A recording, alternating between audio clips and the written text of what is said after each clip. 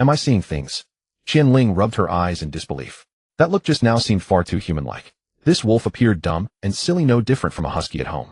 No, it wasn't an illusion. Qin Hao truly shot her a look of pity, as if she were intellectually disabled. There was nothing he could do about it. This woman was simply too foolish. Did she really think a few scraps of jerky could tempt the wolf lord? Ridiculous. Get lost. At this moment, tourists gathered, many of them drawn by Qin Hao stopping to watch. Is this really a wolf? Not a husky. Look at that little gaze, it seems to be looking down on us. Grandma laughed and said, Linger, isn't this fun? This wolf looks like a husky, both aloof and tsundere. Qianling nodded slightly, gazing intently at Qin Hao. Little wolf, you're quite something. You've caught this young lady's attention. She refused to believe it. Was there really an animal she couldn't charm? She was a biologist after all. Qin Hao rolled his eyes, having no time for this beautiful woman. If I were human, I might consider it. But now, sorry about that, I'm a wolf. Cross-species romance is out of the question. Besides, Qin Hao had important matters to attend to. Ding. A crisp mechanical chime sounded. Evolution system activated, binding to host Qin Hao. Qin Hao was overjoyed. A system? The legendary golden finger. I'm taking off. Taking off. Evolution system. What is the evolution system? Qin Hao hurriedly asked. Host devour creatures gain power, ultimate evolution. Simple and clear. Qin Hao understood immediately. Devouring means feasting on the flesh and blood of other creatures. Qin Hao was quite excited. Far from resisting the idea of devouring other creatures, he was rather looking forward to it. Ding, newbie gift pack, would you like to claim it? Absolutely. Qin Hao hastily affirmed. Congratulations, you have obtained Wolf King's Fierce Might. Wolf King's Fierce Might. Qin Hao was startled and immediately checked. Wolf King's Fierce Might. All wolves will be intimidated by this might and submit to the Wolf King. A divine skill. This was a divine skill. Qin Hao was both shocked and overjoyed. As long as the Wolf King's Fierce Might existed, no matter how powerful a wolf, it would have to kneel and call him daddy. Even apocalypse-level wolf-type beasts from his previous life would submit. Qin Hao opened the virtual interface.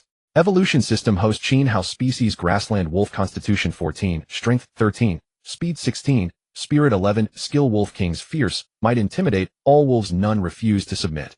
Overall rating E-class beast. Only E-class. A bit pathetic. But then again, that makes sense. Although I now have a divine skill, I'm still just a wolf. Qin Hao understood that even if he commanded the wolves and became a true wolf king, without the baptism of the world's spiritual energy, facing true fierce beasts, he would still be insufficient. Beast ranks are strict from A to E, with differing degrees of danger. A-class is the fiercest, becoming a small disaster level. Above that is disaster level, capable of easily wiping out a town of 30,000 people. And catastrophe level could even destroy an entire city. Finally, apocalypse level was an absolute nightmare for humanity, entities of destruction and slaughter, beings of doomsday. Enough talk, I need to escape the zoo first. Qin Hao made his decision. The spiritual energy revival was about to arrive. He couldn't waste this golden opportunity trapped in the zoo. In this great contention for supremacy, one must seize the initiative. As long as he gained the first move, even if heaven and earth changed drastically, he was confident he could thrive. Moreover, he had the system, so wasn't ascension only a matter of time? A whoa! Qin Hao howled at the sky, unleashing the Wolf King's majesty. Instantly the pack gathered and galloped over. This time the wolf pack showed no contempt whatsoever, only reverence and fanaticism. With the Wolf King's majesty upon him, the pack submitted, and he was the true Wolf King. The wolf pack worshipped him as the supreme Wolf King. Outside the electric fence, Qianling was startled. Why did it suddenly howl? And why was the pack so fanatical? Just now it was a husky, and now it's a white Wolf King. It wasn't just her, everyone else was stunned too. This was too fierce. What's going on? What's with the wolf pack? Are they rebelling? Isn't that thing a husky? How did it become a Wolf King? Qianling was completely dumbfounded. She had naturally seen wolves gathering the pack before, not just once. But a wolf that was as dopey as a husky being the Wolf King, calling together a wolf pack. This was completely different from any Wolf King she had ever seen. She had seen many Wolf Kings, none less than majestic and extraordinary. How could one be this adorable? Linger, let's go quickly. Grandma worriedly held Xiao Hu and urged. Don't be afraid, Grandma, I'm here. The wolf cubs won't dare act rashly. Even if they come, I can protect you all. Yu was brimming with confidence. After all, with the electric fence, even if the pack went berserk, they couldn't break through. Qianling rolled her eyes at him. Now she too was hesitating to leave or to observe. Clearly this pack of wolves was not quite the same. There was some danger. But despite all that, in the end, a zoologist's curiosity prevailed. Grandma, you all get in the car first.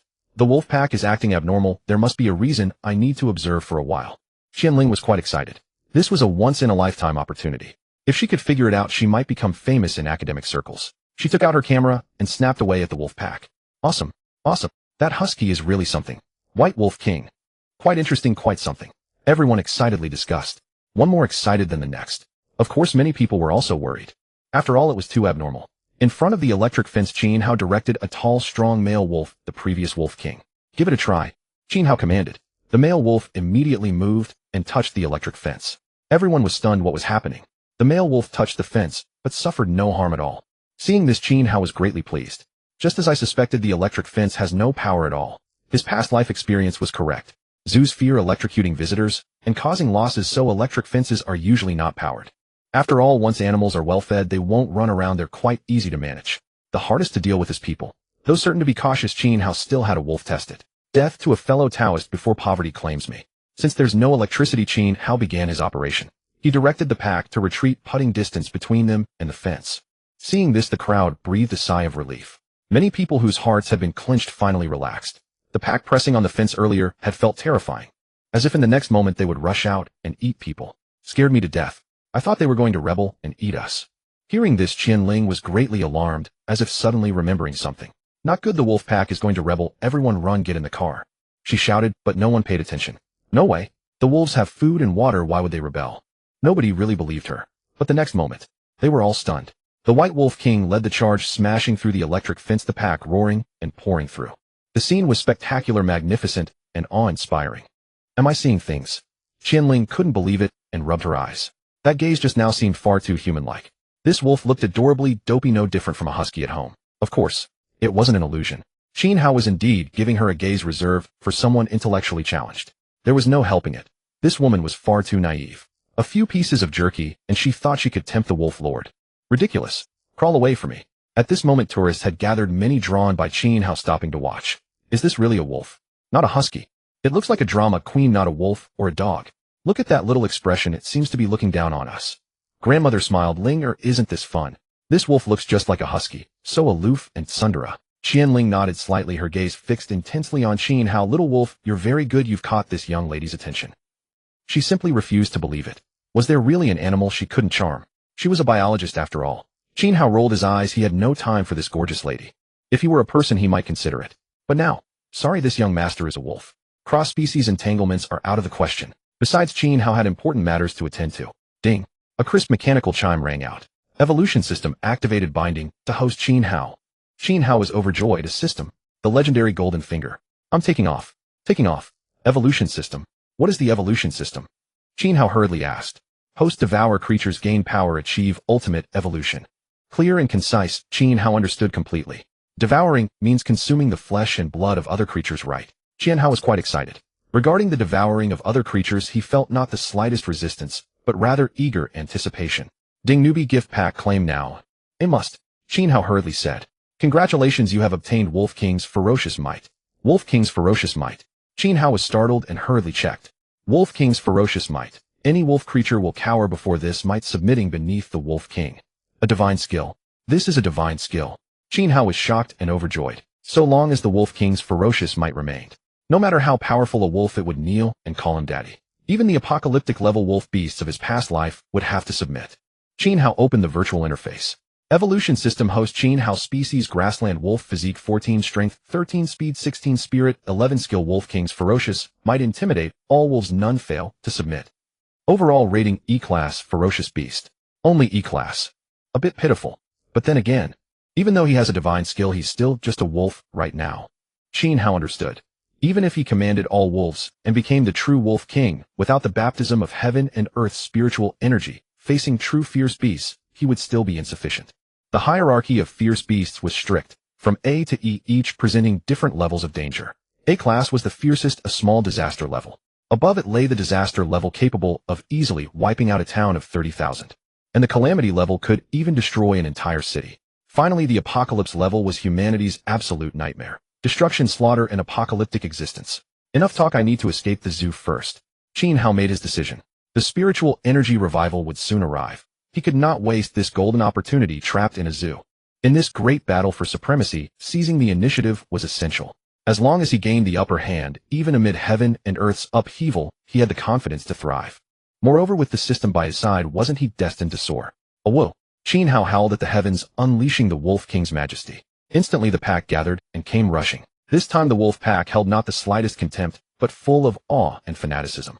The Wolf King's majesty adorned Qin Hao, and the pack submitted. He was the true Wolf King. The wolf pack worshipped him as the supreme respected wolf king. Outside the electric fence, Qin Ling was startled. Why did he suddenly howl? And why did the pack become so fervent? Just now he was a husky, and now he's become a white wolf king. It wasn't just her, everyone else was stunned too. This was too fierce. What's happening? What's with the wolf pack? Are they going to rebel? Isn't that guy just a husky? How did he become wolf king? Qin Ling was completely dumbfounded. She had of course seen wolves gather, more than once. But an iron fool of a wolf like a husky actually being a wolf king, summoning the entire pack. This was completely unlike any wolf king she had ever seen. Gathering the wolf pack. She had certainly seen it, and not just once. But a silly wolf that looked like a husky being a wolf king. Summoning the pack. This was completely unlike any wolf king she'd ever seen before. The wolf kings she had seen were all majestic and imposing. How could there be such a cute one? Linger, let's go quickly. Grandmother worriedly held little Hu and hurriedly urged. Grandma, don't be afraid, I'm here. The wolf cubs won't dare act rashly. Even if they charge up, I can protect you all. Yu was brimming with confidence. After all, with the electric fence, even if the pack rioted, they couldn't break through. Qin Ling glared at him. Now she too was hesitating. Leave or stay and observe. Clearly this pack of wolves was different. A bit dangerous. But even so, in the end, a zoologist's curiosity got the better of her. Grandma, you all get in the car first. The wolf pack is acting abnormal. There must be some reason I need to observe for a while. Qin Ling was quite thrilled.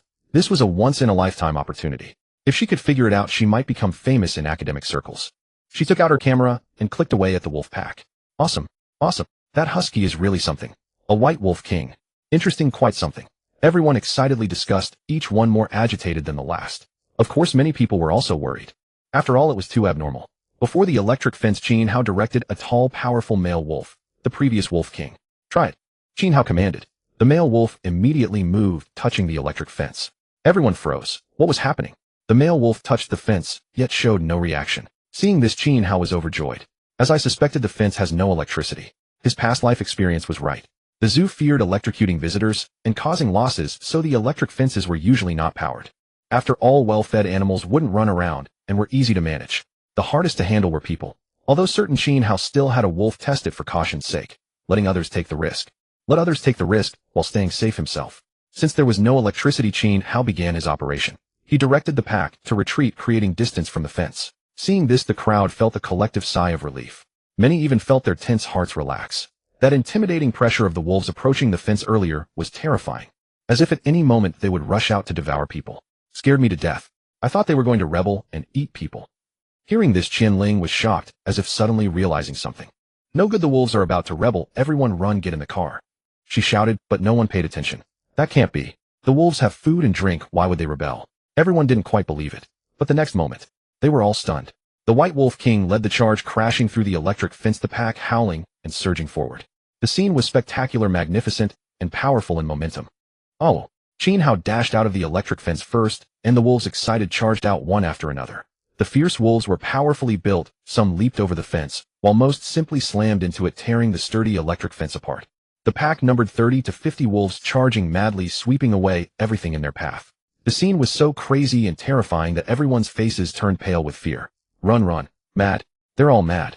The wolves have all gone mad. Everyone run for your lives. Oh heavens, call the police. Get the police.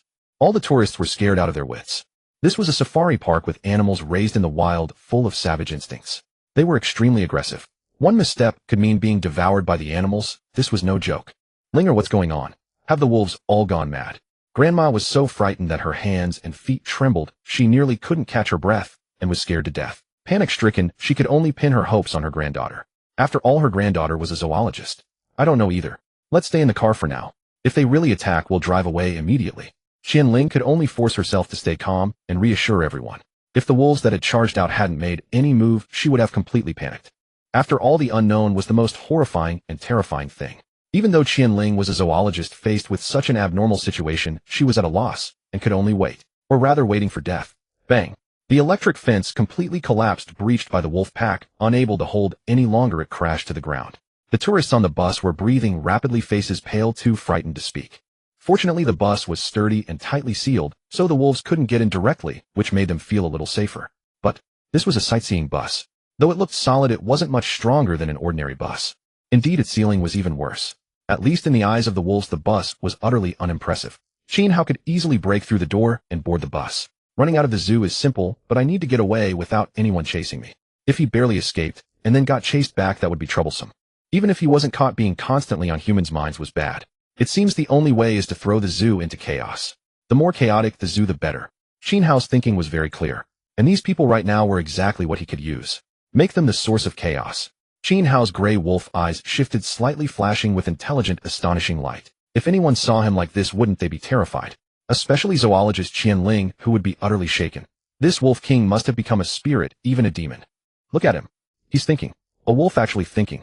This is too terrifying, absolutely terrifying. Qianling was startled by her own thought, her eyes full of disbelief. She shook her head, trying to banish the thought from her mind, but it was useless. The image of Qin Hao pondering was deeply etched in her mind, appearing again and again, endlessly indelible. She might never forget it for the rest of her life. Of course, beyond fear, there was also the excitement of a zoologist. That scene made Qianling unable to contain herself. If I can prove that he truly thinks like a human, that would be a major breakthrough for humanity in the animal kingdom. It would shock the world, unprecedented and never to be repeated. Qianling was extremely excited, her face flushed, her hands and feet trembling slightly. Just thinking about it was exhilarating, making it impossible for this zoologist to stay calm. So she stayed in the bus, not immediately telling the driver, Chayu, to drive off, not wanting to flee, but continuing to observe, completely disregarding her own safety. Displaying the fervor of a zoologist. Go block off the bus's escape route. Don't let the bus get away. These people will be of great use to me. Remember, block the escape route, don't surround the bus, and don't alarm them.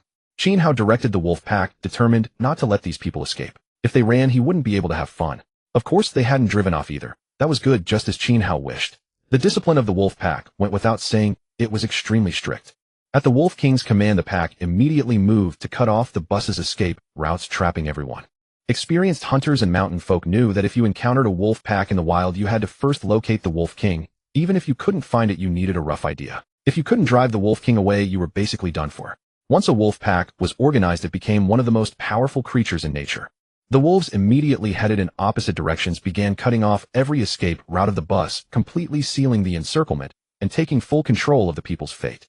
But in the eyes of the crowd, it looked like the wolf pack was running away, no longer a threat. This made many people breathe a sigh of relief. How terrifying. So horrible. Good thing those wolves didn't pounce. If they had, would we still be alive? Exactly, so many wolves. Too terrifying. At that moment, Chayu, gripping the steering wheel, was trembling in his hands and feet, breaking out in a cold sweat and almost wetting himself. If not for the need to maintain his dignity before his goddess, he would have wailed and soiled his pants long ago. Especially when he was stared at by the pack. Just now he felt his breathing and heartbeat almost stop and nearly died on the spot. He was utterly terrified. The pack left, leaving only Qin Hao in the distance. A lone proud white wolf king. Though he was the wolf king, it had to be said that Qin Hao looked truly harmless, even a little cute, making people want to pet him. Xiaoling, rest assured, study this wolf king. Nothing will happen, absolutely nothing, no danger at all. As long as I'm here, I won't let anything hurt you, not even a single hair on your head. Chayu thumped his chest with a devoted expression, looking incredibly brave. But his hands and feet were still trembling, and his complexion was strangely awful. No one could believe him. Anyone with sharp eyes could tell he was scared out of his wits, merely putting on a brave face. Can you stop being so disgusting? If you're going to play hero, at least make it convincing, okay? Your face is sallow, your hands and feet are shaking. How can you protect me? Ridiculous. Qianling nearly felt like vomiting. This man was too disgusting, too hypocritical. He was clearly scared, witless, almost frightened to death, yet still pretended to be calm and acted like a big hero. So annoying. Linger on the god of Qimingxin, with astonishing driving skills that no one can match. Once I step on the gas, I'll be lightning fast. No one can catch me. Not even the wolf pack. Chayu slapped the steering wheel with an extremely cocky air. When it came to driving, he did have some real skill. Of course, he was no god of driving. He just had a lot of driving experience. Should we leave first? Drive away quickly. It doesn't feel safe. There's danger. The wolves might charge in. Yeah, without the isolation fence, who knows if those wolves will come back. Those are wolves, man-eaters, terrifying. Everyone, still shaken, spoke up, one after another, eager to leave immediately. No one wanted to be on tenterhooks. Chayu immediately stepped forward and loudly reassured everyone, saying, "Don't panic, everyone. There's nothing wrong. We're in the bus. Wolves can't open doors. The bus is made of steel, and the pack can't break in by force, so we're absolutely safe." Chayu thumped his chest with a thud, guaranteeing, "And with me, the god of Qimingxin, here, the moment anything unusual happens or any danger arises, I'll start the car, instantly floor the gas, and get everyone out of here. The wolves can eat our dust." After saying that, Chayu shot a deep glance at Qianling, full of show-off intent. He was telling Qianling that everything he did was for her. What was this? This was love. For the sake of Qianling's research, he would risk his life. Wasn't she moved? Qianling was not moved at all. She even felt like throwing up. But she didn't lash out immediately. Her gaze was entirely fixed on Qin Hao, continuing to observe him, unwilling to waste more time on a sycophantic bootlicker. What is this wolf thinking about right now? Could he have some plan? Or even a scheme? An excellent zoologist instinctively wanted to understand animal behavior. For instance, was Qin Hao at this moment intending to hunt or something else? Did he regard these people as prey, or what? Did he intend to let them go or toy with them? At that moment, Qin Hao suddenly rose to his feet.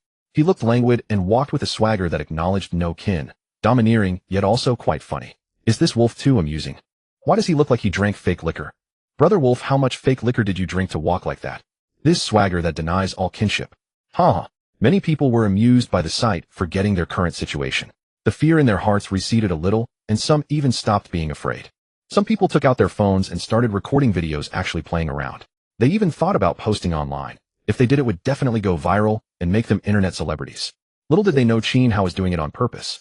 He pretended to be passing by, keeping a moderate distance from the bus, which gave many tourists and the driver a false impression, completely lulling them into complacency. Everyone thought the Wolf King was heading to rejoin the pack, not targeting them at all. But the next moment, Qin Hao suddenly sprang up and lunged at the bus with astonishing explosive speed, like a bolt of lightning. No one could react in time. "Che, you drive? Run." Qian Ling, who had been watching the Wolf King all along, turned pale. She instantly guessed the Wolf King's intention and shouted urgently. Che was stunned by the sudden turn of events. It took him a while to snap back to reality. He frantically tried to start the car, but everything was too late. Within a few breaths, Qin Hao had charged onto the bus, and the so-called unbreakable door was smashed open. "Ah! Help! The wolf is here. The Wolf King is here. Daddy, I'm scared. Mommy, save me. I don't want to die." The crowd immediately burst into tears, scared out of their wits, screaming in chaos. Qian Ling was also terrified. She had never expected this. Though she had watched beasts before, observing animals from a distance and coming into close contact were two completely different things. The predatory pressure of the fierce beast hit her right in the face.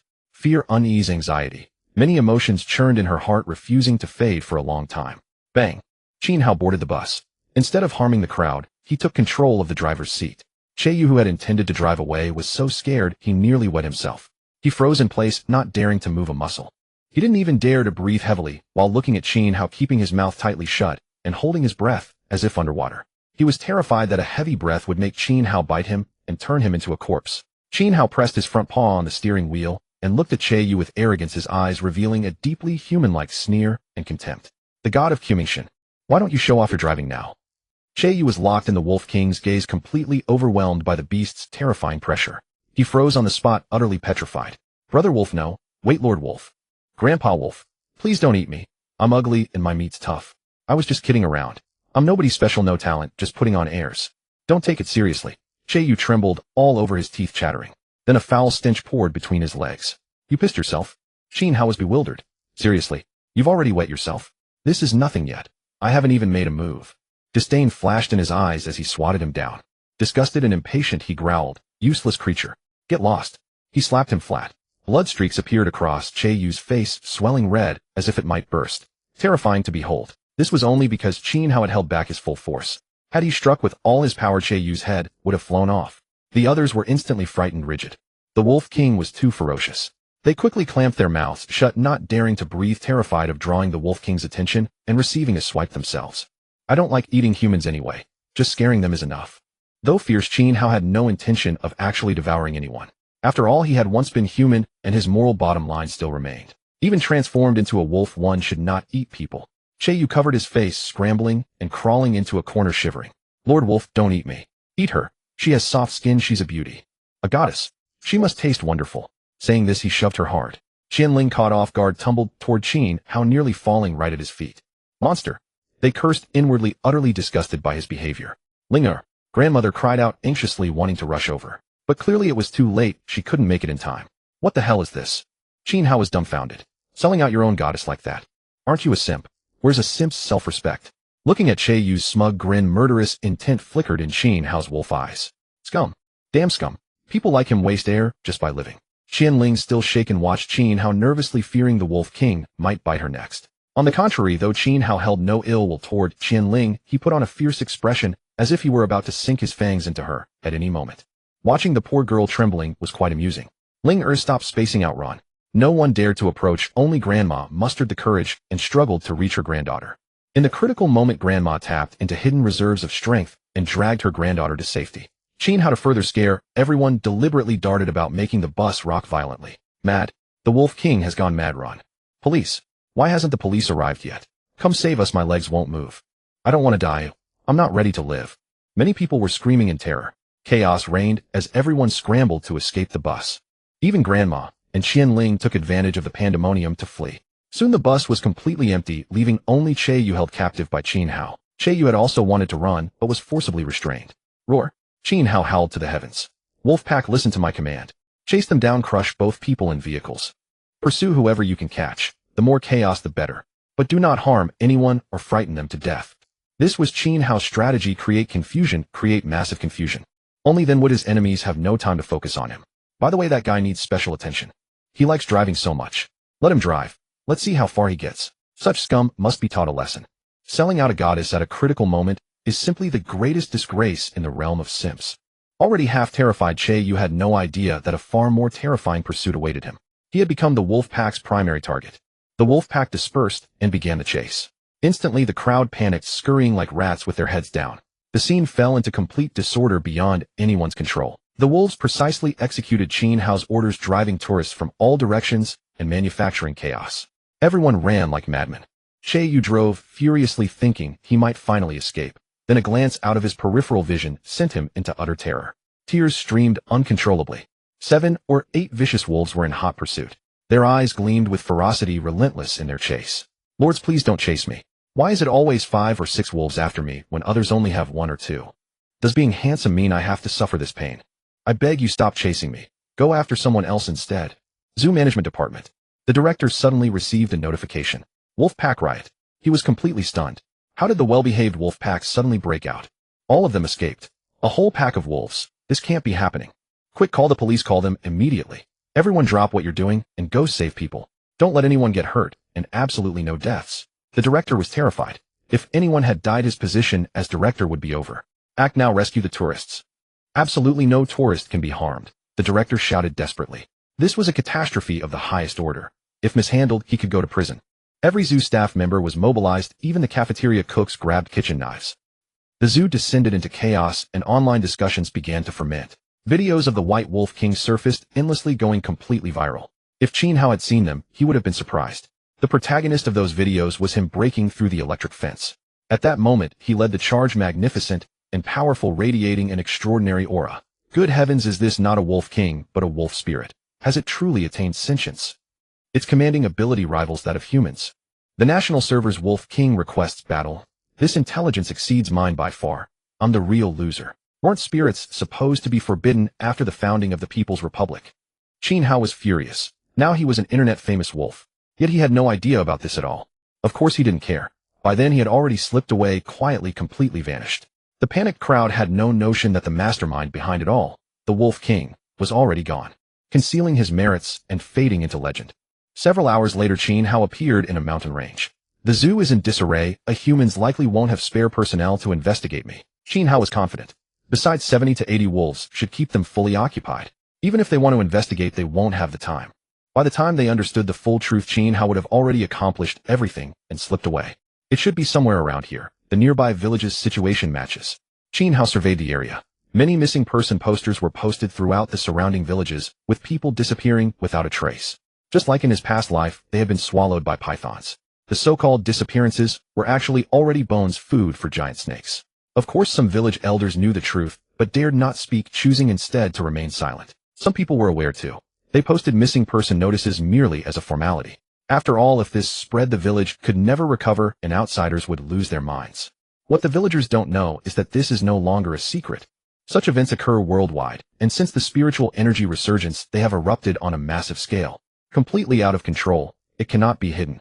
Spiritual energy resurgence and the birth of heavenly treasures seem like blessings, but in truth are curses. Many fierce beasts have grown stronger and uncontrollable alongside it. The python should be in a cave somewhere in the northeast. Relying on his memories, Qin Hao began searching. Only by finding the python's lair could he locate the heavenly treasures. At the zoo, staff were capturing wolves while police officers assisted with weapons. Bro, what's going on with these wolves? Are they really insane? Why are they chasing people everywhere? A security guard asked in disbelief. I don't know either, but thankfully no one died despite the madness. Only one person was injured so far. Fortunately, the police arrived in time, otherwise the trouble would have been enormous. The veteran guard, still shaken, signaled to others to bring a stretcher. Lying on it was a young man, his face bruised and swollen from head to toe. The youth had been relentlessly pursued. Snot and tears mixed together, his face covered in bloodstains, looking utterly wretched.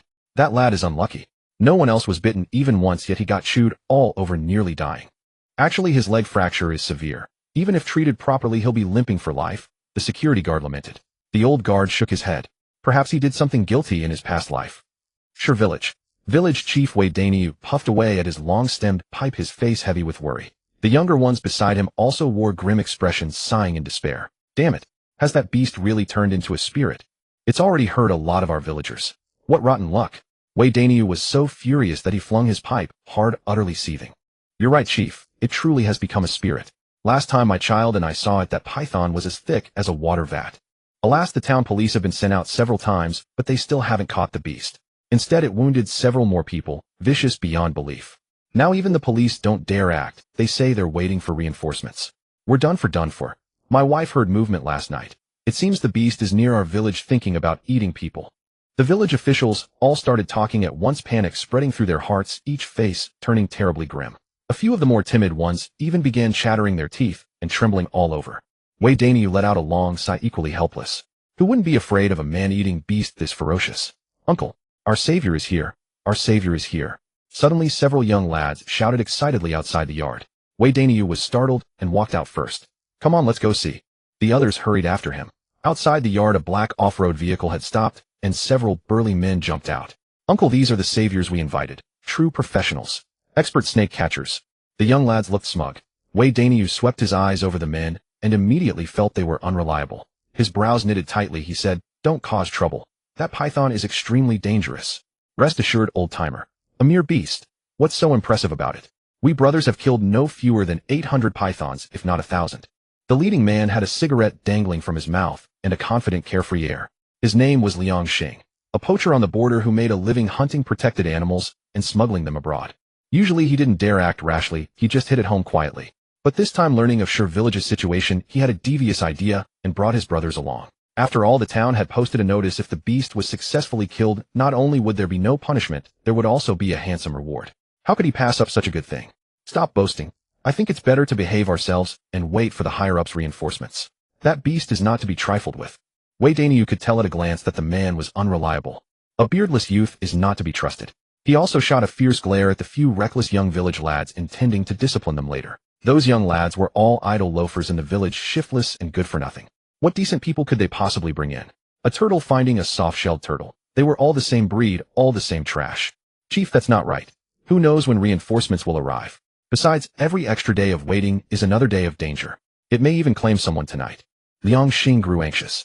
This was too good an opportunity to make a fortune to let slip by, not to mention the government reward. Even the python's skin and gallbladder alone would fetch a sky-high price. How could he let it go? Absolutely not. Chief, we brothers are professionals. We have hunting permits. Genuine hunters have come. As he spoke, he took out the fake permits he had procured. Each of his companions had one made so convincing that they could pass for genuine. Wei Daniu couldn't tell the real from the fake. Seeing the documents, he instinctively felt the men might have some skill, and for a moment he hesitated. Uncle, I think it's fine. They've got hunting permits, so what are we afraid of? Would we ever harm our own people? We're only thinking about the village. If that beast isn't killed, no one will get a peaceful night's sleep. The young lads tried to persuade him. Shut your stinking mouths. Wei Daniu kicked one of them hard, looking absolutely ferocious. The young lads were so frightened that they didn't dare speak. The old village chief's authority was still formidable, though none of them dared to challenge him. People's lives are at stake. Are you truly certain? Don't worry, we're all professionals. If you're still uneasy, you can follow behind and watch. Once we run into that beast, it'll take just a few minutes to deal with it. Liang Xing said with complete confidence. Then his companions took out a large number of tools from the vehicle. Among them were crossbows. The coldly gleaming bolts sent a chill through anyone who caught sight of them. All right, but once we're up the mountain, you must not run around as you please. Got it? Wei Daniu finally agreed. The beast on the mountain was far too powerful, though every extra day it remained meant one more life taken. So the group headed up the mountain without delay. On the way, Liang Kai asked, Uncle, is that python really as thick as you said? A villager replied, his voice trembling. Of course. It's as big as a water vat. Really creepy. Hearing this, Liang Kai's eyes flashed. A giant python this thick would definitely fetch a great price. In his eyes, it was only slightly bigger than usual, nothing more. That beast loves to appear by this stream, so you must be extra careful. Wei Danyu led them to the edge of a small stream. As soon as they reached the stream bank, it felt much colder and gloomier. Snakes love cold, damp shade, so this was exactly the kind of place they liked. The vegetation here is even more luxuriant than elsewhere, a perfect spot. Liang Xing surveyed the surroundings, then had the men split up and search the area. When Qin Hao arrived, he happened to see them searching for something. These men must be the ones hired by the nearby villagers to hunt that giant python. Qin Hao hid in the shadows and watched for a while, then shook his head. Do they really think crossbow bolts can wound that giant python? The python's body had long since changed, ordinary weapons simply couldn't hurt it. Still, since these men are clearing the way for me, I might as well follow behind and pick up the leftovers. Qin Hao smiled and continued watching from the shadows. SSSS. A burly man was searching through the woods when he suddenly heard a strange noise inside the forest. Boss, I found it. It's here. Oh. He shouted excitedly, but the next second, he let out a blood-curdling scream. A thick python burst out of the woods, opened its blood-red maw, and lunged, as if to bite the big man's head off in one bite. In an instant, blood sprayed everywhere. Teasy. Liang Xing's eyes turned bloodshot as he seized the crossbow at hand and shot a bolt at the python. The python shook its body as if wounded, hastily dropped the corpse, and slithered away into a cave not far off. It's wounded after it. Liang Xing shouted loudly. The others' faces also showed excitement as they grabbed their tools and charged forward, showing not a trace of grief. It's for the best that he's dead. One less person to split the money with. Chief, what should we do now? Should we follow and check it out? Some villagers asked. Never mind, I'm too old, I won't get involved. Wei Danyu shook his head. However, the young man and several villagers were somewhat tempted and couldn't wait to follow. The young man said as he walked, Uncle, don't you think I've accomplished something great? You silly child, I'll forget it, let's go in and take a look too. Wei Danyu was nearly infuriated by him. Watching them all enter, Qin Hao followed. That python had indeed developed intelligence and possessed a certain level of wisdom, but its acting skills were terrible. Qin Hao shook his head and followed. As Liang Xing entered the cave, a burst of chilling coldness rushed toward him.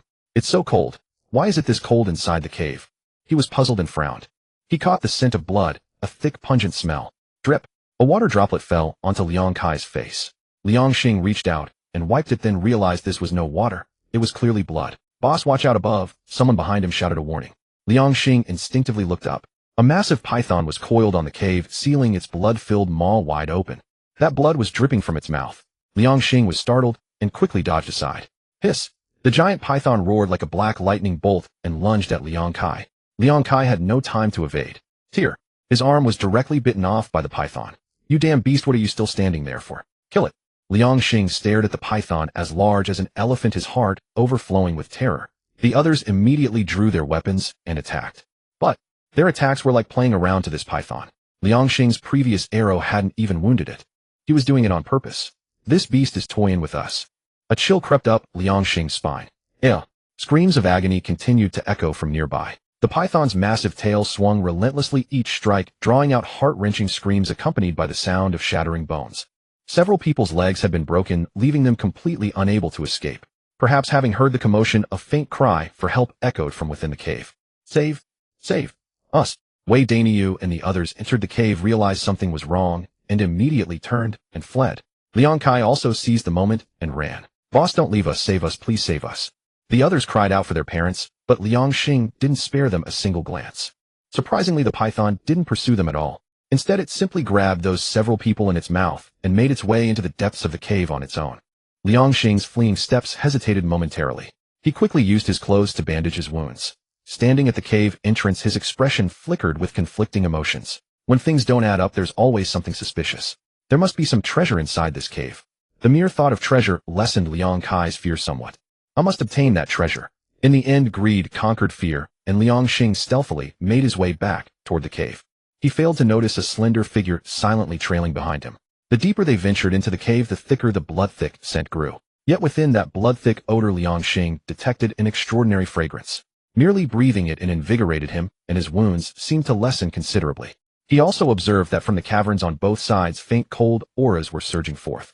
Finally, they reached the deepest part of the cave. At the cave's depths lay a frigid pool, within which grew a tree Liang Xing had never seen before, emerging directly from the cold waters. Lush and verdant 6 crimson fruits hung from the branches of this miraculous tree. What is this? Liang Xing stared at the tree in astonishment. What he saw was entirely beyond his comprehension. But the next moment, terror flooded his eyes. More than 10 people lay in the cold pool. Scarlet bloodstains had dyed half the pool crimson, and that blood was precisely the nutrient nourishing this extraordinary tree. This beast treats us humans as fertilizer. Liang Xing was filled with shock and dread. Suddenly, he sensed something and whirled around, collapsing onto the ground. Before he knew it, a tall, powerful giant wolf stood impassively behind him. The towering beast's eyes glowed with emerald light. It sent a chill racing down Liang Xing's spine. With a python ahead and a ferocious wolf behind, he was doomed. He desperately closed his eyes. Yet the giant wolf didn't move. It merely regarded him indifferently before melting back into the darkness. Liang Xing stood frozen, utterly bewildered. Just then an anomaly erupted. Fine cracks appeared in the void, and streams of mystical fragrance drifted out, filling one with warmth and surging power. Even Liang Xing felt his nearly severed arm's pain diminish. Hidden in the shadows, Qin Hao narrowed his eyes with secret satisfaction. It's here. The python quickly slithered out and coiled around the miraculous tree, watching everyone with fierce vigilance. Crack! A soft sound rang out. The fissure in the void split further, releasing wisps of dark red gas that rapidly flew toward the fruits on the miraculous tree. In an instant, the fruit transformed. They slowly turned a vivid red, and the air filled with a rich, sweet fragrance. Witnessing such a bizarre change, Liang Xing's eyes bulged with disbelief. What is this thing? The mere sight of that fruit caused one phrase to endlessly echo through Liang Kai's mind. Eat it, eat it. As if stripped of reason, he fixed his gaze intently upon that fruit. At that moment, all the beasts across the mountains and wilderness erupted into chaos. Field mice, pheasants, rabbits, massive wild boars, black bears. Countless creatures galloped toward the cave like a tidal wave of beasts. Hiss! The python stood before the tree, eyeing the cave entrance and standing guard against any creature that might attempt to steal the treasure. This python had long been the sovereign of the mountain. Upon hearing its warning, the other creatures shuddered involuntarily. Yet that was but a fleeting moment. The alluring fragrance was simply too irresistible. The animals paused for only an instant before thundering toward the source at full speed. At the forefront raced a gigantic wild wolf and a black bear weighing at least 800 jin, both charging swiftly toward the mountain cave. Gazing at the python coiled before the tree, Li Kai felt nothing but bitter reluctance. Could this treasure really be usurped by the serpent? Hidden in the shadows, Qin Hao bided his time. Not yet. He bit the tip of his tongue to keep his mind sharp and resist the sweet temptation. Even when the moment arrived, he could not recklessly rush forward, for the Serpent King was far too ferocious. Damn it! Is this a python? It's practically a dragon. Qin Hao cursed under his breath. Hiss, hiss. The Serpent King bared its fangs, terrifying the surrounding beasts. Its oppressive aura was so dreadful that even Qin Hao the Wolf King felt immense pressure. Upon hearing the python's furious hiss, most of the animals halted in their tracks, not daring to advance another step. Seeing this, the Serpent King ignored the cowed beasts and instead picked up a villager, with its jaws flinging him into the cold pool. A miserable scream echoed out. The villager's body writhed in agony, and in an instant his flesh was corroded down to bare white bones. Hissing white smoke rose from the pool, as even the bones completely dissolved. The icy pool was even more corrosive than sulfuric acid. The villager was utterly absorbed, and the fruit sparkled brilliantly, as if trembling with joy at receiving its nourishment. The Serpent King's eyes glimmered with a human-like delight. Then it slithered toward the other villagers. What are you doing? Go away. Stay back. Don't come near me. No. The villager desperately scrambled backward, but behind him was only a wall. There was nowhere to retreat. The Serpent King opened its blood-red maw and bit the villager's head clean off. It then tossed the corpse into the cold pool. Fresh blood still dripped from its razor-sharp fangs, casting a ghastly pallor across the cave. At the sight, everyone fled in sheer panic. Don't eat me. Please don't eat me.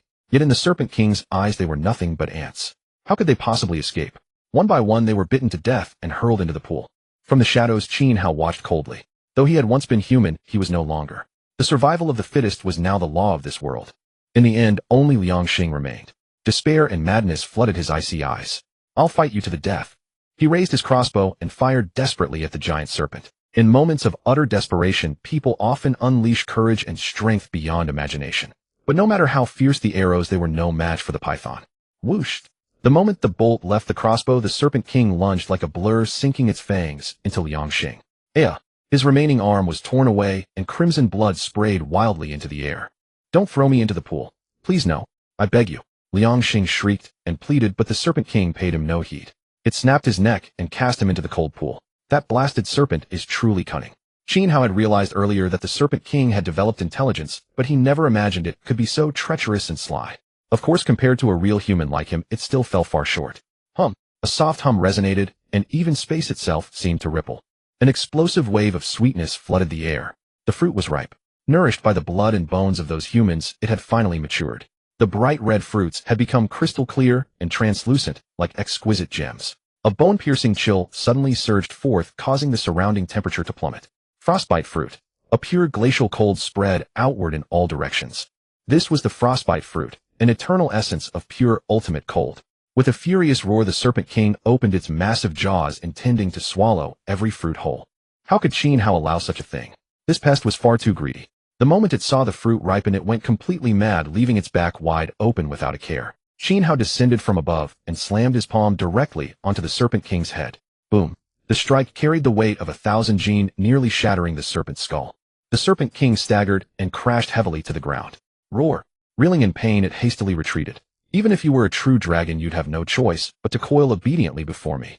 Qin Hao attacked again, striking while the iron was hot. But the Serpent King was no pushover either and dodged with lightning speed. A flicker of surprise crossed Qin Hao's face at its quickness. That speed was abnormal. Logically, no matter how fast a python was, it shouldn't outpace a wolf. Qin Hao was utterly baffled. Roar. The Serpent King's vertical pupils turned icy cold as it slowly coiled its body into an attacking stance. Time's almost up. I need to deal with this quickly. The ripening of the fruit had a time limit. Once that window passed, things would take a turn for the worse. Given this serpent's speed and strength, he truly seemed unable to overpower it. After a moment of thought, Qin Hao deliberately exposed a flaw. Seeing this, the Serpent King shot straight toward him. Perfect timing. Qin Hao unleashed the Wolf King's pressure and pushed his speed to the absolute limit. The Wolf King's might shook the heavens and earth, giving even the Serpent King a start. Though it was not enough to force the serpent into submission, between experts, victory and defeat were decided in an instant. Seizing the moment of the serpent's hesitation, Qin Hao struck viciously at the vital spot 7 inches below its head. Pouring every ounce of his strength into the blow, he shattered the serpent's gall through flesh and scales. Boom. The Serpent King crashed to the ground, sending dust flying. It didn't even have time to let out a death cry before its life faded away. Strike a snake at its 7 inches. That was a lesson he had never forgotten. No matter how powerful a serpent might be, those 7 inches will always be its fatal weakness. As Qin Hao caught the scent of blood in the air, the most primal wolf instincts within him slowly began to surface. Though Qin Hao was unwilling in his heart, the call of instinct was overwhelming. In only a single moment, he had yielded to his own nature. He lowered his head and began tearing savagely into the Serpent King's flesh. Ding! Devoured Swift Python F-Class, Ferocious Beast Speed 8. Just as Qin Hao was eating with relish, a notification suddenly rang out in his mind. Swift Python. When had he ever heard of such a breed of python? Qin Hao was stunned for a moment, then decided not to dwell on it.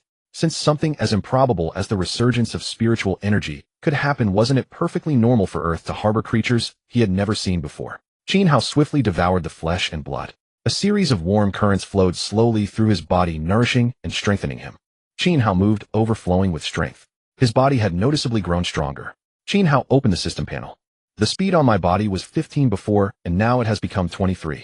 Nothing else has changed. Rumble. When Qin Hao had just killed that snake king, the other animals at the cave entrance had already been frightened into scattering and fleeing. However, now that the ice fruit had ripened, its fragrance was so intoxicating that the beast herds erupted in frenzy again. Squeak, squeak. The field mice hidden in the darkness rushed toward the ice fruit recklessly. Isn't living better? These fruits were the ones he had set his sights on. How could he allow others to touch them? After consuming the snake, King Qin Hao's speed increased even further. With a swift leap, he chased after that field mouse and pinned it firmly to the ground. Squeak, squeak, squeak. The field mouse's eyes flashed with the despair of death, its mouth emitting terrifying screams. Smack. Qin Hao couldn't bring himself to eat the mouse, so he simply flicked his wrist and threw it against the wall, smashing it to pieces with its brains splattered. After being thrown out, the field mouse struggled on the ground for a few moments before completely losing its vitality. This sight completely stunned the small animals at the cave entrance. They shivered one by one, yet none dared to move their paws. After killing that mouse, Qin Hao didn't dare to delay any longer. He extended his mouth and swallowed all those fruits into his stomach in one gulp. Damn, why is it so cold? Freezing to death, I'm freezing to death. After Qin Hao swallowed each of those fruits, before he could even taste them, he felt his entire body turning as cold as ice.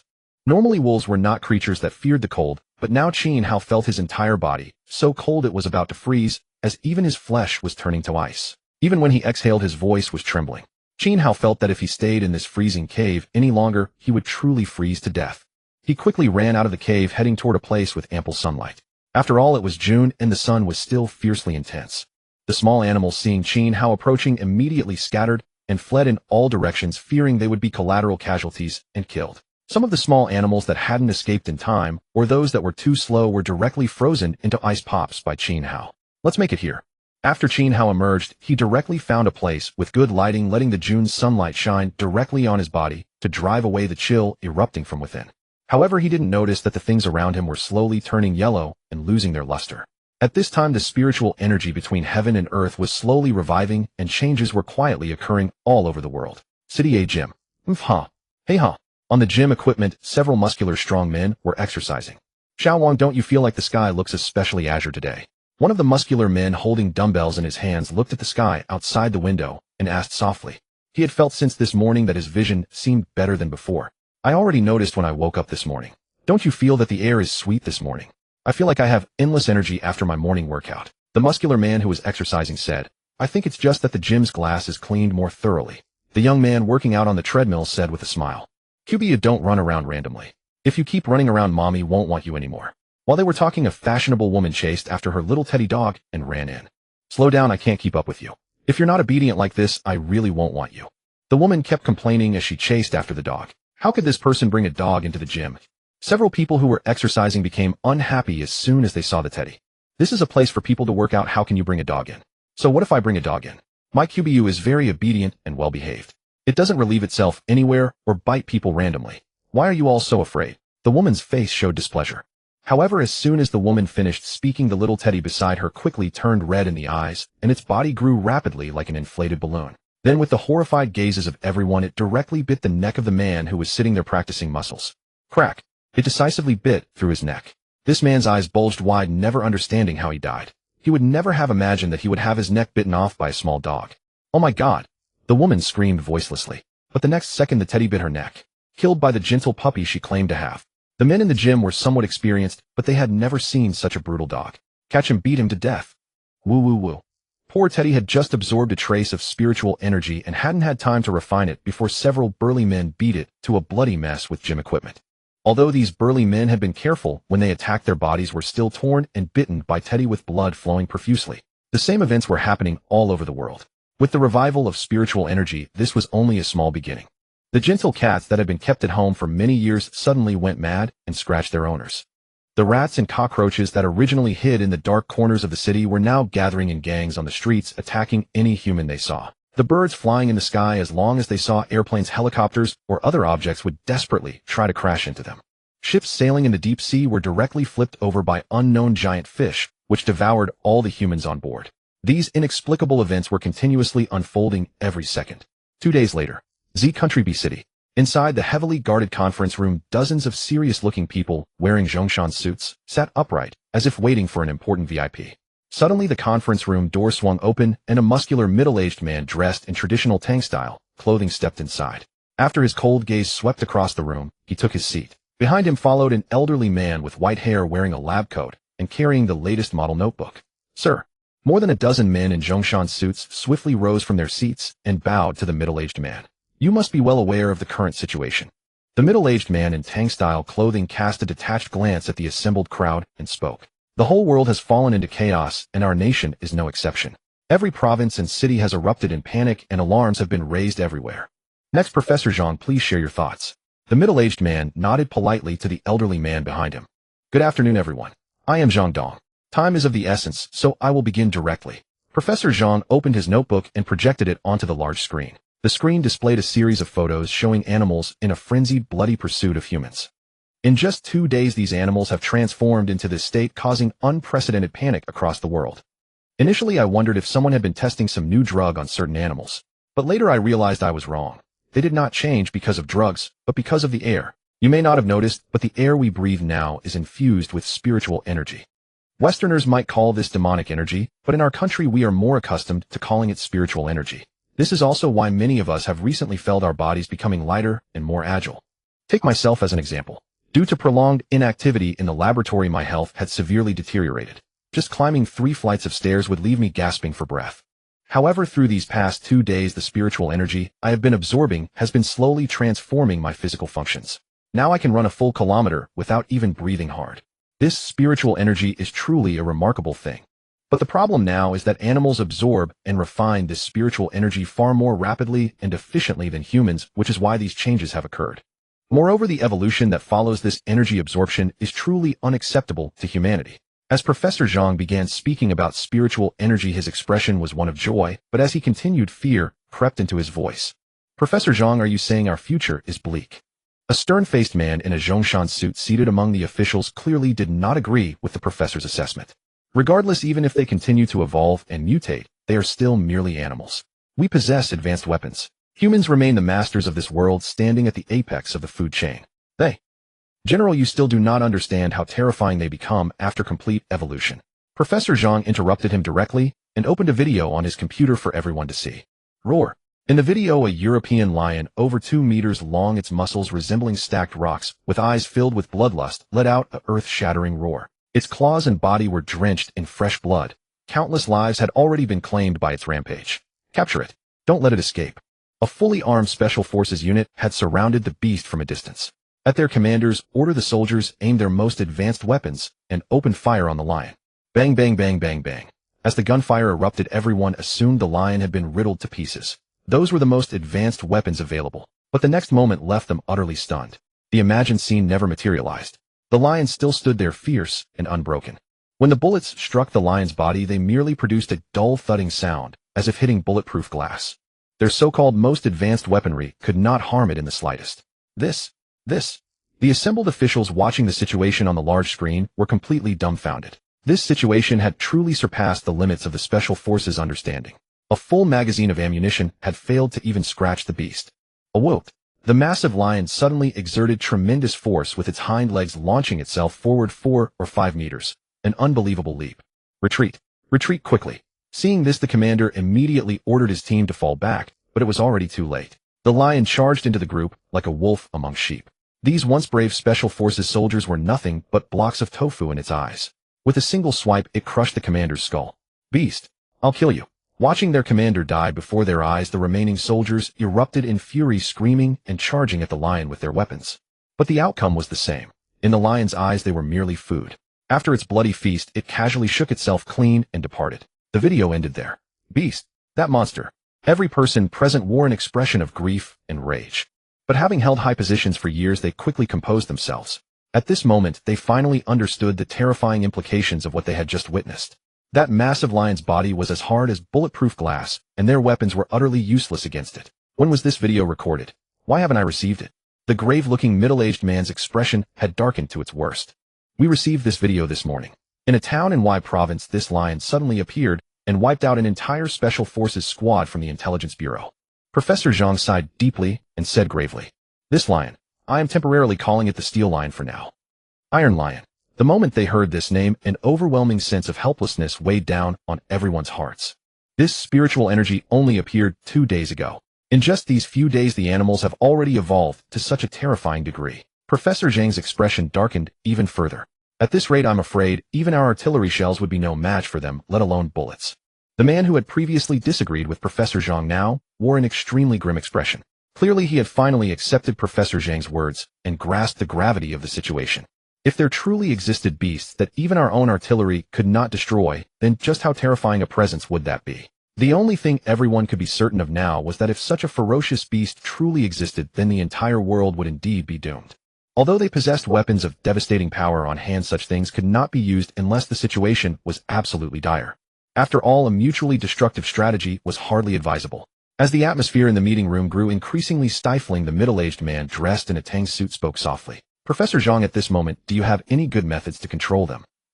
"Chief, the spiritual energy in the air is already becoming more and more pure. Suppressing their evolution is utterly impossible." Professor Zhang paused, then continued. "What we can do now is use our advanced technology to maximize the enhancement of the human genome, doing everything possible to keep pace with the animal's evolution speed." Enhancing the human genome. The man in the Tang suit was taken aback upon hearing Professor Zhang's words. "Professor Zhang, have you already conceived a solution to this crisis?" "When the spiritual energy first emerged, I had already begun studying certain animals, especially the strongest among the beasts, hoping to understand why they were far more powerful than ordinary wild beasts. It wasn't until I saw this lion that a bold conjecture finally took shape in my mind. All of you here must have read martial arts novels before. According to ancient records, in the primordial era, it was gods and demons who ruled this world, beings whose mere stomp could shake the 3 realms. Among them was a lion blessed with an indestructible body. My guess is that this lion is very likely the descendant of that divine demonic lion carrying the bloodline of gods and demons within its veins. With the emergence of spiritual energy, its divine demonic bloodline awakened, which is why its evolution has been far more formidable than that of ordinary animals. And its current body of steel and iron is living proof of that. Every person seated in the meeting room was utterly dumbfounded by Professor Zhang's words. Professor Zhang, are you sure you're not speaking nonsense? What divine demonic bloodline? Aren't those records from ancient texts and novels just stories invented by ancient people for entertainment? Facing everyone's doubts, Professor Zhang maintained a calm smile and asked in return, if all of it were fake, then how would you explain the spiritual energy? How would you explain the videos you all just saw? Do you think you can explain the events of these past few days with current scientific knowledge? Everyone fell silent at Professor Zhang's questions, unable to offer a single answer. Indeed, since something like spiritual energy had already appeared, the existence of gods and demons was no longer so hard to accept. Professor Zhang, could you tell us, what does this lion carrying the bloodline of gods and demons have to do with what you mentioned earlier about pushing past the limits of humanity? The man in the Tang suit asked softly. Chief, we can extract their genes and inject them into humans. Perhaps this will help us break the genetic shackles of our own bodies and allow us to transcend our current limits. Professor Zhang spoke in a low voice. On a provincial highway in Y province, a military vehicle sped along the road packed with fully armed special forces soldiers as they chased deeper into the remote mountains. Alright, I understand. Don't worry, I'll finish this operation as quickly as possible. It's just an oversized beast after all, not nearly as terrifying as everyone imagines. In the lead vehicle, a soldier holding a communication device hung up the phone with a reverent expression. He then turned around and looked at the adjutants behind him. We've received orders from above. We must capture that beast in the shortest possible time and deliver its corpse to the city as soon as possible. Based on the situation so far, this lion is extremely cunning. It's already fled deep into the mountains to hide, using the rugged terrain to evade our pursuit. Captain, even if it burrows underground, we can still drag it out. We've brought drones with us. Finding it will only take a few seconds. The adjutants in the vehicle wore confident smiles as they looked at their captain, clearly not taking the lion seriously in the slightest. We should still be as cautious as possible since those above have given us explicit instructions. The adjutants in the car nodded in unison. In the last vehicle, a delicate-looking girl with a refined and fashionable appearance quietly asked, should I start the live stream now? Meanwhile, Qin Hao was inside the cave, absorbing the energy of the frostbite fruits he had consumed. The surroundings around him gradually turned into ice shards, yet Qin Hao himself remained unaware of this transformation. All he could feel was an intensely frigid energy flowing slowly through his internal organs and meridians. So this is the power of the frostbite fruit. No wonder only by devouring such rare spiritual treasures can one's strength truly grow greater. Qin Hao's voice echoed silently within his own mind. Although he was unaware of the outside world, he could still sense that the temperature inside the cave had plummeted drastically. After 2 days and 2 nights, the ice shards covering Qin Hao's body began to crack and fall away, producing a faint rustling sound. Ding! Congratulations, host. You have absorbed the frostbite fruit and obtained the permanent skill Frost Attribute Control. At this moment, the system's icy voice echoed in Qin Hao's mind once more. This is it. Keep devouring so that I may grow stronger. At this rate, I will soon stand proudly above the world. In Qin Hao's mind, the image of himself ruling the earth had already taken shape. He knew that the spiritual energy resurgence on earth had just begun, and there was still time to seize it all. Meanwhile, in that squad, they had used a drone to pinpoint the lion's exact location. Just now, their captain had received a call from higher-ups ordering them to send the steel lion's body back for research as soon as possible. Now that we have just found its position, we should still wait for a while. At this moment, we must formulate our follow-up arrangements and plans. After she finished speaking, an adjutant in front of her said respectfully, in that case, let's wait a little longer. We'll move in after they've set everything up. The young woman said nothing more and returned to her previous state. This squad was the one dispatched to capture the steel lion. Equipped with the finest weapons, they were already determined to claim it. After absorbing all the frost ice fruits, Qin Hao stretched lazily. Looking at the fur on his body, he couldn't help but let out an excited roar to the sky. A whoop! The howl pierced the clouds, and all the animals and beasts around the cave trembled beneath the Wolf King's oppressive might. Now that I've devoured the frost ice fruit, I remember there should be a steel lion in the neighboring forest. It has just evolved, and its strength is not yet a match for mine. I have to go over and devour it immediately. At this moment, Qin Hao understood clearly that he must eat the steel lion before it fully evolved. Otherwise, once the steel lion completed its evolution, even he would likely suffer mutual destruction in an attempt to devour it. That was not what Qin Hao wished to see. Having just eaten the frost ice fruit and greatly increased his power, he knew he absolutely had to seize this chance. Right now, I must seize this initial opportunity. Others may not have reacted yet, so I have to evolve even faster during these early days of the spiritual energy resurgence. After considering this in his mind, Qin Hao immediately took action. The frost ice fruit he had just swallowed had evolved him to a higher level. His combat strength was already fearsome, and combined with his former human wisdom, he was naturally the dominant ruler of the forest. Even though some fierce beasts had their own fortuitous encounters, Qin Hao could overcome them with his intelligence. Throughout the journey, he kept thinking about this. He knew the steel lion's defenses were extremely formidable, so he was pondering how exactly to break through its steel-like defense. At the same time, the squad searching everywhere for the steel lion finally found traces of it. Using drones in the sky, they remotely locked onto the steel lion's position. Although the squad numbered only a few dozen, every one of them was a well-equipped, specially trained soldier. At that moment, they were setting up their capture plan. Using our remote-controlled drones, we've found the steel lion's hiding place. Let's drive the convoy over and surround it directly. With our equipment, at least for now, it won't survive our relentless bombardment. At this moment, one of the captain's adjutants said this to him. Since the adjutant was in charge of intelligence, tracking the steel lion was also his responsibility. Staring at the image on the screen before him, he knew they had found the steel lion's lair. Now we advance, slowly set up our gear, and encircle it. We have enough vehicles to completely seal off that area. This was the order the captain gave on this occasion, because he knew the call from his superiors urging them on had been extremely pressing. He also knew that his superiors definitely wanted them to capture the steel lion as quickly as possible. After all, this steel lion had previously wiped out one of their special forces squads, so they were being very cautious. Now go notify Rui and have him prepare to act. This time, he will be the main commander of your offensive. At that moment, the captain suddenly said to an adjutant beside him. He knew a master had been assigned to his squad this time, so he knew that master was indispensable if they were to capture the steel lion. Upon hearing the captain's words, the adjutant immediately picked up his phone and made the call. In another vehicle, the young woman saw a call coming in on her wristband and knew that those people must have found the steel lion's lair. Fine, I understand. When you've completely surrounded it, I'll show up. You can rest assured. After answering the call, she continued resting with her eyes closed because she knew that defeating the steel lion would be a fierce battle. She had to conserve her strength and prepare herself for the upcoming battle at full capacity. Qin Hao, meanwhile, was still running toward that direction, and not many people were aware of the commotion he had caused in that area. After all, the cave he had found was remote enough that no human would ever discover it. As Qin Hao raced forward, the humans finally finished setting their trap and were ready to make their move on the steel lion. After meticulous reconnaissance, they had firmly locked onto its position. Now we can strike directly. This lion is like a fish in a barrel for us. Seeing the steel lion completely surrounded, the captain of the squad said with confidence. He had not yet realized the severity of the problem, thinking that his sophisticated weapons could inflict heavy damage on the steel lion. But what happened afterward would leave him utterly astounded. At this moment, we have him firmly surrounded. You needn't worry about that. All you have to do is keep watch on the steel lion's position. The captain of this team stood at the outermost position, issuing orders to his subordinates via walkie-talkie, for he was now highly confident in his ability to eliminate this steel lion right here. Therefore, after completely surrounding the steel lion, he gave the command to his men to launch an attack. Under his direction, the machine guns mounted on those trucks began firing upon the steel lion. Roar! The commotion outside had disturbed the steel lion while it was still slumbering, and upon sensing what was happening, it let out an uneasy growl. After that, it suddenly burst out of the cave, for it knew it could not remain inside any longer. All right, the beast has emerged now. Everyone prepare to engage. Do not let it break our defenses one by one. We must keep tight control of the situation. After the captain issued this order, all the soldiers focused their attention on the steel lion, which was now stepping out of the cave.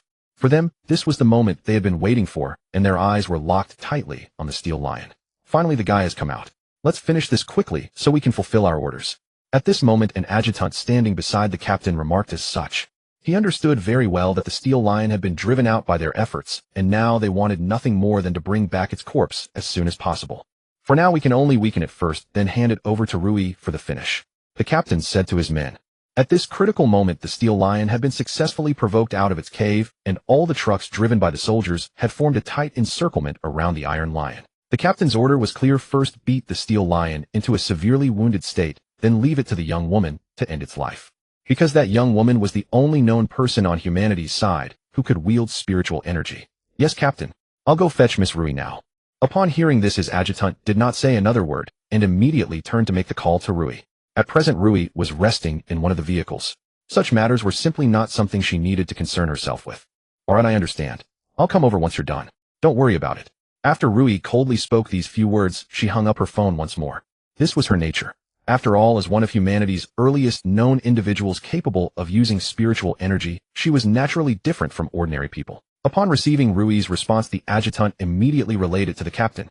And so, with a sweep of his hand, dozens of trucks simultaneously launched an assault on the steel lion.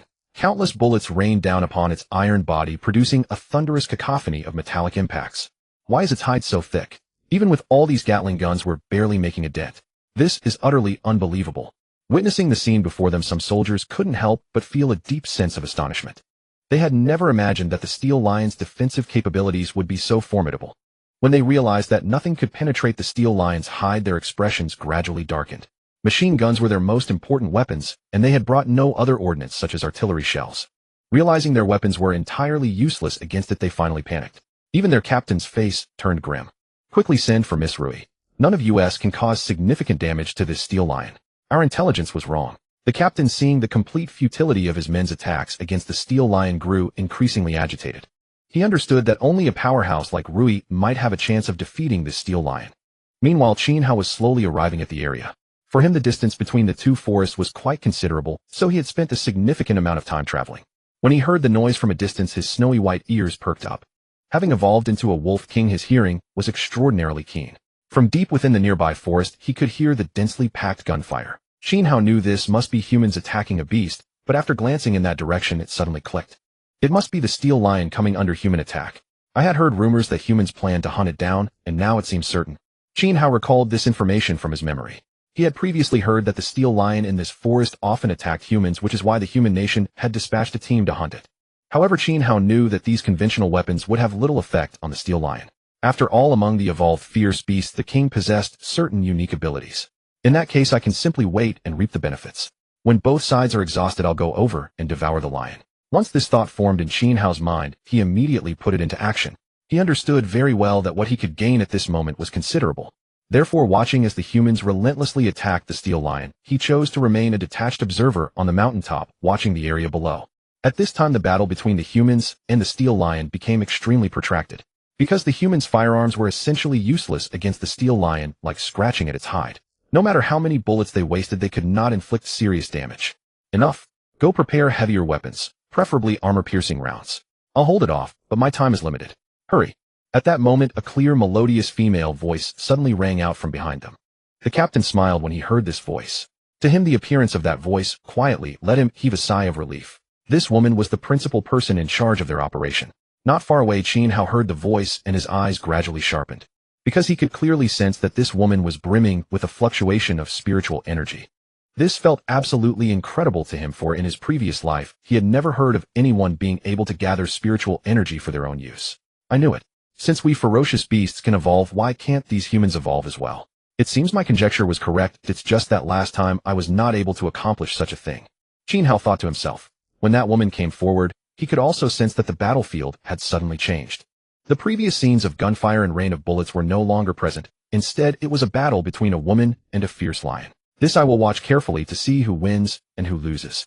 Although this steel lion is fierce, apart from its heavy iron armor, its other attack power is not especially strong. Having thought this, Qin Hao watched the events taking place on the battlefield with great relish. Because for him, after traveling such a long way, he was somewhat weary in body and mind, and he also wanted to take this opportunity to recover his physical strength and spirit. Only in this way could he better finish off the steel lion. He knew, of course, that this steel lion's actual combat strength was not strong. But compared to humans, it was still far more powerful. Relying on a single woman alone might simply be unable to defeat the steel lion. At this moment, Qin Hao was not anxious. Don't worry, I'll have someone bring over weapons. After hearing this woman say this, the captain immediately ordered the artillery pieces and tanks outside to be moved over. Because to them, their armored vehicles' machine guns simply could not cause too much damage to the steel lion, so he chose to use weapons with higher destructive power. Qin Hao discerned the changes on the battlefield and knew that humanity would definitely use even more powerful weapons. After all, in his previous life as a human, he knew very clearly that those countries possessed some weapons that even he now felt extremely terrified of. Thus, in order to evolve rapidly, he would not actively provoke humans. This was his difference from other kings of ferocious beasts. It seems that before I have the ability to contend with these countries, I must develop quietly. I must not be too conspicuous, or I will inevitably be targeted by the major powers of this world. Qin Hao had such thoughts in his mind, for he was well aware that some superpowers now possessed nuclear missiles and the like. That would be absolutely unbearable for him at the moment. After all, even he would probably find it hard to withstand such massive destructive weapons now. But Qin Hao knew that he would absolutely reach that realm in the near future. After all, he had just begun to evolve, so he also clearly knew that his current goal was to keep hunting the kings of ferocious beasts, absorbing their blood, to help himself complete evolution. After the humans moved in tanks and other heavy armored weapons, the attacking side found that the steel lion was still able to withstand them. This time the humans had no way at all. At this time the steel lion had originally been passively taking the beating, but suddenly it increased its offensive, for it had been enraged by the shells fired from the tanks. Although those shells could not cause very serious injuries to it, they truly made it feel pain. Even with such thick steel armor, it could not withstand the impact. Not good. This lion is about to go berserk. We are no match for it now. We must retreat immediately. Suddenly, in the battlefield, the woman shouted loudly to the humans, because she had not expected that this steel lion still possessed even more powerful strength. Therefore, in that instant, the battle situation changed dramatically. After shouting this, she immediately withdrew from the fight, because she knew very well that it had already boosted its attack power, and even she could no longer hold it off. Just as she reacted, the human troops behind her fell into disaster, for they simply could not stop the steel lion's attacks. Therefore, after the steel lion went berserk, Qin Hao could clearly see human armored vehicles being slapped one by one into iron pancakes, resulting in countless casualties. Indeed, it still requires me to make my move to resolve their predicament. Seeing this, Qin Hao could not bear it. After all, in his previous life, he had been a human, so seeing this scene still made him feel a bit reluctant. Thus, he restrained his aura and quietly approached the enraged steel lion. Now that it has come to this stage, I must get it under control as soon as possible, otherwise these humans will probably all be dead. Qin Hao secretly said this in his heart. Then he quietly channeled his ice attribute, preparing to launch a sneak attack on the steel lion, because he knew the hardest part of the steel lion was exactly its iron armor. Now, Qin Hao gathered all his ice attribute into his front claws and lunged at the steel lion. At this moment, the steel lion, which had originally been raging, suddenly felt an extremely cold and sharp aura strike toward its back. It let out a furious roar, abandoned the humans it was attacking, and turned around to directly meet Qin Hao's assault. But how could its hasty response possibly withstand Qin Hao's hidden full-force blow? Thus, the humans present could clearly see that the steel lion, which had been indestructible under their weapons, was pinned to the ground by this white wolf king. How is this possible? Where did this wolf king come from? Why have we never seen him before? These questions echoed in the soldiers' minds, because they had always been fighting against these ferocious beasts, and this time, seeing two kings of ferocious beasts appear, they all felt extremely shocked. Moreover, the aura exuding from Qin Hao was even more formidable than that of the steel lion, so the onlookers were completely stunned at the sight. I never expected these savage beasts to evolve so rapidly. Within just a few days of the spiritual energy resurgence, they have already grown to such a level. It seems it's time to request the Ministry of National Defense to encircle and suppress these beast kings. This idea arose in the team leader's mind. He had noticed this fact. After all, humans could not absorb and evolve as quickly as these beasts. Therefore, he knew that if these beasts evolved to a certain level, they would no longer fear humans. Qin Hao, concentrating all his ice attribute into his two front claws, pounced the steel lion to the ground. His two sharp front claws dug deeply into the two front claws of the iron lion. At the same time, he transferred all the ice power within his body into the steel lion, for he knew that the steel lion's most terrifying aspect was its defense. However, beneath that steel armor, its defense was not that formidable. Thus, Qin Hao had already successfully broken through its two weakest points. You won't be able to make any waves this time. Just obediently let me devour you. Qin Hao roared at the steel lion at that moment. However, the steel lion was clearly not going to surrender without a fight. Feeling his life threatened, he suddenly increased his strength and flung Qin Hao off. But Qin Hao was so agile that he was not thrown to the ground by the steel lion. Instead, he slid across the ground and charged at the steel lion once again. Its current size after absorbing the ice fruit had grown larger, even more massive than an ordinary wolf king. Although in the eyes of these humans it still looked like a contest between a large and a small figure among beast kings, it was already considered a relatively powerful existence. It seems we need to pay close attention to these beast kings that have evolved to this extent around the globe. If we wait any longer as such beasts grow in number, it will be an absolutely catastrophic harm for humanity. With that, Rui, who had already retreated from the battle circle, gained some estimate of the abilities of these beast kings after watching the scene. After all, as one of the few humans on Earth capable of absorbing the spiritual energy of heaven and earth, she naturally had a deeper understanding than others. Alright, let's get out of here right now. These things are not something we can handle. Next time we encounter such beast kings, we must deploy more powerful lethal weapons. Only then will we have a chance. Rui glanced at the armored vehicle where the captain was, and said this to him, because she knew very well that since Qin Hao had arrived at this place, their mission could already be declared a failure. After all, they were simply unable to stop Qin Hao's attacks. Thus, knowing that he wanted to preserve his own life and not lose it here, he persuaded the soldiers to leave this place. At this moment, the team leader's face turned livid after hearing Rui's words. His superior had assigned him the task of bringing back the steel lion's corpse intact. But judging by the current situation, their strength simply could not match the steel lion, so they had already suffered heavy losses this time. Since Miss Rui has said, so let's temporarily retreat for now. Next time we must prepare more thoroughly before we encircle and suppress such beast kings. At this moment the team leader had clearly accepted Rui's suggestion. Because he knew Rui would not speak without reason, he was well aware that there was no need for his troops to remain in this area.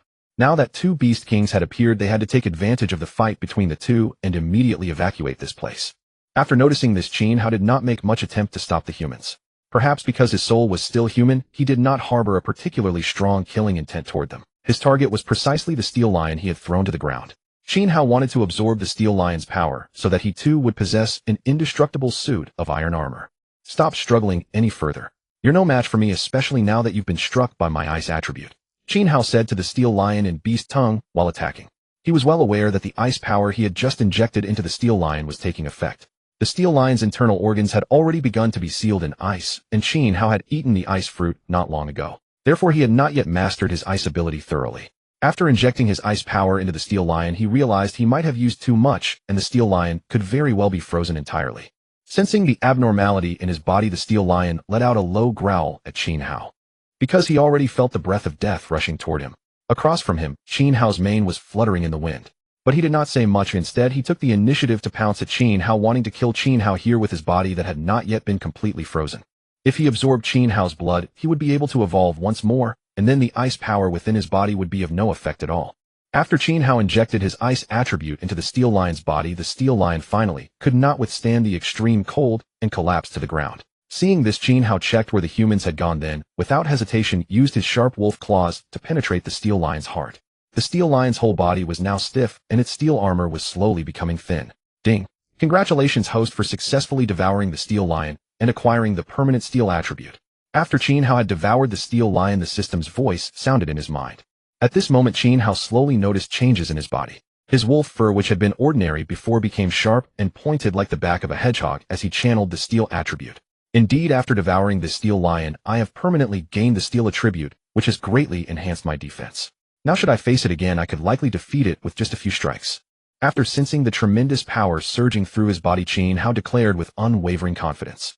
He knew that after devouring this steel lion, his attributes had been further elevated and his strength had grown even greater. This was a completely different experience from before, when he had to resort to ambush tactics just to defeat the steel lion. After all, at this moment, he had already completed another evolution. He now possessed both the steel attribute and the ice-cold attribute, representing a tremendous boost to his overall power. Meanwhile, after Qin Hao successfully eliminated the steel lion, enormous plants began emerging across various regions of the world. Moreover, they had all developed their own spiritual awareness, transforming into plant-type kings much like Qin Hao and his kind. South America was particularly affected as the Amazon rainforest had undergone a qualitative transformation at this very moment. Countless plant-type beasts emerged from the ancient forests of the Amazon to encroach upon human territories, plunging South American nations into unbearable suffering. Consequently, the United Nations established a specialized biological research organization to compile rankings of these beast kings. It had been nearly half a month since the spiritual energy revival began on Earth. Various beast kings had emerged across different regions of the world, and the UN compiled statistics on them, recognizing these apex predators as critical threats requiring focused attention. Qin Hao naturally came to understand this phenomenon as he had noticed certain trees in his territory undergoing changes. Once Qin Hao realized this, he knew that other regions worldwide must also be experiencing similar plant-type beast phenomena. It appears that following nearly half a month of spiritual energy revival, such plant-type beasts have manifested across most regions of the world. Qin Hao was deeply shocked by these developments. In his past life, he had never anticipated the world would transform so rapidly. It seems the entire world has undergone changes. Not only animals can evolve, these plant-type organisms have also undergone transformation. This was something I had miscalculated, Qin Hao whispered to himself. He had never imagined that plants, not just animals, could evolve. At this moment, he suddenly recalled from his past life's memories that the Kunlun region on Earth had also seen a massive emergence of plant life. That area was originally a barren wasteland filled with dense forests, and Qin Hao understood very well that countless plants there would greatly benefit him and other beast kings. It seems I must relocate to the Kunlun region now to seek out those extraordinary fruits and accelerate my evolution. Qin Hao whispered these words to himself. He knew clearly that he needed to strengthen himself and undergo further evolution as quickly as possible. After all, this level of power was still insufficient for self-preservation against human weaponry. Though he had acquired the steel attribute and the ice-cold attribute, Qin Hao understood these alone were not enough. He must evolve more intensely to grow stronger so he could face human weapons without fear. Afterward, Qin Hao headed toward Mount Kunlun. he knew a divine tree there held immense benefits for him. It could not only aid his evolution but also provide additional power boosts, precisely what Qin Hao urgently needed. Without hesitation he set off immediately. His current location was far from Mount Kunlun, but Qin Hao knew that after the spiritual revival the roads humans had built were increasingly being overtaken by primeval forests. The global environment had undergone dramatic changes, and Qin Hao needed to carefully navigate toward Kunlun's territory. My immediate priority is to reach Kunlun as quickly as possible. The plants there hold extraordinary value for me, and more importantly a divine tree resides within. As Qin Hao traveled along the path, he contemplated his next moves. For him, he needed to swiftly locate either evolution-enhancing plants or other beast kings. These were vital to his survival, as Qin Hao sought to grow stronger without delay. Throughout his journey Qin Hao pondered constantly. What set him apart from other beasts was his extraordinary intelligence. Combined with his ice-cold attribute and steel attribute, this made him stand out among beast kings. Now I must prepare carefully for what comes next. Although devouring the steel lion granted me a steel body, this alone remains insufficient. While it can withstand conventional human weaponry, it's not enough for my needs. Qin Hao whispered these thoughts to himself. He understood clearly that despite the significant enhancements to his offensive and defensive capabilities, he was far from invincible in this world. With various beast kings emerging across the globe, Qin Hao knew he must evolve rapidly. Every part of the divine tree in Kunlun, its fruits, branches, leaves, held immense value for Qin Hao's current needs. His plan was clear: reach Kunlun's territory and claim the divine tree as quickly as possible. This was crucial to his survival. Though formidable, his current power remained insufficient to dominate the entire world. Most importantly, that divine tree appears to continuously bear fruit that could enhance my combat capabilities. I must secure it. Qin Hao whispered these words to himself. Based on the memories from his past life, he knew the Kunlun region was indeed home to such a divine tree. This was of paramount importance to Qin Hao right now. Having just evolved into his current state, the thing he needed most was to rapidly improve his strength. Although he knew that this divine tree might be guarded by powerful guardian beasts nearby, that posed no problem for Qin Hao. Because he understood clearly that once he managed to raise his strength, these things would no longer be able to cause him much trouble. Qin Hao remained in this frame of mind throughout the journey, for he knew he had to carefully plan his next course of action. What set him apart from other ferocious beasts was precisely this: he knew how to accelerate his own evolution. One morning, after resting for a while, Qin Hao set foot once again on the road to Kunlun Mountain. By this time the world had undergone dramatic changes. The highways had gradually been replaced by forests. After the resurgence of spiritual energy, the plants and animals of the world were transforming frantically, while human activity had become severely restricted. As Qin Hao stepped into this forest, he could sense a faint trace of blood in the air around him. Inside this forest, Qin Hao saw the corpses of countless animals, which made it clear that a ferocious beast king was definitely lurking here.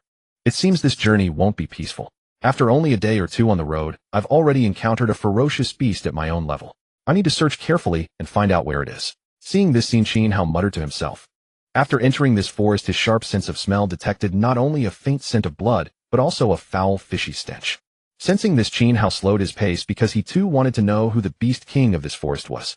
As Qin Hao continued deeper with this thought in mind, he noticed many enormous spider webs hanging among the trees. Moreover, these webs were highly corrosive, and Qin Hao realized that the beast king in this forest was most likely an evolved spider. It seems my opponent is obvious now. I'm afraid this highly venomous spider is already waiting for me to take the bait. Qin Hao laughed at himself, noticing that the corpses hanging on the nearby webs were still dripping with blood. So he knew that the Spider King had already noticed his arrival and was preparing to ambush him. With this realization, Qin Hao naturally stayed on guard against the Spider King's sneak attack. After all, even with both ice and steel attributes at his command, he still had to remain cautious. Because when he examined the Spider King's webs, he discovered that their corrosive power was so formidable that even he would not dare withstand it lightly. What was more, this spider was surely highly venomous, since all the beast carcasses he saw on the webs had died from poison. Thus Qin Hao knew he had to stay vigilant at every moment. In this world, countless animals had already begun to evolve, so he too had to proceed with great care. I cannot let it remain hidden in the shadows. That would be far too disadvantageous for me. I must find out where it is as soon as possible and destroy it. Qin Hao turned this problem over in his mind. He knew with absolute clarity that he could not allow the spider to keep lurking in the darkness, for the danger it posed to him was far too great. So he wanted to find a way to make the Spider King come out on its own. That way he would not have to tire himself out or remain so constantly wary. But this Spider King evidently possessed human-level intelligence. No matter how Qin Hao roared and shouted, there was not the slightest movement. When Qin Hao realized this, he began to think about what to do next. If the Spider King refused to come out, even Qin Hao had no idea how to eliminate it. And that was the greatest dilemma he was facing at the moment. It seems I have no choice but to catch some weaker animals as bait to lure it out. Otherwise, searching this vast forest alone would be like trying to find a needle in a haystack. At that moment, Qin Hao made up his mind. He knew that with his fierce and intimidating aura, the Spider King would never emerge on its own. So he decided to first catch a couple of animals that had not yet evolved and place them in this forest, hoping to draw the Spider King out. Without further ado, Qin Hao slowly withdrew from the area. He knew that this extremely venomous spider was probably lurking in some dark corner waiting to deliver a fatal ambush. But what Qin Hao had in mind was to lure it out of hiding. After pondering the matter, he quietly left the forest to search for prey that could serve as bait. Half an hour later, Qin Hao finally returned to the forest carrying a wild boar in his jaws.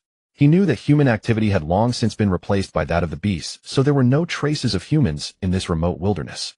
As this wild boar had not yet truly begun to evolve, it was chosen by Qin Hao to be the bait. After setting everything up, Qin Hao waited in a dark corner for the wild boar to draw the Spider King out. Qin Hao knew that the Spider King's legs were venomous, so he did not dare engage it head-on. He could only resort to an ambush himself, and even then only after he had thoroughly assessed the enemy's strength. Once all this was done, he hid in the dark corner ready to strike at any moment. Finally, as the Spider King slowly crawled out, Qin Hao heard faint stealthy sounds from the branches. The sound was not especially loud, but with Qin Hao's evolved senses he detected it with ease. It seems you couldn't hold back any longer. I knew you were hiding somewhere in these woods, Qin Hao muttered to himself. Because he was well aware that ever since he entered this forest a cold and sinister presence had been watching him. So for the sake of safety, Qin Hao did not rush in recklessly. Instead, he found some bait in order to force the opponent to show itself first. And this time Qin Hao's plan had clearly worked, because he could now hear rustling sounds in the trees, which meant that the Spider King was coming for the wild boar. After a while, the wild boar seemed to be yanked by something and began screeching madly. Meanwhile, Qin Hao slowly lowered his shoulders ready to investigate. To him, this was naturally of great importance, for this was the trap Qin Hao had set. So when Qin Hao slowly peered out, he spotted a massive black spider driving its long spider legs into the wild boar's body. Just as I expected. So you're here. When the absorption reaches its peak, I'll attack directly. Qin Hao thought to himself, and so he waited there for the Spider King to approach. He had never seen such a huge spider. He also realized that after the resurgence of spiritual energy, changes had taken place across the world, and there were probably countless beast kings like this one. So Qin Hao did not grow careless. He knew that although humans were formidable, now even he could not withstand their massive thermal weapons.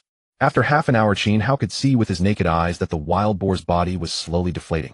He knew the spider must be feasting on its prey. Now, seeing the Spider King completely lower its guard, Qin Hao immediately enveloped his entire body with his steel body. Gathering his frost force in his front claws, he intended to use the same tactic as when he ambushed the steel lion, striking the Spider King by surprise once again. When he suddenly darted out from that shadowy place, the Spider King was clearly startled. It immediately retreated backward, but at such close range it was caught off guard and knocked to the ground. The frost force from Qin Hao's body was then injected into the beast. He knew very well that he had waited so long precisely for this moment to arrive. Enough. Don't struggle now. Your entire body has been infused with my frost force. You no longer have any ability to resist me. At this moment, Qin Hao said this to the Spider King. For at this time, he could sense that the Spider King before him had gradually lost the immense strength it once possessed. Finally, half an hour later, Qin Hao succeeded in slaying the Spider King there in the forest. Qin Hao hadn't expected it to be this easy. He had simply been passing by with no real intention to stay in this place. But since he had happened upon this beast king, Qin Hao naturally couldn't let it go. Ding! Congratulations, host. You have slain the Spider King and obtained the venom power. Suddenly, after Qin Hao had slain the Spider King, the system's voice rang in his mind. Only then did he realize that this was also extremely beneficial to him. At this moment, after absorbing the Spider King's energy, he laid down on the ground to rest. He knew clearly that he had now gained the venom ability. Combined with the steel force and frost force he had obtained earlier, Qin Hao now possessed several different attributes. This time I never expected to gain this venom attribute. Heaven truly favors me. Qin Hao grinned with a wide, toothy smile. Because to him, he never would have thought that casually entering this forest would lead to such an encounter. After acquiring the venom power, Qin Hao successfully left the area. He knew that obtaining the venom power had once again strengthened his combat abilities. Although before he could only attack with frost force, things were different now. He could command frost with one hand and venom with the other, catching opponents off guard from two directions at once. My strength is still far from enough. I must improve quickly. Although I can't go to human cities now, Kunlun is vast. I doubt many humans will go there. Qin Hao hurried along the road as fast as he could. Because he knew clearly that as long as he reached the place quickly, he could surely slay the guardian beast of the divine tree and claim the tree for himself. After considering this, Qin Hao couldn't help quickening his pace.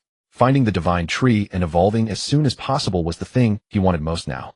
After successfully slaying the Spider King, Qin Hao was now even more eager to obtain that divine tree.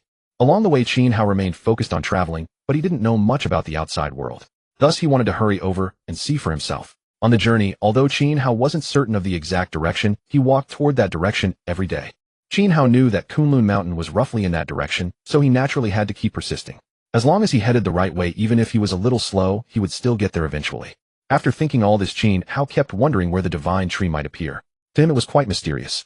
After all, he had never seen such a thing before. This was extremely important to him, the best chance to improve his strength. Naturally, Qin Hao didn't want to miss it and wished to find the divine tree as soon as possible despite the difficulties. Alright, let me try this second attribute now. I was wondering why I hadn't spotted the spider right away. It turns out it possessed such a skill. Qin Hao said silently to himself, for he had already known there was a fierce beast dwelling in this forest. However, he hadn't been able to pinpoint its exact location. The reason was that besides its venom attribute, the spider possessed another attribute: concealment. Its concealment technique allowed it to evade capture by humans, which was why the spider had been able to evolve so quickly. After Qin Hao devoured the spider, he naturally gained the concealment technique the creature carried. After Qin Hao understood the concealment technique, he realized it was truly very useful to him. So this is how the concealment technique works. It seems this will greatly benefit my future ambushes. After understanding how to use it, Qin Hao couldn't help but let out a sigh. Because after grasping the principles of the concealment technique, he knew it was now completely advantageous to him. Although this concealment technique only lasts 6 seconds is more than enough for me. As long as I don't attack anyone, I naturally won't be discovered. After realizing this, Qin Hao understood just how important the concealment technique was for him at present. Ever since I became this wolf and gained these attributes, it seems that only these few are truly beneficial to me. With this in mind, Qin Hao devoted himself to studying it. He knew very well that acquiring a life-saving attribute at such a critical moment was highly advantageous. Although his snow-white mane made it very difficult for him to hide in the forest with the concealment technique, he was now much safer here than before. After trying it out, he discovered that within those 6 seconds, as long as he didn't deliberately reveal himself, none of the fierce beasts around him could detect him. For just now he had used the concealment technique to approach a rabbit 1 or 2 meters in front of him, and the rabbit hadn't even noticed his presence. After testing the concealment technique, Qin Hao couldn't help but burst into laughter. After testing this concealment technique, Qin Hao found no further flaws in it. So he continued heading toward Kunlun Mountain. 2 hours after Qin Hao had left the clearing where he had devoured the steel lion, a fully equipped squad arrived at that location. It appears that the wolf king they encountered here not long ago has already departed from this area. We must report this to our superiors, otherwise we may face punishment. Within this squad, the captain conveyed these words to his adjutant. Upon their arrival, they found no signs of any ferocious beasts, confirming that they had indeed come too late. Nevertheless, they were still obligated to report this situation to avoid punishment from their superiors. Meanwhile, Qin Hao continued his journey toward Kunlun Mountain. He understood clearly that he needed to reach the territory of Kunlun Mountain as soon as possible and devour that divine tree, which would enable him to achieve a deeper level of evolution. Just at that moment, Qin Hao suddenly noticed sounds of trees falling from somewhere within the forest. What's going on? Why is there such intense combat sounds? I need to go check what's happening. After silently saying this to himself, Qin Hao walked toward the direction where the sounds were coming from. And as he slowly approached the front, he also activated his concealment technique. Because Qin Hao possessed human wisdom, he was more intelligent and cautious toward these recently evolved ferocious beasts. After faintly seeing 2 figures ahead, he immediately activated his concealment technique and quietly moved forward. I see how it is now. It seems both of them have evolved quite powerfully. When Qin Hao arrived here, his eyes suddenly brightened.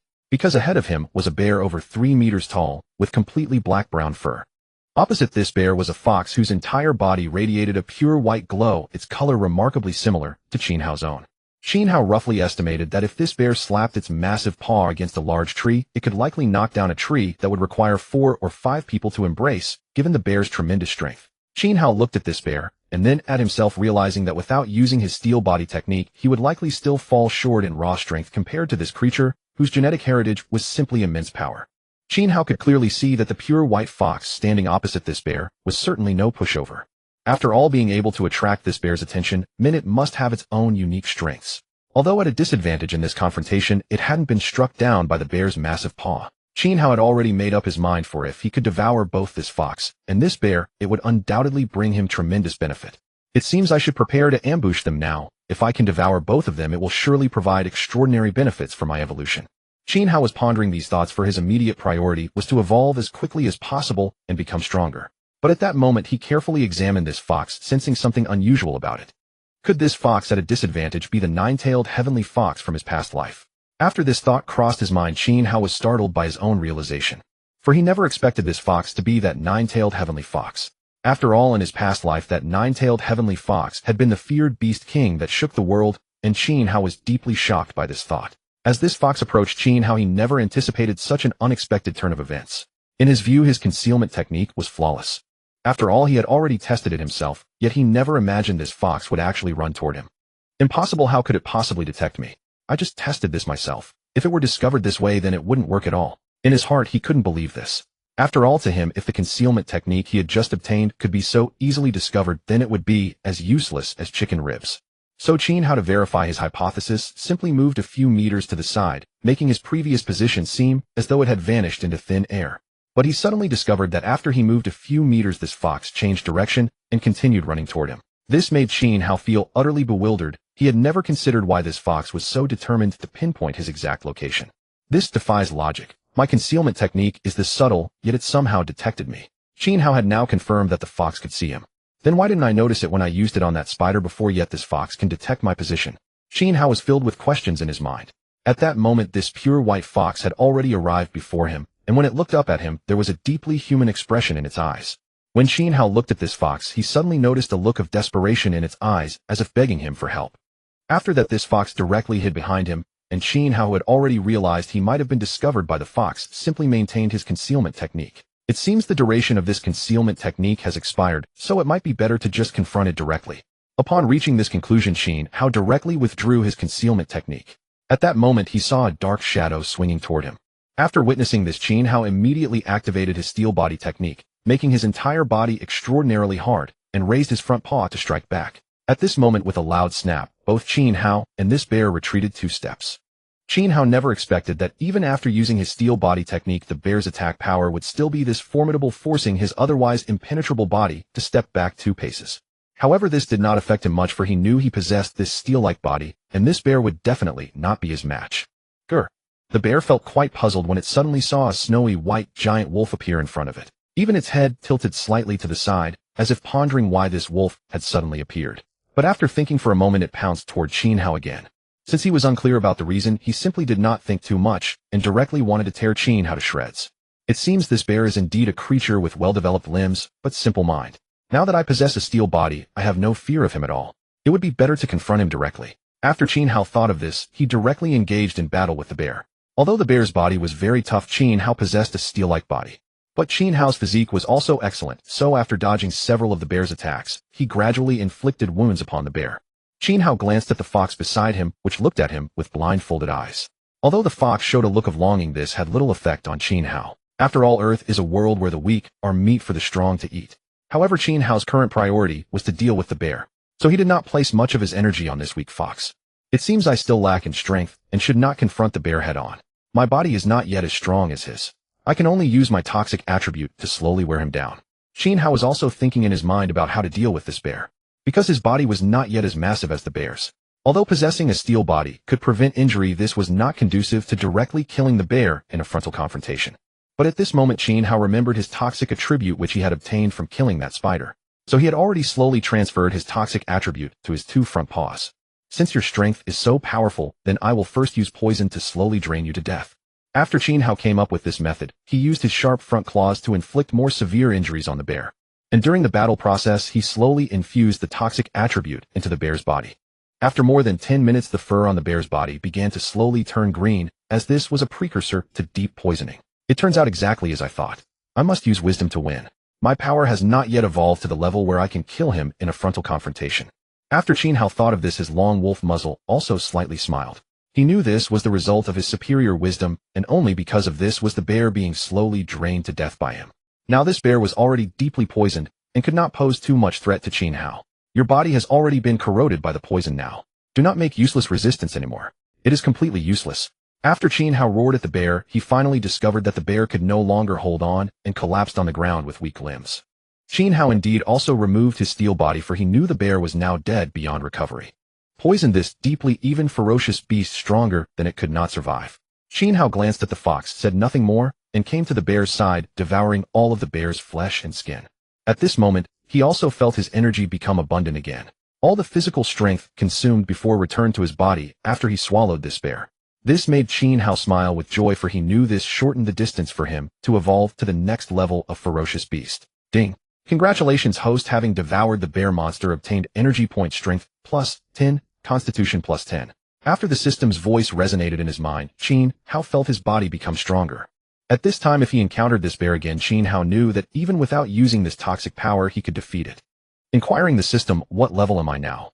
Qin Hao looked at this virtual panel and asked the system, because he also very much wanted to know what level he had evolved to. After all, he had already devoured so many ferocious beasts on this journey. Host Qin Hao has obtained attributes ice-cold steel body toxic concealment.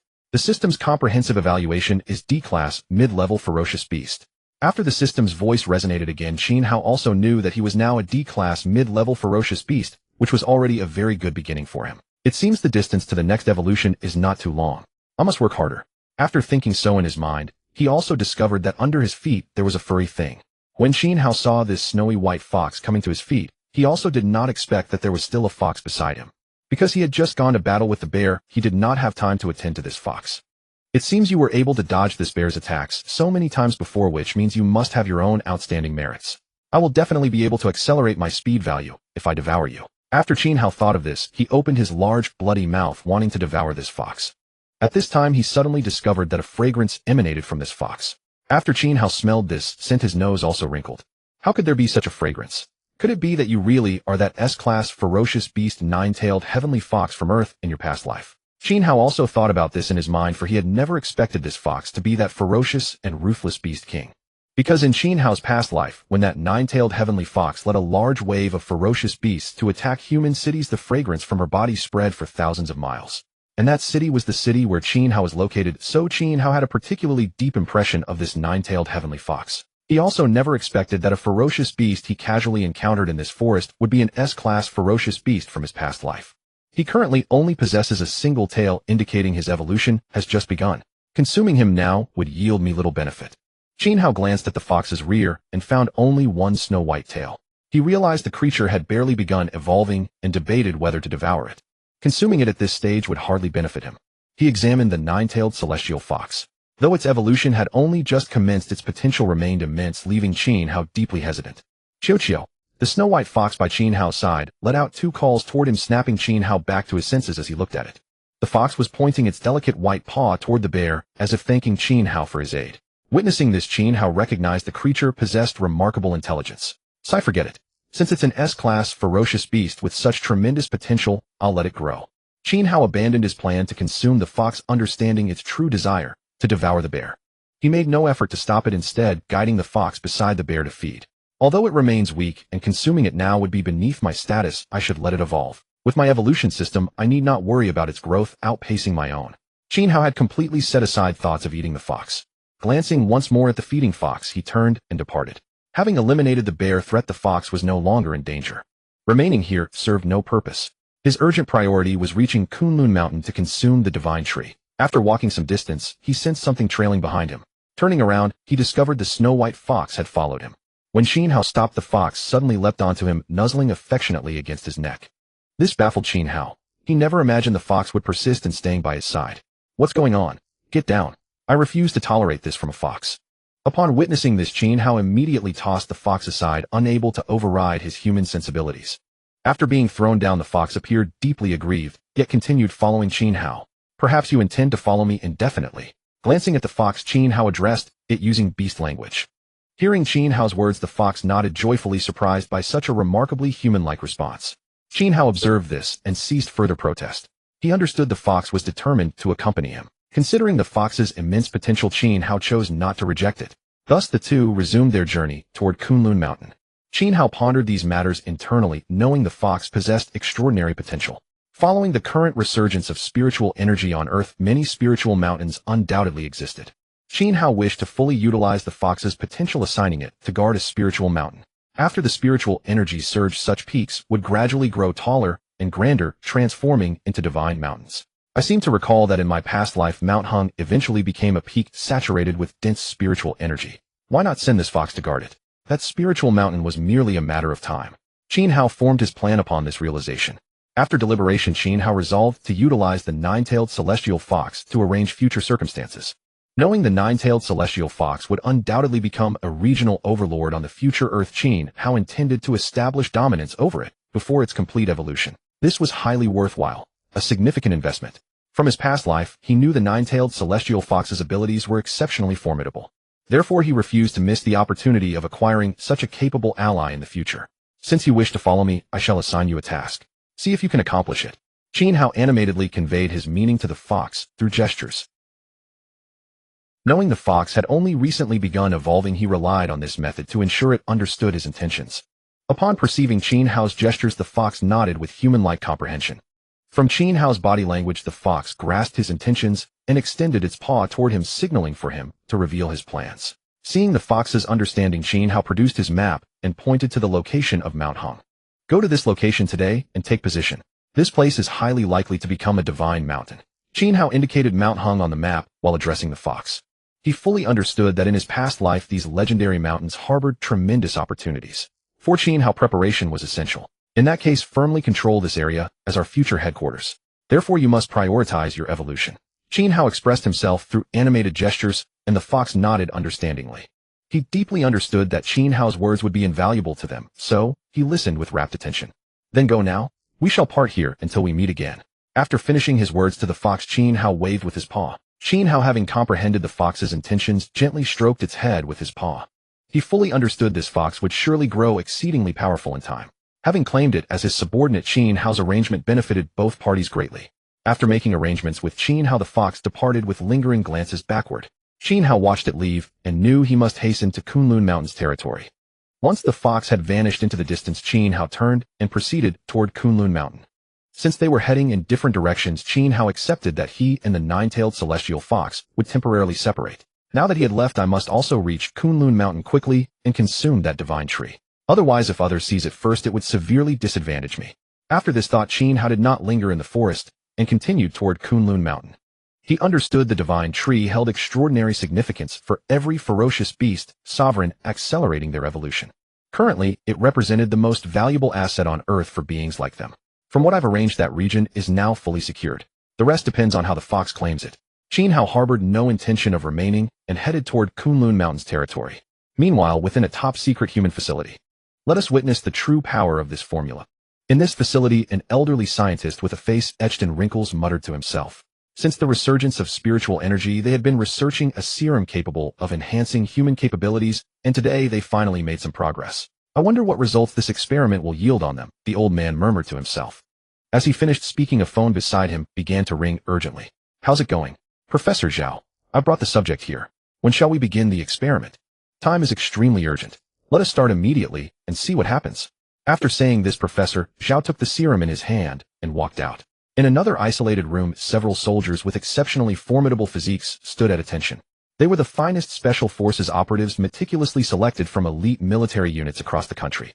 Soldiers, you are the creme de la creme chosen from various special operations teams.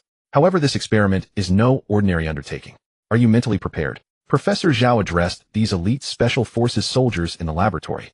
He understood all too well that once the experiment began, there would be no turning back. If they survived, they would become the most terrifying soldiers in the world. But if they failed, clearly these soldiers would pay with their lives. Rest assured, Professor. We have already signed military orders before coming here. Proceed with confidence. After the lead soldier spoke, they all rendered a sharp military salute to Professor Zhao. Seeing their resolute expressions, Professor Zhao knew that for humanity's sake this contribution was necessary. He said nothing more. The gene serum is ready. What follows will be pain more than 10 times greater than ordinary people can endure. After Professor Zhao finished speaking, he began the first trial. Since this world had just been discovered, even he dared not use the entire dose at once. After the first soldier was injected, they observed his condition closely. After the soldier received the golden liquid injection, his body began to transform, a development none of them had anticipated. Professor Zhao was equally astonished, for he had not expected such immediate effects upon injection. His genes are currently undergoing recombination. Observe carefully, as what you will receive is the same serum I hold. After finishing his explanation, Professor Zhao turned his gaze back to the first soldier, whose body was gradually undergoing changes. Ah! The soldier suddenly let out a long, agonized scream. The pain coursing through his body was unbearable. As the golden liquid spread through his system, he felt his body slowly transforming and strengthening. Yet this enhancement came with excruciating agony, as though thousands of ants were devouring his muscles. To the other soldiers watching, the first man's body had turned crimson red. They could clearly see his physique gradually expanding, muscles bursting through his clothing. But just when they thought success was near, the soldier collapsed to the ground like a deflated balloon. The sudden turn of events shocked everyone present. Has it failed? As expected, this newly developed gene serum is still unstable. Seeing the soldier's condition, Professor Zhao confirmed his fears. The gene serum was not yet mature enough. Alright, next. Someone will succeed. With a hardened expression, he gestured to the next soldier. The second soldier then received the gene serum injection. But after enduring only a few minutes, he too collapsed, following the same fate as the first. Professor Zhao remained expressionless and signaled for the next soldier to step forward. Within minutes, several soldiers lay unconscious on the ground. The young man overseeing the operation watched with a twitching eye, having never imagined it would end this way. Professor Zhao, can this gene serum really work? So many soldiers have failed, the young man asked. His soldiers were hand-picked elites, the very best from the special forces. In less than half an hour, 3 soldiers had already fallen. This deeply pained him, as he had hoped to cultivate such exceptional talents. But Professor Zhao simply shook his head. He knew that since this world had already been discovered, developing another batch would be extraordinarily difficult. Yet he did not hesitate, injecting the golden liquid into the 4th soldier. This time, however, the results surprised everyone. As the 4th soldier roared in agony, his frame began to grow, his muscles becoming far more formidable than before. With his physical transformation, everyone present felt as though a ferocious beast stood before them. The sight left them speechless. Has the serum succeeded this time? Professor Zhao's voice trembled with hope. In his eyes, the dramatic transformation of this soldier indicated that the experiment had finally achieved success. Watching the transformation unfold, everyone had their own thoughts.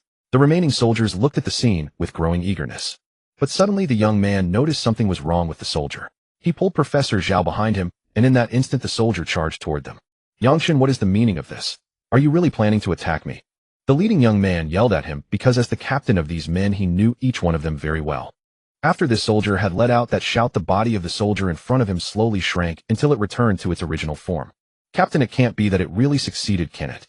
I can feel that my body is already filled with power and ready for battle at any moment. At this moment, Yangshan said this to the young man in front of him. He could feel that his body had undergone earth-shaking changes, and he knew that power was surging endlessly within him. This made him feel utterly incredulous, as he felt that in his current state he could take on dozens of people without any problem, and his strength seemed inexhaustible. In that case, come over here and test yourself. Let's see exactly how strong you are now. The young man said this to Yangshan, and then they glanced at the wall nearby. Go on, throw a punch at this wall to measure just how great your strength is now. After the young man had said this, Yangshan returned to the fierce state he had shown before. But this time he was able to control it. When he struck the wall with his fist, everyone present could clearly feel the whole room shake. How strong is this force? Look at the numbers. No way. This punch actually carries such tremendous weight.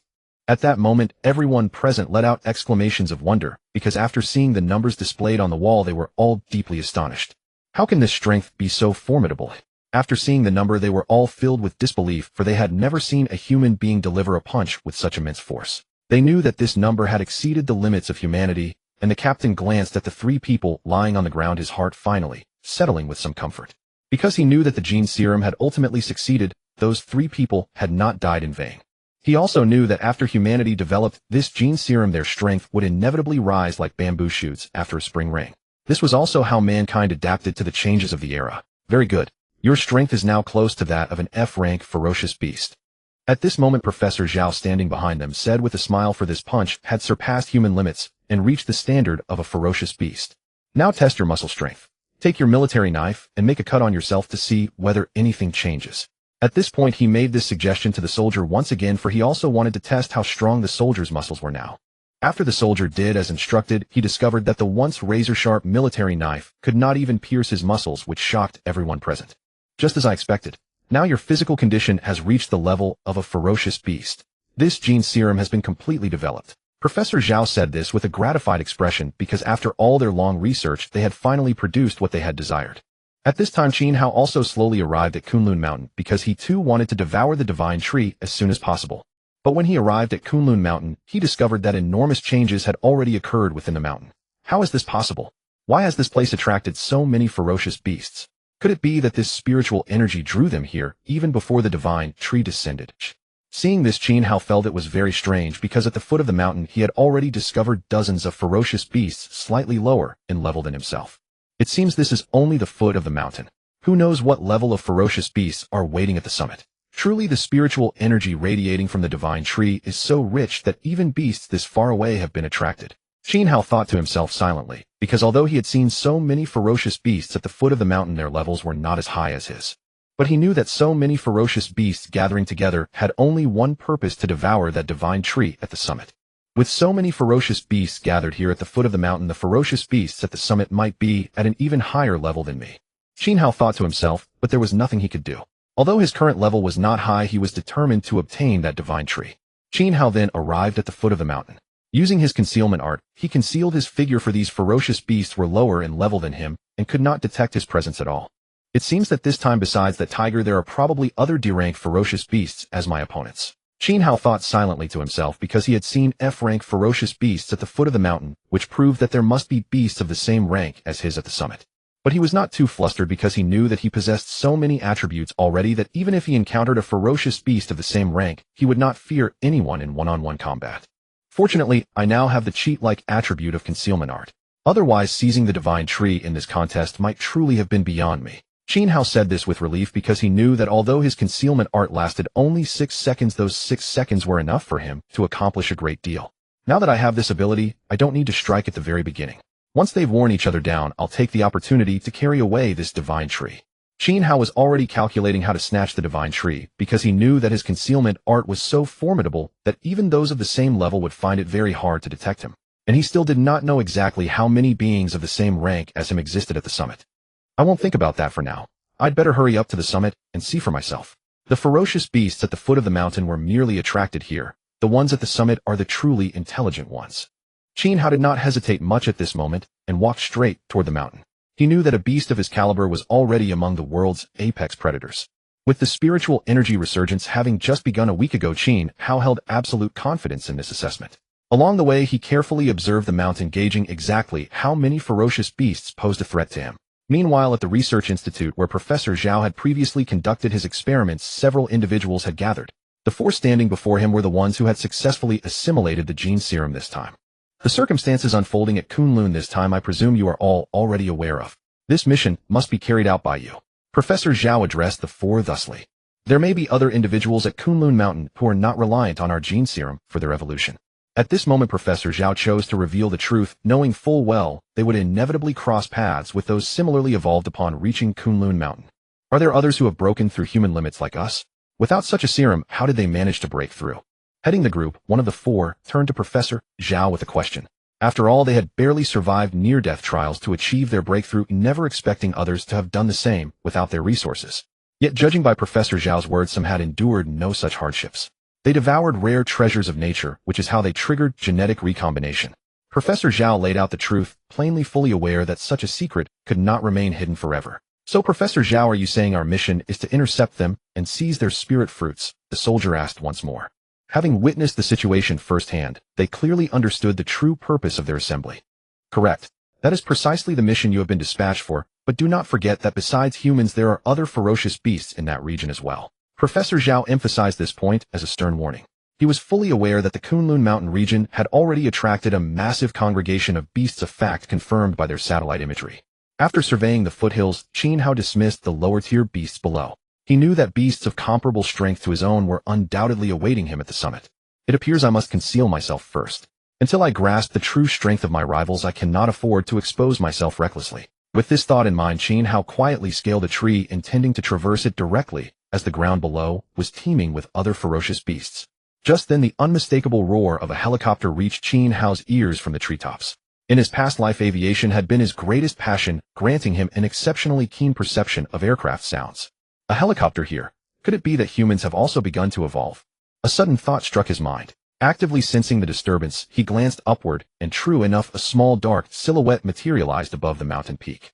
He knew humans had undoubtedly arrived.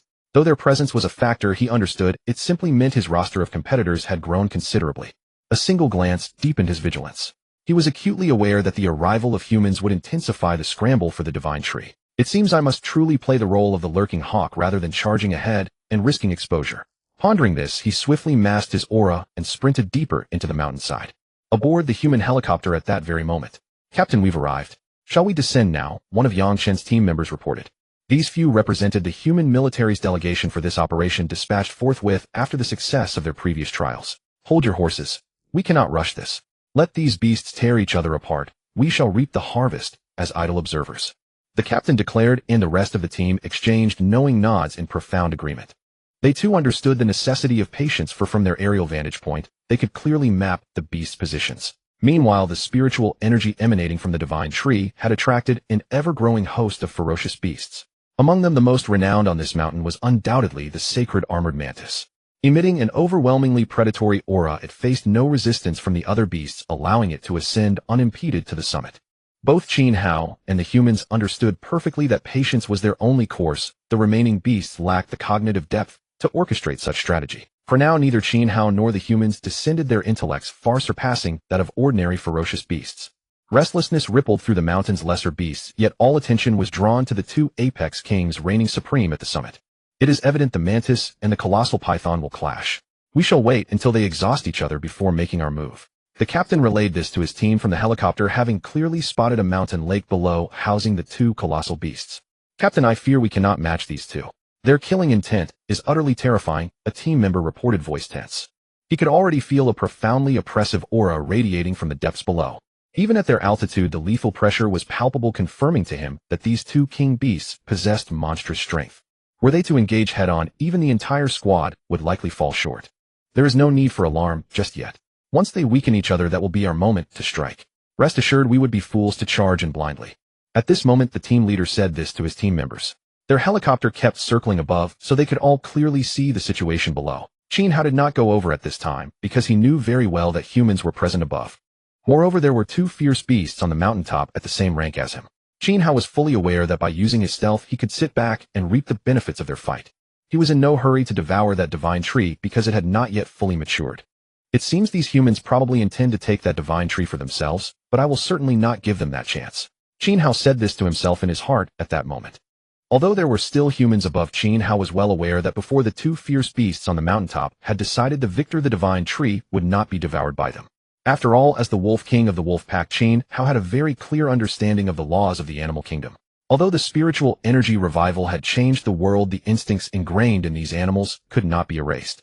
At this time, shielded by the large trees, Qin Hao was not detected by any of the humans. The human martial artists on the helicopter now had their eyes fixed on the mountaintop. Their goal was to bring back the divine tree at the center of the lake. After understanding his current situation, Qin Hao knew these things very well. He was not discovered by anyone else. Using his stealth attribute, he slowly approached the mountaintop, then concealed himself completely in a large tree at its summit. Good, this position is just right. I can see very clearly what is happening below. It seems those two fools will have a hard time deciding the winner for a while. I just hope that when they both suffer heavy losses, these humans will launch a surprise attack on them. At this time, Qin Hao also knew that it was not yet time to act, because several humans in the sky were watching covetously. Therefore, as the fisherman waiting to profit, he had to continue hiding. He knew that these fierce beasts were not particularly intelligent, so, in the current situation, it was best for him to wait and clean up in the end. The humans on the helicopter watched the situation below without acting. They kept the helicopter circling in the sky because the two fierce beasts below had not yet started fighting. Neither Qin Hao nor the humans on the helicopter made any move, because they all knew very well that on this mountaintop, what they could do was wait for the two fierce beasts to strike first while they watched from the sidelines. I knew these humans were very familiar with the changes happening here. After all, they now have satellites serving as their detectors. At this moment, Qin Hao glanced up at the helicopter above his head and muttered to himself. He knew very well that although human strength was not particularly formidable, they had far too much advanced technology. Even they would probably be monitored by humans before they noticed the humans' presence. That was why Qin Hao was so determined to conceal himself. After all, he knew that he did not yet have the power to contend with the nations of these humans. Therefore, in this early stage, he had to develop steadily, or he would be strangled in the cradle. At this moment on the mountaintop, the mantis and the giant python were about to begin fighting. Qin Hao could already see that the mantis was trying to move toward the divine tree. But when it tried to fly across the lake, a water arrow suddenly shot out from the water, struck its body, and knocked it back onto the shore. Sure enough, the battle between two fierce beasts is the most exciting. It seems they are already fighting. Why don't we go over and join in now? At this moment, one of the human team members suddenly said this to their team leader. They had just used gene serums and wanted to test their strength. Their team leader thought for a moment, then nodded without saying anything more. They felt that with their current strength, there was no one left who could match them. So they slowly descended. After watching this scene, Qin Hao made no sound and quietly waited nearby. He knew very well that with these human strength, if they went over now, they would definitely be targeted first.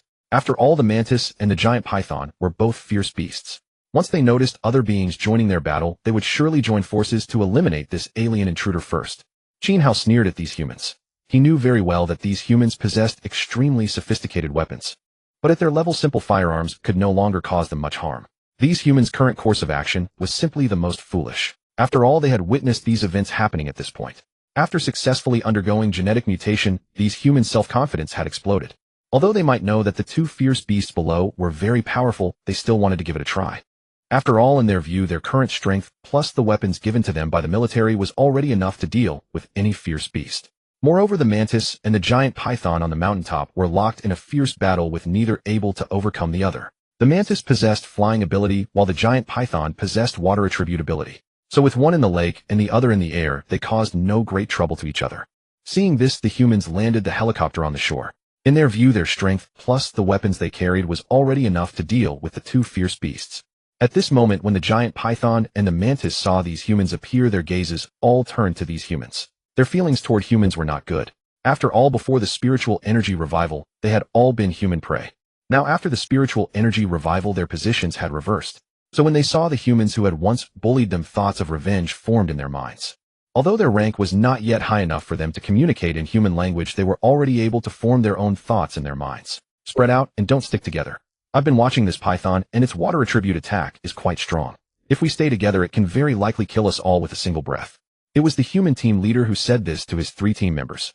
He knew very well that although this python could not see their figures, its attacks could always reach their landing spots. So after discussing with his team members, he decided to widen the distance between them. It seems these fools are in for bad luck. How could the strength of those two be defeated by humans who have just broken through their limits? At this moment, Qin Hao secretly said this in his heart. Having seen this scene, he understood all of it very clearly. These humans were no match for those two fierce beasts at all. After all, the fact that these two fierce beasts could reach the mountaintop was already proof of their strength. These humans' strength was only the same as that of the fierce beasts at the foot of the mountain. So if the 4 of them rashly charged in, it could only be described as moths flying into the flame, courting their own destruction. Boss, let's spread out and attack them directly. I think 2 of us against 1 of them should definitely be enough. At this time, one of the human team members said this to their team leader. Convinced that their small squad could easily subdue the 2 beasts, he proposed this course of action to his captain. The captain nodded at his proposal.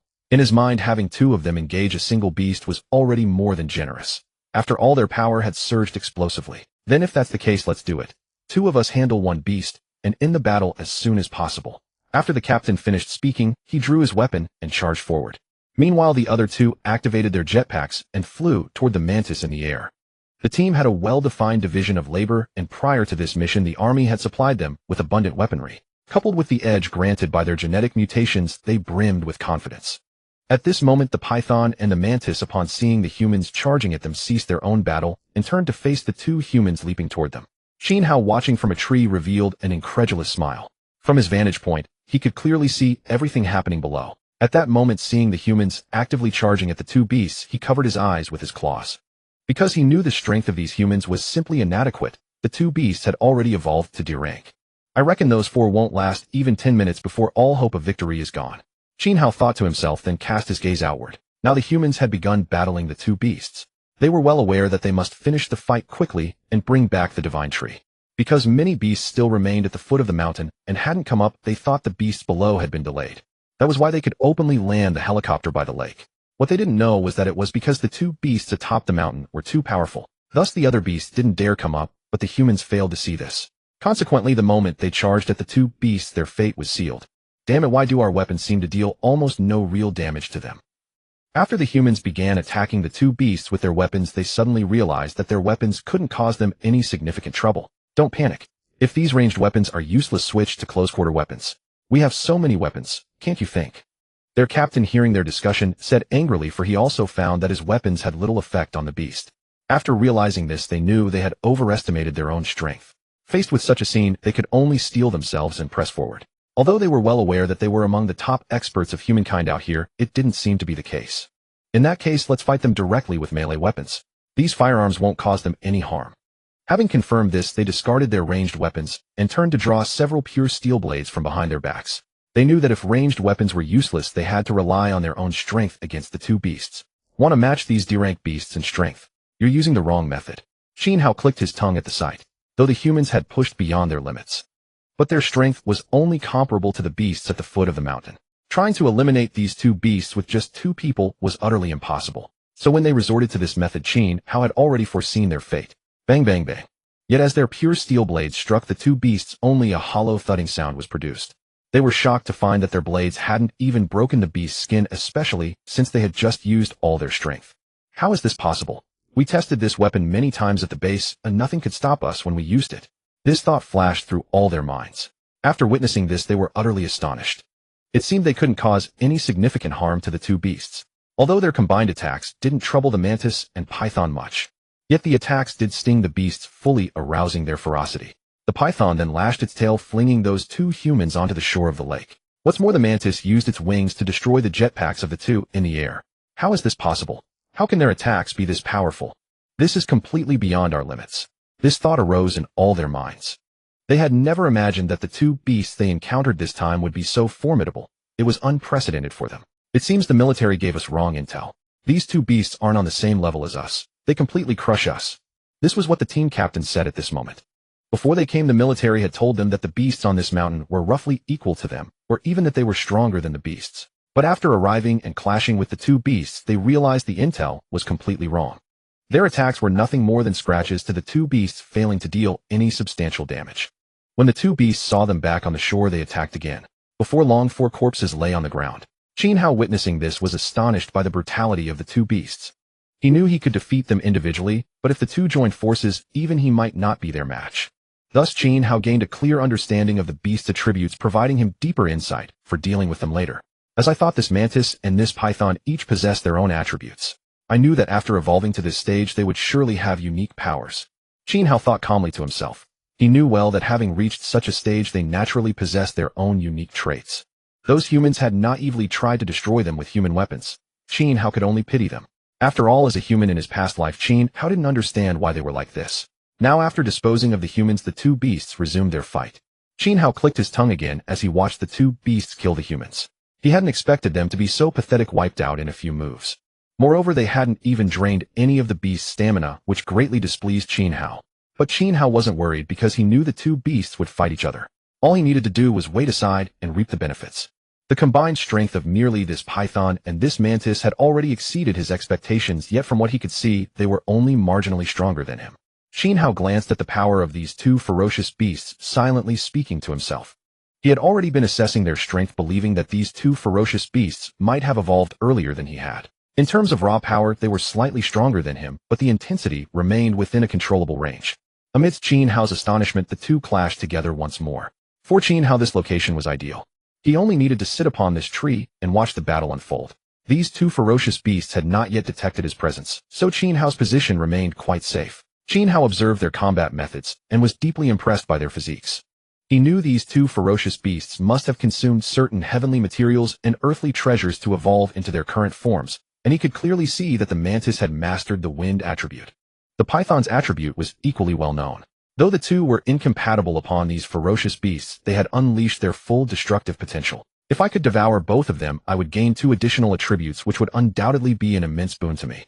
After reaching this conclusion, Qin Hao watched the ferocious beasts battle with keen interest.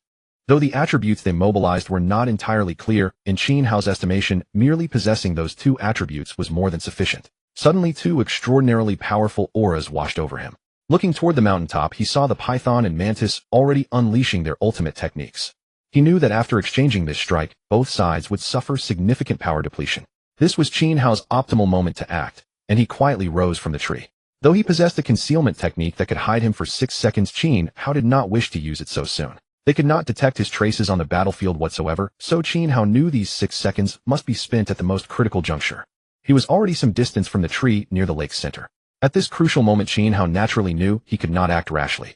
Finally, after charging for several seconds, the 2 ferocious beasts' attacks collided with tremendous force. Meanwhile, Qin Hao was slowly drawing closer to the lake's center. He understood very clearly that at such a critical moment his intervention could absolutely alter the course of the battle.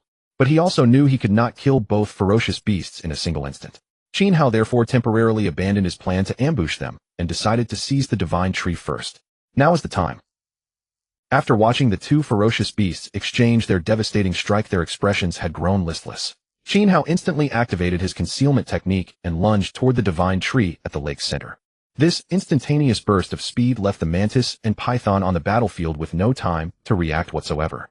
Qin Hao's concealment technique had completely hidden his figure, and within those 6 seconds it was more than enough time for him to carry away the divine tree. Chirp, chirp, chirp. As soon as Qin Hao uprooted the divine tree, he immediately departed from the lake center. When the mantis and python on the battlefield suddenly sensed the rapid movement of spiritual energy at the lake's center, both let out angry cries. Their sole purpose had been to devour the divine tree at the lake's center, but clearly someone had reached it before them. Yet they could not find that person's traces, which was incredibly infuriating for them at this moment. Moreover, Qin Hao's presence had been exposed before their eyes. The concealment technique lasted only 6 seconds, which was insufficient for Qin Hao to escape across the entire lake. Whoosh, whoosh, whoosh. Upon seeing Qin Hao's figure reappear, the mantis and python abandoned their mutual combat and gave chase with all their remaining strength. They had fought so desperately to devour the divine tree, but now it was in Qin Hao's possession. They were determined to eliminate him. Damn it. Indeed, 6 seconds is not enough for me to cross the entire lake. Now that he has discovered me, I must break free from their line of sight as quickly as possible. After thinking this through, Qin Hao once again increased his speed. Though he did not fear these two ferocious beasts, he knew their dying counterattack would be extremely ferocious. He did not wish to suffer severe injuries at this moment. After all, many ferocious beasts at the foot of the mountain were watching this situation with predatory intent. Cold ice power. Qin Hao knew he could not cross the entire lake in a single leap. He sprayed his cold ice power beneath his feet, rapidly freezing the lake's surface and creating a path to continue forward. Across the lake's surface, the python relentlessly pursued Qin Hao, while the mantis in the sky kept doggedly close behind. Because it flew in the air, it was unaffected by Qin Hao's ice attribute. After glancing back, Qin Hao realized this approach would not work, and he needed to find a concealed location to deal with both ferocious beasts. With his current strength, Qin Hao could definitely achieve this, especially since both the mantis and python were already severely weakened from their earlier clash. Since you seek death, then come at me. After reaching this conclusion, Qin Hao turned and marched forward without hesitation. He knew this open terrain was not the ideal battlefield for him. After all, this area was near the lake surface, which would greatly enhance the python's water attribute, and the open space also favored the mantis's combat style. Qin Hao knew he absolutely could not fight them at their advantage. Now I must find a dense forest where their strengths are neutralized while I can operate without restriction. Qin Hao silently spoke these words to himself. He understood very clearly that at such a critical moment, it was impossible to let them fully unleash their power. So Qin Hao searched along the way for terrain that could restrict both of them. Having obtained the divine tree, he immediately ran toward the lake's edge. There was a dense forest over there where the trees were exceptionally lush and of outstanding quality. After confirming this, Qin Hao sprinted toward that direction, leading the python away from the lake. The mantis in the air was forced to descend lower due to the thick branches. At this point, Qin Hao knew that once he led them slightly deeper into the forest, he could make his move. Deprived of their advantages, these two ferocious beasts were no match for Qin Hao. He could handle them entirely on his own. Stop, lad. As long as you hand over this divine tree, I promise to spare you. Behind him, the mantis communicated with Qin Hao in the language of their kind. Yes, lad.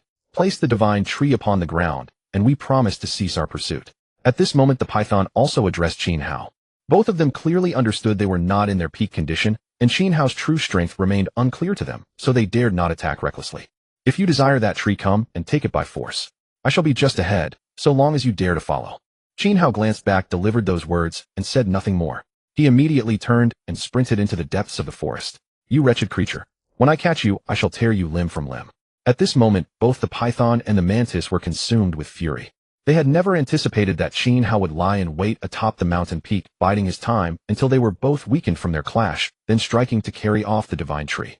By the time they realized the truth, it was already too late. The ultimate techniques they had exchanged had left them both battered and exhausted, which is why they had failed to close in on Qin Hao for so long. Finally, after several minutes of pursuit, Qin Hao appeared ahead of them. He had stopped at that location with the divine tree at his feet. Seeing this, both their eyes burned with rage as they charged toward Qin Hao, finally coming to a halt not far before him. Running. Why have you stopped? Did you truly believe you could escape our sight? At this moment, the mantis said to Qin Hao in such a manner. For in this critical moment, he understood clearly that Qin Hao had stopped at this place, meaning they no longer needed to worry about losing sight of him. Actually, I never intended to flee from here. I wish to lure you both to this place. Now is the time for us to settle our accounts. At this moment, Qin Hao's wolf-like muzzle curled into a smile as he spoke to them in such a manner. He had known all along, from the very beginning, that he had never intended to leave. Rather, he had drawn them here to be devoured by himself. Both sides possessed absolute confidence in their strength. Even though they were no longer in their prime condition, the fact that they still dared to pursue him made Qin Hao exceedingly glad in his heart. After all, he knew his current strength was more than sufficient to devour both of them. Very well then. Show me how formidable you truly are. After speaking these words to them, Qin Hao immediately lunged toward both of them. In his judgment, the one most severely wounded was undoubtedly the python that had been in the water. So after casting his gaze upon the python, Qin Hao immediately charged toward it. Steel body, icy power. The moment Qin Hao pounced, he activated these two attributes. He understood very well that with his steel body, even being struck by them would not cause him significant pain. Moreover, the python had already strayed far from its lake, so its water attribute abilities had been greatly diminished. At this moment, upon realizing that it had been singled out by Qin Hao, the python felt an intense surge of anger. Qin Hao's actions made it clear. He considered the python weaker than the mantis. This enraged the python deeply, for since its evolution, no ferocious beast had ever dared to look down upon it. Damn you. Let me see just how strong you truly are. After Qin Hao charged forward, the python muttered silently within its heart. It understood very clearly that although it had left the lake's surface, it could still mobilize its water attribute abilities. Thus, water blades began condensing around it. Once Qin Hao closed in, it planned to hurl all those water blades squarely onto him. Indeed, there is some skill here, but what harm can water from the air possibly inflict upon me? My steel body is beyond your ability to pierce. After realizing this, Qin Hao abandoned his defense, entirely concentrating all his attributes solely upon his offense. He understood very well that his steel body was like a turtle shell to him. There was no way the python's crude tactics could overcome him. Furthermore, he harbored absolutely no fear of the python's simple attacks. When Qin Hao charged forward, the python immediately unleashed all its water blades at once. Qin Hao merely used his forepaws to shield his eyes, paying no heed to anything else, for he knew his steel body's sole weakness lay in his eyes. With his weakness protected, Qin Hao paid no further attention to the surrounding attacks, and charged directly toward the python's body. When the python saw its water arrows strike Qin Hao's body and produce none of the effects it had envisioned, terror seized it utterly. It immediately dodged to the side, but Qin Hao observed its movement with crystal clarity. Thus he surged forward toward the direction of its evasion. Damn it! How can its perception be so keen? This is unlike any D-rank ferocious beast. At this moment, upon seeing Qin Hao charge straight for its head, the python realized that Qin Hao had already identified its weakness. After all, it knew its vitals. That fatal 7-CUN point was its most vulnerable spot. It then gathered its massive frame and fixed Qin Hao with its pair of emerald glowing eyes. Once Qin Hao sensed no further water arrows approaching, he slightly relaxed his focus on the python. He understood very clearly that with his steel body now activated, those water arrows striking him would merely produce noise. Though there was a slight stinging sensation, it had negligible impact on Qin Hao's combat effectiveness. Thus he allowed the water arrows to pelt his body while concentrating all his offensive power upon the python itself. Icy power. Rather than lunging directly onto the python as it had expected, Qin Hao first condensed ice arrows with his icy attribute, pummeling the python until it was riddled with wounds, and then methodically attacked with his razor-sharp foreclaws. Amidst his assault, he also infused his lethal venom attribute into the python's body. Watching this scene from the air, the mantis's eyes flickered with calculation. It understood very clearly that despite its prolonged aerial assaults, it had failed to even scratch the python's hide. Yet after Qin Hao's barrage, the python was covered in wounds, many of which oozed a foul green miasma. He carries deadly poison. At this moment, a thought suddenly arose within the mantis. Having evolved to this stage, their wisdom was not substantially different from ordinary humans, which is why it quickly reached this conclusion. At this moment, it watched the python being assaulted by Qin Hao, yet it chose not to intervene. Since it knew the python was its own rival, it had no intention of inserting itself into the conflict between Qin Hao and the python. Finally, after nearly 15 minutes had passed, the python collapsed onto the ground, barely clinging to life. Well, do you still desire that divine tree? Pressing his foreclaw upon the python's head, Qin Hao snarled at it. He understood very clearly that the purpose of both ferocious beasts had been the divine tree beside him moments ago. Gazing down at the python beneath his paw, a mocking expression crossed his face. If you spare me this time, I shall abandon all ambitions toward that tree. The python understood that its current strength was entirely insufficient to resist Qin Hao's attack. It hoped Qin Hao would spare its life. For it having endured so long to evolve to this stage, it certainly did not wish to lose its life in vain. Upon hearing these words, Qin Hao's dark muzzle curled into a grin. Spare you? Did you think my earlier words were mere jest? Now that you have fallen into my grasp, you still expect me to release you? Never in this lifetime. Qin Hao spoke to the python, then drove his sharp front claws straight into its vital spot. In that instant, the python's mouth trembled once before gradually stiffening, its life slipping away. Qin Hao felt a new attribute awaken within his body, knowing this was the promise of having consumed the python. After sensing the surging power coursing through him, he let out a joyous roar. Aru! Qin Hao howled at the heavens. Having devoured the python, he felt every ounce of exertion from their battle fully replenished his strength, even surpassing what it had been before. Since the python matched his own level, he could clearly perceive the abundant energy now flowing through his veins. Your turn next. Qin Hao extended his front claw, pointing toward the mantis hovering in the air. He understood all too well that this mantis was considerably stronger than the python. Do you truly believe slaying that foolish snake gives you the edge over me? I've already gauged your strength. Here is my proposal. Let us divide this divine tree between us. The mantis suddenly spoke to Qin Hao. Qin Hao paused in surprise, having never expected the mantis to make such an offer. What did you just say? Am I hearing this correctly? You want to split it with me? Qin Hao was utterly astonished by the mantis's words. Such a proposal was unthinkable, yet upon closer reflection Qin Hao realized the mantis was simply afraid of his newfound strength. He had no intention of negotiating.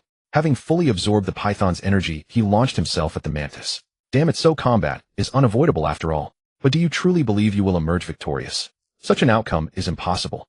After speaking, the mantis utilized its wind attribute to lift off the ground and soar into the sky. However, the dense branches severely restricted its movements. Come down at once. You think you can simply fly beyond the heavens in this place?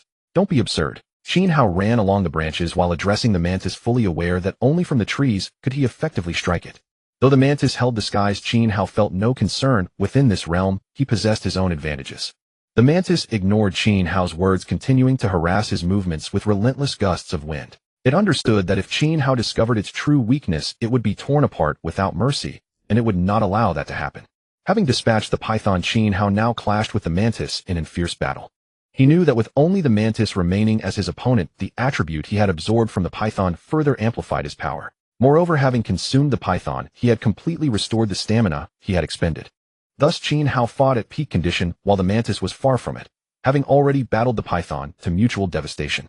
Now that Qin Hao had recovered to his full strength, he understood that as long as he could evade the mantis's attacks and land his own strikes, victory would inevitably be his. With your current state, you still believe you can defeat me? Let me make one thing clear. That possibility does not exist. Qin Hao taunted the mantis as he pressed his assault. He knew the mantis's compromised condition no longer posed any significant threat. Though it wielded wind powers, they could not penetrate Qin Hao's steel-like physique. What is this substance protecting that brat's body? It's so impenetrable. My attacks seem utterly ineffective against it. The mantis was astonished when its condensed wind blades failed to even scratch Qin Hao's hardened hide. It knew precisely how devastating its wind blades could be, yet against Qin Hao they seemed completely powerless, a truly incomprehensible phenomenon. Previously in other encounters, such attacks had left opponents with almost no ability to resist, including the python, which had possessed negligible defensive capacity. Yet now striking Qin Hao produced nothing but frustration, leaving the mantis deeply bewildered. You've realized my attacks barely affect me, haven't you? I told you. Your current state makes you no match for me. Qin Hao spoke to the mantis, and recalling its earlier arrogance, he couldn't help but chuckle. He still found it amusing that this very mantis had contemplated dividing the divine tree with him. I cannot prevail against him in this condition. I must either sue for peace or flee while I still can. I am already wounded. I will have to await the next opportunity. A desire to retreat suddenly seized the mantis. Witnessing the ferocity of Qin Hao's assault, the mantis grew cautious, fully aware that it was not at full strength. Even if it continued fighting, the best outcome would be mutual destruction. But Qin Hao was clearly in far better condition, and should the battle persist, he would likely seize complete control. Taste this, frost ice sword. Qin Hao opened his maw and spat forth several slender blades forged from his ice power, which shot toward the mantis like streaks of light. The sacred armored mantis sensed those icy projectiles locking onto its position with deadly precision. However, it was not struck for possessing the ability to fly. It immediately climbed higher the moment Qin Hao's attack came. Yet even as it ascended, the frost blades pursued it relentlessly, filling the mantis with frustration. It had not anticipated that the dense canopy would so severely constrain its altitude and direction. The branches were far too robust, forcing it to constantly dodge their interference. Sacred wind power. After rising to a certain height, realizing the swords remained unavoidable, it activated its wind attribute. It understood all too well that at this critical moment, there was nowhere left to escape. The mantis could only barely counter, and when the two attributes clashed, a wave of energy erupted from the collision. Observing this, Qin Hao couldn't help but admire the mantis's tenacity. He knew full well that it had already suffered grievous wounds in its battle with the python. Yet, even now it could still evade his attacks, a feat that earned the sacred armored mantis his respect. A ferocious beast capable of evolving to this extent truly does possess remarkable strength. Though it fought the python to mutual damage, its injuries appear less severe. Qin Hao murmured to himself. For him, after witnessing this scene again, he clearly understood that the mantis had still held back previously, which was why the python hadn't detected it. But do you really think I only possess the power of ice? That's impossible. Obscuring poisonous mist. At this moment, Qin Hao once again unleashed his deadly poison attribute, enveloping the entire area in a thick toxic fog. Within the dense fog, other ferocious beasts would lose all sense of direction and become hopelessly disoriented. However, Qin Hao's exceptional wolf eyes allowed him to navigate through the mist with clarity and precision. But as the mantis became ensnared in the poison fog, it noticed its senses gradually dimming. Its sense of direction grew increasingly vague, leaving it completely lost about its own location. Damn it, he has such tricks too. It seems I'm in grave danger this time. The mantis muttered before charging blindly through the air, its movements erratic and panicked. It had no idea where it was, its keen senses completely blocked by Qin Hao's toxic mist, leaving it thrashing helplessly in every direction. Meanwhile, Qin Hao was slowly approaching a large tree, preparing to leap from above. He understood perfectly that the mantis was completely disoriented. Furthermore, Qin Hao employed his concealment technique at this critical moment, knowing full well that only through this method could he strike silently and catch his opponent off guard. Using his concealment ability, Qin Hao crept closer to the mantis without making a single sound. At this crucial moment, he understood that any sudden movement would likely be detected by the mantis in the air above. Therefore, even with the concealment technique, Qin Hao refrained from excessive movement. Pressed against the tree, he inched closer to the mantis with deliberate caution. The poison fog disrupted the mantis's senses, but Qin Hao's remained unaffected, allowing him to pinpoint the creature's exact location with perfect clarity. The mantis couldn't possibly detect my position now. Staying pressed against this tree should keep me hidden, Qin Hao thought to himself. He understood the mantis's awareness was fading within the toxic fog, and he alone could maintain his senses in such conditions. With the mantis's senses nearly gone, Qin Hao sprinted toward its position, moving quickly while still pressed against the tree. Qin Hao now held every advantage, timing terrain and opportunity, leaving the mantis at a decisive disadvantage. I can't continue like this. If I stay trapped in this poison fog, the situation will only worsen for me. I need to escape this area as quickly as possible. The mantis muttered these words to itself in desperation. He knew that remaining in the fog meant certain defeat. If Qin Hao launched a surprise attack, he'd be completely helpless. He refused to accept such an outcome. Having evolved through countless trials since emerging from spiritual energy, he understood the necessity of maintaining composure in moments like this. Power of the furious wind. The mantis rapidly flapped its wings, gathering the wind into a powerful dragon-shaped force that swept outward in all directions. He tried to use his wind attribute to disperse the poisonous fog, but to his astonishment, despite his continuous wing movements creating a whirlwind, the fog remained unchanged, a mystery that puzzled him deeply. In his understanding, wind should have scattered the toxic mist entirely, yet nothing had changed, leaving him bewildered by this contradiction. At this critical juncture, he needed to escape immediately. What's happening? How could my wind power fail to move even a single particle of this mist? The mantis was utterly shocked by what he witnessed. He never imagined that Qin Hao's poisonous fog would render his devastating wind power completely useless.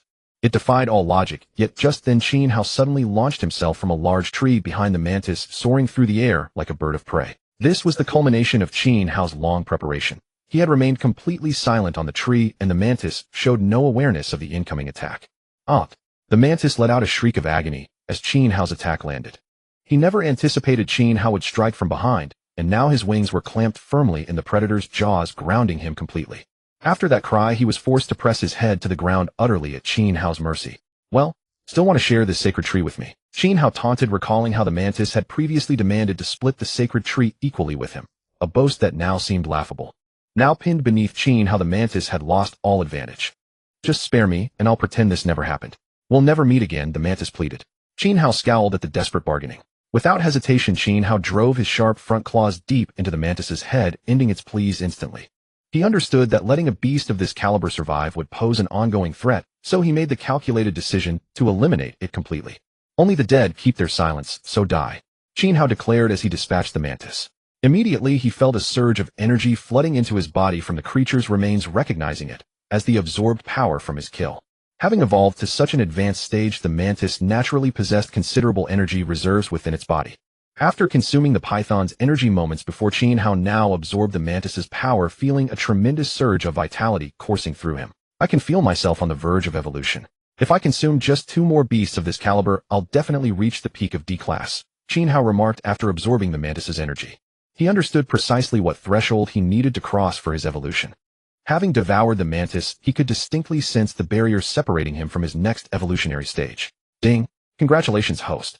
You've successfully consumed a mid-tier D-class demonic beast, the sacred armor mantis, and gained the wind attribute. A system voice suddenly echoed in his mind, filling him with delight. The acquisition of a new energy attribute meant his power had surged once more. How pleasant, Qin Hao thought, relishing the added attribute enhancement. Even at my current stage, the creatures in the next tier won't necessarily stand a chance against me. His confidence was well-founded, and he felt a deep sense of satisfaction at this pivotal moment. He knew his relentless efforts had not been in vain. With each evolution strengthening his body, he understood that every sacrifice had been worthwhile. Having consumed the mantis, he had finally acquired another elemental attribute. After sensing that his attributes had been enhanced once more, Qin Hao knew there was little reason to remain in this place. So at this moment he was fully aware that it was time to leave this mountain peak. After all, he had originally come here for this divine tree. Having claimed what lay deepest within the mountain, he set off toward the exterior of Kunlun Mountain. There is little necessity to remain here any longer. I have already taken the divine tree from Kunlun Mountain, so now is the time to find that fox. Qin Hao whispered these words silently to himself. He was well aware that he had previously dispatched that fox to Hongshan. He had arrived here some time ago, so he knew it was time to rendezvous with that fox. Qin Hao was eagerly anticipating whether the fox could successfully claim that sacred mountain. Although Qin Hao had given it this mission, he knew that with the fox's current level of evolution, success was not guaranteed. But Qin Hao knew that if he went himself, he could surely help the fox successfully claim that great mountain. After storing the divine tree in the bag he had prepared earlier, Qin Hao had no intention of lingering in Kunlun Mountain any longer.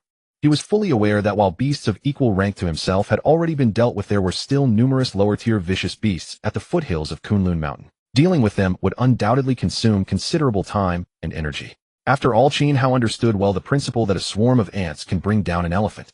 Enough. I should leave this place at once. It holds little value for me now. With this thought in mind, Qin Hao immediately used the trees on the mountain peak as cover to slowly depart from the Kunlun Mountain area. He was fully aware that he had already taken away the most precious items. So even if there were other opportunities hidden within Kunlun Mountain, they would pale in comparison to what he had already secured. Qin Hao saw no reason to waste time on such minor opportunities.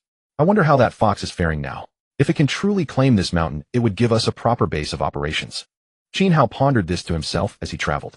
Given his current strength, successfully claiming a great mountain was indeed without issue. So at this crucial moment, he knew he had to hurry there. If he could indeed reap these unexpected gains, he wouldn't mind sharing some branches and fruits from the divine tree with the fox to help it evolve more quickly. After traveling for several days, he finally arrived at the foothills of Hongshan.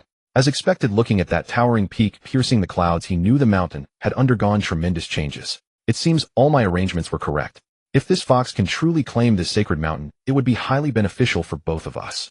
Qin Hao knew the potential of this fox was astonishing. It was a nine-tailed celestial fox from his past life. Even he dared not underestimate it. And in these chaotic times, such beasts with tremendous potential were the most likely to evolve rapidly. The reason Qin Hao helped this fox so much was precisely because of this potential. After all, animals capable of evolving into SS-rank beasts were not uncommon, and this nine-tailed celestial fox clearly possessed such ability. So everything Qin Hao did was essentially an investment. When Qin Hao reached the mountain peak, he furrowed his brows. For he could sense a presence here, but it was not that of the fox. How could this be? Has this mountain range already been claimed by another fierce beast? After sensing this aura, Qin Hao was extremely surprised. He had never expected not to find the fox's presence on this peak, which made him feel utterly bewildered. After all, he had previously instructed that fox to claim this mountain range as soon as possible. Upon sensing this, Qin Hao employed his concealment technique and slowly advanced forward. He also wanted to see who the fierce beast at the very center of this peak actually was. According to his arrangements, the fox should have been at the center of this peak, but what he saw now was not what he had anticipated. When he arrived at the center of the mountain peak, what came into his view was a spotted leopard covered in explosive muscle. Shadow leopard. How could it be him? Upon seeing that leopard, Qin Hao began searching through his memories for information about this beast. After a moment, he realized this leopard was the same one that had ambushed the human army in his previous life. Although it was eventually destroyed by the human army using nuclear weapons, its reputation had spread across the world. It seems this fox has definitely been bullied by this shadow leopard. I must first find where that fox has gone before I can help it deal with this leopard. After spotting this leopard, Qin Hao did not rush to disturb it. Instead, he planned to search for traces of the nine-tailed celestial fox on Hongshan first. Because he understood clearly that only by finding the nine-tailed celestial fox could he figure out what had happened on this mountain. So Qin Hao concealed his presence and searched everywhere on the mountain until finally he spotted the fox drinking by a lake on the mountainside. Sure enough, it's here. Looking at the tails behind it, it has actually grown two more and evolved into a three-tailed fox. After seeing the tails behind the fox, Qin Hao knew this fox had certain opportunities within this mountain range. Otherwise, it wouldn't have grown 2 additional tails. Qin Hao looked at the stone under his foot upon seeing this scene. He instantly threw it, and it landed in the lake with a splash. At this moment, the fox was extremely alert and immediately looked up toward Qin Hao's direction. Its perception was very clear, and it knew that stone had come from Qin Hao's location. When the fox saw Qin Hao's figure, it let out a cry and ran toward him. After reaching Qin Hao's side, it affectionately rubbed its small head against Qin Hao's leg. "What's going on here? Why haven't you claimed this great mountain?" After the fox arrived beside him, Qin Hao gestured and asked it. Seeing this, the fox lowered its head, appearing weak and pitiful. After seeing the fox in such a state, Qin Hao gradually calmed his emotions. Since he had seen that shadow leopard on the mountain peak earlier, he already roughly understood the fox's predicament. That shadow leopard, though slightly weaker than Qin Hao, was certainly beyond the capability of this 3-tailed fox to handle. "I actually arrived at this mountain quite early, but later a leopard with stronger power drove me out from the peak. There was nothing I could do about it." The fox stood up beside Qin Hao's leg and described the situation. At this moment, Qin Hao also understood what the fox was trying to convey, because he had already seen the presence of that shadow leopard on the mountain peak earlier. So Qin Hao had already formed a rough hypothesis about the circumstances at that time. And now everything the fox said just confirmed the conjecture Qin Hao had formed in his mind. "I have a general understanding of this matter. That leopard is currently resting in the cave at the mountaintop. It seems the opportunities on this mountain have been divided between you and him." Qin Hao, observing the fox's current state, was fully aware of the situation.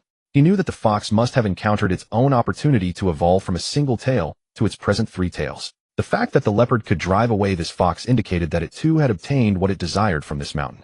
"Yes, when this mountain range was undergoing changes, I happened to arrive here. I consumed some fruits which made me stronger." Upon hearing the fox speak, thus Qin Hao nodded. He understood very well that although the fox currently had only 3 tails, its potential for future growth was truly formidable. It had only just begun its evolutionary path with a long journey ahead. Therefore, Qin Hao was not particularly anxious about this. "Since that leopard is currently the strongest on this mountain, let us go now and help you reclaim your honor." Qin Hao said this to the fox after observing what had transpired. He was fully aware that the leopard had previously bullied this fox. This was why the mission Qin Hao had entrusted to this 9-tailed celestial fox had not been completed. Having seen this fox, he knew he must seize this mountain range. Qin Hao's original intention was to establish this mountain range as his headquarters. "Very well, boss. Let me take you there now." Upon hearing that Qin Hao would adventure, the fox immediately sprang to its feet. Since being bullied by that leopard, it had harbored deep grievances. Now when Qin Hao offered to stand up for it, the fox jumped about with joy and tugged at the fur on Qin Hao's legs. Sensing this, Qin Hao watched the fox dash out and followed closely behind. Before long, they slowly approached the mountaintop. At that moment, the fox glanced toward the shadow leopard in the cave atop the mountain, then pointed in that direction for Qin Hao. "You mean he bullied you, correct? I understand. Let me take you directly to see his reaction." After speaking to the fox, Qin Hao led her toward the cave where the shadow leopard resided. He was fully aware of his current strength and was not overly concerned about the leopard's attacks. After all, although their levels were not far apart, Qin Hao's diverse attributes allowed him to easily overpower the shadow leopard. "Who dares to trespass in my domain?" At this moment, the shadow leopard clearly sensed an astonishing aura approaching. Thus he opened his slumbering eyes and looked toward Qin Hao's direction, for he could distinctly feel the pressure emanating from where Qin Hao stood. "I heard you bullied my subordinate, is that correct?" Upon arriving, Qin Hao communicated with the shadow leopard using their species' mode of interaction. Having understood the full circumstances, he finally realized that the shadow leopard was merely an outsider to this Hongshan, which had previously been occupied by this fox. "Your subordinate. I do not know who your followers are on this Hongshan." The shadow leopard, clearly uncertain of Qin Hao's strength, responded in this manner. Consequently, his attitude toward Qin Hao was comparatively moderate. Had he treated Qin Hao as he had other ferocious beasts in the past, his demeanor would surely have been different. "Fox, come out. Let him see clearly what transpired between you two." At this point, Qin Hao summoned the fox that had been hiding behind him. He understood very well that only through a direct confrontation between the fox and the shadow leopard could the true history of their past encounters be revealed. "So it is him. It seems this fox which I failed to capture before has returned seeking revenge." Upon seeing the 9-tailed celestial fox, the shadow leopard clearly understood why Qin Hao had come at this moment. Prior to arriving at this Hongshan, he had been unaware that other ferocious beasts inhabited this place. However, upon his arrival, the area had undergone tremendous changes, prompting him to settle here. At that time, he also engaged in battle with the original 9-tailed fox that had occupied this mountain range. Clearly, he held absolute dominance and drove the fox away. However, he had no idea that this fox had powerful backing. Thus, upon seeing Qin Hao approach him so aggressively, he understood the situation.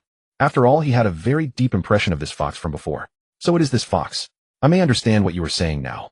This time after looking at the fox, the shadow leopard understood Qin Hao's purpose for coming here. After all, he had fought with this fox before, but at that time he had not regarded it seriously. For although the fox was very fast, its attacks felt no more than tickling to him. There was indeed some conflict between us, but so what? In this animal realm, is it not the law of the jungle, the strong devouring the weak? His strength is inferior to mine, so I was able to occupy this mountain range. Knowing that the conflict between him and the fox could not be avoided, the shadow leopard's attitude became somewhat more rigid. For he understood very well how difficult it was to seize a mountain range after the spiritual energy revival. Yet this Hengshan had been easily taken by him, and he had no intention of yielding it. It appears you understand very well that the conflict between the two of you cannot be avoided. Since you speak thus, I hereby declare this mountain range as mine. Qin Hao responded with great firmness, for he understood that since the shadow leopard had said such things, and his attitude had already shifted, it meant the conflict between them was unavoidable. In that case, if you desire this mountain range, come forward. Without a battle, how shall we know who prevails? At this moment, the shadow leopard's innate ferocity, stirred by Qin Hao, surged within his bloodline. He understood clearly that although he could sense a tremendous sense of crisis emanating from Qin Hao, yet he also possessed a certain confidence in his own strength. After all, for him to possess such power at this time, it must be due to his own destined opportunities. Upon hearing these words from the shadow leopard, Qin Hao glanced at the fox beside him, pulled her behind him, stepped forward, and simultaneously unleashed his aura. Step back a bit now. This fight is between the two of us. After pulling the fox behind him, Qin Hao spoke to her. He understood very well that the nine-tailed celestial fox was still unable to participate in his battle. After all, the fox currently possessed only 3 tails and had not yet reached the stage where its potential could fully manifest. The fox, being quite perceptive, stepped back 1 pace behind Qin Hao and found a relatively safe vantage point to watch the battlefield forming between them. Go for it, boss. Victory to our boss. Boss is the best. Upon finding this spot, the fox loudly cheered toward Qin Hao in the battlefield, addressing the shadow leopard. He understood very well that if Qin Hao could triumph, this mountain range would once again belong to him. For he had previously discussed with Qin Hao the possibility of establishing this place as their joint headquarters. From the memories of my previous life, it was clear to see that this mountain range would eventually become one of the world's greatest renowned mountains, so we must make our preparations before that day arrives. Qin Hao told himself silently at that moment. He understood full well that he had to plan for his future right now. Hence he knew at once that he would seize this mountain range at all costs. Only by securing these peaks firmly could he evolve with extraordinary speed. Come then, let me see what you are truly capable of.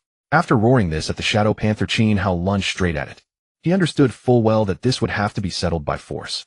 Thus, if he could not drive the shadow panther away, he would have no choice but to devour it. At that moment, Qin Hao wanted to know what skill the shadow panther possessed.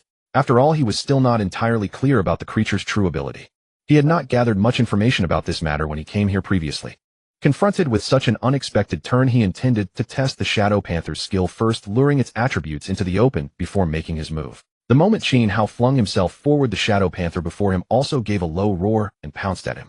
It too wanted to know where it stood in comparison with Qin Hao, for at this moment it was naturally unwilling to surrender the mountain range. Moreover, having evolved to this stage, it was by no means lacking in intelligence. It knew precisely what favored its own interests. After the head-on collision with Xiao Hong, he could feel the solid muscles beneath Qin Hao's snow-white wolf fur. In that single collision, he was sent flying with immense force. Damn it, his strength is indeed a bit greater than mine. I still haven't found out what attribute it possesses. I must not be careless. The shadow panther said inwardly. In the collision just now, it had been completely at a disadvantage. Because Qin Hao had already used his steel body after pouncing, this shadow panther was firmly suppressed the moment the two clashed. Shadow clone. At this moment, the shadow panther knew it could no longer hold back, for it could sense the explosive power surging within Qin Hao's body. After it unleashed this skill, Qin Hao suddenly saw the shadow panther before him gradually turn illusory, and around him more shadow panther silhouettes appeared. What is going on? Why are there suddenly so many shadow panthers? Qin Hao was astonished at the sight. He had never expected so many shadow panthers to appear in this open space all at once.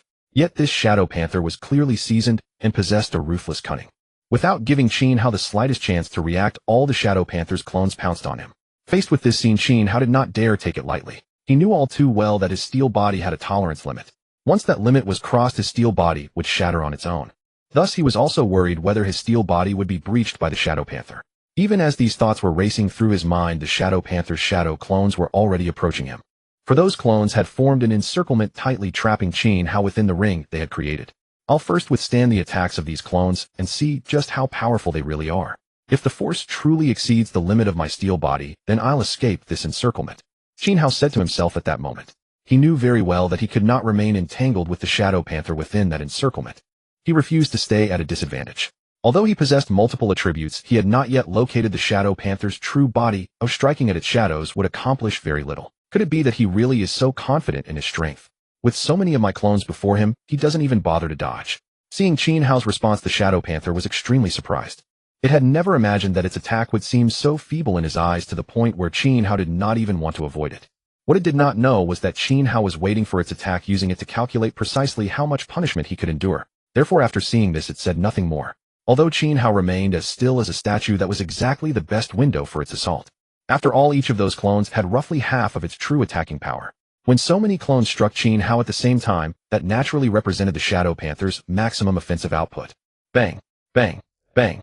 The sound of those shadow clones crashing into Qin Hao's body rang out endlessly against his steel body. The fox watching nearby was equally bewildered.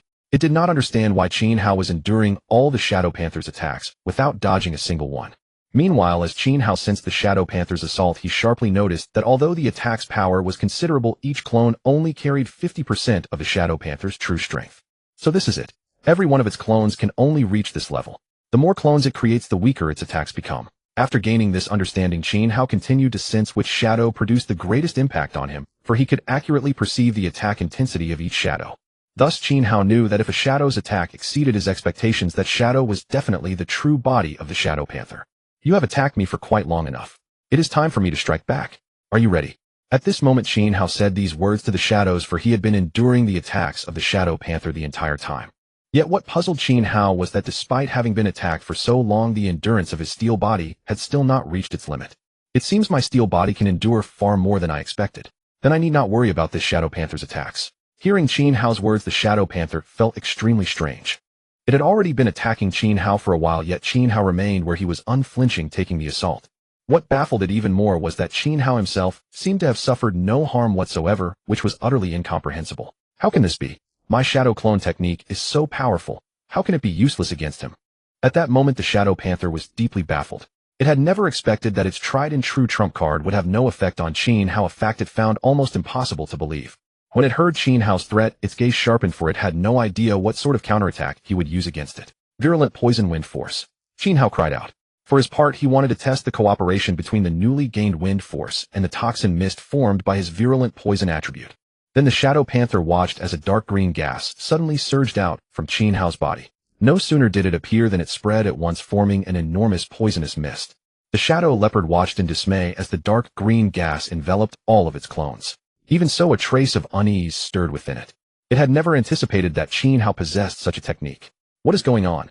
I cannot see anything in this miasma, and my strength seems to be fading. The Shadow Leopard murmured these thoughts to itself.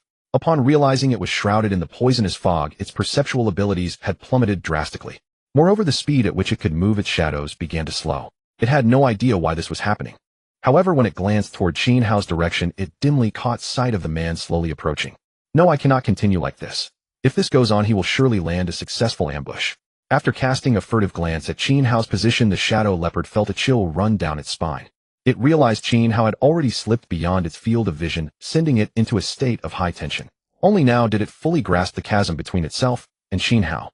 Its prized shadow clones proved completely useless against Qin Hao. Sensing the formidable aura emanating from Qin Hao, it knew it had to flee this place immediately, or it would risk its life. The Shadow Leopard had no desire to take such a risk. After all, it had worked tirelessly to evolve to its current level of power. To lose its life here would be utterly pointless. Having reached this conclusion, it began to gradually reduce the number of its clones, for fewer clones would only heighten their offensive capability. Qin Hao, observing the diminishing clones, understood that the Shadow Leopard was likely shifting into a defensive posture. After all those previous clone attacks had dealt zero damage to Qin Hao. He fully understood that his opponent had altered its strategy. At this moment, the Shadow Leopard noticed the visibility around it was deteriorating further until it could no longer determine Qin Hao's exact location. Continuing like this means certain death at his hands. I cannot remain here. I must leave this area immediately. The Shadow Leopard was fully aware of its dire predicament.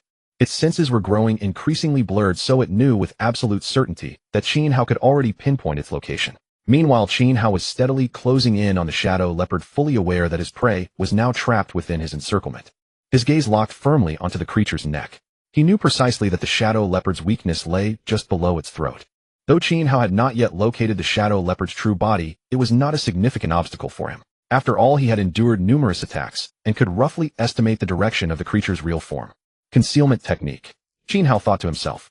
His figure gradually vanished, rendering him completely hidden. Qin Hao now searched the poisonous fog for the shadow leopard's true body. With only a few clones remaining, all of his attention was focused on monitoring them. Qin Hao knew that once he uncovered the shadow leopard's true body, this entire battle would be over.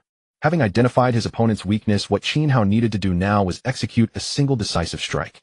Perhaps I should attempt an attack now to gauge his exact position, Qin Hao thought. Given the circumstances, he had to probe the shadow leopard's true body. After employing his concealment technique to sneak closer, he resolved to test one of the creature's shadow clones. With only 5 shadow clones remaining, Qin Hao crept toward the nearest one. After concealing himself for several seconds, he suddenly shot forward with a sharp whoosh. The shadow leopard ahead had yet to detect his presence. When Qin Hao drove his sturdy claws into the shadow clone's neck, he suddenly realized the clone in his grasp instantly dissolved into nothingness. This clone was a decoy. That leaves 4 remaining. Among them, one is the true body, meaning I still have 4 chances. After destroying the shadow clone, Qin Hao detected no sign of the shadow leopard's true form. He immediately understood he had raised the alarm, and now only 4 shadow leopards remained hidden within the poisonous fog. What happened? A clone just vanished. Has he started attacking me? At that very moment, the shadow leopard sensed one of its clones had been destroyed. It realized Qin Hao had begun his assault. Yet the fact that it could not pinpoint his exact location filled it with dread. In this pitch-black poison fog, it could not even discern the direction of its remaining clones. Knowing Qin Hao had already targeted its clones, it could only imagine he would soon strike at its true body. Forced to act, it closed its eyes and bolted blindly. Lost in the dark fog and unable to distinguish north from south, it simply chose a direction and fled. Qin Hao suddenly noticed all the shadow leopard clones beginning to flee in the same direction. He understood that eliminating that one clone had given away his position. From the current situation, the shadow leopard clearly understood Qin Hao's intentions and had fled accordingly. But Qin Hao would not let this opportunity slip. The shadow leopard was moments away from being unmasked. Once he cracked through its shadow clones, the creature would be completely exposed to his attacks. Watching the shadow leopard sprint in that direction, Qin Hao immediately drove his fog toward it. The mountain peak was expansive enough that no matter which way the shadow leopard ran, it could not escape the reach of Qin Hao's poisonous mist. Wind power enhancement. Noticing the shadow leopard's speed increasing, Qin Hao suddenly decided to channel wind power into his 4 legs, boosting his velocity once more as he gave chase. Trapped within the poisonous fog, the shadow leopard felt utter panic. It had just sensed another one of its clones vanish. How is this possible? Its speed shouldn't be this fast. After devouring that nation's treasure, my speed became extraordinary, yet it keeps pace with me, and even surpasses it.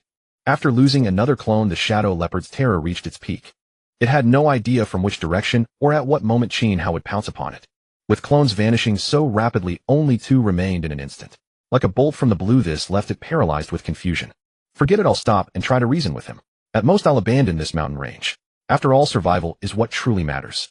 The shadow leopard murmured silently within his heart at this moment.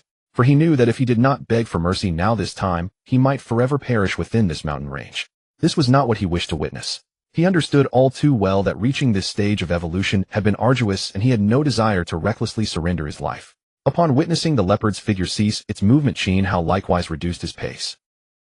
At this moment, Qin Hao observed that the shadow leopard had halted its movement, so he slowed down and approached the beast. Why have you ceased your flight? Do you truly believe you can still escape my grasp at such a time? Qin Hao remarked to the shadow leopard before him. He understood that the shadow leopard had been attempting to break free from his poisonous mist.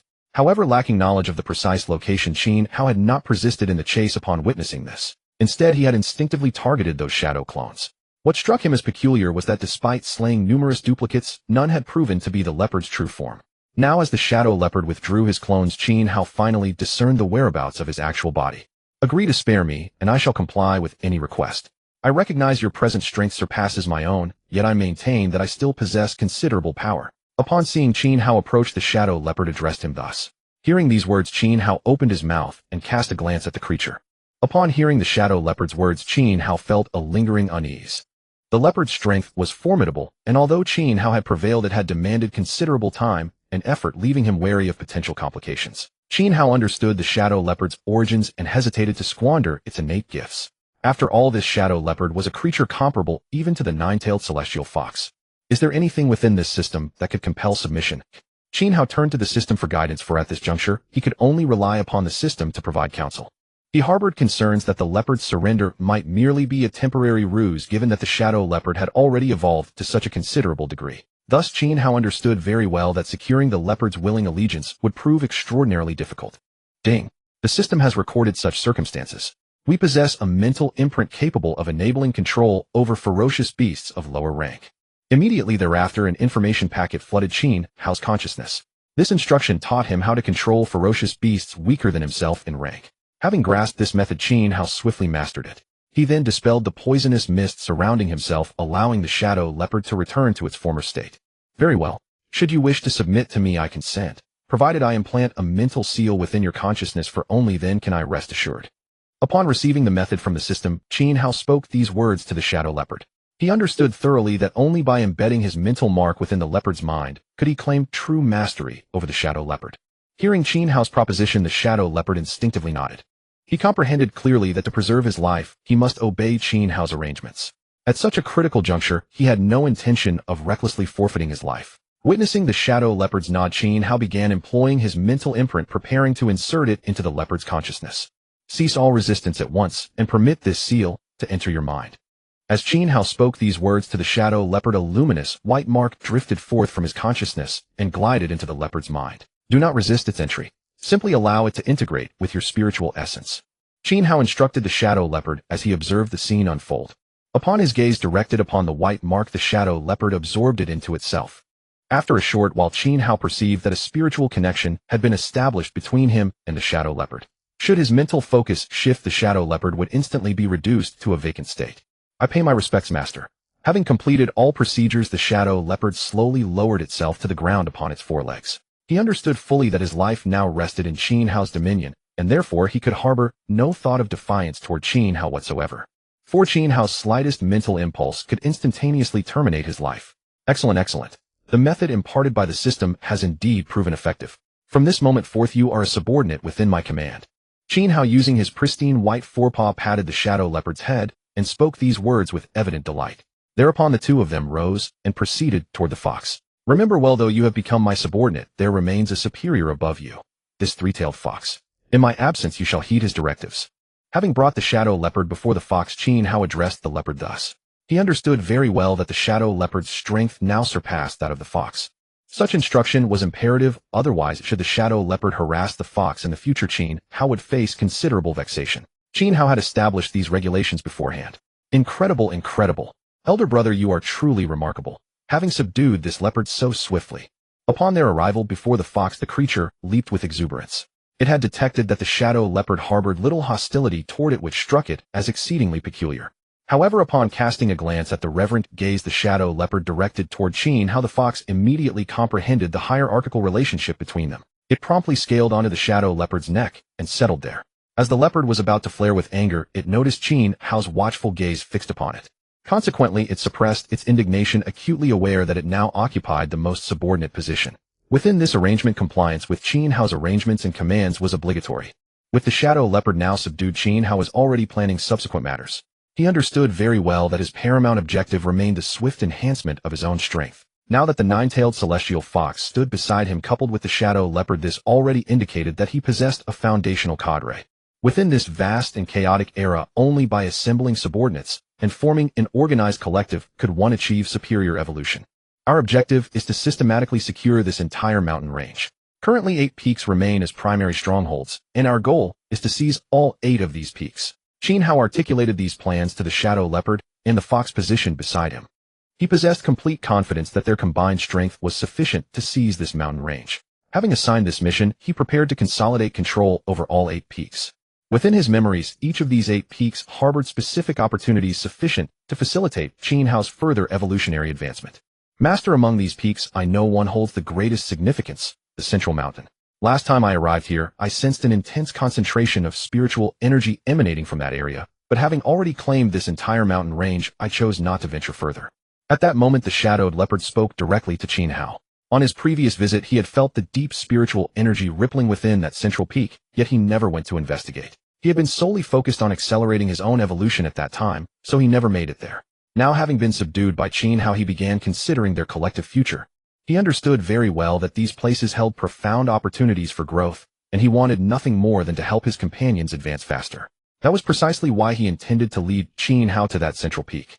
Oh, is there something special at that place? Qin Hao turned to face the shadowed leopard, curiosity evident in his voice. He couldn't quite understand why the leopard seemed so certain that such treasures awaited there, leaving him deeply puzzled. Indeed, that area radiates tremendous spiritual energy. Last time I came, I didn't have the chance to explore it. I believe we must seize that territory without delay. The shadowed leopard spoke to Qin Hao, turning his gaze toward the nine-tailed fox beside them. He understood fully that he and Qin Hao were now bound together, as inseparable as threads on the same rope. In speaking thus, he was also protecting his own interests. Seeing the leopard's absolute conviction, Qin Hao knew he wouldn't be deceived.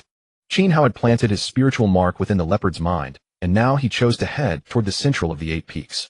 He knew better than anyone that what they needed most was opportunity, the kind that could only be found by claiming these peaks. They had to establish this mountain range as their foundation before anyone else could interfere. We shall go directly to inspect that central peak. If all goes well, we will claim this entire mountain range. All 8 peaks will belong to us. Qin Hao addressed both the shadowed leopard and the fox, then turned and began walking toward the distant peak without hesitation. He understood that in moments like these, swift action was essential. There was no time to waste. With the shadowed leopard and the fox trailing behind, they made their way toward the central peak. Soon they reached the mountain's foothills. We will ascend directly, but we must conceal our presence completely. If any high-level beasts dwell upon this mountain, revealing ourselves would be disastrous. Remember this. Before beginning their climb, Qin Hao warned the shadowed leopard and the fox.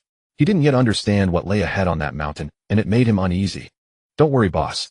We understand perfectly. We'll mask our aura so no one can detect us. The fox responded to Qin Hao's instructions. The 3 of them slowly made their way upward. They knew that before understanding the mountain's secrets, they had to keep their presence entirely concealed. After some time, they continued toward the summit. Along the way, Qin Hao detected no threatening aura, which brought him a measure of comfort. How strange. We've walked for so long and haven't encountered a single beast. What's happening here? The fox spoke suddenly as they reached the midpoint of the mountain. It was deeply unsettling.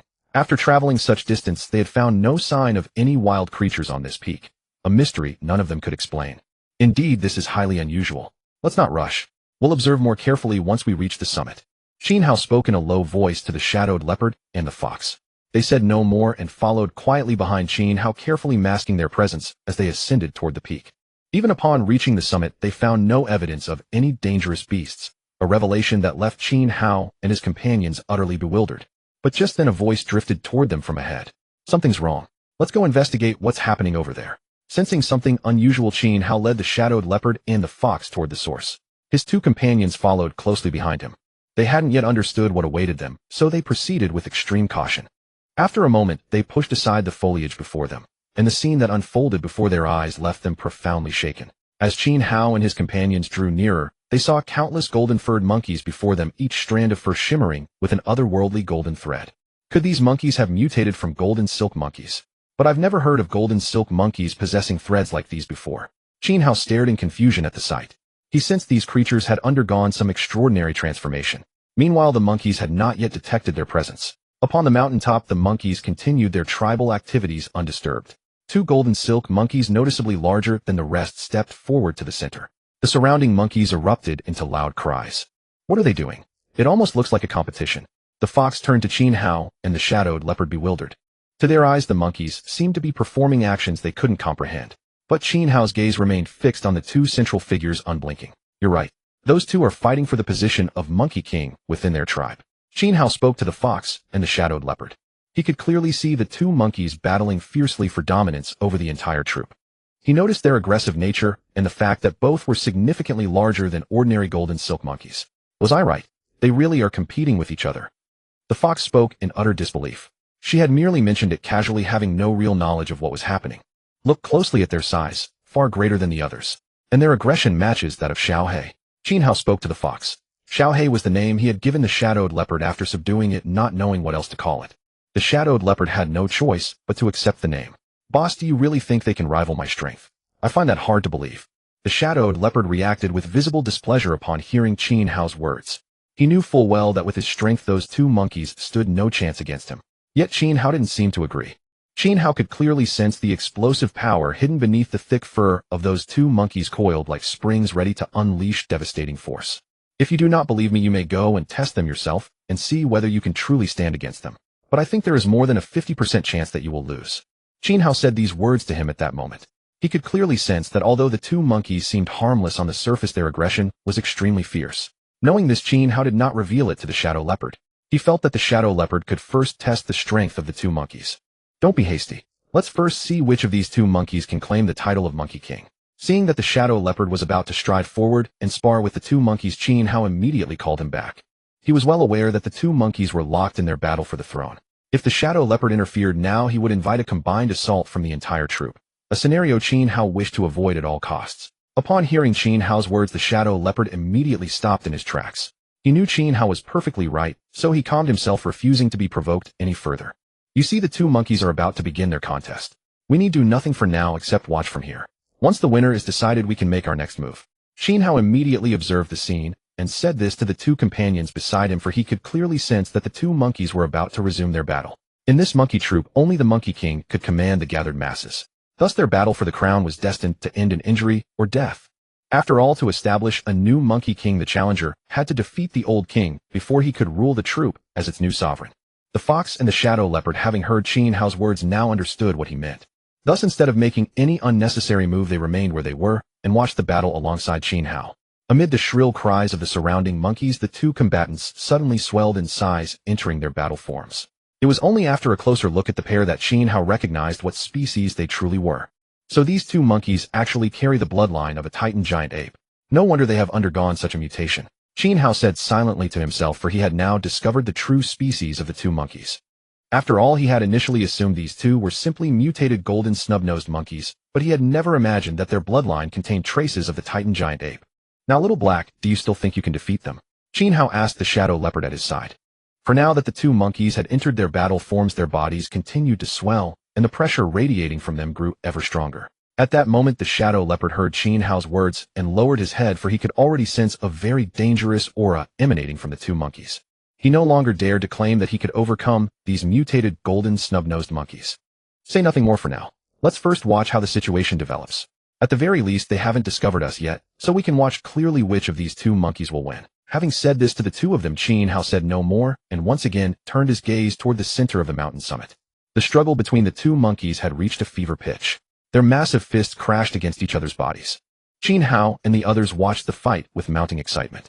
What they witnessed was raw, primal hand-to-hand combat, with nothing flashy or superfluous to mask its brutality. It is just this kind of ferocity that suits the monkeys' taste. The collision of flesh against flesh is, after all, the surest way to stir up their savage nature. Qin Hao remarked without the slightest tension, for every blow the two monkeys delivered landed solidly on the other's body. Moreover, the cries of the surrounding monkeys made the two combatants even more frenzied.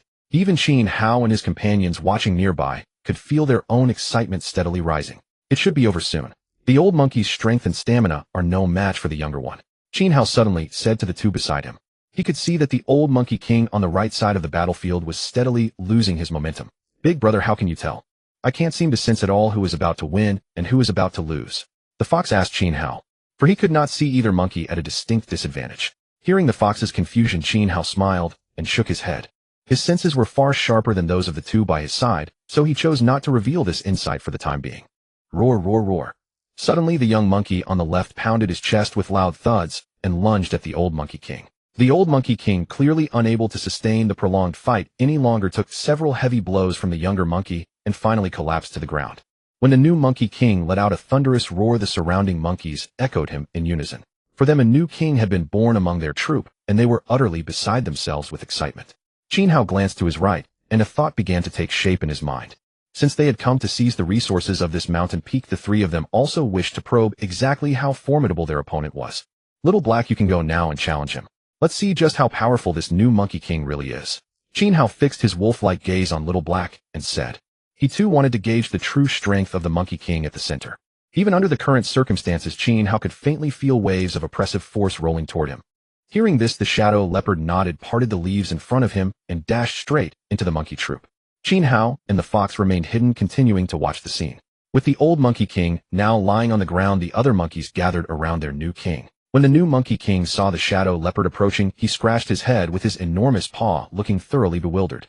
He could not fathom why an outsider would dare to rush in at such a moment. Letting out a thunderous roar, he made every monkey turn to look at the shadow leopard. You must be the king of this troop. Do you have the courage to fight me? Once Little Black had charged over, he issued the challenge to the Monkey King in a provocative tone. He too was eager to test the new Monkey King's strength. That's right. You've come to my territory to challenge me. Why not step onto this battlefield and give it a try? The new Monkey King suddenly said this to the Shadow Leopard. As soon as the words left his mouth, the monkeys around him parted to both sides, clearing a path for the Shadow Leopard. Seeing this, Little Black knew there was no avoiding the fight. He walked step by step into the middle of the battlefield. He too wanted to see for himself just what this Monkey King was made of. Shadow Clone. As soon as he stepped into the battlefield, the Shadow Leopard immediately activated his Shadow Clone technique. Because he was keenly aware that if he wished to bring this battle to a swift conclusion, he had no choice but to act in this manner. Although the strength exhibited by the new Monkey King earlier had made Xiao He feel somewhat unnerved, he knew he absolutely had to step forward. He also yearned to test whether this new Monkey King's power was truly as formidable as he had imagined. Having witnessed the Shadow Leopard's response, the new Monkey King instantly raised his head upward and thumped his chest with his enormous fists. This was the harbinger of his assault, and the Shadow Leopard dared not show the slightest negligence. After all, he could already sense an overwhelming pressure radiating from the new Monkey King. How can this monkey's aura be so formidable? It seems he can even rival the boss. Sensing the aura exuding from the new Monkey King, the Shadow Leopard thought to himself. At that moment, he could already tell that this new Monkey King's strength was likely on par with what Qin Hao had previously displayed. After all, this new Monkey King alone, relying purely on his physical body, already emanated such suffocating pressure. The instant the two clashed, the Shadow Leopard relentlessly used his shadow clones to strike at the new Monkey King's body. However, to his great astonishment, the new Monkey King's muscles were incredibly dense. Even when Xiao He attacked him with his clones, he failed to inflict any significant damage. This was nearly identical to the indestructible body that Qin Hao had demonstrated earlier. Damn it, how does he possess such a skill as well? It completely defies logic. The Shadow Leopard felt utterly miserable at this moment. After all, the shadow clones he relied upon were most easily countered by savage beasts endowed with exceptionally powerful physical bodies. He had never imagined that within this one short day they would encounter two different beasts that could counter him. Besides Qin Hao, the other was this very new Monkey King. It seems my luck is abysmal today, running into such freaks one after another. This time I'm afraid I cannot escape without suffering some physical pain.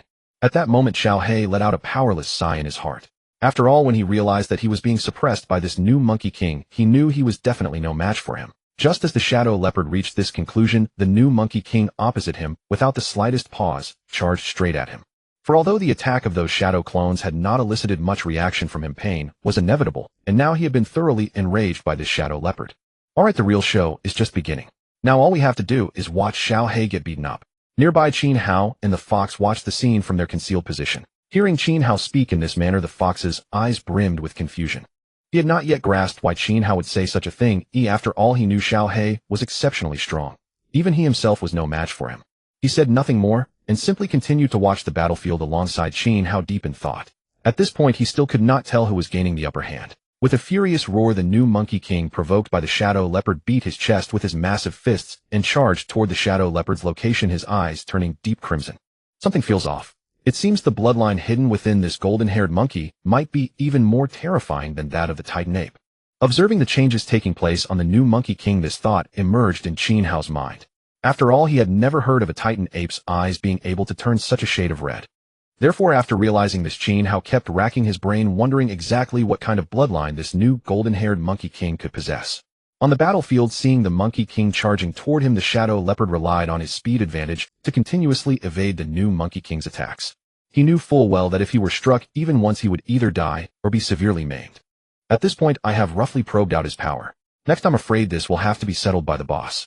The Shadow Leopard then turned his head and glanced at Qin Hao's hiding place, his gaze seemingly imploring Qin Hao to make his move at once. However, to his surprise, Qin Hao still did not appear. Boss, if you don't go over there now, I'm afraid he might die right here if he takes 2 punches from this new Monkey King. Seeing the Shadow Leopard's dire situation, the fox immediately spoke these words to Qin Hao. After all, even though his strength was far inferior to the Shadow Leopard's, he could still discern certain ominous signs. For the Shadow Leopard was being chased and struck all over the battlefield by the new Monkey King, so it was plainly evident that he was at an absolute disadvantage. Hearing the fox's words, Qin Hao shook his head. During such a critical moment, he could naturally perceive the battlefield situation with perfect clarity. However, in order to ensure the Shadow Leopard's absolute loyalty, he inevitably had to let him endure some hardship. He is not in mortal danger right now, so do not be overly anxious. Qin Hao said these words to the fox, his eyes clearly observing every change on the battlefield. But it was not yet time for him to strike. Although this Shadow Leopard was at an absolute disadvantage, the threat to his life was not too substantial. So Qin Hao intended to make him taste some bitterness before granting him the chance to pledge his true loyalty. After the fox heard Qin Hao's words, he said no more. Although he remained exceedingly worried since Qin Hao surely had his own reasons for doing so, the fox did not continue to inquire about the matter. While the two of them observed this scene, the new Monkey King continued his relentless pursuit of the shadow leopard across the battlefield. His offensive power had already reached its apex, yet he still had not located the little mouse in his eyes. This ignited a blaze of fury within him, for he had never once been subjected to such humiliation. I cannot let this drag on. If he continues to give chase, my stamina will eventually be expended entirely. At this moment, such a thought took root in the shadow leopard's mind. He had just wanted to request Qin Hao's assistance, but Qin Hao had not appeared on the battlefield. So he knew that in times like this he could only depend on himself. He was well aware that his attacks were mostly ineffective against this Monkey King. But he was far more agile than the new Monkey King, so despite his current bedraggled condition, he was still not in mortal peril. Damn it, why is this little mouse so fast? Even after amplifying my power, I still cannot catch up to him. At that moment, the same thought ran through the new Monkey King's mind. Because he had been chasing and hammering the shadow leopard all this, while yet every single blow only landed on a shadow clone. And the shadow leopard's actual whereabouts remained concealed from him, which stirred even more bewilderment in his already dim-witted head. Gravity field. All of a sudden, a peculiar domain materialized around the new Monkey King, drastically reducing the shadow leopard's speed.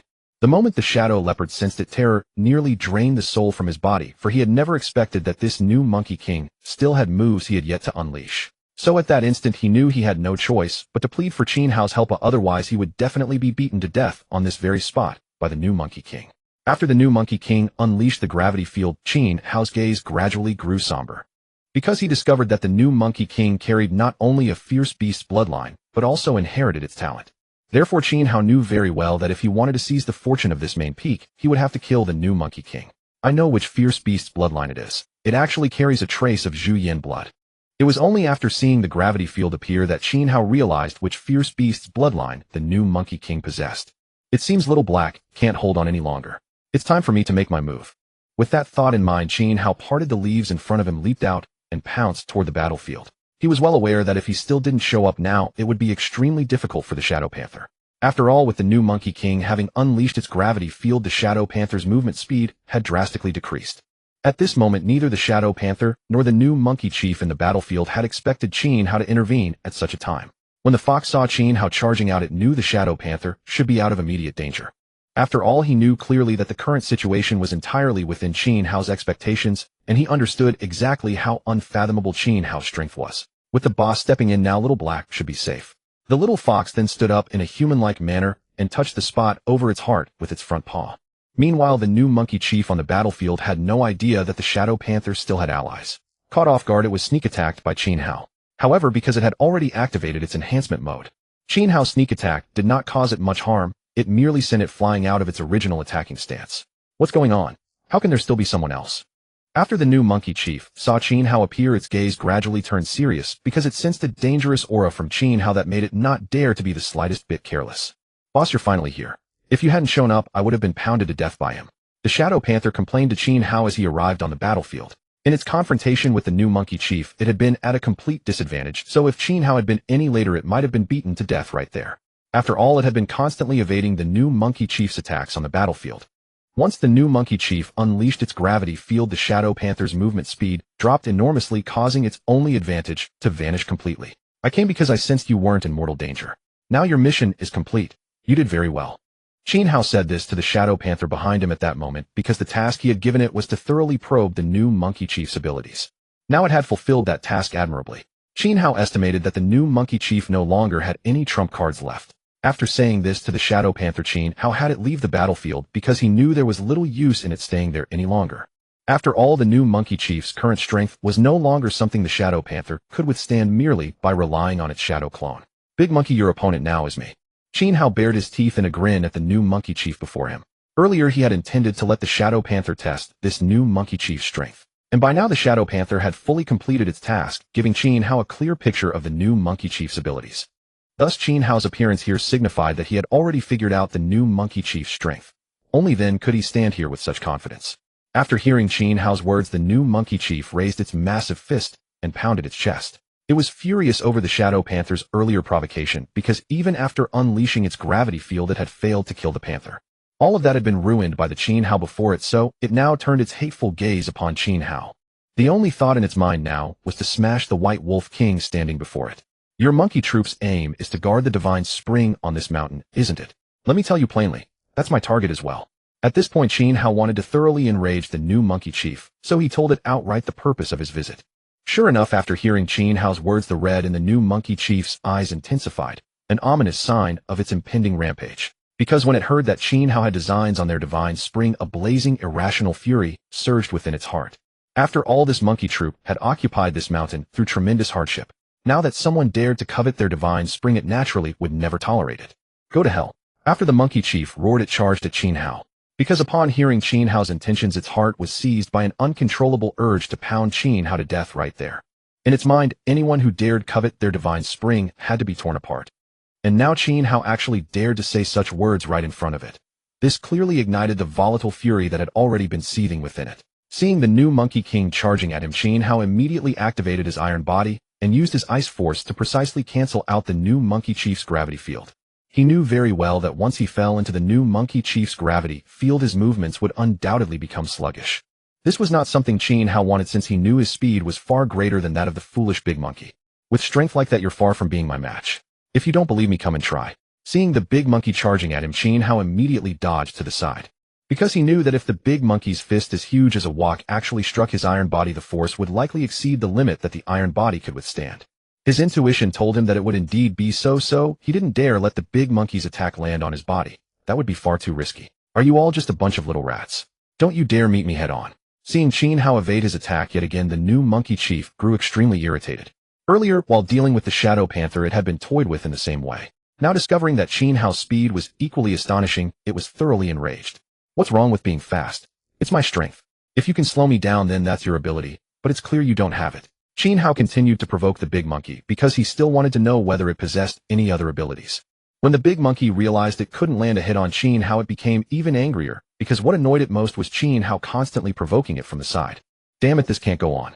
Once this state wears off, I definitely won't be his match. The new Monkey King muttered secretly to itself. Because to it, realizing that it still couldn't reach Qin Hao at this point was infuriating. Yet there was nothing it could do about it, so after coming to this realization, all it wanted was to escape this predicament as quickly as possible. It seems that I can only use the power of the divine spring to further enhance my strength. After realizing this, the new Monkey King immediately acted on it. He dragged out a small jar from behind him, and inside the jar was the divine spring of this mountain peak. The power of this divine spring not only restores one's state, but also has the function of enhancing one's physical constitution. After Qin Hao discovered this, he found it very strange, because he also had no idea what the Monkey King intended to do. What's going on? Why did he suddenly pull out this thing from behind? Qin Hao watched the new Monkey King's actions with great confusion, because he didn't know what the Monkey King was doing at the moment. Upon noticing this, he immediately lunged at the new Monkey King, because he could clearly sense that the Monkey King's aura was steadily recovering after drinking the liquid in his hand. Could this be the divine spring on this mountain? At this moment, watching the monkey's transformation, Qin Hao vaguely guessed what the monkey held in his hand. After all, the monkey's aura continuously grew stronger after drinking it, which surprised Qin Hao. With my current state, I can smash you little mouse to death now, right? Feeling his condition recover, the new Monkey King bared his teeth at Qin Hao and said so. Qin Hao smiled and shook his head upon hearing this. Because for him, although the monkey's strength had increased at this moment, for Qin Hao this increase was actually negligible. You really don't know your place. Do you think I've reached my limit? It seems you know too little about me. Hearing the big monkey's words, Qin Hao said contemptuously to the big monkey. He knew very well that the strength he displayed now was only the tip of the iceberg of his full power. He certainly wouldn't let the big monkey know all of his strength. Now the big monkey's confidence had grown unprecedentedly after his enhancement. In his eyes, Qin Hao was now nothing more than a scurrying little mouse that posed no real threat. Because he was well aware of the wondrous effects of the divine spring water, he felt unprecedented confidence after drinking it. Of course, even as the big monkey charged at Qin Hao continued to dodge the new Monkey King's attacks. He knew clearly that if he were struck, it would be very unpleasant, so to be safe, Qin Hao avoided being hit. Does this spring water really have such great effects? It seems we must occupy this mountain peak. At that moment, Qin Hao said to himself silently. For him, after seeing this, he naturally wanted to urgently find out just how effective this spring water was. The new Monkey King grew even more furious upon seeing Qin Hao continue to dodge his attacks. During this time, he hadn't even managed to touch Qin Hao. Poisonous miasma wind force. Qin Hao finally decided not to keep playing with the big monkey, since he had already wasted so much time and knew what the spring water did. The new Monkey King suddenly noticed a stench emanating from Qin Hao's body. He found it very strange because he had no idea what was happening to Qin Hao. What's going on? Why is this smoke rising from his body? The smell mixed in it is really disgusting. At this moment Qin Hao hadn't imagined that the big monkey would be thinking this. Now a sense of unease arose in his heart, because after Qin Hao emitted this poisonous mist, he clearly felt his condition decline. After Qin Hao used this poisonous mist, he could clearly see the big monkey's position within the mist, but the big monkey couldn't see Qin Hao's location. Therefore, upon seeing this, he planned to first exhaust the new Monkey King's patience, because in the mist the Monkey King couldn't find Qin Hao's position at all. Now I can slowly harass him with attacks. If I can completely wear down his patience, this muscle brain guy probably won't pose any danger to us. Qin Hao thought to himself at this moment. Seeing the new Monkey King trapped in his poisonous mist was quite amusing for him, because he knew the new Monkey King had no idea where he was, and the Monkey King's attacks kept hitting nothing but air. Damn it. In this pitch-black smoke, I can't find his position at all. This is too disadvantageous for me. I must get out of this situation as soon as possible. Knowing this, the big monkey also wanted to quickly escape the poisonous mist released by Qin Hao. After all, at a time like this, he had to recover to his fullest state as quickly as possible. And now inside the mist, he already felt suppressed, so this was not what he wanted to see. So that's what you're thinking. But how could I let you leave so easily? Sensing the big monkey's intention, Qin Hao knew he couldn't let him leave the area he had enveloped. So Qin Hao intensified his wind force, expanding the range of the poisonous mist. In the area shrouded by Qin Hao's mist, the new Monkey King's movements were greatly restricted. Previously, his gravitational field had been countered by Qin Hao's ice force, preventing him from restricting Qin Hao's movement. This was a heavy blow to him, as the gravitational field was a major aid in suppressing opponents. Now, without the gravitational field, his strength had decreased somewhat. Although his physique had grown larger, his movement speed was greatly limited. If this continues, I'll definitely be worn down to death here. I must leave this place as soon as possible and not stay trapped here. At that moment, the new Monkey King thought to himself. He knew very well that trapped in the poisonous mist created by Qin Hao, all his attributes were declining. Earlier he had held a significant advantage, but after entering Qin Hao's mist, he found the feeling of power he had before was gradually weakening, causing a hint of panic. He had never encountered such a situation. At this point he roared and charged in another direction. After all, he knew that as long as he kept running in one direction, he would naturally escape this area. Trying to leave. I'm afraid it's already too late. Extreme cold force. At this moment Qin Hao noticed the new Monkey King wanted to escape, but he certainly wouldn't give him this chance. He was well aware that he was continuously weakening the new Monkey King's combat power, so he knew that as long as he held out, until the last moment, the new Monkey King would eventually be defeated by him. When Qin Hao sealed off the entire area with his ice force, the new Monkey King was gradually entering the range shrouded by his ice power. Because if he fell into it, the new Monkey King's movements would be greatly hindered. After all, once frozen, his perception of the outside world would become very low. I knew that when the boss takes action, he would easily defeat this new Monkey King. It seems that's indeed the case now. The fox, watching from the sidelines, marveled at Qin Hao's strength as he witnessed the scene unfolding on the battlefield. After all, he had never imagined that Qin Hao's power could have grown so remarkably during their time apart, something he would never have dreamed possible. Now, as he watched Qin Hao gradually gain the upper hand over the new Monkey King, he felt genuinely delighted for Qin Hao. I knew it. Once the boss stepped in, this monkey wouldn't stand a chance against him. Still, those 2 blows I took hurt quite a bit. At that moment, the shadow leopard sauntered over to the fox and spoke these words. As for him, during his earlier battle with the new Monkey King, he had been pummeled a few times by the monkey, as well, leaving his bones and sinews aching with pain. But now, seeing that Qin Hao could completely suppress this new Monkey King, he felt an even deeper sense of awe toward Qin Hao. Now that the boss has taken action, we'll surely be able to take this mountain peak. Look, the monkey horde down below hasn't made a move at all. At this moment, the fox, after surveying the monkeys surrounding the battlefield, said these words. They were surprised to find that the monkeys had no intention whatsoever of helping their new Monkey King, which struck them as extremely strange. After all, they and these monkeys were supposed to be kindred beasts, but the horde now seemed far less united than they had imagined. That's for sure. After all, elimination among the monkey horde is extremely brutal, and the emergence of this new Monkey King is only natural to them. In their rank, strength is what commands respect, and everything else is not as ideal as we might have imagined. At this moment, the shadow leopard said this to the fox. He understood the laws of the pack very well, so upon seeing this scene, he did not say anything further. After they finished speaking, they once again turned their gazes to the battlefield. At this moment, they noticed that the new Monkey King was now at an absolute disadvantage. The boss's progress and strength is absolutely terrifying. With so many attributes at his disposal, now this monkey won't be able to escape our grasp. The shadow leopard marveled silently at Qin Hao's fighting prowess, for seeing him this ferocious only deepened the profound reverence he felt for Qin Hao. Of course. Do you know who our boss is? This big monkey is already within our grasp. All we need to do is take over the monkey horde afterward. After saying this, the fox turned his gaze to the battlefield. For him, Qin Hao was already completely overpowering the big monkey in this fight. Big monkey, stop your futile struggling. Haven't you realized that your body is slowly shrinking? Qin Hao said with a cold smile to the big monkey within the smoke. For Qin Hao, the new monkey king's enlarged body was now gradually shrinking, a clear sign that his strength was failing. So Qin Hao still wanted to break through the monkey's psychological defenses and make him give up resistance. Don't overthink it. Once this mist clears, just see how I deal with you. Clearly the new monkey king was not willing to give up. After all, it had taken tremendous effort for him to reach his current level. Therefore, even after realizing this, he was certainly not going to end this fight so easily. Having become the new monkey king among his kind, he was entitled to drink from the divine spring atop the mountain whenever he pleased. Thus, faced with the current situation, he was unwilling to give up that privilege. It seems you won't be satisfied until you've hit rock bottom. In that case, I'll have to finish you off myself. After saying this, Qin Hao lunged toward the new monkey king. His own condition was at its peak, while the new monkey king's body was gradually shrinking.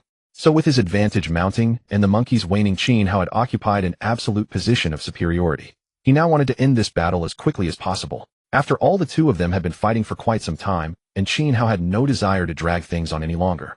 When the new monkey king noticed Qin Hao lunging toward him, he could sense an extremely sharp aura charging straight at him. He knew he had to dodge this attack, otherwise, even if he managed to withstand it, he would likely suffer severe injuries. Damn it.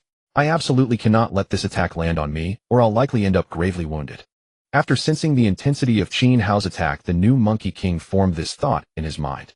After all, if he were severely wounded at this moment, he would inevitably be placed in a very passive position, a result he did not want to see. So the moment he sensed Qin Hao's attack coming his way, he immediately sidestepped.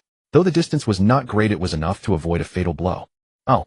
As Qin Hao's attack swept past him, the powerful gale it carried directly sliced into his body. How can this be? How can his attack be this sharp? The mere gale force from his strike was enough to cut my skin. But when the new monkey king saw the wound on his right arm, he was scared out of his wits. He had never imagined that Qin Hao's attack could be so devastatingly sharp. He had not been hit by Qin Hao's forepaw at all, yet his skin had been cut open. This astonished him, and he never expected such an outcome. I told you, your edge is gone. Don't try to resist my attacks anymore. It's completely futile. Qin Hao, looking down at the new monkey king from above, said these words to him. With his wind attribute, he was able to perform brief aerial flight.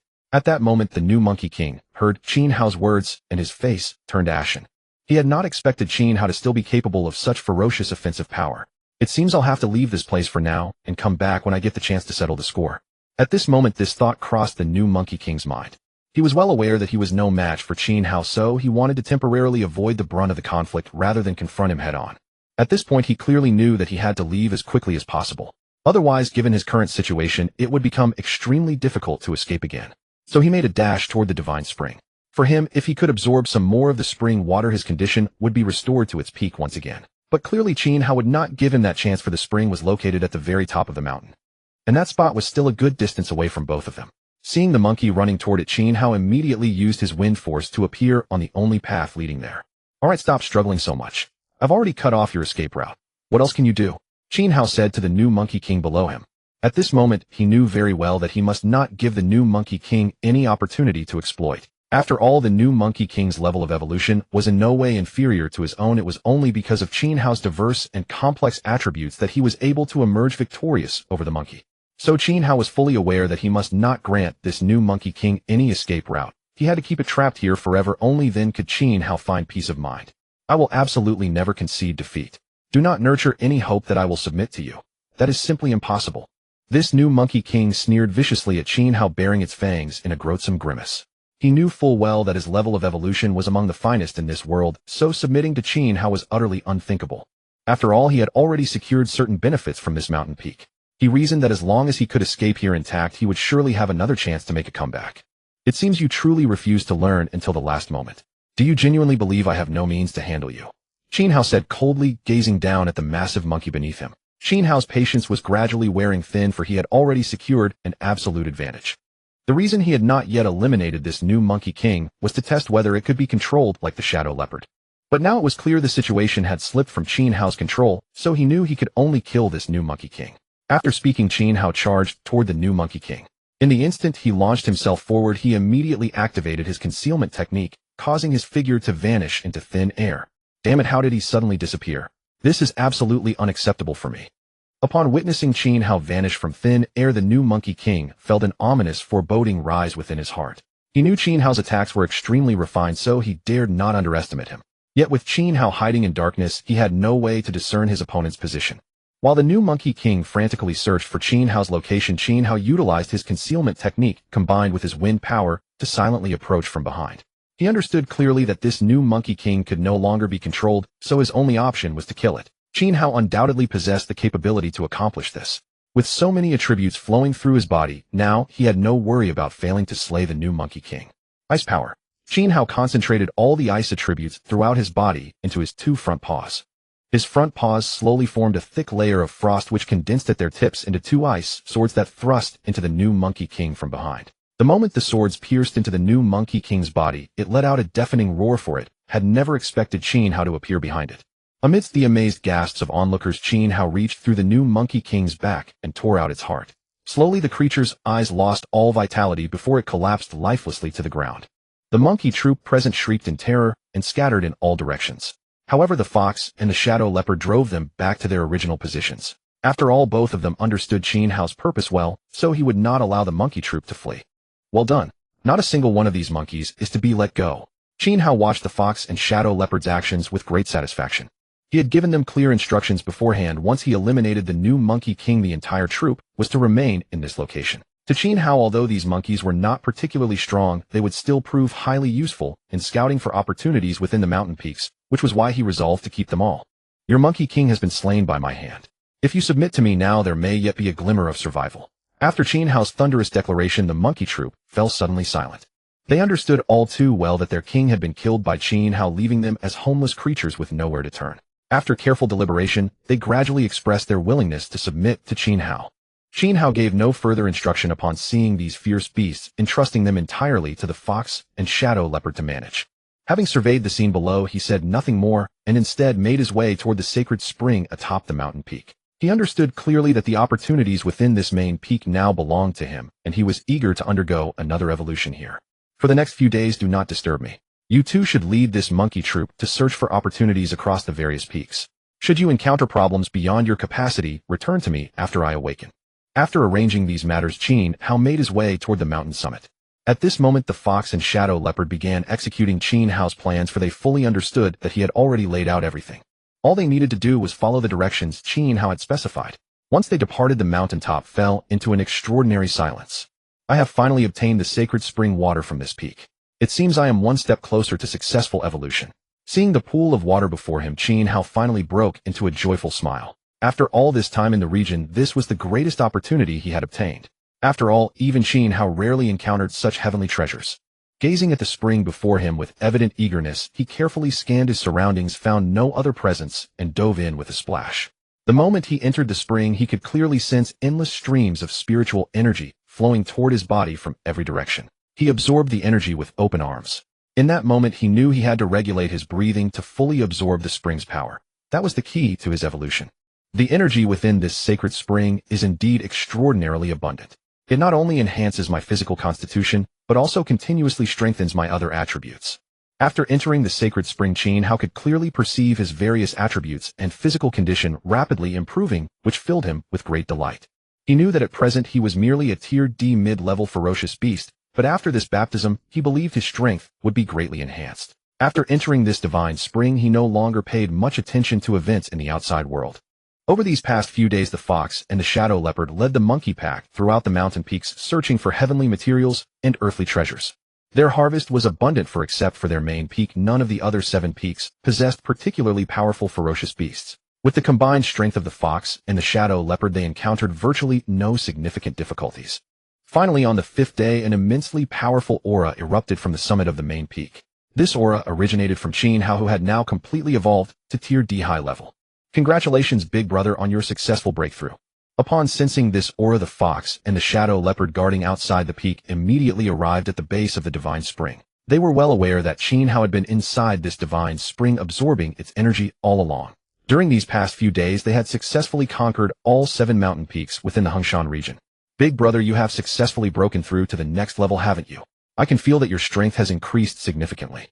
Upon seeing Qin Hao emerge, the fox hurried forward and affectionately addressed him. After Qin Hao emerged, the fox could clearly sense that his aura had been greatly enhanced. Yes, your perception is correct. I have once again broken through to a higher level. By the way, there is still some energy remaining in this divine spring that I have not absorbed. The two of you may enter and soak for a while. It will benefit you greatly. After emerging, Qin Hao discovered that some energy in the divine spring remained unconsumed. He then conveyed these words to the fox and the shadow leopard. He knew that building a faction on his own was impossible. He needed several helpers, and the fox and the shadow leopard proved to be excellent allies for him. Really? Can we truly go in? We will surely not let you down, boss. At this moment, the shadow leopard exclaimed with great excitement. In times like these, he never imagined he would receive such an opportunity. His heart grew increasingly sincere in his submission to Qin Hao. Qin Hao smiled and nodded upon seeing their reactions. After successfully breaking through, he arranged for the fox and the shadow leopard to enter the divine spring to absorb the remaining energy.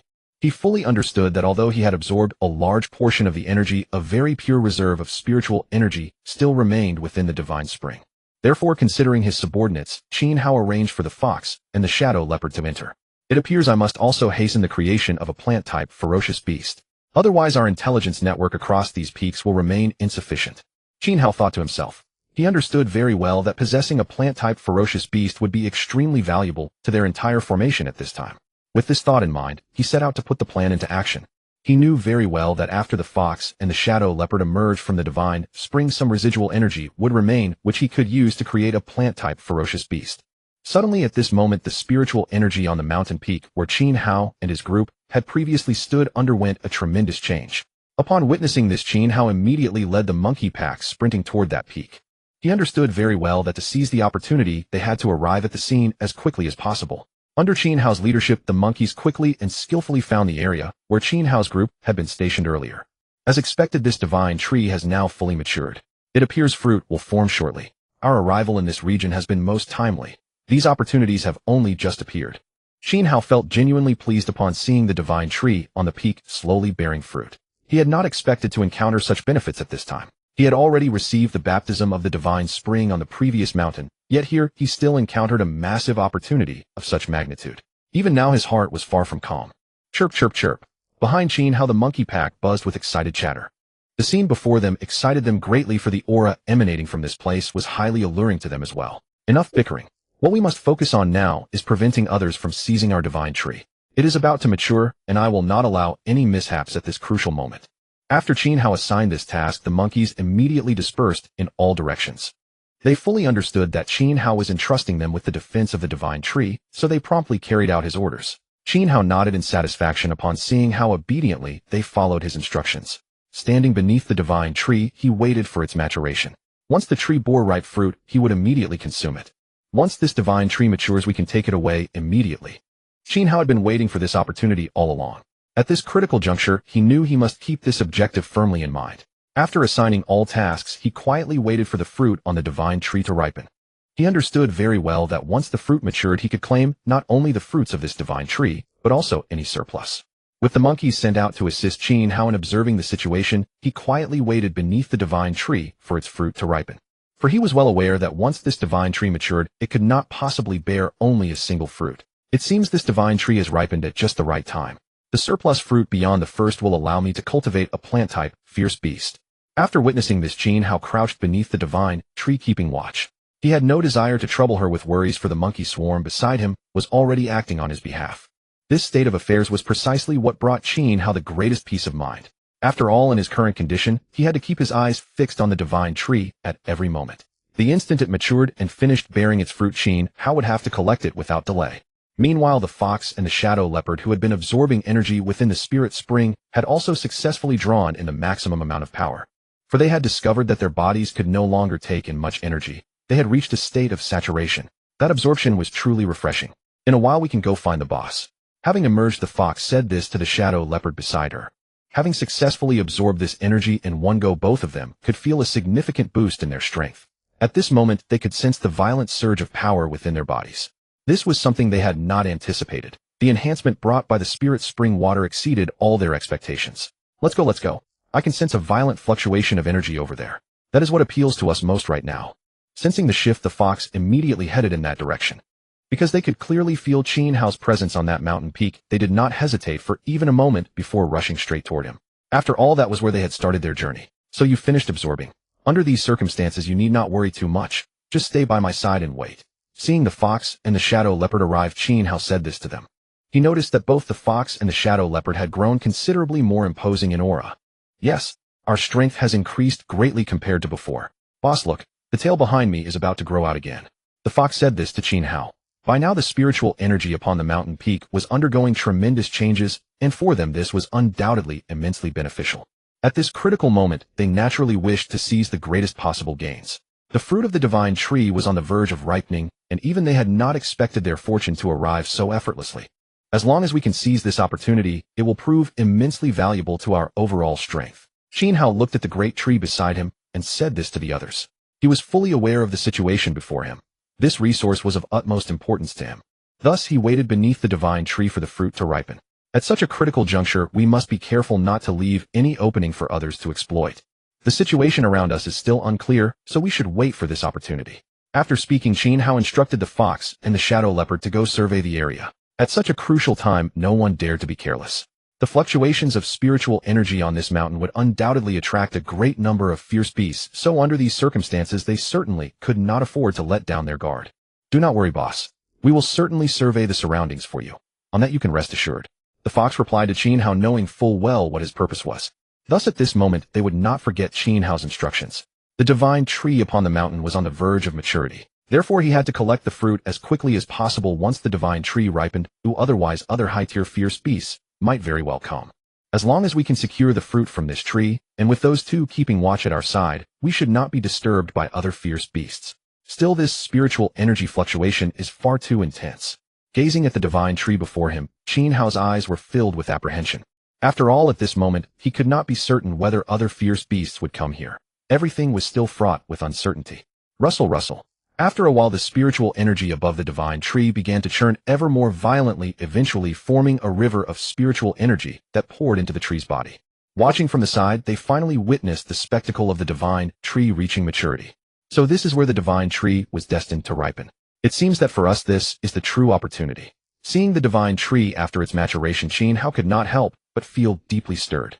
After all, even he had never expected such a spectacle to unfold. In his eyes, the divine tree's efficacy was even more potent than anything he had encountered before. It seems the boss is right. If we can occupy this mountain peak, our overall strength will receive a tremendous boost. Now with such great fortune appearing upon these two peaks, it looks like our time to thrive has come. At this moment, the shadow leopard beside Qin Hao was also astonished by the sight, for he had never imagined that such a scene would unfold. At this moment, a surge of ambition rose unbidden in their hearts.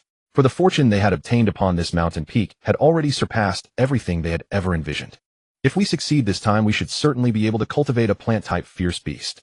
Watching the divine tree gradually bear fruit, Qin Hao was filled with joy. For previously he had estimated that the remaining spirit spring water combined with the fruit of this divine tree would allow him to cultivate a plant-type fierce beast.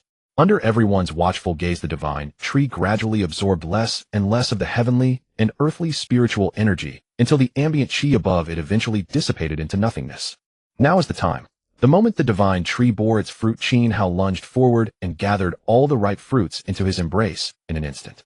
At that moment, there were no traces of any ferocious beasts nearby, which puzzled them greatly. Boss, how did it go? Did you collect everything? The fox immediately asked Qin Hao upon their arrival. Back then their attention was entirely focused elsewhere, so they weren't particularly clear about what had transpired. Thus they remained uncertain whether Qin Hao had successfully gathered all the fruits from the tree. Yes, rest assured they're all with me now, no need to worry. Upon hearing this, Qin Hao smiled and stored the items away. The spiritual energy disturbance caused by this weather was so severe that even they dared not slacken their guard. After securing all the fruits from the tree, Qin Hao and his companions were eager to depart as quickly as possible. We've gathered everything we need. Let's leave now. This isn't a place to linger, for our current strength cannot match all the ferocious beasts. Seeing this situation, Qin Hao addressed them both. He understood clearly that these peaks now constituted their territory. However, they were uncertain whether other ferocious beasts dwelled within these peaks. Very well, big brother. Let's depart quickly before others arrive and return to the main peak of this range. At that moment, the fox suggested to Qin Hao. They all understood that with the divine tree's fruits already harvested by Qin Hao, its value had naturally diminished considerably. Therefore, they had no desire to linger long here. They knew the heavenly and earthly phenomena that had just occurred were all instigated by this divine tree. Now that the divine tree had fully matured and its fruits were gathered, they served no further purpose in this location. After obtaining the fruits, Qin Hao immediately headed toward the first peak they had previously seized, encountering no anomalies along the way. At this juncture, they dared not remain outdoors for extended periods. We must return swiftly now. A lingering here serves little purpose, for we have secured the fruits from this divine tree. A fox by Qin Hao's side spoke to him, since they had already claimed all the fruits from that tree. Thus they were hastening toward the peak they had conquered with their group of ferocious beasts, moving in a grand procession toward that mountain. Now that we possess the fruits from this divine tree, you shall have numerous opportunities for advancement. Moreover, I require you to select 2 monkeys from this group. Qin Hao addressed the fox beside him and the shadow leopard at this moment. He understood clearly that he must begin assembling a loyal retinue truly his own. Now that he possessed these divine fruits, he could accelerate the evolution of his subordinates. As Qin Hao conveyed this requirement to the fox and the shadow leopard during their journey, he understood he must organize his growing entourage, for beyond the shadow leopard and fox, he had few available followers. Rest assured, big brother, we shall handle this matter and select 2 golden silk monkey kings in the shortest time possible. The fox spoke with conviction after hearing Qin Hao's words, while the shadow leopard beside him nodded in agreement. Both understood they must act in Qin Hao's interests, as this would also impact their own evolution. In that case, I'll leave this task to you. These divine tree fruits should suffice for your needs. Qin Hao observed them before distributing some of the fruits from his possession to the 2 of them. You may refine and absorb a portion yourselves, while the remainder should be given to the 2 monkey kings you have chosen. This must not be overlooked. Having delivered these instructions, he entrusted the fruits to them and turned toward the cave. His priority now was cultivating that plant-type ferocious beast. This was crucial for their operations. With Qin Hao establishing this mountain range as his base, he needed immediate awareness of any disturbances across the peaks. Now at last I can properly nurture you. I hope you will prove useful. In the cave, Qin Hao addressed the plant before him. He understood his people urgently needed intelligence of this kind, and Qin Hao had no intention of delaying further. Come, ghost vine, let me witness your power. Upon finishing these words, 2 items appeared beside Qin Hao: the remaining divine spring water and the freshly harvested fruits from the divine tree. Their fusion could awaken spiritual consciousness in plant-type creatures, which was precisely what Qin Hao intended to accomplish. He was preparing to grant the ghost vine spiritual awakening, as this particular plant possessed exceptional concealment abilities. Its coverage area was remarkably extensive, factors that led Qin Hao to select this plant. Raising his forepaw, he wielded his wind power to merge the 2 elements, channeling the liquid above the ghost vine until it flowed onto its surface. In that instant, the ghost vine's branches swayed gently before directly absorbing the liquid. Qin Hao quietly watched this scene from the side, because he knew that a life was about to be created through these actions of his. And that was exactly what he wanted to see. After all, for him at such a time, he had to do it this way, only by creating this plant-type fierce beast. Only then would such intelligence be guaranteed, for the ghost vine as a plant was the best creature for gathering information among beasts. Now once you have finished absorbing everything, I can go on to do other things. I hope you won't let me down, Qin Hao said to the ghost vine in front of him. Creating this plant-type fierce beast had cost Qin Hao a great deal of time and energy. So Qin Hao hoped he would succeed, for artificially creating this kind of plant-type fierce beast was extremely rare. Even he was attempting it for the first time. After all, no such record had existed even in his past life. Only within this system could he find this information. Finally, after 2 hours had passed, the layer of liquid surrounding the ghost vine gradually vanished, completely absorbed by it. A soft glow emanated from around this ghost vine, completely enveloping it. Watching this scene from the mouth of the cave, Qin Hao quietly guarded it. Because he knew that once he occupied this entire mountain range, this place would become his stronghold. Therefore, Qin Hao wanted to make this place impregnable, and he had to put in such effort in order to continue evolving better in this world.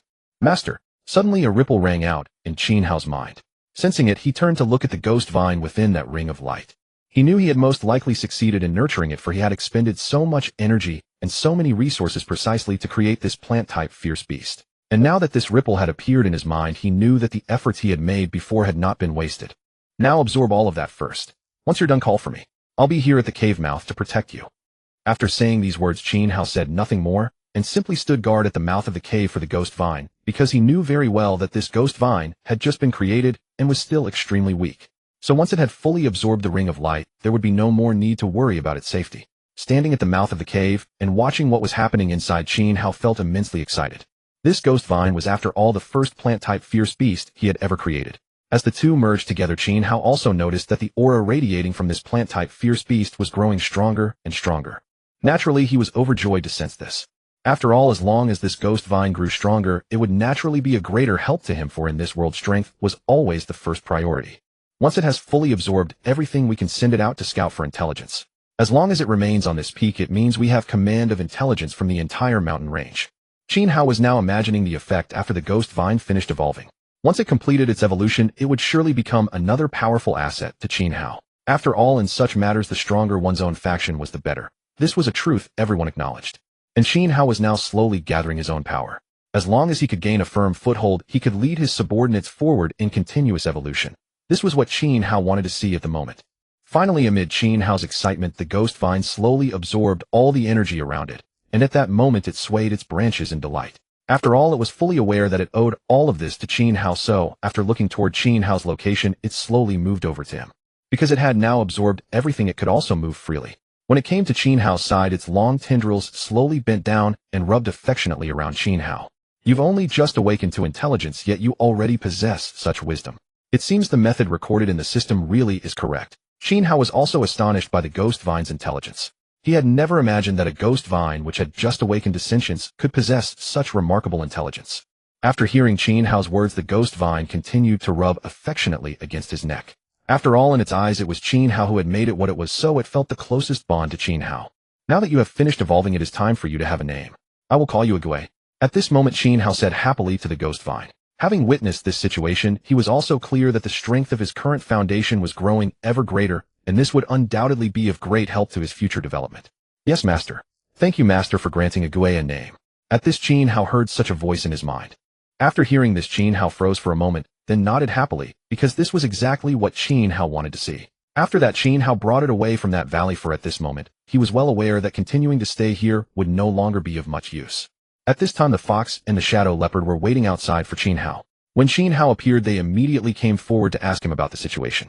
Because earlier they had been able to sense an extremely powerful aura spreading from within the valley. What they had not expected was that this aura bore no hostility toward them, which made them feel utterly puzzled. So after sensing this, they immediately came to this place. It's nothing serious. Agui, come out and meet your friends. After Qin Hao said this, Agui walked out from behind Qin Hao and greeted the fox and the shadow leopard. Greetings. At that moment, a voice suddenly rang out in the minds of the fox and the shadow leopard, startling both of them, because they still had not discovered who was greeting them in their minds. What is going on? Could he really possess such abilities? The fox cried out loudly at this moment. For him, he never imagined that someone could speak directly within his mind without uttering a single word. After hearing this, he alertly glanced to the side. Only then did he realize that it was the small black tree in front of him that had spoken. Could this truly be your voice? I have never encountered anyone who can communicate within our minds before. At this moment, the fox continued this conversation with Agui inside his mind. After all, he had never witnessed such a situation, so at this moment he felt deeply curious about Agui's abilities. Yes, I can communicate with you through the mind. This is one of my special abilities. At this moment, Agui's voice resonated once again within the fox's consciousness. For them, it was unthinkable that this ferocious beast appearing behind Qin Hao possessed such extraordinary abilities, perhaps even surpassing their own. Enough dwelling on this. We are the founding members of this batch, so everyone must plan ahead to secure all 8 peaks. Qin Hao addressed them with a resolute expression. They were well aware that Qin Hao had already decided to completely claim this place. They were making preparations accordingly, and unifying these 8 peaks was the prerequisite for occupying this territory. After Qin Hao finished speaking, everyone present nodded in agreement. They fully understood that the current situation was exactly what they had anticipated. Now, taking the main peak as their central axis, they planned to reclaim all the surrounding peaks and bring them entirely under their control. Qin Hao sent the fox and the shadow leopard to find the golden monkey king with this very purpose in mind, for they still had plenty of fruits from the divine trees, more than enough for their needs. We have already found 2 golden monkey kings who can lead this group. You need not worry, brother Qin. The shadow leopard reported to Qin Hao in this manner. For him, the task Qin Hao had assigned earlier had been completed. Then proceed directly. Do not worry about insufficient supplies. Qin Hao responded to them. He understood well that the base had just been established and would undoubtedly require many such opportunities and resources. Qin Hao directly took the excess portions from all the opportunities they had encountered and provided them to his subordinates for evolution. After all, only by improving their strength could the entire faction achieve significant growth. Rest assured, brother Qin. I understand these matters well. The shadow leopard nodded obediently. For him, he had now completely submitted to Qin Hao with genuine respect, harboring not even a trace of defiance. After arranging everything, Qin Hao turned his gaze toward his companions. Since they had just established their presence here, there were still many matters requiring attention, so they could not linger too long. Once they finished handling everything, the fox and the shadow leopard led their followers to the other peaks to begin their reclamation efforts. As they were now establishing their stronghold, unifying this entire mountain range became an absolute necessity. Moreover, with the ghost vine's assistance, they could learn of events occurring on each peak in real time, far surpassing the ease of information exchange they had experienced before. After all, the ghost vine grew throughout the entire mountain range, ensuring that every location was under its surveillance. Indeed, with the ghost vine's help, we now have far more assurance than before. Brother Qin was right. We now have the confidence to face whatever comes. The shadow leopard thought to himself at this moment. They could clearly sense the conditions on each peak, all thanks to the ghost vine's assistance. Meanwhile, while they swept through the other peaks, Qin Hao was also preparing to refine the fruits he had obtained previously. The fruits plucked from the divine tree had not been fully used and remained in Qin Hao's possession. After cultivating the plant-type ferocious beast ghost vine, the rest were still stored on his person. Qin Hao gazed at the fruits borne by the divine tree before him, feeling a surge of excitement. He had never refined such a fruit before and was unsure of its effects, so he was eager to test the divine tree fruit as soon as possible. At the same time, due to the continuous revival of spiritual energy in recent days, numerous ferocious beasts had emerged within the mountains, both plant-type and animal-type. Therefore, when Qin Hao's subordinates went to reclaim the other peaks, they encountered resistance, with the centipede on the second peak being the most formidable. This is not working. The centipede on this peak is far too powerful. We cannot defeat it. We must return and inform Brother Qin. The fox thought to himself in dismay upon entering this peak. After stepping into the mountain range, he could clearly feel a foul and pungent stench hitting him, though he could not understand why. He cautiously explored the area, and upon reaching halfway up the mountain, discovered a massive black centipede coiled upon a tree. He sensed an extremely dangerous aura emanating from the centipede, so the fox concealed himself without being detected. After making this decision, he brought his subordinates back. Soon he arrived at the cave entrance where Qin Hao was located. Upon entering, he found Qin Hao refining the divine tree fruits, so he quietly waited nearby. "What is the matter? Weren't you reclaiming the other peaks?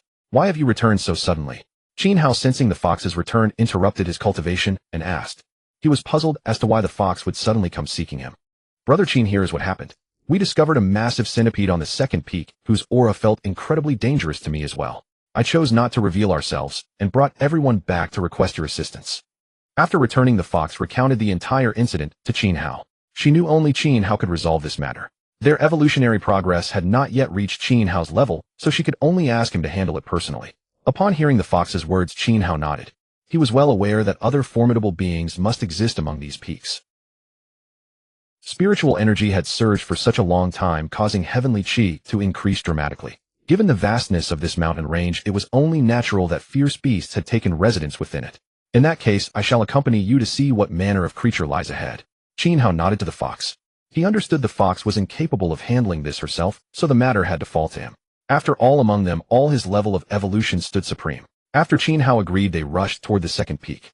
For him, anticipation stirred regarding this centipede's strength. Having evolved for so long without fully revealing his capabilities, he saw this as an opportunity to test himself against another opponent. Soon after, Qin Hao arrived at the second peak with the fox and a troop of monkeys. Upon entering the forest, a pungent foul odor immediately struck his senses. "Conceal your presence here, and do not reveal yourselves. His power exceeds what any of you can manage." Qin Hao instructed the fox and the monkeys beside him. He recognized the centipede's formidable strength, even acknowledging it as a challenge for himself. With those parting words to the fox, he began advancing cautiously forward. The centipede appeared to be resting, and had yet to detect their approach, presenting an opening. Qin Hao seized this moment to probe its true capabilities. "Very well, let us see what strength you truly possess. I hope you won't disappoint." Qin Hao murmured to himself as he observed the centipede. As Qin Hao approached the iron-armored centipede, it remained completely unaware of his presence. He had successfully masked his spiritual signature to avoid detection. When Qin Hao drew near, he felt a flicker of surprise at the creature's enormous size. He never imagined the centipede would be so colossal. Moreover, the oppressive aura it exuded compelled even Qin Hao to take it seriously without any trace of condescension. "I never imagined this peak harbored such a creature concealed here. Yet it strikes me as peculiar. When the sacred tree matured, why didn't it come to claim its share? That remains deeply puzzling to me." Qin Hao observed the centipede resting on the tree and pondered inwardly. This peak lay not far from where they had previously guarded the divine beast. Logically, the fragrance emanating from the sacred tree at maturity would have drawn beasts like this one. Yet during the previous blooming cycle, no formidable creatures had appeared, a mystery that puzzled Qin Hao profoundly. He could not fathom this anomaly. In his understanding, any beast of his caliber would immediately converge upon such spiritual fluctuations without hesitation. "Who?" The iron-armored centipede, previously slumbering, stirred abruptly. Qin Hao remained entirely silent, but the fox beside him stumbled backward in fright, her foot crushing fallen leaves.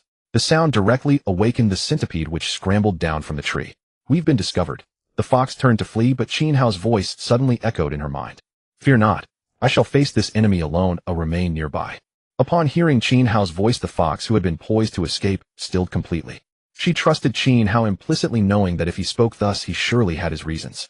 Qin Hao emerged from concealment and confronted the iron-armored centipede directly. Who are you, and how did you come to trespass in my territory? The centipede spoke coldly to Qin Hao. Qin Hao remained silent, his gaze fixed unyieldingly upon the iron-armored centipede. Who are you? You dare intrude upon the great centipede king's domain. Perhaps you've lived too long and grown reckless. The centipede addressed Qin Hao with cold disdain. To it, the sight of such a diminutive figure standing before its presence felt like an insult. It had never encountered prey so small. When did you arrive here? Why have I never sensed your presence before? Qin Hao asked, genuine confusion in his tone. He found the situation perplexing. Such an occurrence had never crossed his mind. This centipede's sudden appearance demanded caution. Even Qin Hao refused to underestimate the threat, for any misstep could prove disastrous. This is the great centipede king's domain.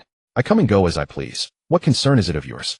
Qin Hao recognized from the centipede's dismissive words that it had no intention of continuing dialogue. Yet upon sensing its strength, Qin Hao discovered it surpassed even the shadow leopard.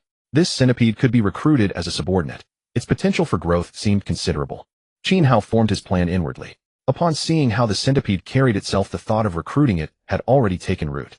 With so few loyal followers at his command, Qin Hao knew he needed to recruit more formidable beasts quickly. Only then could his great base be established securely. Since you have set foot here, I can claim this land by force as my domain, provided you submit to me. Otherwise, the consequences are beyond your wildest imagination. Qin Hao said these words to the centipede. In his eyes, he had already regarded the entire mountain range as his own territory. Thus, this centipede's presence here was an encroachment upon his domain, something Qin Hao was unwilling to tolerate. However, if this centipede were to become Qin Hao's subordinate, a small patch of territory would no longer matter to it. After all, what Qin Hao needed now were capable helpers to fight alongside him. Be your underling. You're nothing but a sesame seed-sized runt, yet you want me to be your underling. You must not have woken up from yesterday's dream. Hearing the centipede speak to him in that way, Qin Hao could not help but feel somewhat indignant. He had sincerely wanted to invite this creature to join him, but now it seemed his goodwill was not appreciated.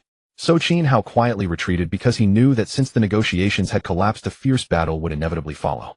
Qin Hao was well aware that since he could not recruit it, he would have to set courtesy aside and resort to force, beating the centipede until it submitted. Thanks to the system's spiritual imprint, he knew that as long as he defeated this centipede, he would surely be able to bring it under his command. Since you refuse the proffered toast, you will have to drink the punitive cup. Now prepare yourself mentally. At this moment, Qin Hao addressed the iron-armored centipede in these words.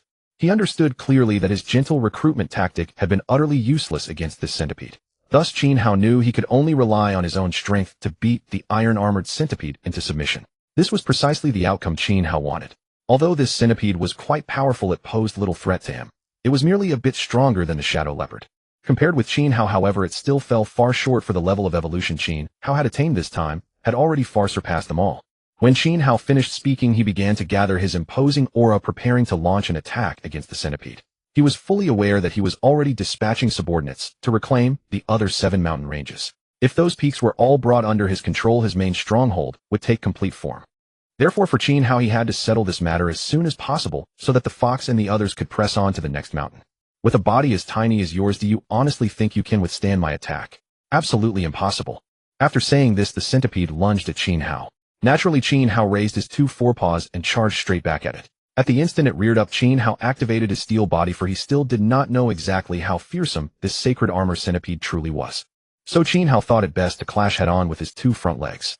Amid the fox and the others' astonished cries, he slammed into the sacred armor centipede. The moment they struck each other, Qin Hao felt a mighty force burst out from the centipede's body and surge through its front claws. What? How can it be so strong? It seems I underestimated its power after all. Truly, no savage beast that has evolved to this level should ever be taken lightly.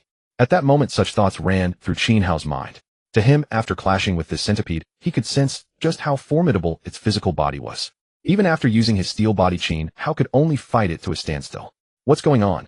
This little ant is tiny, yet it contains such immense power. The centipede, too, was utterly astonished. It had never imagined that this little wolf, so insignificant in its eyes, could possess such overwhelming strength. This struck it as utterly incomprehensible. None of the opponents it had encountered before had ever possessed an ability like Qin Hao's. If that's the case, I'm afraid I can only use poison to interfere with his vision. If I combine my burrowing skill with poison mist, he will never know where my attacks are coming from. At that moment a plan took shape in its mind. It knew very well that it had to exploit its own strengths and avoid its weaknesses. Now that it realized its raw strength could no longer trouble Qin Hao, it began thinking of ways to alter its offensive tactics. Suddenly Qin Hao saw a jet of pitch-black smoke burst from the giant centipede before him. As the smoke spread, the giant centipede's silhouette disappeared without a trace. What is this? Could it be that it has a deadly venom ability, just like mine? The moment Qin Hao sensed this pitch-black smoke, he detected a distinct fishy stench. This was the toxin carried by the centipede. Realizing that the smoke possessed such power, he was taken aback. He had never expected that this centipede would have such an attribute. But if you want to use this poison mist against me, you have chosen the wrong method. Do you really believe you are the only one with a deadly venom ability? Qin Hao curled the corners of his mouth into a grin because he knew all too well that the centipede's attempt to disrupt him with the black smoke would be futile. After all, he possessed the same attribute. So the moment he thought of this, a greenish mist seeped from his body and collided with the pitch-black smoke. The two smokes crackled as they met and immediately dissolved one another. This startled everyone present because none of them had expected Qin Hao's never-failing smoke to be so evenly matched with the giant centipede's. Impossible. The boss's attribute didn't hurt this centipede at all. It seems exactly as the boss said. This centipede is indeed more powerful than the rest of us. Watching this from the side, the fox murmured these words secretly in his heart. For him, seeing Qin Hao battle this centipede revealed his own shortcomings. He had grown through chance and coincidence, but in actual combat, he was still extremely lacking. Therefore, when he saw that Qin Hao and the iron-armored centipede could fight to such a standstill, he knew he too needed to strengthen his close combat techniques. What is going on? Why has this centipede suddenly vanished without a trace? When the greenish smoke emanating from Qin Hao collided with the black smoke released by the centipede, the two dissolved each other, and the area became clear again. However, much to Qin Hao's astonishment, he found no trace of the centipede in the area, which baffled him beyond measure. He had never imagined such a thing happening. Could this centipede possess the same concealment attribute as I do? Otherwise, how could it disappear in such a short time?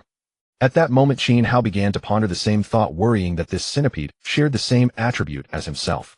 After all, from the abilities, the centipede had just unleashed most of its attributes seemed exactly like Qin Hao's, which made him all the more curious.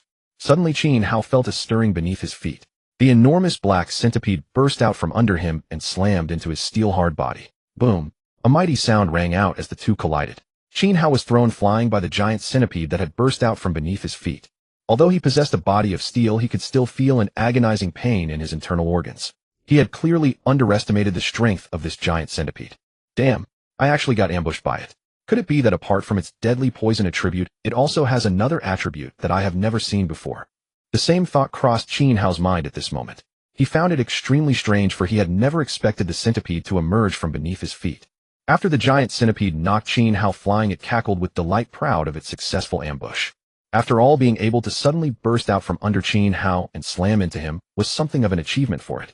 In its earlier evolutions, countless fierce beasts had perished under its strikes. How is this possible? Why wasn't he ripped open by me? Suddenly, its smiling face turned stiff. For it discovered that Qin Hao had not been disemboweled as it had envisioned. Instead, he stood unharmed not far away. This was truly astonishing, because it never imagined that after such a heavy ambush strike, Qin Hao would still be almost completely uninjured. How did you survive my sneak attack? After taking that blow, you are still so lively and full of energy. Generally speaking, any opponent I ambush is either dead or gravely wounded. Seeing Qin Hao in such a state, the centipede had not anticipated anything like this. After all of its previous attacks had proven effective, but it did not understand why this perfect ambush had failed to produce much of an effect against Qin Hao. Very well. You have thoroughly angered me this time. I originally intended to have a little fun with you, but now it seems there's no need for that. Qin Hao laughed at the height of fury. Having felt the pain from the impact on his internal organs, he was filled with rage. Because he now realized that he had been too careless in dealing with the centipede's attack, just now failing to concentrate his energy on defense. Now that he had clearly recognized this, he knew he would have to go all out and make the centipede taste defeat, otherwise it would not be his style. And when the centipede heard Qin Hao say this, its expression gradually calmed. For it did not think Qin Hao could easily take care of it.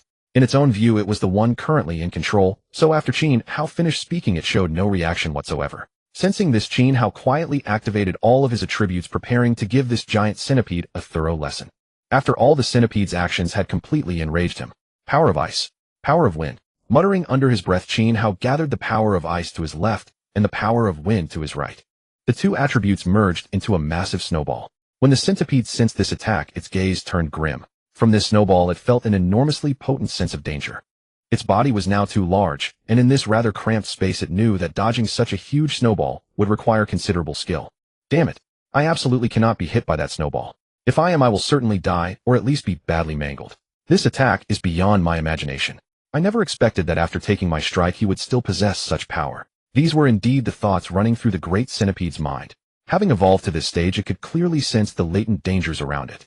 It now felt an overwhelming threat from the attack Qin Hao had condensed. Therefore it knew it could not be struck by Qin Hao's attack. Otherwise, once struck by Qin Hao, its combat power would drop drastically, which was not something it wanted to see. Moreover, a pack of ferocious beasts behind Qin Hao was watching greedily, which made the situation extremely tricky for it. Go then. You will get a real taste of my attack. Once the attack was ready, Qin Hao blasted the snowball straight at the giant centipede. For Qin Hao, condensing such an attack had consumed a portion of his energy. So at this moment he could see that the giant centipede's face was also full of mockery. After all, Qin Hao knew that the attack just launched had utterly enraged the centipede. It was too dangerous. This attack exceeded what he could endure. He had to flee immediately. From Qin Hao's attack, he sensed an overwhelming threat that compelled him to take action at once. As the snowball charged toward him in a straight line, he assumed it could only travel along that single trajectory, so he continuously shifted his position. Do you truly believe mere movement will save you? My attack, forged by the fusion of two elements, is hardly something easily resisted. Qin Hao watched the massive centipede continuously alter its position, a faint smile forming at the corners of his mouth. He knew his attack was far more formidable than it appeared. Seeing the giant centipede frantically dodge and scatter, Qin Hao found the sight utterly absurd and almost comical. Only moments ago the centipede had stood defiant before him. Now reduced to fleeing in terror, it filled Qin Hao with an immense sense of accomplishment. This attack surpassed my expectations. I must leave immediately. Better to retreat and escape through the earth. Upon realizing the snowball had locked onto him, the centipede understood his earlier calculations had been dangerously flawed. In that moment, the giant centipede resolved to use his earth-burrowing technique to escape as quickly as possible. Knowing he could not match Qin Hao, he sought only to flee. Want to escape? Not a chance. As the centipede attempted to burrow underground, Qin Hao immediately unleashed his icy power, freezing the ground solid. The once soft soil transformed into unyielding ice. How is this possible? How can you wield so many elements? When he realized he could no longer sink beneath the earth, panic seized him entirely. Possessing only two elemental attributes, yet utterly countered by Qin Hao, he felt utterly helpless.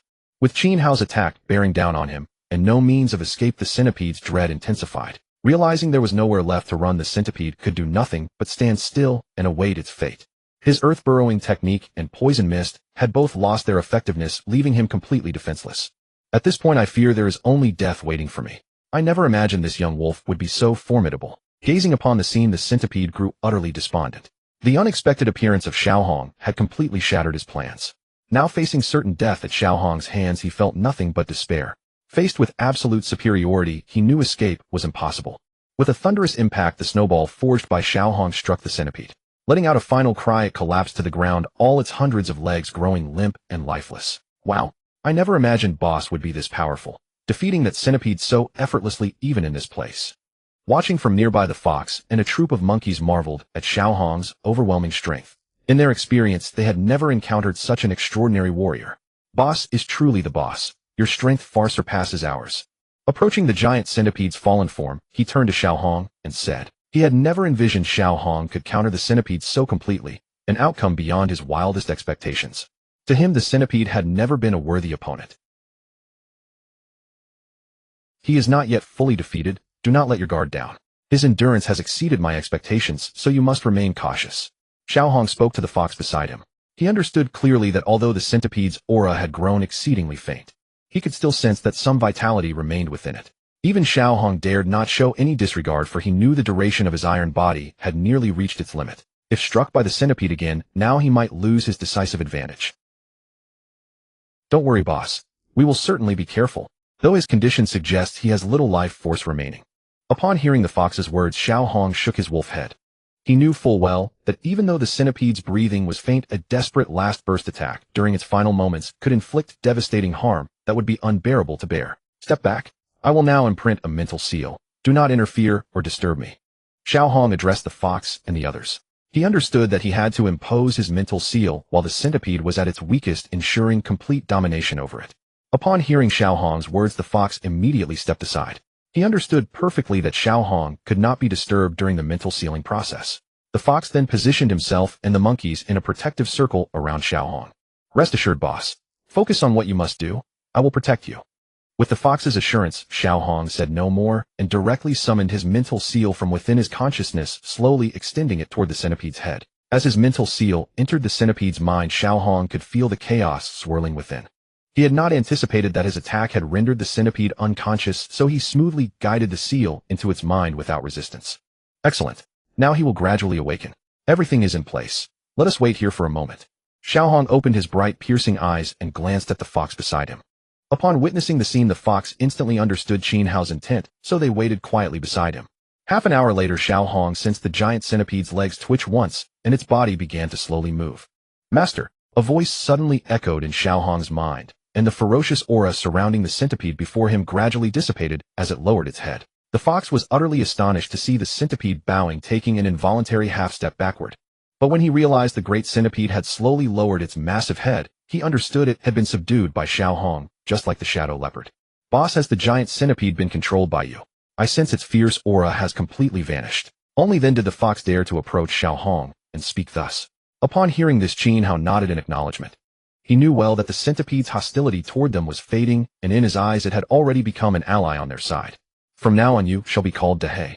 Xiaohong gently stroked the centipede's head as he spoke these words. He was fully aware that at this critical moment the centipede had officially joined their faction, making trivial matters irrelevant. Thank you, master, for granting me this name. The centipede was overjoyed upon hearing Xiaohong's words. With only absolute loyalty to Xiaohong occupying his mind, all other thoughts had vanished. Witnessing this scene, the fox immediately leaped onto the giant centipede's head just as Xiaohong had tamed the shadow leopard earlier. In his eyes, he alone remained untouched by Xiaohong's control, free to act according to his own will. Xiaohong observed this without comment, his gaze merely flicking toward the distant peaks. Having subdued the centipede, Qin Hao grew concerned about whether the other peaks might face similar circumstances. After all, in his heart, he was deeply worried about the situation regarding the shadow leopard. At this moment, aside from their own peak, the 8 mountains showed no other issues. Yet he noticed more and more peaks experiencing unusual developments. Thus he turned to Ghost Vine for answers, for since embedding itself into the earth, it had become the king of ghost vines throughout this mountain range. All ghost vines were subject to its command, and from the main peak it could manipulate every vine and receive their reports. Is there any other situation happening on the other peaks, Hey? If so, we shall go help them immediately. Qin Hao addressed the ghost vine beside him. Since all the vines in this area were directed by the central ghost vine on the main peak, they all served as his subordinates. Reporting to Master, on the 4th peak, Xiao He has encountered a rival, a tiger pack led by a supreme king among tigers. The ghost vine transmitted this intelligence at that very moment, for Qin Hao had cultivated it specifically to scout the region. Satisfied, Qin Hao nodded, fully aware that all his previous efforts had not been in vain. The ghost vine was finally proving its worth. Let us not rest. We head directly to the 4th peak. Upon receiving the ghost vine's report, Qin Hao immediately led his companions toward peak 4. He understood that his urgent priority was to clear all enemies from every peak and claim this entire mountain range as his possession. Hearing Qin Hao's words, the fox led the monkey pack toward the 4th peak, convinced that following Qin Hao was all he needed. In no time the group arrived at the 4th peak. The shadow leopard was already waiting there, having received word from the ghost vine that Qin Hao would soon arrive. Thus the leopard had been waiting at the mountain's base. Upon discovering the tiger pack, it immediately reported to the ghost vine. Only then did it realize it must await Qin Hao's arrival. Boss, you've finally come. I've been waiting for you for so long. Upon hearing the shadow leopard's words, Qin Hao nodded silently, still uncertain of the enemy's true strength. If they haven't discovered us, we'll approach slowly. For now, leave the monkey pack here. After making this arrangement, Qin Hao led the way forward. Soon after, the fox and the shadow leopard managed their monkey pack and followed Qin Hao. Boss, the tiger pack's strength is exceptional. Shouldn't we summon others to assist us? As they advanced, the fox whispered beside Qin Hao. After observing the tiger pack's movements, it had refrained from acting rashly, patiently waiting for Qin Hao's arrival. Qin Hao shook his head upon hearing this, for he was not particularly concerned. The centipede subdued on the 2nd peak was now beneath their feet. He felt completely confident, revealing no sign of hesitation. Rest assured, there is no need for excessive worry. Let us first observe their strength, then decide our next move. At present, we are not weak. Qin Hao glanced at his companions, his confidence unwavering. He knew his allies were growing stronger with each passing moment. Though the shadow leopard had described the tiger pack as formidable, Qin Hao refused to draw conclusions before witnessing their power firsthand. This time the shadow leopard heard Qin Hao speak in such a manner and said nothing further. He knew that since Qin Hao had spoken with such certainty, there must be sound reason behind it, so even he refrained from saying anything more. At that moment, they slowly moved toward the place where the tiger pack gathered. In a short while they arrived at the mountainside, for the tigers were situated right on the halfway point of the mountain. Thus Qin Hao, leading the fox and the shadow leopard, quietly approached the place where the tiger pack dwelled. Upon reaching the mountainside, Qin Hao saw a group of vividly patterned great tigers coiled there. At this time he made no other move. When Qin Hao discovered the tiger pack, he also searched for the tiger king among them, for his target was the leader of the tigers. What is going on here? Why is it that among all these tigers there is no other true expert? It seems I have not sensed any extraordinary aura at all. After sweeping his gaze across the scene, Qin Hao found it extremely strange. He had never expected that a full scan would reveal no sign of a powerful tiger hidden among them. Xiaohei, after arriving here, have you detected any particularly powerful aura among these tigers? Qin Hao then turned to Xiaohei beside him and asked. For him, there was no trace of a strong presence among them.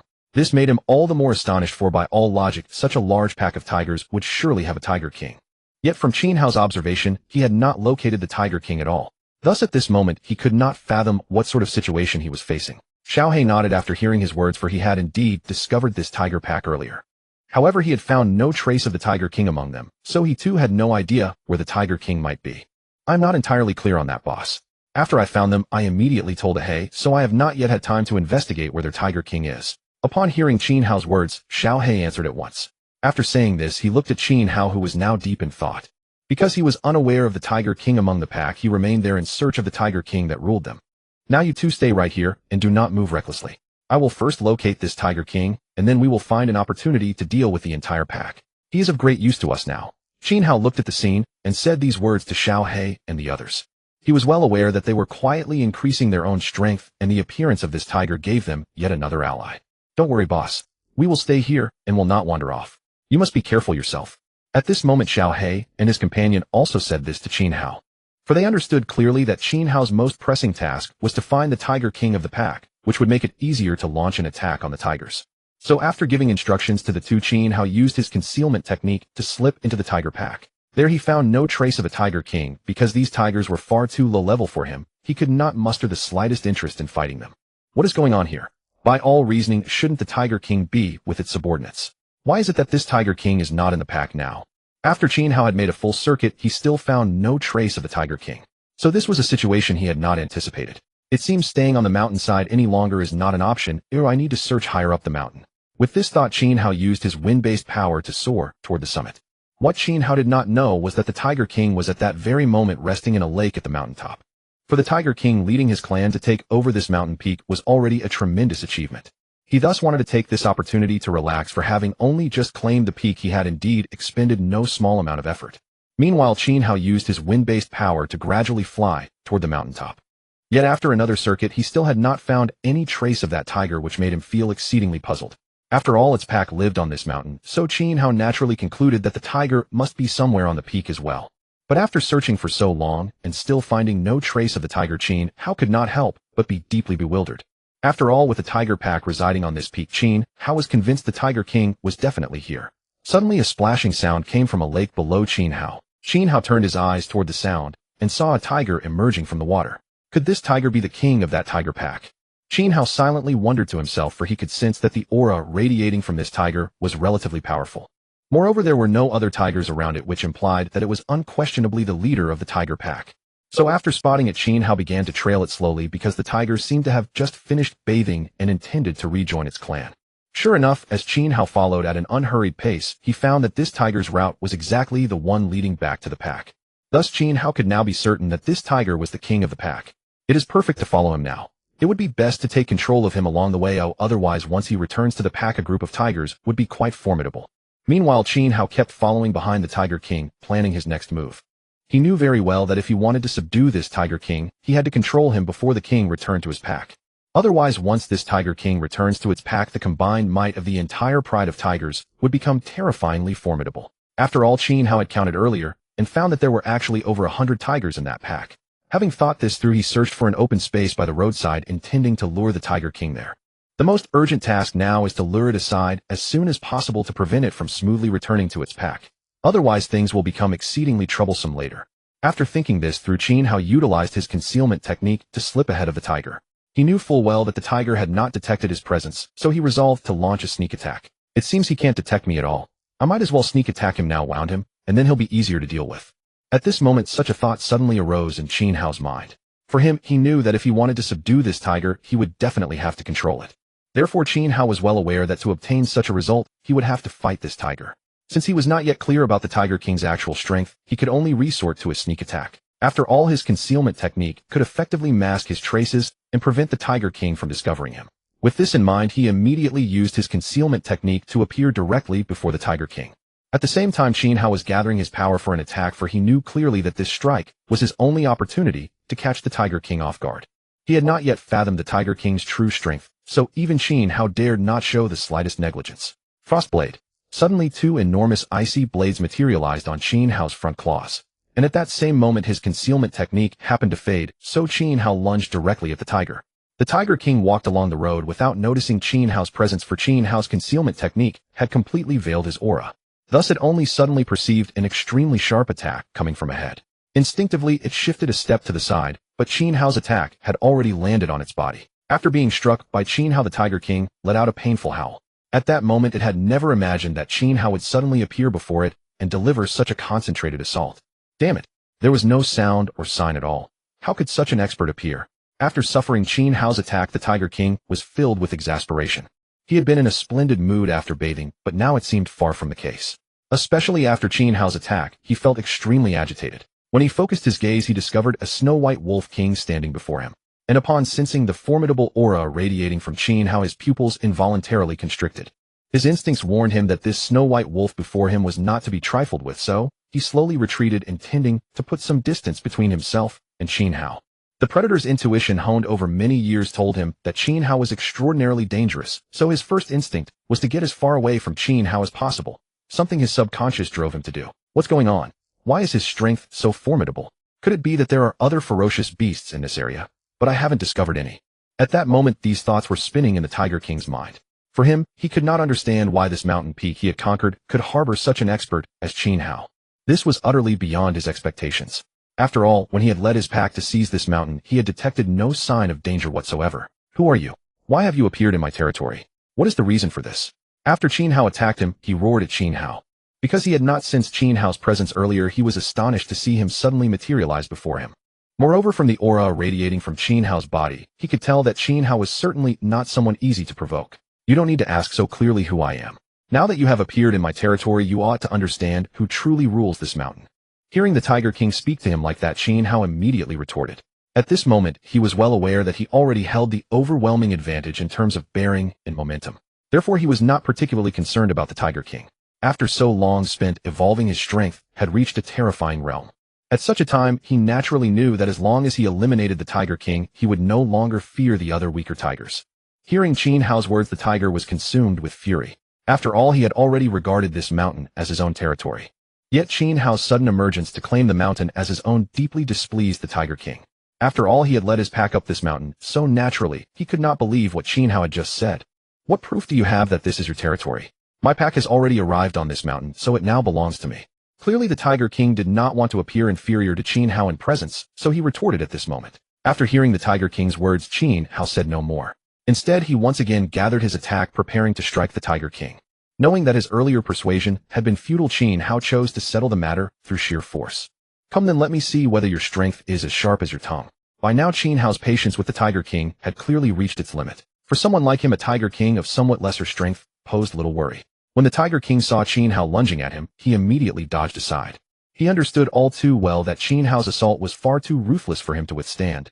Even he dared not receive Qin Hao's attack head-on. Damn it! His attacks are simply too ferocious. How could such a mighty opponent appear out of nowhere? Why have I never heard even a whisper about him before? At that moment, this question consumed the Tiger King's thoughts. He still had no idea where Qin Hao had suddenly emerged from, and so he was deeply baffled, yet Qin Hao remained completely unaware of what was running through his mind. All this while he kept evading Qin Hao's attacks, but Qin Hao's assault never slackened. It only grew sharper and more relentless. The Tiger King found it unbearable to be stuck dodging Qin Hao's strikes. He could scarcely hold his ground against them, and at this point he was utterly at his wit's end. No, I can't let this go on. If I do, I'll be chained here and crushed. I can't allow him to hold such a commanding advantage. At this thought, the Tiger King realized what he had to do. He knew all too well that he could not permit Qin Hao to keep attacking without pause, or the entire battle would turn overwhelmingly against him. Vajra body. A dazzling light suddenly gathered around the white tiger, and his body swelled to an enormous size. His aura grew formidable with each passing instant, and Qin Hao understood that this must be the white tiger's special ability. Seeing the white tiger's frame and aura expand at such speed, Qin Hao said nothing and immediately retreated. He knew the white tiger was now at the peak of its strength, and he had no desire to be caught by its attacks. From this creature, he finally felt a genuine sense of danger. This was hardly good news for Qin Hao, but he quickly accepted the reality. After all, every king among ferocious beasts was bound to possess some trump card. Qin Hao had already concluded that if he could weather this phase, the white tiger's ability would most likely burn itself out. He had seen through it. This surge of power could not last forever. He only needed to wait until the skill wore off and victory would naturally follow. After fighting the tiger for so long, Qin Hao realized that its strength after the transformation had become truly formidable. He continued to evade the Tiger King's attacks, knowing full well that it was nearly impossible to trade blows with it in its current state. Its power had been amplified so greatly that even Qin Hao would not dare take a direct hit from the Tiger King at this moment. Right now, all I have to do is wait for his power to fade. Then he'll have no choice but to submit. I just need to hold on a little longer. Qin Hao murmured these words to himself, fully aware that the white tiger had reached its moment of greatest power. He knew that this was no time to clash with the white tiger directly. At such a critical moment, he understood he had to steady his heart and bide his time. If the white tiger managed to land a blow on him, even his indestructible body would not escape without considerable injury. At the same time, the white tiger, having found that it could not hit Qin Hao no matter how hard it tried, was burning with rage. It also knew very well that this skill was bound by a time limit. Once the time ran out, it would revert to its former state. No, I can't go on like this. I must restrict his range of movement. Otherwise my attacks will never be able to truly harm him. Suddenly this idea seized the white tiger's mind. Yet for all its cunning, it still had no idea what Qin Hao's abilities were. But it did know where to strike. After watching every one of its attacks slip past Qin Hao's dodging form, it finally realized that it had to trap Qin Hao in a confined space. By stripping away Qin Hao's room to maneuver, its attacks would become far more lethal and pose the greatest threat to his physical body. Vajra force, Vajra shield. A low thunder rumbled from the tiger's throat. In the next instant, Qin Hao saw a translucent dome seal him and the tiger within it. What's happening? Why do I suddenly feel as though everything within 10 meters has been locked down by some invisible force? Qin Hao also sensed the eerie shift in his surroundings. Faced with this unforeseen situation, he began searching for a way to break the deadlock. He knew full well that with his mobility curtailed, the white tiger's attacks would soon make his situation extremely perilous, a prospect Qin Hao refused to accept. It seems I have no choice but to use my own innate attributes to defeat him. I can't simply wait around for his power to run out. Qin Hao changed his strategy on the spot. He understood clearly that now was the time to take the initiative. If he kept relying on waiting out the tiger's skill, he would only be reduced to a miserable, bedraggled state. Since that's how it is, let me see for myself just how powerful you really are. Knowing that he could not possibly outlast the tiger through mere evasion, Qin Hao understood that he could only win by matching the tiger with true strength. It was not the outcome he had hoped for, but at this point he saw no other way forward. And the tiger in front of Qin Hao, seeing him suddenly stop retreating, was caught off guard. It couldn't fathom why Qin Hao had changed his tactics all of a sudden. But seeing him stand motionless, it immediately lunged at him. Qin Hao instantly released several of his innate attributes, and within the transparent cage a thick, verdant mist filled the air. In the haze, the tiger abruptly realized that the aura before it had vanished completely. That alone made it afraid to make the slightest move. It was well aware that at such a critical juncture it had to stay alert. Qin Hao's strength had far exceeded its imagination, and now it knew it had to tread carefully. Now let me truly see what capable of. You have been hiding long enough. Show yourself. The white tiger harbored this thought within his mind. Seeing Qin Hao evade his attacks all along had filled him with fury. Now that Qin Hao had abandoned his evasive tactics, the tiger felt a surge of satisfaction. For him, it was far more advantageous to face his opponent head-on. You foolish beast even dares to seek my location. Take a good look at who you are dealing with. Qin Hao's wolf-like mouth curled into a scornful smile, for he was suspended in the sky riding the wind attribute. He knew fully well that the opponent could not detect him in this state. He remained drifting above, denying the tiger any clue to his position. What is happening? His aura has suddenly vanished, and I cannot sense his presence anywhere. The tiger was thoroughly bewildered. Such an outcome had never crossed his mind. The moment Qin Hao's verdant green mist had appeared, his presence had disappeared. Inside the diamond dome, the tiger scoured every corner for traces of Qin Hao, but finding nothing only deepened his frustration. This inexplicable development left him utterly perplexed. Unable to locate Qin Hao within the smokescreen, anxiety clawed at him. He knew Qin Hao was an exceptionally formidable opponent, and the display of multiple elemental attributes alone posed a grave threat. Yet he could not find him, which left the tiger floundering. He was acutely aware that his enhanced state had a time limit, so he needed to locate Qin Hao as swiftly as possible. But how could he ever allow such an easy fate? From above, Qin Hao watched the white tiger with cold calculation. He understood clearly that he held a decisive advantage at this moment. All he needed to do was wait and observe the tiger searching blindly, a scene Qin Hao watched with absolute clarity. The Tiger King found no trace of Qin Hao in the mist, and his astonishment grew with each passing moment. Observing the scene before him, he realized he could not simply continue this way out. Sooner or later Qin Hao would drain him dry. Knowing Qin Hao's strength, the tiger no longer wished to drag the confrontation on. He recognized he might no longer be the stronger combatant and began considering an escape route. Several failed attempts to break away only enraged him, provoking his ferocity. If you refuse to let me leave, then let us perish together. Diamond meteor rain. Within the diamond dome, golden liquid began cascading from above, washing over the smokescreen. Both the tiger and Qin Hao were stunned as a hissing sound erupted where the liquid met the green mist. The mist gradually dissolved until it vanished entirely beneath the diamond meteor rain, revealing Qin Hao's figure in the sky. So you have been aloft all this time. No wonder I could not sense you. Now that I have found you, do you still intend to hide? The white tiger roared with jubilation upon discovering Qin Hao. Earlier his attempts to track the opponent had yielded nothing. Now almost by chance the tiger had melted the smoke screen that had concealed Qin Hao's presence.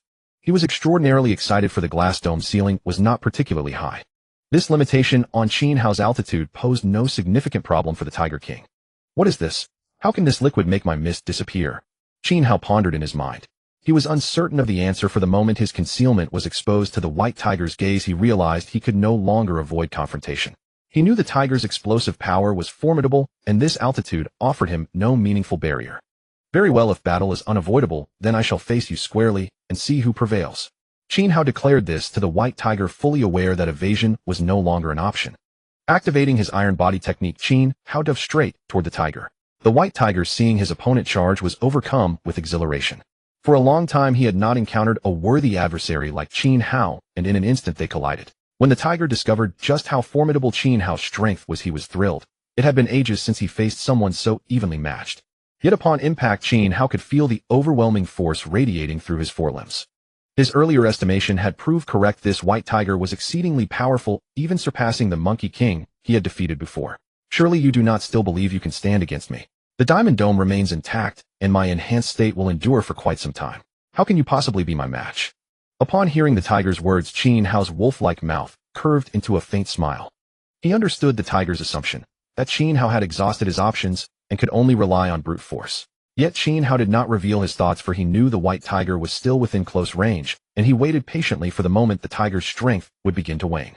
Perhaps you believe that confining me here would make you my match. I fear your thoughts are entirely misguided. I merely seek a more effortless means to defeat you. At this moment Qin Hao contemptuously roared at the white tiger. He well understood that his previous plan had now become unachievable. Therefore Qin Hao made no attempt to conceal himself further. Though he had lost the protection of his poisonous mist, he still possessed several abilities he had yet to reveal. As for Qin Hao, he still had numerous reserves held in check. But the white tiger was different. It had already expended its key abilities and was clearly weakening. This was precisely Qin Hao's opportunity. He understood that if he could merely endure a little longer, the tiger would ultimately be the one defeated. After more than 10 minutes had passed, the tiger grew anxious upon realizing that Qin Hao's aura remained surprisingly powerful. He had hoped to conclude the battle swiftly, but Qin Hao's strength far exceeded his expectations.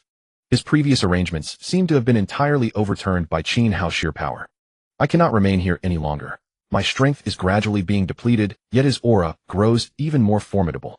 This time I must retreat and wait for an opportunity to settle the score once I have recovered. The white tiger contemplated this within his mind, acutely aware that his condition was deteriorating. Qin Hao remained as formidable as ever, so the tiger understood he stood no chance against him. He sought only to escape this place as quickly as possible. Gathering his remaining strength, the tiger launched a final assault against Qin Hao. Qin Hao did not hesitate, clashing with the white tiger in a fierce exchange. Yet the tiger used the force of the impact to propel itself toward the forest behind. Qin Hao only then realized the diamond protective barrier surrounding them had already vanished. Damned, I was careless this time.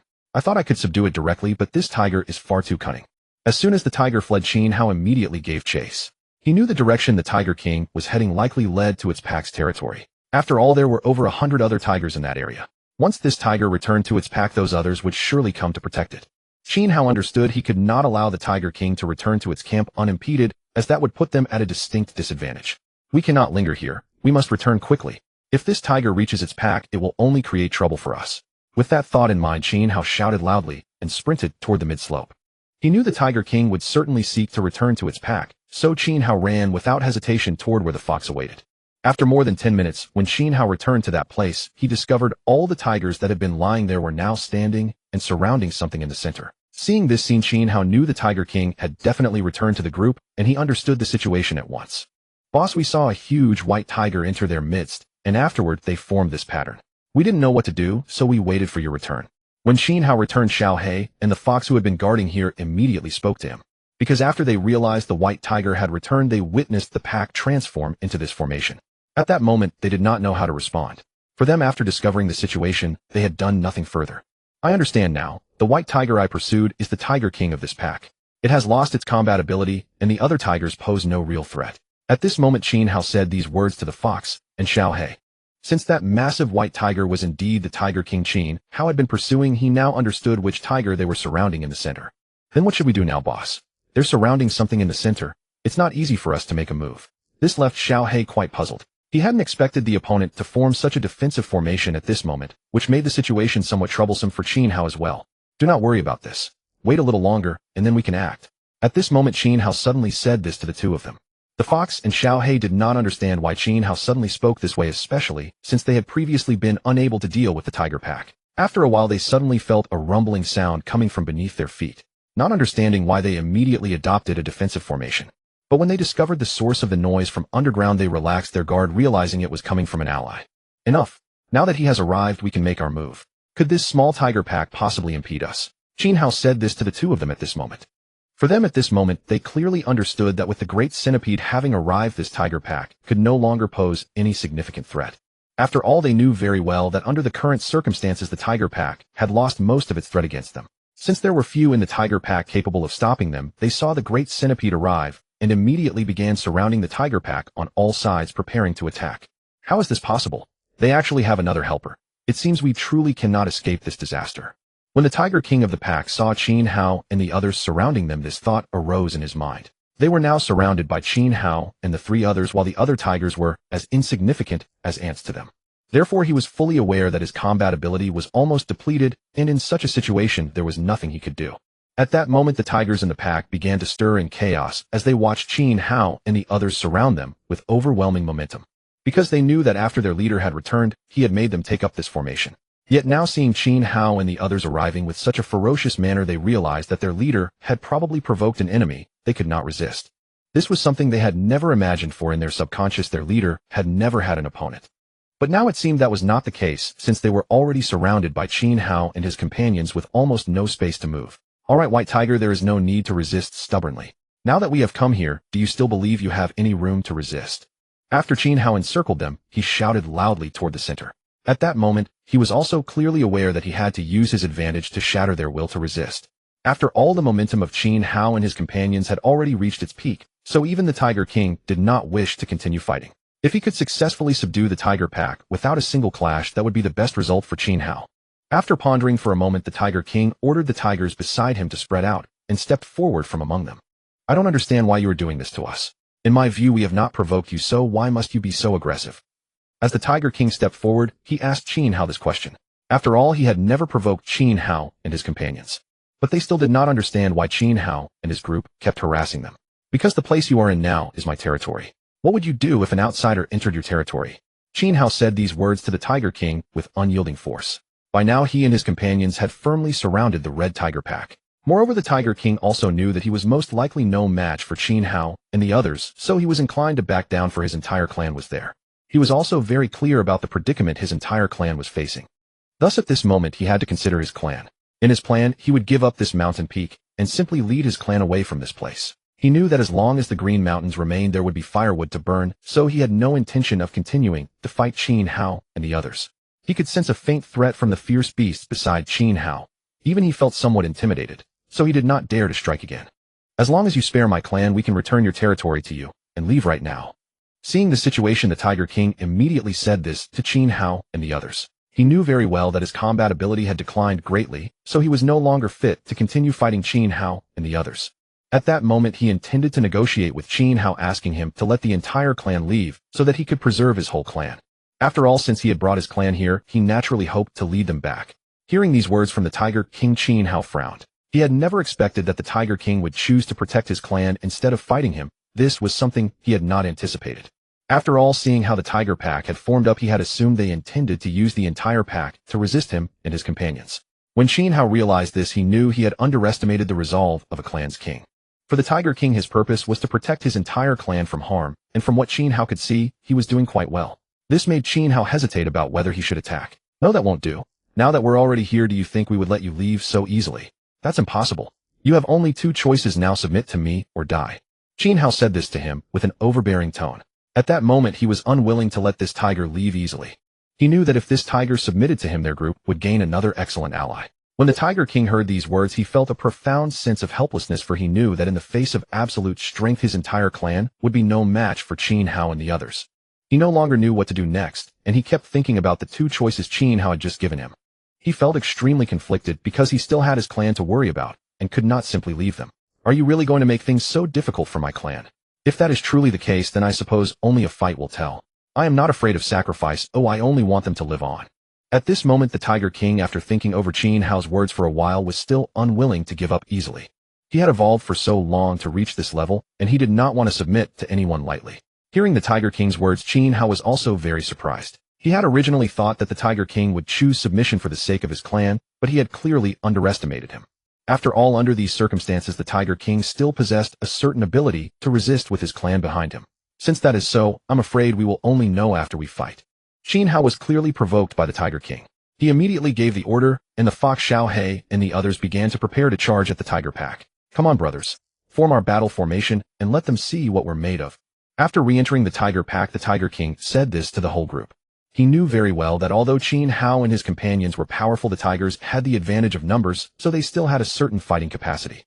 After he gave the order, several tigers, slightly larger than the ordinary ones, appeared around the Tiger King. It was clear that these tigers were the Tiger King's chosen guards, for he knew all too well that he had been reduced to nothing more than a mere commander. There was little fighting strength left in him after his previous confrontation with Qin Hao, leaving him unable to join the fray. All he could do was rely on his subordinates for protection, for he was well aware of Qin Hao's terrifying prowess and dared not face him directly. The two of you will attack from the left, while we charge from the right straight at the Tiger King. Don't worry about the other tigers. Qin Hao was formulating their battle plan at this moment. They understood perfectly what they needed to do in such a situation, and once the plan was set, Qin Hao immediately charged toward the Tiger King. He knew that dealing with the Tiger King was the urgent priority. If the king fell, the entire tiger pack would be leaderless. Without a leader, they would crumble like scattered sand. Qin Hao's objective was crystal clear as he launched himself straight at the Tiger King's position. Relax, big brother. What harm could these mere tigers possibly do to us? Xiaohe declared confidently, his eyes showing no trace of concern. To him, the situation was far from threatening. In his view, the other tigers posed no real danger. With the Tiger King himself already weakened from his earlier battle, they no longer posed any significant threat to Xiaohe and his companions. However, just as they dove into the tiger pack, what had seemed like still water suddenly surged to life. The tigers began darting across the open ground, using their movement to obscure the Tiger King's position. Seeing this, Qin Hao and the others halted their advance. Having lost sight of the Tiger King, they immediately began searching for him. After a brief search, Qin Hao confirmed that the Tiger King's traces had vanished entirely from the area, which struck them as deeply puzzling. They had just seen the Tiger King surrounded and secure, yet now they could find no sign of him whatsoever. What's going on? The Tiger King was right here moments ago, but now he's completely gone. The fox expressed his confusion aloud. They had witnessed the Tiger King's exact location with their own eyes, yet now he had simply vanished, leaving them utterly bewildered. It seems this tiger pack has its own remarkable secrets. Otherwise, the Tiger King could never have manipulated them with such precision. Seeing this display, the thought crossed Qin Hao's mind. He recognized immediately that the formation the tiger pack was employing resembled the array techniques of his past life, and he was genuinely taken aback. Wait here for a moment. I'll scout from the air to locate him. Just hold your positions until I signal. Having said this, Qin Hao summoned his wind attribute and rose into the sky, hovering above the battlefield. He knew that from the ground they could not spot the Tiger King, so he needed to locate him as swiftly as possible. Upon hearing Qin Hao's words, they all nodded in agreement. They fully understood that Qin Hao possessed the ability to fly, so they simply held their positions and waited for his signal. Qin Hao ascended into the sky, scanning the area below for any sign of the Tiger King. Since the Tiger King's coloring differed noticeably from the other tigers, he should have been easy to spot from above. After circling the area once, Qin Hao finally spotted the Tiger King hiding in a corner. Wind attribute. Upon locating the Tiger King, Qin Hao immediately condensed his wind attribute into a blade and slashed toward that position. The fox and the others watching from below immediately charged toward the spot, recognizing it as Qin Hao's signal. They wasted no time and lunged forward without hesitation. Meanwhile, the Tiger King, realizing Qin Hao's attack was heading straight for him, was filled with dread. Unable to defend himself against an aerial assault, he had no choice but to watch as one of his nearby guards leapt upward to intercept the blow and collapsed lifeless to the ground. Damn it! They can strike from the air. There's no escaping this time, the Tiger King thought, bitterly, feeling utterly helpless. He had never imagined Qin Hao was this powerful, and now he could think of no countermeasure. Qin Hao had already drawn near and eliminated one of his guards, leaving the Tiger King at a loss for what to do. With his combat abilities nearly depleted, all he could do was rely on his physical prowess and dodge to the side as Qin Hao's attacks closed in. What's happening? How can his attacks track me so precisely? This defies logic. The Tiger King was stunned that Qin Hao's strikes could pinpoint his location with such accuracy. He could not fathom why Qin Hao's attacks were so ferocious, nor did he have the luxury of time to ponder it. For one direct hit would tear flesh from bone. This was the last outcome he desired. His offensive capabilities had faded, and he knew urgently he had to find a way out. Am I left with nothing but submission? But that would be disastrous for me. At that moment, while dodging, he pondered this question within his mind. For him, the current situation was far from advantageous. Indeed, after being attacked by Qin Hao, he would find himself in an unimaginably dire predicament. But after long hesitation, he ultimately decided to yield to Qin Hao. For if he did not concede at this critical juncture, he would undoubtedly lose his life. There was no doubt about it. And so suddenly he found himself desiring to submit to Qin Hao. Cease. Hold your blows for now. Should you guarantee my clan a path to survival, I shall submit to you. It is not an unreasonable demand. At this point, the Tiger King finally realized that he was no match for Qin Hao and his companions.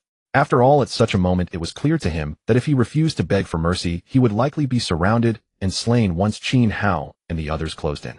Upon hearing the Tiger King's words, Qin Hao also brought his attack to a halt. He knew the Tiger King had been thoroughly frightened by their assault, otherwise he would never have made such a decision. Had you agreed sooner, you could have spared your clan from such losses. Qin Hao gradually made his way toward the tiger's position. He could sense that the tiger had long since lost any will to resist him. So when he descended, the surrounding tiger pack had already begun to slowly retreat aside. At this moment, the fox and Xiao He and the others who had been attacking from the flank also gradually gathered around Qin Hao. They were well aware that subduing the Tiger King had required considerable effort on their part. Earlier, this tiger pack had posed significant trouble for them. Though their individual strength was formidable, the 100-plus tigers held an overwhelming numerical advantage. Even they felt somewhat fatigued. Thus, they were deeply grateful that Qin Hao had managed to strike, while simultaneously dismantling the enemy's psychological defenses. When Qin Hao branded the Tiger King with his spiritual mark, he knew the beast had finally become his subordinate. Under the control of his spiritual mark, no fierce beast could escape its influence. This method had been transmitted to Qin Hao by the system, so, in this world, no fierce beast could ever break free from the spiritual mark he bestowed. Very well. From this moment forth, lead your clan and follow us. With us at your side, none shall dare harass you again. After sensing that his spiritual mark had taken full control over the tiger, Qin Hao spoke these words to it. He understood perfectly that securing this tiger pack would be an immensely beneficial outcome for the strength of their entire team. Now that he had subdued the tiger, their team's strength had grown once more. Yes, leader. I know what I must do henceforth. The white tiger before him lowered its noble head, for he could sense that Qin Hao held his life and death in a single thought. Thus he dared not act presumptuously in the slightest, showing absolute reverence toward Qin Hao. Such was the power of the spiritual mark. Enough. I leave this mountain peak in your care. I have other matters to attend to. Qin Hao said nothing further and entrusted the mountain to the Tiger King. He understood well that the Tiger King had led his pack to this mountain peak some time ago, and so he was fully aware of this fact. Now that the Tiger King had become his subordinate, Qin Hao cared little for the territory itself. He knew that having this mountain range under his control was more than sufficient. After settling all arrangements, Qin Hao led the fox, Xiao He, and the others away from this place. He was well aware that they had secured this mountain peak. Even so, Qin Hao felt little personal attachment. At such a critical moment, he understood that this was precisely what he needed to do. Only in this way could he better win hearts and loyalty. Having grasped this point, Qin Hao directly handed over this mountain range to the Tiger King for management. Leader, are we truly entrusting that mountain peak to his management? We still do not know his true intentions. Along the way, the fox found Qin Hao's decision perplexing, for the Tiger King had only just been subdued. Upon hearing the fox's words, Qin Hao's wolf-like mouth curved faintly as he shook his massive head. He knew that once bound by his spiritual mark, absolute obedience was guaranteed. He harbored no concern about betrayal, especially since the Tiger King still commanded his followers here. Qin Hao understood he could not let his new subordinate grow disheartened. The fox fell silent upon hearing Qin Hao's explanation. He knew there was method to the decision, and so he refrained from further inquiry. On the journey, Qin Hao reflected on the strategic value of the tiger pack and felt quite pleased with the outcome. Having witnessed how easily the tiger pack had impeded their advance, he fully grasped the importance of a loyal pack. Very well. Return directly to our main peak. I have other matters to attend to. I shall have Ghostvine identify the tallest of these 8 peaks, and I will go there shortly. Qin Hao spoke these words to the fox, and Xiaohe beside him. The giant centipede had already burrowed underground, and was not among them. The fox beside him nodded immediately upon hearing Qin Hao's words. He understood clearly what Qin Hao intended to do next. Fear not, leader. I shall convey this to him upon our return. Rest assured on this matter. The fox responded promptly. He understood well that Qin Hao's forthcoming arrangements would prove extraordinarily significant for their entire team, so he felt no surprise. After hearing this, Qin Hao nodded and distanced himself from the two of them. For them in such a moment, they were well aware that what Qin Hao was doing lay beyond their involvement, so they did not press him about his intentions. At this moment, news from Ghostvine reached Qin Hao's mind. Upon hearing this, he said nothing more and hurried toward that peak. He had no reason to doubt Ghostvine. Having nurtured it himself, he regarded it as one of his own, knowing it would never deceive him. In that case, let us head straight for the highest peak. According to the guidance, it should be the 5th mountain. Qin Hao received Ghostvine's message and immediately set out in that direction. He understood that if he could summon a pack of wolves, the strength of their entire team would see a remarkable increase. Having witnessed the hunting tactics of that tiger pack, Qin Hao was deeply eager to replicate such prowess. As a wolf king, it was only natural that he could summon his own pack. This was precisely what Qin Hao needed to do at present. Before long, Qin Hao arrived at the 5th peak. Although he had already claimed all these mountains, this was his first time visiting this particular peak, so he carefully surveyed his surroundings. After all, in his current status, he was akin to the lord of this territory. Observing the landscape, he quietly weighed his options. Suddenly, while passing midway up the slope, he noticed a peculiar plant. From his perspective, it appeared to be undergoing evolution, which sparked his curiosity. Upon reaching the midsection of the 5th peak, Qin Hao discovered a plant absorbing the spiritual energy of heaven and earth. This puzzled Qin Hao greatly, for he had never encountered a plant undergoing such transformation before. When he realized this, he approached cautiously, for he knew the man-eating flower had already begun developing a glimmer of sentience. It appears this man-eating flower has only just begun its evolution and has not yet absorbed any heavenly treasures or earthly essences. Perhaps now is the time to dig it up and nurture it myself. Qin Hao whispered these words to himself. He sensed that the man-eating flower was still not particularly powerful. The aura radiating from it made this abundantly clear, prompting Qin Hao to form the intention of cultivating this man-eating flower. He knew that for plant-type ferocious beasts, spontaneous birth of sentience was far more arduous than for animal-type beasts. Thus, Qin Hao resolved to nurture this man-eating flower with care. Qin Hao then employed his concealment technique to approach the man-eating flower from behind. He carefully observed the manner in which the man-eating flower absorbed the spiritual energy of heaven and earth, remaining silent as he watched from behind. Since he had not yet decided where to transplant it, he refrained from acting. Perhaps I should summon the wolf pack first. Otherwise, there is little to gain by lingering here. The man-eating flower has only just begun its evolution, so there is no rush to worry about other matters.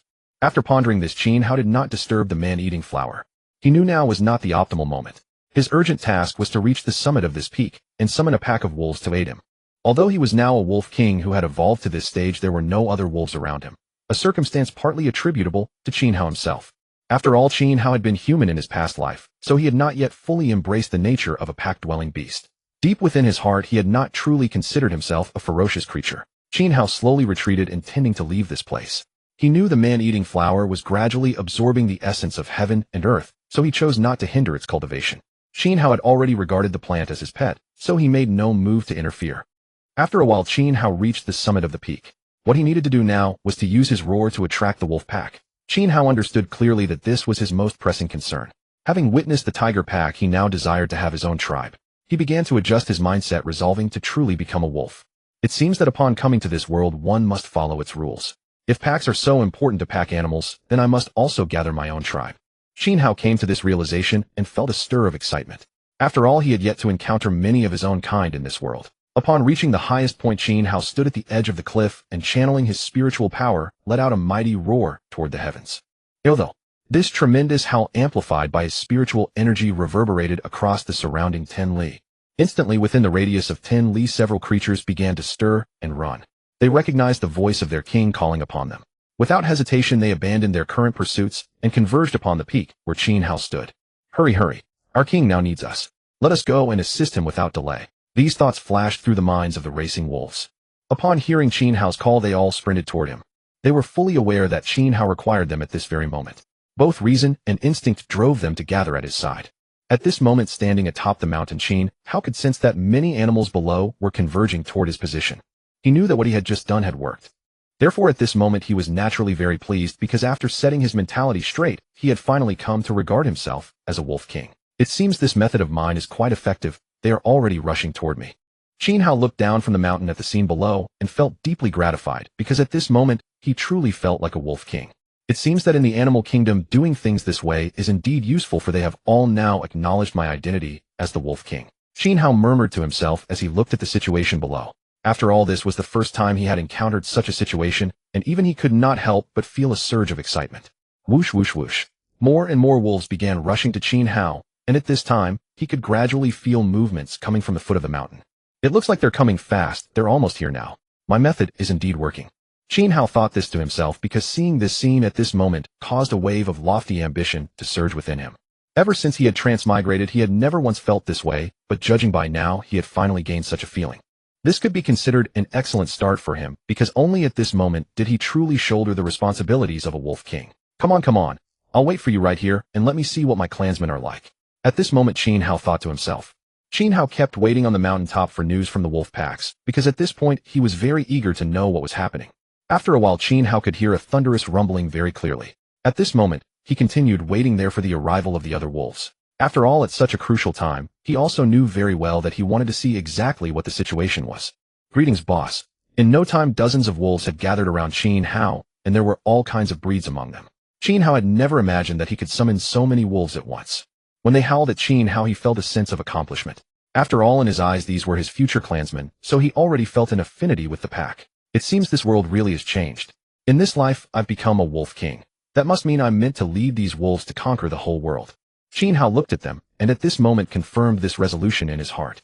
Since they now had no other opponents in the entire Huaxia nation, Qin Hao had gradually begun to turn his gaze toward the world. After all, Qin Hao knew very well that to become the king of the entire animal kingdom, he had to set his direction from now on, and Qin Hao had already made that determination. In a little while, we'll first take stock of the situation and see how many clansmen have come. From now on, follow me, and I guarantee that all of you will evolve. Qin Hao said this to the wolves below him because he had noticed that more and more clansmen were gathering by his side. Thus, having seen this, he formed such a plan, knowing that his journey in this other world had truly only just begun. After Qin Hao waited half an hour, the wolves gathered in this place numbered several hundred. Among them, some had only a slightly lower level of evolution than the fox, and the others, which was a true unexpected joy for Qin Hao. Alright, they've almost all arrived now. In a while, I'll take you to my main peak, and from now on that will be your range of activity. Qin Hao told them about this situation because he knew very well that his clan had now been summoned. Therefore, for him, it was now necessary to find a place to settle his clan. All these wolves obeyed Qin Hao's command, so Qin Hao also knew that he had finally assumed the responsibilities of the Wolf King. After Qin Hao let out in a woo, he charged forward at the lead, and at once the several hundred wolves behind him all followed. They knew very well that their pack truly had a Wolf King now, and they would never be bullied again. Therefore, at that moment, they naturally felt excited and thrilled. From now on, your living area will be on this mountain. The dozen or so clansmen with slightly stronger strength come with me. After bringing them to the main peak, Qin Hao said this to the several hundred wolves. Because this main peak was Qin Hao's territory, all the wolves were now settled in this place by Qin Hao. Don't worry, boss, we understand. From now on, we'll keep to this mountain and restrain ourselves. At that moment, the wolves in the pack all spoke this way to Qin Hao. They knew very well that they were already following Qin Hao, so all matters naturally had to obey Qin Hao's command. After hearing their words, Qin Hao nodded his enormous wolf head, then turned and led the dozen or so stronger wolves up the mountain. Qin Hao knew very well that these dozen wolves still had plenty of room for improvement, so at this time, he naturally supported them greatly. When Qin Hao brought them up, the fox Xiao He and the others saw this, and felt greatly puzzled. They had never expected that Qin Hao would suddenly gain clansmen of his own. Boss, what is going on? Why have more than a dozen clansmen that looked just like you suddenly appeared? At that moment, the fox turned to Qin Hao and asked him this very question. After all, when they saw this scene once more, they were all overwhelmed with confusion, for they had heard Qin Hao's howling on that mountain peak a while ago. What they had no way of knowing was that this was precisely Qin Hao's objective, which was why they were so utterly puzzled when he arrived before them leading more than a dozen wolves. These clansmen have all been summoned by me. From now on, if any heavenly treasures or spirit herbs come into our possession after you yourselves have taken some, be sure to give a share to these few as well. At this point, Qin Hao was also making his own arrangements, since to him, these more than a dozen clansmen were all promising talents, and naturally, he had to pay due attention to that. Their group had grown ever stronger with Qin Hao playing an indispensable role, and for this, he felt deeply gratified. Don't worry, boss. I'll keep an eye on all those things. At that moment, the fox said this to Qin Hao. He could also see clearly that the strength of these dozen-odd wolves was only slightly weaker than their own. He was therefore well aware that these wolves would very likely become clansmen highly valued by Qin Hao in the future, and being so quick-witted, he had already figured out how to conduct himself henceforth. After all, in this group, he was equivalent to Qin Hao's strategist, vastly superior in intellect to the rest, so Qin Hao, hearing these assurances, was more than happy to leave these matters in his hands. For at this time Qin Hao certainly knew very well that he had entrusted all these things to the fox's safekeeping. Thus after the fox said those words, Qin Hao felt completely at ease. Turning around then, he looked at his dozen-odd clansmen, and a gratified smile spread across his face. Qin Hao knew that his team had at last been established, marking his first step toward the wider world. Once he had arranged everything for the wolves, he went once more to the place where the divine spring was located. What astonished him greatly was that the divine spring actually had the power to restore itself. Witnessing this, he was utterly stunned by the sight before him. As he stood beneath the spring, he saw it spontaneously absorbing the spiritual energy of heaven and earth. At that instant, he understood that as long as the divine spring was well guarded, its blessings would never run dry. Thus Qin Hao was filled with joy.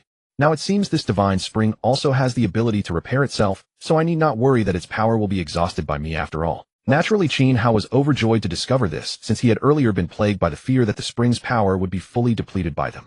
But now seeing that the divine spring could absorb celestial spiritual energy on its own, Qin Hao was even more delighted, for it meant he could produce a greater number of formidable experts. It appears the time has come for me to go fetch that tree spirit and that man-eating flower and bring them to the main peak. Otherwise, staying where they are will only slow their evolution, which is hardly beneficial to us. Qin Hao was set on those two creatures. After all, he deeply understood that he needed additional allies at this moment. The scene he had witnessed on the fifth peak earlier still astonished him to this day. So he had to move the man-eating flower and the tree spirit to the main peak. None of you need to worry about your future training anymore. This divine spring is capable of restoring itself, so it seems we now possess a guarantee that will sustain us for a very long time. It was at this moment that Qin Hao said this to Gui Cheng beside him, for he knew full well that this peak required someone stationed to guard it. Moreover, the divine spring was the very foundation of their rise to power, so Qin Hao understood better than anyone how crucial it was to them. Now that we have this, a great many powerful warriors will be born over the long stretch of time ahead. Gui Ting echoed these sentiments beside Qin Hao, as he was likewise aware of exactly how abundant the resources they now possessed truly were. This entire mountain range had become their territory, and Qin Hao had already taken control of every corner of it. Henceforth, he knew well that they were ready to contend with any group in the world. Meanwhile, in a secret human base, thousands of soldiers had gathered to take part in the gene serum trials. Having recognized the imminent dangers spreading across the earth, all the nations of humanity had joined forces to develop a genetic agent. At this critical time, they had selected a large number of soldiers from their own national armies to undergo the experiment. For they knew that the survival of the entire human race was hanging in the balance.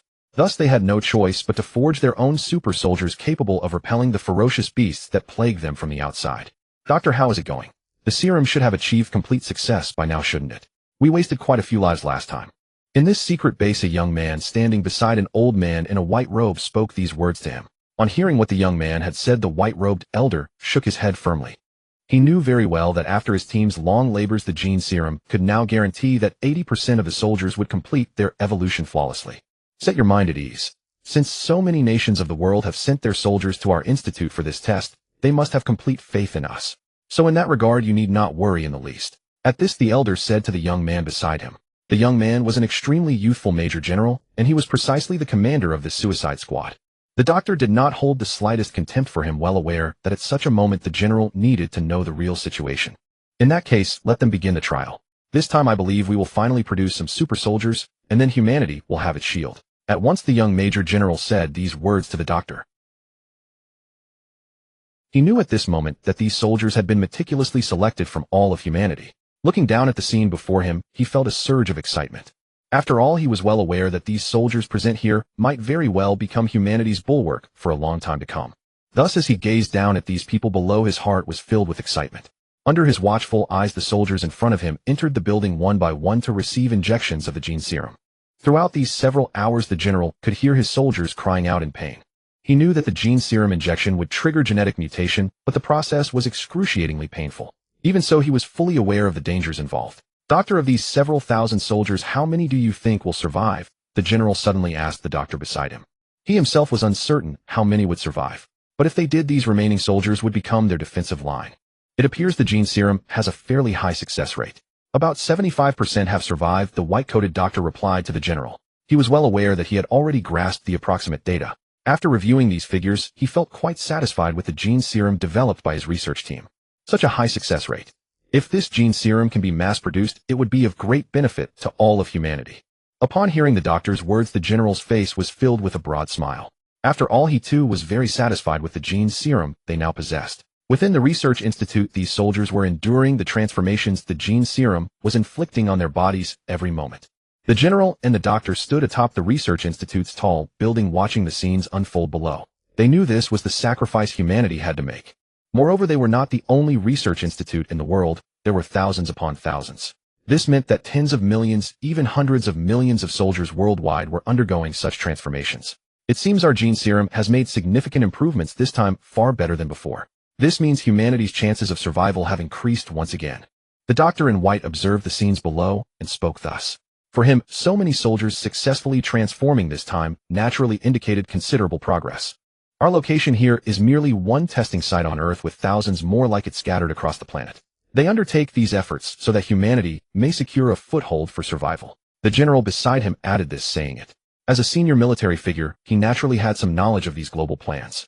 The doctor was genuinely surprised upon hearing this from the general. He had previously believed that only this nation was treating this single pilot project as the foundation. Yet now that he understood the full scope of the operation, he realized he had underestimated the nation's strength and resolve. Meanwhile, Qin Hao and his companions remained unaware of humanity's grand plan. They continued advancing methodically through their own developments, completely uninformed of these matters. For their part, those at the Research Institute watched the unfolding events, uncertain of how to proceed. By now, all trials of the gene serum had concluded. Nearly 70% of these several thousand soldiers had survived, and among them 20% had become super soldiers.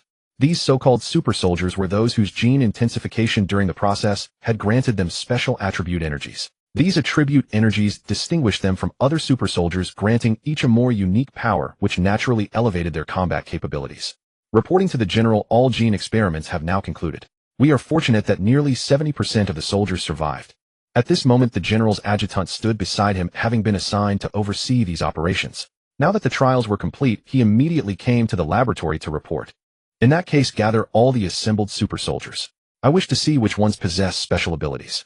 After giving the order, the adjutant promptly exited the laboratory. He understood clearly that once the soldiers were assembled, they could proceed with the next phase of the plan. The urgency behind humanity's race to create these super soldiers stemmed from the emergence of extremely powerful ferocious beasts surfacing in every nation across the world. Among them, the eight-headed serpent from the west and Storm's Wrath from Japan were the most notorious. However, their notoriety didn't necessarily indicate they were the strongest among all ferocious beasts worldwide.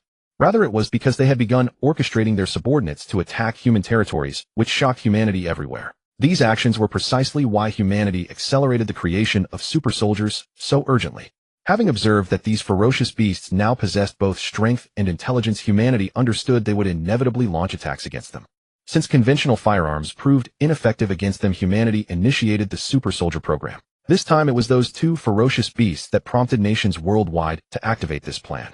It appears humanity's efforts have proven worthwhile. Safeguarding our territories from other beast invasions likely benefits us as well. At that very moment, Qin Hao within his own territory had also caught faint rumors about humanity's plan. After all, his subordinates were already scattered across every direction, and he could somewhat comprehend the extraordinary circumstances humans faced. It seems likely that those two ferocious beasts have already begun encroaching upon human territory, which is why they are desperately crafting such super soldiers. At this moment, the fox spoke in much the same manner. Qin Hao glanced at the four tails fanning out behind her. By now he understood that the fox had also undergone arduous cultivation during this period and had once again elevated her strength. Qin Hao nodded after hearing her words, for he knew that when humans perceived a threat to their lives, they would inevitably strike back. Thus he anticipated that within a short time humanity around the world would launch offensives against the two ferocious beasts in the West and Japan. He knew this while having been human in his past life and understanding the human mindset thoroughly. Moreover, the power of these ferocious beasts had already evolved to a level where conventional firearms had lost much of their effectiveness. Therefore, he understood that now that humans had created super soldiers, they would undoubtedly begin sweeping operations against the ferocious beasts that threatened them. Of course, upon hearing Qin Hao's words, the fox also nodded. For her, at this critical juncture, they were likewise weighing their subsequent circumstances. Although this mountain range lay far from human territory, once humanity subdued the ferocious beasts endangering them, they would naturally turn their attention to the predators in these unclaimed regions. Therefore Qin Hao and his companions were preparing proactively for to secure a place in this world. One must possess undeniable strength. Only when their power was truly heightened could they qualify to negotiate peaceful coexistence with humans. Qin Hao understood these truths perfectly at this moment. Enough deliberation. Rather than overthinking, let us focus on strengthening our subordinates first. For our sake, only through our own power can we seize the commanding position in this world's grand tide. Qin Hao saw this matter with absolute clarity at this point. For him, he understood that only by elevating their strength could their safety be guaranteed. This was a principle Qin Hao had known since his days as a human. Now Qin Hao recognized that they must raise the strength of everyone within their territory. In doing so, they would constitute a truly formidable force in this world. After all, according to their current cultivation levels, ordinary human weapons had already lost their effectiveness against them. Therefore Qin Hao and his group understood they must pay close attention to this matter. For now, do nothing but cultivate and strengthen yourselves. As long as your power rises, you will undoubtedly secure your place in this world. Qin Hao spoke these words to his subordinates at this time, for he understood very clearly that the world was gradually beginning to communicate once more. This was precisely why Qin Hao and his group could monitor the situation of ferocious beasts across the world. Although they were powerful, they had yet to engage significantly with humanity. Therefore Qin Hao was contemplating the plans for his followers' next moves. He understood very clearly that when their strength reached a certain threshold, they would naturally need to leave this place and venture into the wider world. We must carefully consider what to do in the time ahead. If we remain idle here without evolving and developing, it will certainly accomplish little. After watching them depart, Qin Hao reflected silently within his heart. He understood clearly that he must strategize for what comes next, otherwise lingering here would only demoralize them rather than bring meaningful improvement. After reflecting thus, Qin Hao began laying out his plans for the future. Meanwhile, humanity's super soldiers were slowly converging into a unified force. For them, the sheer number of super soldiers produced this time was sufficient to defend their nation. Coordinated action was underway across the globe, with each nation deploying its forces. They had already begun counteroffensives using their militaries to eliminate the ferocious beasts within their borders. The Western nations and Japan, seeking to eradicate the two ferocious beasts threatening their countries, had already begun launching attacks with their most devastating nuclear weapons. They understood that their national security was under direct threat. At this critical juncture, they knew they had no choice but to strike back, otherwise their citizens would be left unprotected. What is happening? How has combat broken out between them already at a time like this? Following the outbreak of hostilities between the two sides, Qin Hao obtained this information through his network of informants beyond. Though his current location was relatively remote, he maintained a general awareness of such developments. Qin Hao knew that although he had become a king among ferocious beasts, he had no intention of attacking Huaxia's territory, for in his past life, he had been a human and a resident of the Huaxia nation. He knew that even if he sought to conquer other territories, he would never lay hands on Huaxia's lands. It appears I must quickly consolidate all surrounding territories. Otherwise, other ferocious beasts may launch attacks on Huaxia. Qin Hao contemplated this matter deeply, for he understood he needed to grasp these realities fully. Although he had already claimed a substantial domain, compared to the entirety of Huaxia, his territory remained comparatively modest. Thus he knew he could not take action without sufficient strength. After reaching this conclusion, Qin Hao immediately began making preparations, for he understood keenly that he must act now. Otherwise, the conquest of Huaxia by other ferocious beasts might become an unavoidable reality. Qin Hao likewise dispatched several subordinates to gather information about this world. After all, in addition to himself concealed within the mountain range, he had some subordinates capable of flight. Just as this thought occurred to him, that very night the divine spring atop their main peak once again underwent a violent transformation, far more intense than the previous two times. Qin Hao and the others had been deep in cultivation when they were suddenly jolted awake by this surge of power. What is happening? How could the divine spring be undergoing such a violent transformation again at a time like this, eh? After Qin Hao's group assembled, the fox beside him also posed the question in bewilderment. They themselves could not explain why such a drastic change had suddenly appeared here. After witnessing the changes occurring above, Qin Hao and the others were also extremely surprised, because they never imagined that this divine spring could absorb the spiritual energy of heaven and earth in such a manner at a time like this. Although Qin Hao understood this very clearly at this moment, he furrowed his brows deeply. After all, having witnessed this, he knew that the commotion created this time would likely attract all the ferocious beasts in the vicinity. Although Qin Hao and his group could handle it, it would still be quite troublesome to deal with in this manner. It seems they will definitely be drawn here this time. There is no need to question it. Such a massive disturbance will inevitably reach their attention. After observing this scene, Qin Hao also formed this thought in his mind. After all, he was well aware that the commotion this time was substantial enough that even the ferocious beasts from the surrounding area would surely be drawn by this surge of spiritual energy. Then tomorrow, boss, with only our current numbers, if so many of them come over, we will definitely run into trouble. At this moment, upon seeing the scene, the fox also felt deeply worried, for they had no idea what would happen next. Qin Hao shook his head upon hearing his words. For Qin Hao, the unexpected events that might arise at a time like this were beyond his anticipation. I am not certain what will happen next, so let us remain calm and observe for now. Although the ferocious beasts nearby may very well come, our current strength should still be sufficient to handle them. At this point, Qin Hao felt an exceptionally strong confidence in his own abilities. After all, at such a critical moment, he knew very well that with his current strength, he was not particularly worried about others seizing the divine spring from him. The others, upon hearing Qin Hao's words, nodded in agreement without saying much further. With their current capabilities, they felt confident they could handle most challenges. Moreover, they were all gradually evolving, so they believed they could manage even if other ferocious beasts arrived. In that case, we can just wait here for now, right? We do not need to worry too much about anything else. Xiao He, upon hearing Qin Hao and the others' conversation, happily spoke up. This was because their entire team's strength had been significantly enhanced, so they now felt confident and unruffled watching the scene unfold. At this moment, as the spiritual energy from the divine spring radiated outward, sure enough, all the ferocious beasts within a 200-li radius caught the intoxicating scent. Thus they were naturally drawn to the location. As they ran, more and more ferocious beasts were pulled in by the aura. At this point, they were not thinking too clearly, for they knew they had been overwhelmed by the disturbance. They understood that once they claimed this prize, they would undoubtedly undergo another great evolution. Hurry, hurry. We must seize this thing as quickly as possible. As they galloped along the way, each ferocious beast shared this same thought. They knew this intoxicating spiritual fluctuation had pushed all thoughts of danger from their minds. I knew they would definitely take action. Look, the closest ferocious beast must have already arrived. At this moment, Qin Hao suddenly said to Xiao He and the others. Because for him, at such a critical moment, he had to handle these matters properly. So when he detected an unfamiliar aura nearby, Qin Hao instantly focused on that location. The other several people, upon witnessing this, also sensed the position of that ferocious beast. However, they did not act rashly, for he knew that only one beast had arrived so far, and more would surely follow. After telling them to hold back their impulses, Qin Hao said no more. Because Qin Hao knew that since this divine spring had already attracted so many, he was also eager to witness the strength of the ferocious beasts from other places. As the divine spring continued absorbing heaven and earth's spiritual energy, more and more ferocious beasts gradually gathered.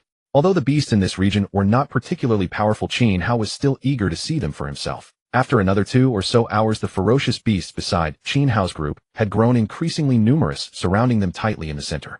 Qin Hao observed the scene without particular concern, for he did not sense any dangerous aura among these beasts. Boss, there are already so many ferocious beasts here. Are we just going to stand by and let them surround us?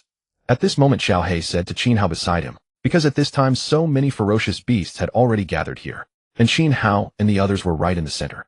So the outer beasts focused all their attention on them. Right now we are in the middle, and they would not dare make any reckless moves. Rest assured, Qin Hao said to Xiao He at this moment.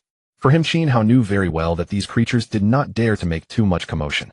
After all, at a time like this, the oppressive aura radiating from Qin Hao and his companions completely overwhelmed them.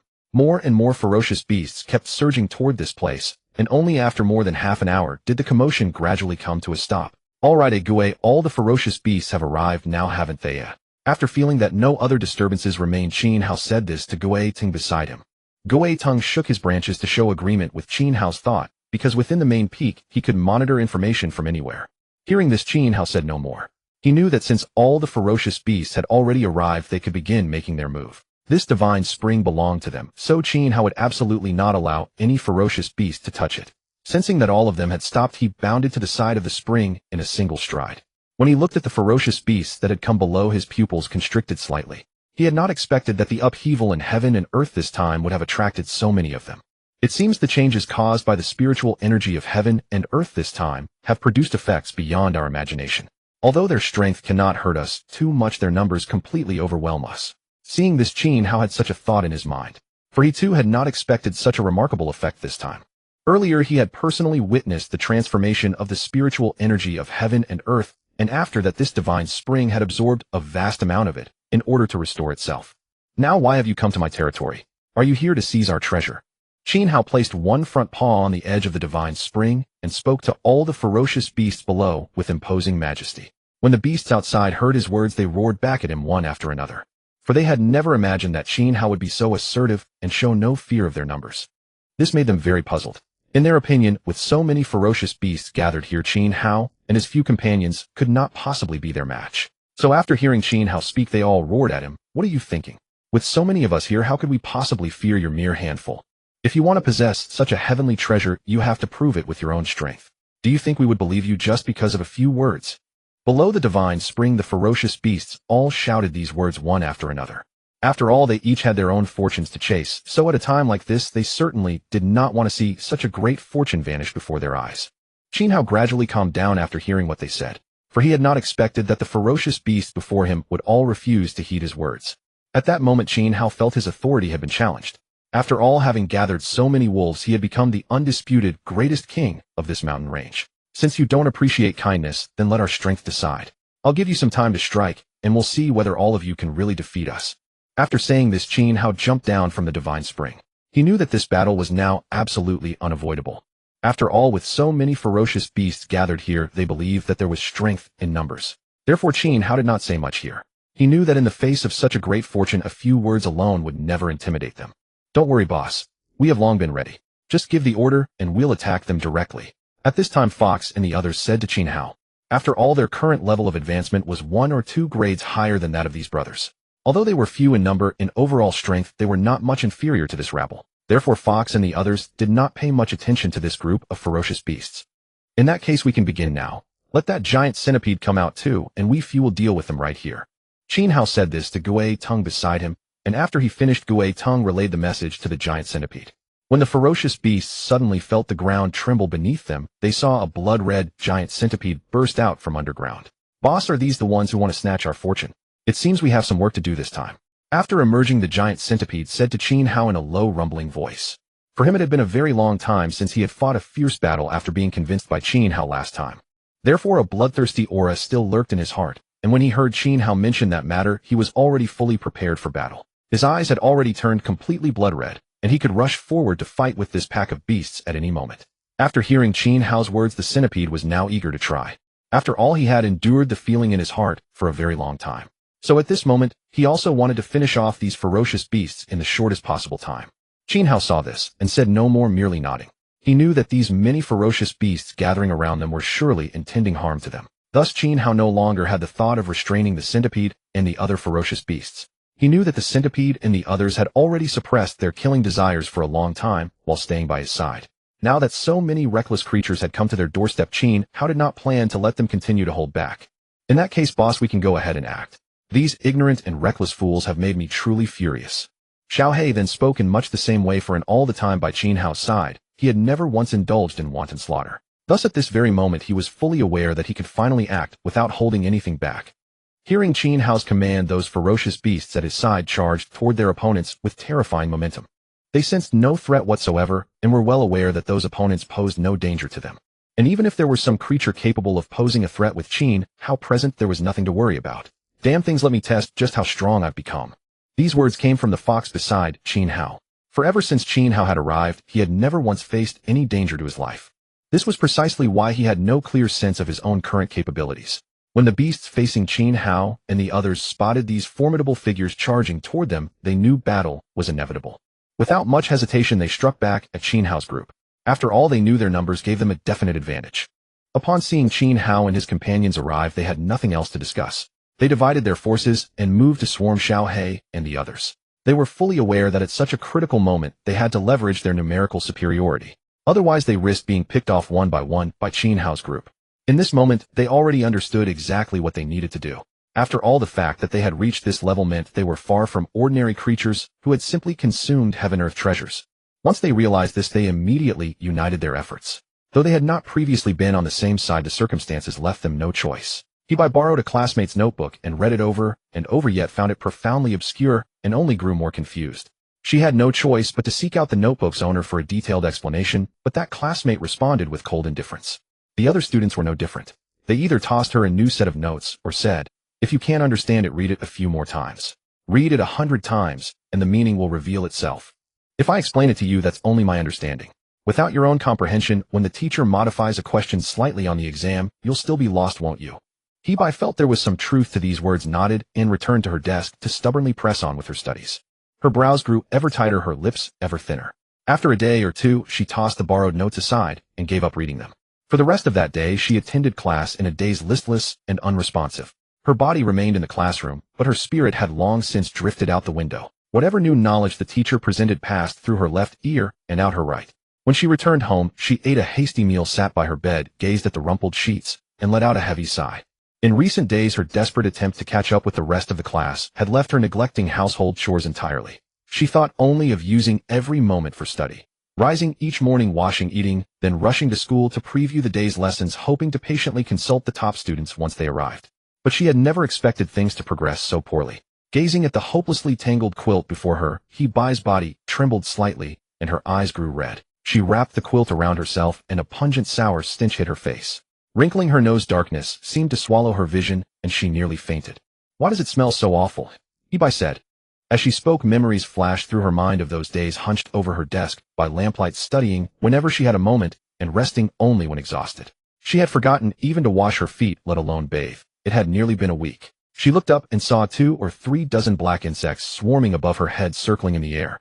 Hebai waved her hand to shoo them away, and the insects scattered. But no sooner had she stood still than they regrouped, hovering once more above her head. Hebai fetched insect spray and frantically misted the air. The bugs fell one by one. She swept them into a trash can with a broom, her thoughts drifting aimlessly, wandering wherever they pleased.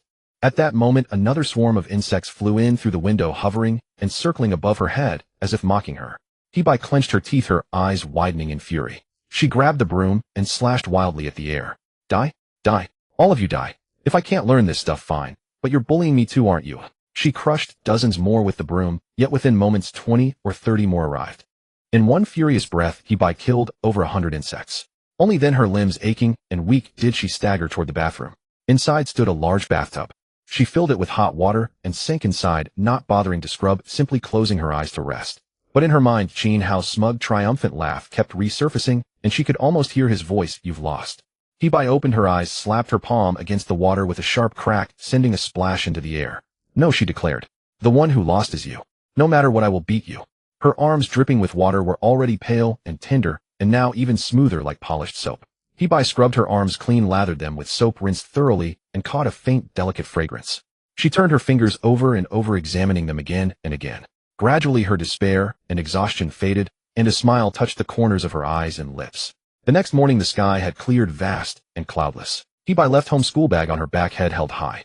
Upon entering the school, she saw teachers and students greeting each other with their usual warmth. Though teachers and students still treated her with polite indifference, they could not help but glance at her repeatedly. Some small groups gathered nearby and could not resist whispering among themselves. "Wait, isn't that Hebai? Why is she dressed so beautifully today? Did she ace the exam and take first place? Or is she going on a date? I don't know. But honestly, even though her grades are poor, she does have some beauty to her. If she put more effort into her appearance, I think she could be a star." Hebai held her head high and entered the classroom with a bright smile. Compared to the world outside, the classroom felt like an entirely different universe. The seats inside were filled to capacity, yet there was only one sound: the scratching of pens on paper. Each student wore the same expression on their face: absolute concentration. As for the teacher, he did not praise or gossip about Hebai the way people outside tended to do. He merely paused for 2 seconds, his gaze resting on Hebai upon entering, then opened his textbook, picked up a piece of chalk, and wrote a line of verse on the blackboard, saying, "Today we shall study this line." During breaks, the students continued burying their heads over their exercises one by one. Their sole reason for stepping out was to use the restroom. Matters like playing basketball, chatting idly, or buying snacks from the convenience store seemed utterly irrelevant to them. Hebai's gaze shifted toward Zhao Wenxuan. He was tall and slim, with fair skin, the top-performing student in the class, and from the wealthiest family. Every day on her way to and from school, Hebai would see a butler waiting with a Lincoln at the school gate. When she saw Zhao Wenxuan exit the classroom, she found an opening, circled around to intercept him, and collided straight into his arms, sinking to the floor in silence. Zhao Wenxuan faltered, reached out to help her up, and said, "Are you all right?" "I'm sorry, I didn't mean to." Hebai shook her head, pulled her hand away, and replied, "It's fine." She brushed the dust from her clothes, deliberately dropped a handkerchief, and slipped into the classroom ahead of Zhao Wenxuan. Zhao Wenxuan hesitated, about to follow her inside, when he noticed the handkerchief on the ground. He picked it up and held it in his palm, just as a fragrant aroma drifted toward him. His mind raced, flashing back to the earlier scene, and he faintly seemed to recall that one of Hebai's buttons had been undone. A shiver coursed through him as if struck by electricity, and he found himself lingering over the handkerchief, reluctant to let it go. Hebai glanced back, caught him staring blankly at the handkerchief, and with a playful smile, fastened her button before taking her seat to study. That entire lesson she was more focused and engaged than ever before, though she still barely understood half of what the teacher was explaining. Yet she pretended as though she had grasped everything perfectly. Zhao Wenxuan, on the other hand, was restless and distracted. While taking notes, he stole glances at Hebai's face, the corners of his mouth rising almost imperceptibly, entirely unaware of his own expression. When break time arrived again, Hebai came to the corridor with her head bowed, glancing left and right, her expression a mask of nervousness and irritability. She spotted Zhao Wenxuan passing by, reached out and grasped his large hand, asking, "I've lost my handkerchief. It must have been somewhere around here. Did you see it just now, eh?" Her hand was as smooth and tender as soap, and holding it felt like cradling a piece of jade. Zhao Wenxuan gently stroked at his heartbeat, thundering in his chest, feeling as though an electric current surged through his entire body. He momentarily forgot how to respond. Hebai abruptly snatched her hand back and said, "Hey, I'm talking to you." Zhao Wenxuan, dazed and flustered, replied, "What?" Hebai stifled a laugh and pointed downward, saying, "I said I lost my handkerchief right here. Did you see it?" Zhao Wenxuan pressed the handkerchief deeper into his pants pocket with his right hand and replied, "No." Hebai saw through it, clearly sighed, and walked away with a smile. Zhao Wenxuan watched her calves sway beneath her skirt as she left, his heart pounding furiously. Another lesson began, the teacher entering to set down his papers and deliver a serious lecture. Hebai continued taking notes with the same diligence as before. Zhao Wenxuan stole glances at her, slipped his hand into his pocket, and fiddled with the handkerchief, his face gradually turning red. After class, he bolted into the restroom, and when he emerged, he found Hebai waiting outside with a knowing smile. His heart raced even faster, his face flushing deeper as he asked, "What are you doing here?" "I'm looking for my handkerchief," she replied, pointing to the ground. "Checking whether I dropped it somewhere nearby." Zhao Wenxuan reached into his pocket, pulled out the handkerchief, and handed it to her, saying, "I found this in the restroom. Look, is it yours?" Hebai's eyes lit up. She examined the handkerchief from both sides, nodded, and said, "Thank you." Then she turned and walked straight back to the classroom without looking back. Zhao Wenxuan murmured, "You're welcome," but felt a pang of disappointment seeing her leave so nonchalantly. He thought to himself, "I helped you find your handkerchief, and all I get is a thank you." He couldn't let it go and called out loudly, "Hebai, what is it?" Hebai stopped and turned to look straight at him, her eyes shimmering with an intensity that seemed ready to spill over with emotion. It was the first time Zhao Wenxuan had ever truly noticed such a gaze from a woman, especially directed at him by someone as beautiful as Hebai. His palms grew warm, but lacking the courage to speak his heart, he forced a nervous laugh and said, "Nothing. Just be more careful in the future." Hebai nodded and returned to the classroom. During the fourth lesson, Zhao Wenxuan sat gazing at Hebai, his heart in turmoil, his thoughts spiraling unpredictably. When the teacher called on him to answer a question, he gave a wildly incorrect response and was reprimanded severely. "What's wrong with you, Zhao Wenxuan? Haven't you been resting well lately? You're making mistakes on such simple questions. I called you up to set an example for the others, and you end up failing so spectacularly. Never mind, go sit down." Zhao Wenxuan nodded and slumped back to his seat dejectedly. Once seated, he continued stealing glances at Hebai, a strange thought creeping into his mind. What if she would just look at me once? Would she ever look at me? Yet Hebai never once turned her gaze in his direction. After lunch, Zhao Wenxuan composed himself. Walking back into the classroom, he shook his head and muttered, "I'm being foolish. Studying is what matters most. How could I let my mind wander to such nonsense? I'll deal with this after the exams. Perhaps there are even more beautiful girls than Hebai waiting for me after I advance to the next level." He nodded, restoring the same tranquil state of mind he had always maintained. From the first lesson until dismissal, he paid no attention to anything around him, devoting himself entirely to solving problems. As he left the classroom and was about to head home, he spotted a familiar figure standing on the stairs, looking distraught and sighing. Was that not Hebai? Zhao Wenxuan shook his head and walked past her. But Hebai reached out and grabbed the back of his shirt, saying, "Could you give me a ride? I've lost my transit card and my home is quite far away. If I walk, my mother will worry. I've noticed you get picked up every day. Could I hitch a ride with you?" Zhao Wenxuan's face lit up with joy, and he smiled, saying, "Of course." They both got into the luxury car. Hebai casually gave a distant address, and after disembarking, she walked into a small apartment building. Zhao Wenxuan walked her to the car door, then stood beside the vehicle, silently gazing at her retreating figure, lost in thought. "Young master, it's time to go," the butler called from the window, reminding him. Zhao Wenxuan sighed, lowered his head, turned, and was about to enter the car and leave when Hebai's voice echoed from behind, "Classmate Wenxuan." Hebai ran to the car, panting, "Could you lend me some money?" Zhao Wenxuan smiled. "How much do you need?" Hebai replied, 100. That should be enough for one night." Zhao Wenxuan was taken aback. He glanced at the small building behind Hebai, then turned his gaze back to her. "You're going to stay out? Is no one home?" Hebai sighed. "Yeah, I lost my keys. My parents probably went out to play mahjong. I'll just have to make do with a hotel for the night. Zhao Wenxuan asked, they're going to play all night. Hebai smiled. Of course. Why else would I be borrowing money from you? Zhao Wenxuan thought for a moment. Get in the car. Come stay at my place. I have plenty of empty rooms. Hebai glanced at the butler chauffeur, then at Zhao Wenxuan. That doesn't seem quite right. Just lend me 100. I'll pay you back as soon as my parents get home. Zhao Wenxuan reached out with a trembling hand, pulled her into the back seat to sit beside him, leaned over to close the door for her, and said, drive. The butler stepped on the gas. The Lincoln roared off toward a villa on the outskirts of the city. The villa covered more than 1,000 square meters. Outside lay a garden, almost like a classical Chinese landscape park with fish and small animals. Only about 20% of the area was for living quarters, and it was connected to the garden by a small bridge. Crossing the small bridge and entering the house felt like traveling thousands of years back to ancient times. Apart from the standard modern appliances, the furnishings were mostly antiques, including pieces of rosewood furniture. Hebai gasped and shouted in wonder, hopping and jumping like a country bumpkin who had just walked into the city for the first time. Zhao Wenxuan laughed uncontrollably behind her. His parents were not home that night either. He asked the butler to prepare a table of fine dishes, switched off the lights, lit candles, and invited Hebai to enjoy the meal. This is squirrel-shaped mandarin fish, the finest fish in this area.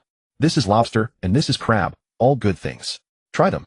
Hebai tasted each one and nodded. After the meal, Zhao Wenxuan led her to the guest room. But Hebai took his hand, pushed him down onto the bed, and gently stroked the clothes over his chest with her right hand, her eyes curved into two slits. Thank you for treating me so well tonight. Tell me, how should I repay you? You're much more of a gentleman than those boys who are always trying to peek up my skirt.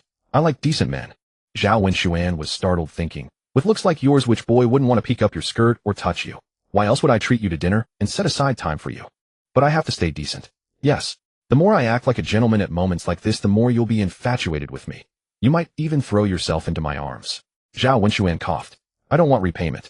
Hebai said, and what if I have a favor to ask? Would you agree? Zhao Wenxuan saw the seductive look on Hebai's face, his heart pounding wildly. He swallowed hard, his mind spinning with fantasies. Of course. Hebai slipped her hand beneath his clothes. The soft touch drove Zhao Wenxuan mad. Tell me then, what's your request? I'll agree to it. Hebai suddenly withdrew her hand, stood up, took today's class notes out of her school bag, placed them on top of him, and said, from today on, tutor me. I'm not asking for much, just that I'm not last on the final exam. You said you'd agree, so you can't go back on it, right? Zhao Wenxuan's mouth fell open. His heart itched maddeningly, yet there was no way to relieve it. For a long time he was speechless. After a moment he took a deep breath and nodded. Fine, but that single word came out weak and reluctant. Afterward, whenever Hebai encountered something she did not understand, she would go to Zhao Wenxuan for advice during breaks. Zhao Wenxuan answered carefully. Hebai still did not understand. Zhao Wenxuan patiently explained a few more times. She still did not understand. So he broke the difficult parts into several simple questions and walked her through them one by one. Although Hebai still had only a vague understanding, she could barely follow a little. One thing led to another, and a semester passed in the blink of an eye. On the final exam day, Hebai answered with complete concentration. She did the easy questions first, skipped the difficult ones without a second thought, and only after finishing all the easy questions did she go back to analyze the hard ones. Using the method Zhao Wenxuan had taught her, she split each difficult problem into 2 or 3 smaller ones. She solved 3 questions in one go and broke into an excited smile. Forcefully suppressing the urge to cry out, she continued to conquer the remaining difficult questions one by one. The bell rang. The teacher asked everyone to stop writing. Hebai had only the last question left unanswered.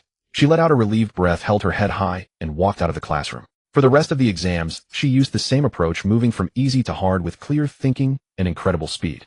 Her total focus was beginning to resemble that of the high-achieving students around her. When the results were announced the next day, the teacher called her over and praised her warmly. Hebai, congratulations. After this semester of study, your grades have improved dramatically. Before, you always failed no matter what. Now you've passed every subject. That said, it's still difficult for you to get into a good school, but you still have time. Keep working hard. It's not too late to catch up to your classmates. Keep going. Hebai looked at the test papers that had all reached the passing mark of 60 and at the teacher's 8-character note at the bottom. Keep working hard and strive even further. Her heart was filled with emotion. She nodded and skipped back to her seat. Zhao Wenxuan's heart thumped wildly at the sight. He felt that Hebai wasn't human. With those few bouncing steps, she was practically a vixen. His gaze was utterly mesmerized. By now he and Hebai had become friends. To make it even easier to help her study, he had long since traded seats with a classmate, and now sat right beside her. After Hebai sat down, she kept giggling at her test papers. Zhao Wenxuan's gaze fell on them as well. Congratulations. Hebai narrowed her eyes proudly and smiled. Thanks. What she was actually picturing was how shocked, regretful, and miserable Qin Hao would be when he heard the news. Zhao Wenxuan said, come to my house for dinner tonight. Let me celebrate with you. Hebai said, okay. Overjoyed, Zhao Wenxuan blushed, rubbed his hands, and smiled. It's a deal. But Hebai suddenly looked up. Oh, not today. I still have something to do. Zhao Wenxuan was stunned. Tomorrow. Hebai said, I'm not sure about tomorrow either. I need to watch a big show. Zhao Wenxuan grew anxious. What about the day after or the one after that? Hebai shook her head. Not sure. Zhao Wenxuan sighed and stayed downcast the whole way home. As he drove, the old butler saw his disappointed, sighing expression in the rearview mirror and asked, Young master, what's wrong? Is there something troubling you? Zhao Wenxuan said, Tell me, how can I win Hebai over? The old steward replied, Isn't that simple? Lure her to your home, spend the night with her, and it's done. Women all love money and handsome men. Young master, with your looks and wealth, which woman wouldn't be tempted? Zhao Wenxuan shook his head and said, No, Hebai is not an ordinary woman. She admires honorable gentlemen. I cannot do such a thing. The steward burst into laughter. Zhao Wenxuan asked, What's so funny? The steward said, Young master, you will never win her over with gentlemanly tactics. Zhao Wenxuan gave a cold snort, held his head high, and said, She's only a freshman. There are still 2 years left. If I just keep treating her with patience and kindness, I'm sure I can move her heart. The steward shook his head and said, Young master, you are too naive. Zhao Wenxuan was puzzled and asked, What do you mean? The steward sighed and said, Can't you tell that Hebai already has someone else in her heart? If her heart weren't occupied, how could she have spent an entire semester with you without any reaction? Young master, with your charm, have you forgotten how many pretty girls fought to be your girlfriend before you transferred? I've already looked into it. This Hebai has no parents at all. She's an orphan living alone. She once dated a guy named Dafei, but he was just a thug. She dumped him after she started attending school. Now her heart is filled with another man, so naturally there's no room for you. Zhao Wenxuan asked, Who is it? The steward shook his head and said, I couldn't find out his name. I only know he's a criminal who was imprisoned half a year ago for a kidnapping case. He still has 10 years to serve. Zhao Wenxuan scratched his head anxiously and said, Am I not even better than a criminal? You must be mistaken. The steward laughed heartily and said, Young master, do you know why Hebai has no feelings for you? It's because you can't give her excitement. That criminal can. I heard he was imprisoned precisely because he kidnapped Hebai. Do you understand now? What Hebai needs is thrill. And you, if you take her home and have your way with her, isn't that the most thrilling thing a woman could ever experience? Besides, according to my latest intelligence after class today, she went straight to that prison. It seems she intends to visit that criminal. Young master, think it over carefully. Zhao Wenxuan cast a deep glance out the window. His gaze gradually turned fierce, and he clenched his fists. But if I do this and she's unwilling, that's a crime. If she reports me, my whole life will be ruined. My father would beat me to death. The steward suddenly slammed on the brakes, pulling the car over to a secluded side road. He turned to Zhao Wenxuan and said, Young master, my life was given to me by the old master. As long as you dare to do it, I dare to handle everything for you. I guarantee that Hebai will not press charges. Even if I've misjudged, it doesn't matter. I'll go to prison in your place. I will never let this matter touch you in the slightest. Zhao Wenxuan was so moved that tears welled up in his eyes. He smiled and said, All right. Inside the prison, Hebai entered the visiting room. As she picked up the phone, Qin Hao was already seated across from her. The one-semester agreement had come due, and Qin Hao was even more anxious than she was. Seeing her sit down silently, with an expressionless face, he already had a guess in his heart. He smiled and asked, How is it? Isn't studying tough and hard to get used to?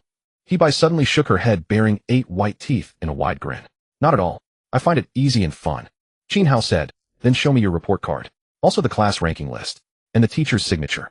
Hebai spread 2 sheets of paper against the glass and said, Tada, the results are in. Uncle, you lost. Qin Hao was stunned. He stared at the grades on the 2 sheets for a long time, then finally said, Congratulations. After saying that, he set down the phone. Seeing him rise to leave, Hebai pounded hard against the glass partition, then spread another sheet of paper on the glass. On it was written in large letters, Uncle, don't forget to keep your promise. I'm watching you from out here. If you don't honor it, I'll drop out immediately. Qin Hao caught sight of the line, let out a sigh, and picked up the phone again. I understand. Give me a month. Keep studying hard. Do not drop out. I will definitely get out. Hebai covered her mouth, doubled over with laughter, and nodded in response. Qin Hao furrowed his brow and walked out of the visiting room. The prison guards all treated him with great respect, greeting him one by one.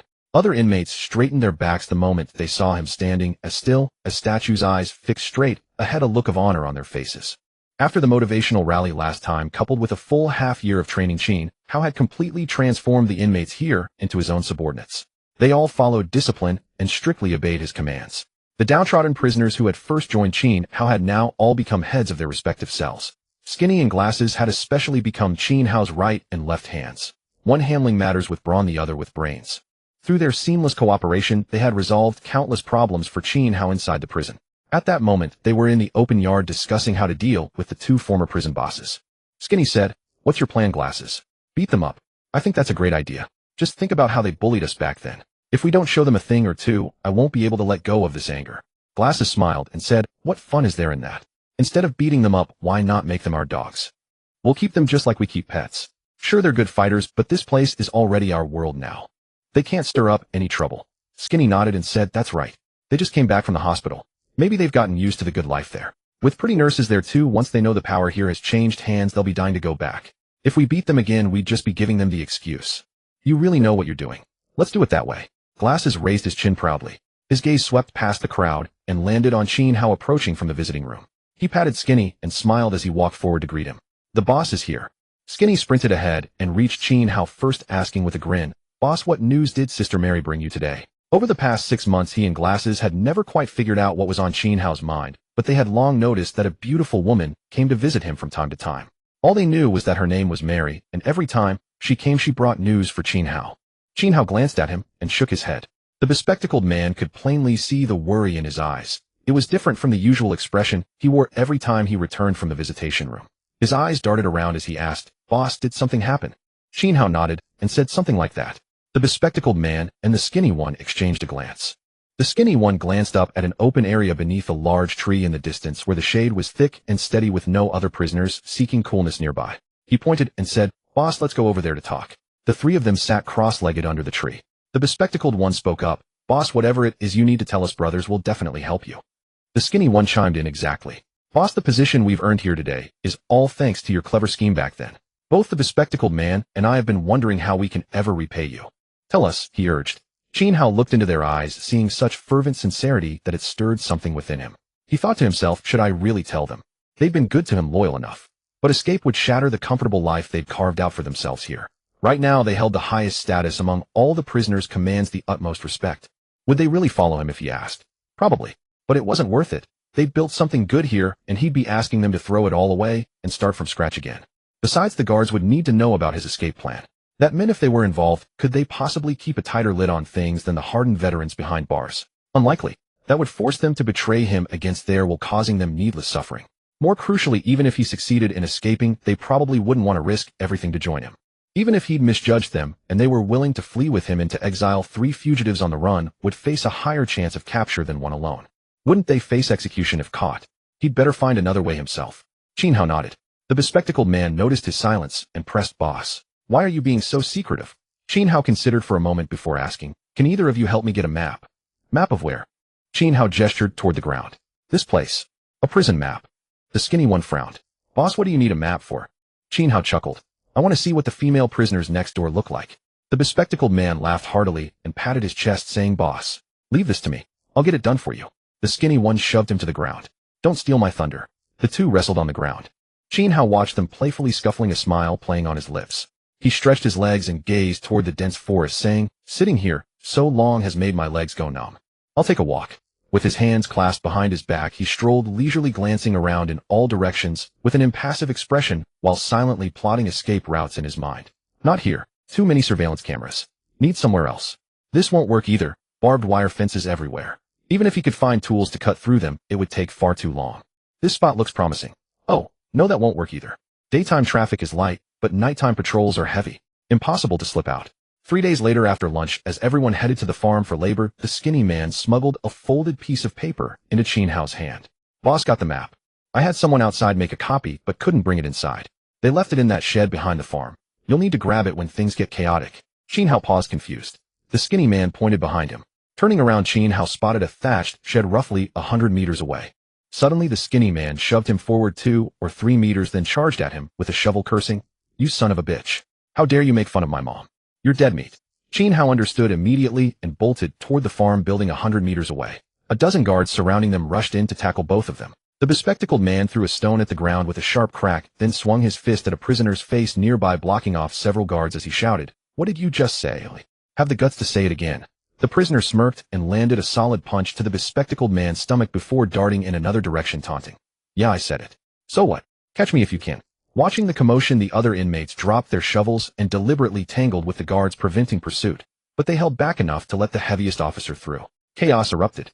The guards struggled to maintain control on both fronts, diverting most of their forces to subdue the louder altercation between the bespectacled man and the skinny one. Qin Hao sprinted into the small hut and burst through the door, his gaze scanning the interior like a wolf's. Fortunately, the cramped shack contained only a table, an old television, a washstand, and a cot. No one was inside, and an envelope sat neatly on the table. He opened the envelope and unfolded the parchment inside. It was indeed a detailed floor plan of the prison, with every camera and guard post clearly marked. Qin Hao's hands trembled with excitement, but suddenly heavy footfalls echoed from outside, drawing nearer, accompanied by fragmented shouts. "Stop running. Come out. Back to your cell." Qin Hao glanced left and right, then quickly folded the map into a small square and tucked it into his underwear before crumpling the envelope and swallowing it whole. By the time the fat officer entered, Qin Hao had composed himself. They exchanged a glance and Qin Hao asked, "Did you catch that guy?" The officer, sensing no escape attempt, collapsed onto a stool and panted, shaking his head. Once he caught his breath, he retreated to the doorway and peered outward. Beyond the 100 meters, the farm had fallen silent. The inmates huddled together like livestock, sitting motionless on the ground, afraid to speak. Guards swept their batons over the prisoners' heads like counting stock, their eyes flashing with menace. The inmates, pale as chalk, instinctively shuffled backward in unison. The burly guard adjusted his cap, grabbed Qin Hao's arm and muttered, "It's over. Let's go back." As they walked out, Qin Hao followed behind. That evening after dinner during rest hour, Qin Hao retrieved the map from his underwear, pinned it to the wall, and concealed it with a poster. From then on, he studied the map by moonlight each night, noting areas with sparse surveillance, then personally scouted and verified them during daylight hours. In this way, 3 days passed in the blink of an eye. On a clear day, after finishing his breakfast, he wandered freely in the open grounds and eventually settled under a tree to enjoy the shade. Skinny and Glasses, seeing the gloom on his face from afar, sidled over and crouched beside him. Skinny was eating a flatbread. He tore off half and offered it to Qin Hao, saying, "Boss wants some." Qin Hao shook his head and said, "You go ahead." Skinny chuckled. "This bread isn't all that great anyway." Glasses said, "Boss, how's the map research coming along? Any way to get over to the female prisoner's side?" Qin Hao smiled at him and said, "Oh, you want to go too?" Glasses grinned. "Of course. What man doesn't think about women, right?" Skinny nodded. The three burst into laughter. After finishing his bread, Skinny said, "Boss, when do you plan to make your move?" Qin Hao said, "Can't act yet. Too many cameras, not many opportunities." Glasses said, "Boss, then you could take routes without surveillance. I've heard this prison has many spots not marked on any map." Qin Hao was taken aback. "What did you say?" Glasses said, "I mean, this prison we're in seems to have quite a few places that aren't indicated on the map. The map I commissioned from that guy only covers the modern section. But over the past few days, I've gathered some new intel. This prison actually has a history of several hundred years. Our current facility was renovated and rebuilt on top of the old prison. In other words, many parts still retain the original centuries-old layouts. And those places are known to very few people. So the mapmaker probably didn't know about them either." Qin Hao said, "So do you have any idea where they might be?" Glasses shook his head. Skinny rolled his eyes and said, "Then why bring it up? Might as well be talking nonsense." Glasses replied, "I'm just giving boss some ideas, aren't I?" Qin Hao rose to his feet and said, "I'm going for a stroll. You two keep chatting here." With that, he turned toward the deepest part of the woods, peering left and right, searching for the so-called old prison structures. But these past days, having already scoured every inch of the area to devise a suitable escape route, he discovered nothing new. Just as he was about to turn back, his gaze swept across a manhole cover on the ground. A flash of lightning seemed to strike his heart, a silent thunderclap, and his eyes could no longer look away. Qin Hao approached the manhole, raised his head to survey the surrounding sky, and his eyes lit up. He chuckled, "Amazing. The position of this manhole cover seems exactly aligned with the surveillance camera's blind spot. Only when you're standing right on the cover do you notice. You can't see any camera at all. The big tree perfectly blocks the camera lens. This manhole must be one of the old prison's installations. Below might be a sewer. If I follow the sound of the water, perhaps I can find a way out." He lifted the manhole cover, and a foul stench surged out, the darkness below impenetrable. Pinching his nose, Qin Hao cautiously descended. It wasn't deep, only 2 meters. He gripped the edge with both hands, gently released, and landed at the bottom. A drainage channel as wide as a road stretched before his feet, with the sound of rushing water fading from near to far. Ahead lay an expanse of pitch-black darkness. Qin Hao felt his way along the wall, advancing carefully. After about 100 steps, he came to a fork in the road. He glanced at both branches, each as dark as the other, and took the left passage. The left path stretched long, extending 300 to 400 steps underground, and the light gradually grew brighter. By the end, he could faintly discern the surroundings. It was a massive drainage ditch flanked by walls covered in fuzzy moss. Ahead stood a modern wall, hard and thick, impossible to open. The sewage flowed out through a gap beneath it, and a circular manhole overhead blocked most of the light. A sliver of moonlight slipped through the gap, catching Qin Hao's eye. He reached up, pushed open the manhole cover, and climbed to the surface. Looking around, this place was indeed vastly different from the prison yard he knew. There were no sophisticated surveillance devices here, not even searchlights. Only 2 large gates and 2 walls, making it feel more like a widened alleyway. The alleyway was roughly 2 meters wide. The 2 walls differed from each other as well. The wall behind him was in the style of the modern prison, only 4 or 5 meters tall, but it was equipped with precision surveillance cameras that swung left and right, capturing imagery of whatever lay beyond. Behind that wall stood yet another wall. This second wall was made of reinforced concrete, far rougher than the one behind it. It even had some protruding bumps suitable for climbing, but its sheer height was daunting, soaring to about 20 meters. The top 10 meters were especially perilous, with no footholds at all. Without any protective gear, trying to scale that wall barehanded and escape was virtually impossible. As Qin Hao pondered how to surmount the wall, the 2 large gates on his left and right swung open. A dozen or so prison guards filed out from both sides, seemingly the patrol squad for this area. With a swift whoosh, Qin Hao leaped back into the manhole. His chest heaved violently as he held his breath, not daring to make a sound. After the patrol passed, he climbed back up to study the terrain. But scarcely 5 minutes had gone by before 2 more teams of guards patrolled by. Qin Hao had no choice but to drop back into the manhole. And so it went, time after time. Every 5 minutes or so, waves of guards swept through. He continued his study until late into the night before finally returning to the grove. That night he tossed and turned in bed, unable to focus on the map again, and did not sleep a wink. The next day, his eyes puffy, he called Glasses over during recreation and asked, "Do you know anyone in the prison who does woodworking?" Glasses and Skinny exchanged baffled looks. Qin Hao laughed. "It's for wooing a lady, a gift. We're prisoners, giving her money is useless. You can't buy anything with money in here anyway. Besides, during our labor assignments, the guards pay us wages. The women here aren't short on money. I want to learn some carpentry, carve a little animal, or something to give someone." Glasses gave a thumbs up. Boss is always the boss. "Got it. I'll go find a master carpenter right away. I remember one of the guys under Skinny used to be a carpenter, right, Skinny?" Skinny thought for a moment and said, "Yeah, there is such a guy. Boss will head off then. Wait here for us." The 2 got up and left, crossing the open grounds and entering the cafeteria. After a while, they returned with a burly man who was a head taller than Skinny, bringing him before Qin Hao. The man's arms were thicker than most people's thighs, yet his fingers were slender and delicate, almost like a woman's. He straightened his back and bowed to Qin Hao, his eyes filled with pride. Qin Hao asked, "Do you know carpentry?" The man replied, "Yes. My ancestors were all carpenters. My grandfather was, my father was, and so am I." Qin Hao asked, "Then how long would it take to learn carpentry?" "That depends on one's aptitude. If you're quick on the uptake, maybe a week. But if you're slower..." Glasses and the Skinny fellow should have told you, "I want to learn carpentry. Can you get me carving knives and materials?" "Boss, leave this to me. I'll make sure you see the tools and materials by tomorrow." "Boss, when have I ever boasted?" Qin Hao nodded and began asking the man all sorts of questions about carpentry. The man was forthcoming, sharing everything he knew, and before they knew it, night had fallen. The next day, Skinny did indeed bring a carving knife and a pile of wood. Qin Hao continued learning from the carpenter and diligently tried his hand at carving on a piece of wood. The wood Skinny brought was about 1 meter long, which Qin Hao found too long. He snapped it in half, but after carving for a while and thinking it over, he snapped the half-meter piece again. He examined the piece in his hands from all angles, shook his head, and kept breaking it smaller until it was just about the width of his palm, which finally satisfied him. In the days that followed, Qin Hao had Skinny bring more materials, and he personally broke each piece down to palm width.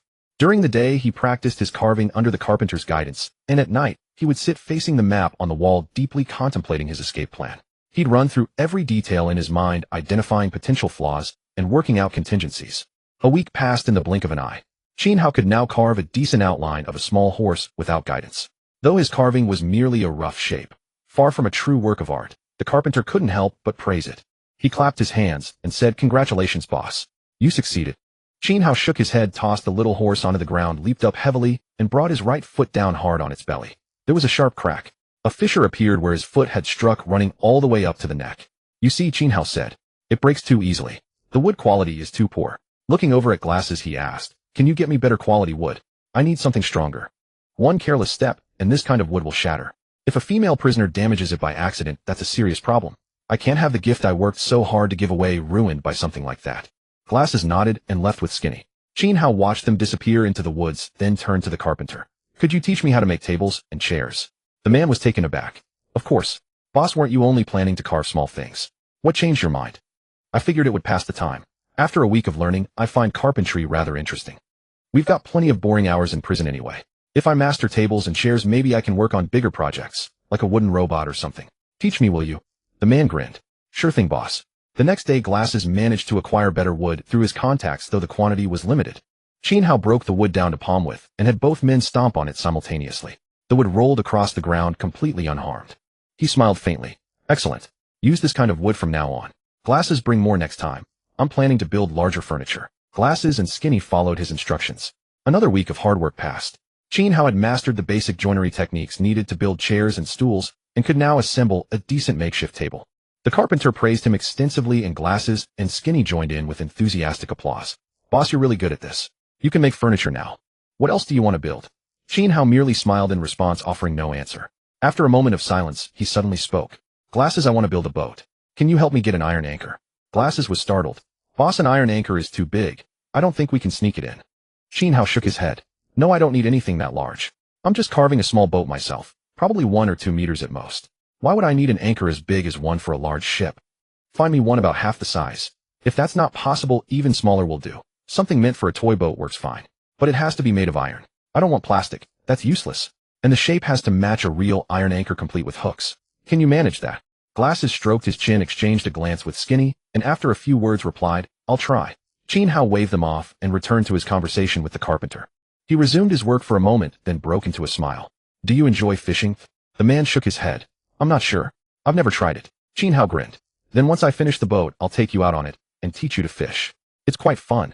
The man paused, lost in thought. Qin Hao nudged him. Stop overthinking it. You'll like fishing. I love it myself. I'm just short on some equipment right now. Could you help me get some fishing line? The man nodded. I'll see what I can do. With that, he turned and headed toward the group of people to the north. Qin Hao wore a thoughtful smile. For the next 3 days, he spent his time chatting and learning carpentry during the day, but at night he tossed and turned, his mind consumed with when to execute the plan. Qin Hao thought to himself, things are pretty much set. I could move now if I wanted to, but it's still not foolproof. After all, this is a prison with plenty of guards. I don't know their exact shift change times. More importantly, if their patrol timing or speed happens to be off when I make my move, it could go wrong. Even the slightest change would give me away, and all my planning would come to nothing. The first opportunity is also the last. If I fail this time, the guards would be far more vigilant, and getting out wouldn't be a matter of 10 or 15 days anymore. Qin Hao took a deep breath, closed his eyes, and rested. That night, he slept poorly, haunted by dreams of guards capturing him and subjecting him to brutal torture, or dreams of a failed escape that implicated Skinny and Glasses, the 3 of them locked together in an even worse dark cell, never seeing daylight, stripped of the comfort he now enjoyed. It was already summer. At dawn, the sky remained a dreary expanse of gray. A thick mass of black clouds flew in from the western horizon, drifting slowly eastward, as if presaging rain. After getting up, Qin Hao was eating in the cafeteria when his gaze drifted through the window to the sky. He frowned and said, if it rains, we're in trouble. Try another day. He hesitated. Just then a shrill whistle pierced the air from outside. A veteran prison guard of around 40 ran in from outside and exchanged a few words with the young guard at the cafeteria entrance. The young guards exchanged glances, leaving one behind while all the rest followed the old guard away. Qin Hao noticed the remaining guard's face was full of displeasure, craning his neck to peer outside. Curiosity stirred in his heart, so he walked over with his bowl of noodles and said, Officer, what are you looking at? Over the past days, he had become quite familiar with everyone in the prison. All the guards recognized him and had a decent rapport with him. The guard replied, the boss seems to have collapsed. The guys have all gone to hell. Qin Hao knew the boss was the warden and asked, is he sick? The guard shook his head. Not sure, but to suddenly faint like that, he must be ill. Why the sudden interest in us? Are you thinking of taking the exam too? If so, you're welcome to apply after you've served your sentence. Qin Hao smiled and said, sure, I'll definitely take it once I'm out. The guard waved his hand at him and said, then go on back. Qin Hao nodded, turned, and after taking 2 steps, suddenly glanced back and asked, if something happens to the warden, wouldn't you all be very busy today? The guard said, definitely. Hope nothing's wrong. If he really dies, there's no way we're getting off without overtime today. We'll have to sort through his belongings, set up a mourning hall at his home, and help handle the funeral arrangements. In short, there's no way we'll get any rest. Qin Hao said, shouldn't these things be done by his children? Why you? The guard said, didn't you know? The warden never married and has no children. So of course we have to handle it. Qin Hao asked, and where's the mourning hall set up? Here. The guard said, in the staff dormitory where he lived. Qin Hao nodded and left, again a bright gleam flashing in his eyes. He spent the entire afternoon in the open ground waiting for news. When the sun sank in the west and the dark clouds at the horizon veiled half the sky, an old guard approached from afar across the open ground and exchanged a few words with the young guard at the cafeteria entrance. In his hand, he held a white cloth band. The young guard let out a sigh, wrapped the white cloth band around his waist, and followed the old guard swiftly toward an iron door. Afterward, more guards emerged from the cafeteria and the woods, heading in the same direction, all with identical white cloth bands around their waists. Qin Hao watched silently, counting under his breath, 1, 2, 10, 20. He wasn't sure of the exact number of guards in this prison, but he had a rough sense, around 100 or more. Seeing that a full 30% of the guards had left in succession, Qin Hao trembled with excitement and said, "A godsend opportunity. If I miss tonight, getting out again will be all but impossible. But there are still quite a few guards left, who I must find a way to draw even more of them away." He rose to his feet and headed toward the bathroom. When he reached the door before stepping inside, he suddenly heard thunderous laughter from within, along with the sound of rushing water like a waterfall, a loud, urgent, splashing roar. Qin Hao carried his wash basin into the changing room and was about to change clothes when he saw that 9 out of 10 wooden lockers were locked. The noise from the shower room was as loud as thunder. A bright idea struck him. He left the bathroom and circled around to the power supply room next door. Normally a guard stayed in here, but now the door was half ajar and the room was empty. He assumed the guard must have put on a white band and left. Qin Hao smiled slightly, found the main switch, and pulled it down. With a click, thunderous roars of outrage erupted from the entire bathroom. "Damn it! A power outage! I just lathered up with soap and haven't even rinsed off. What the hell's going on?"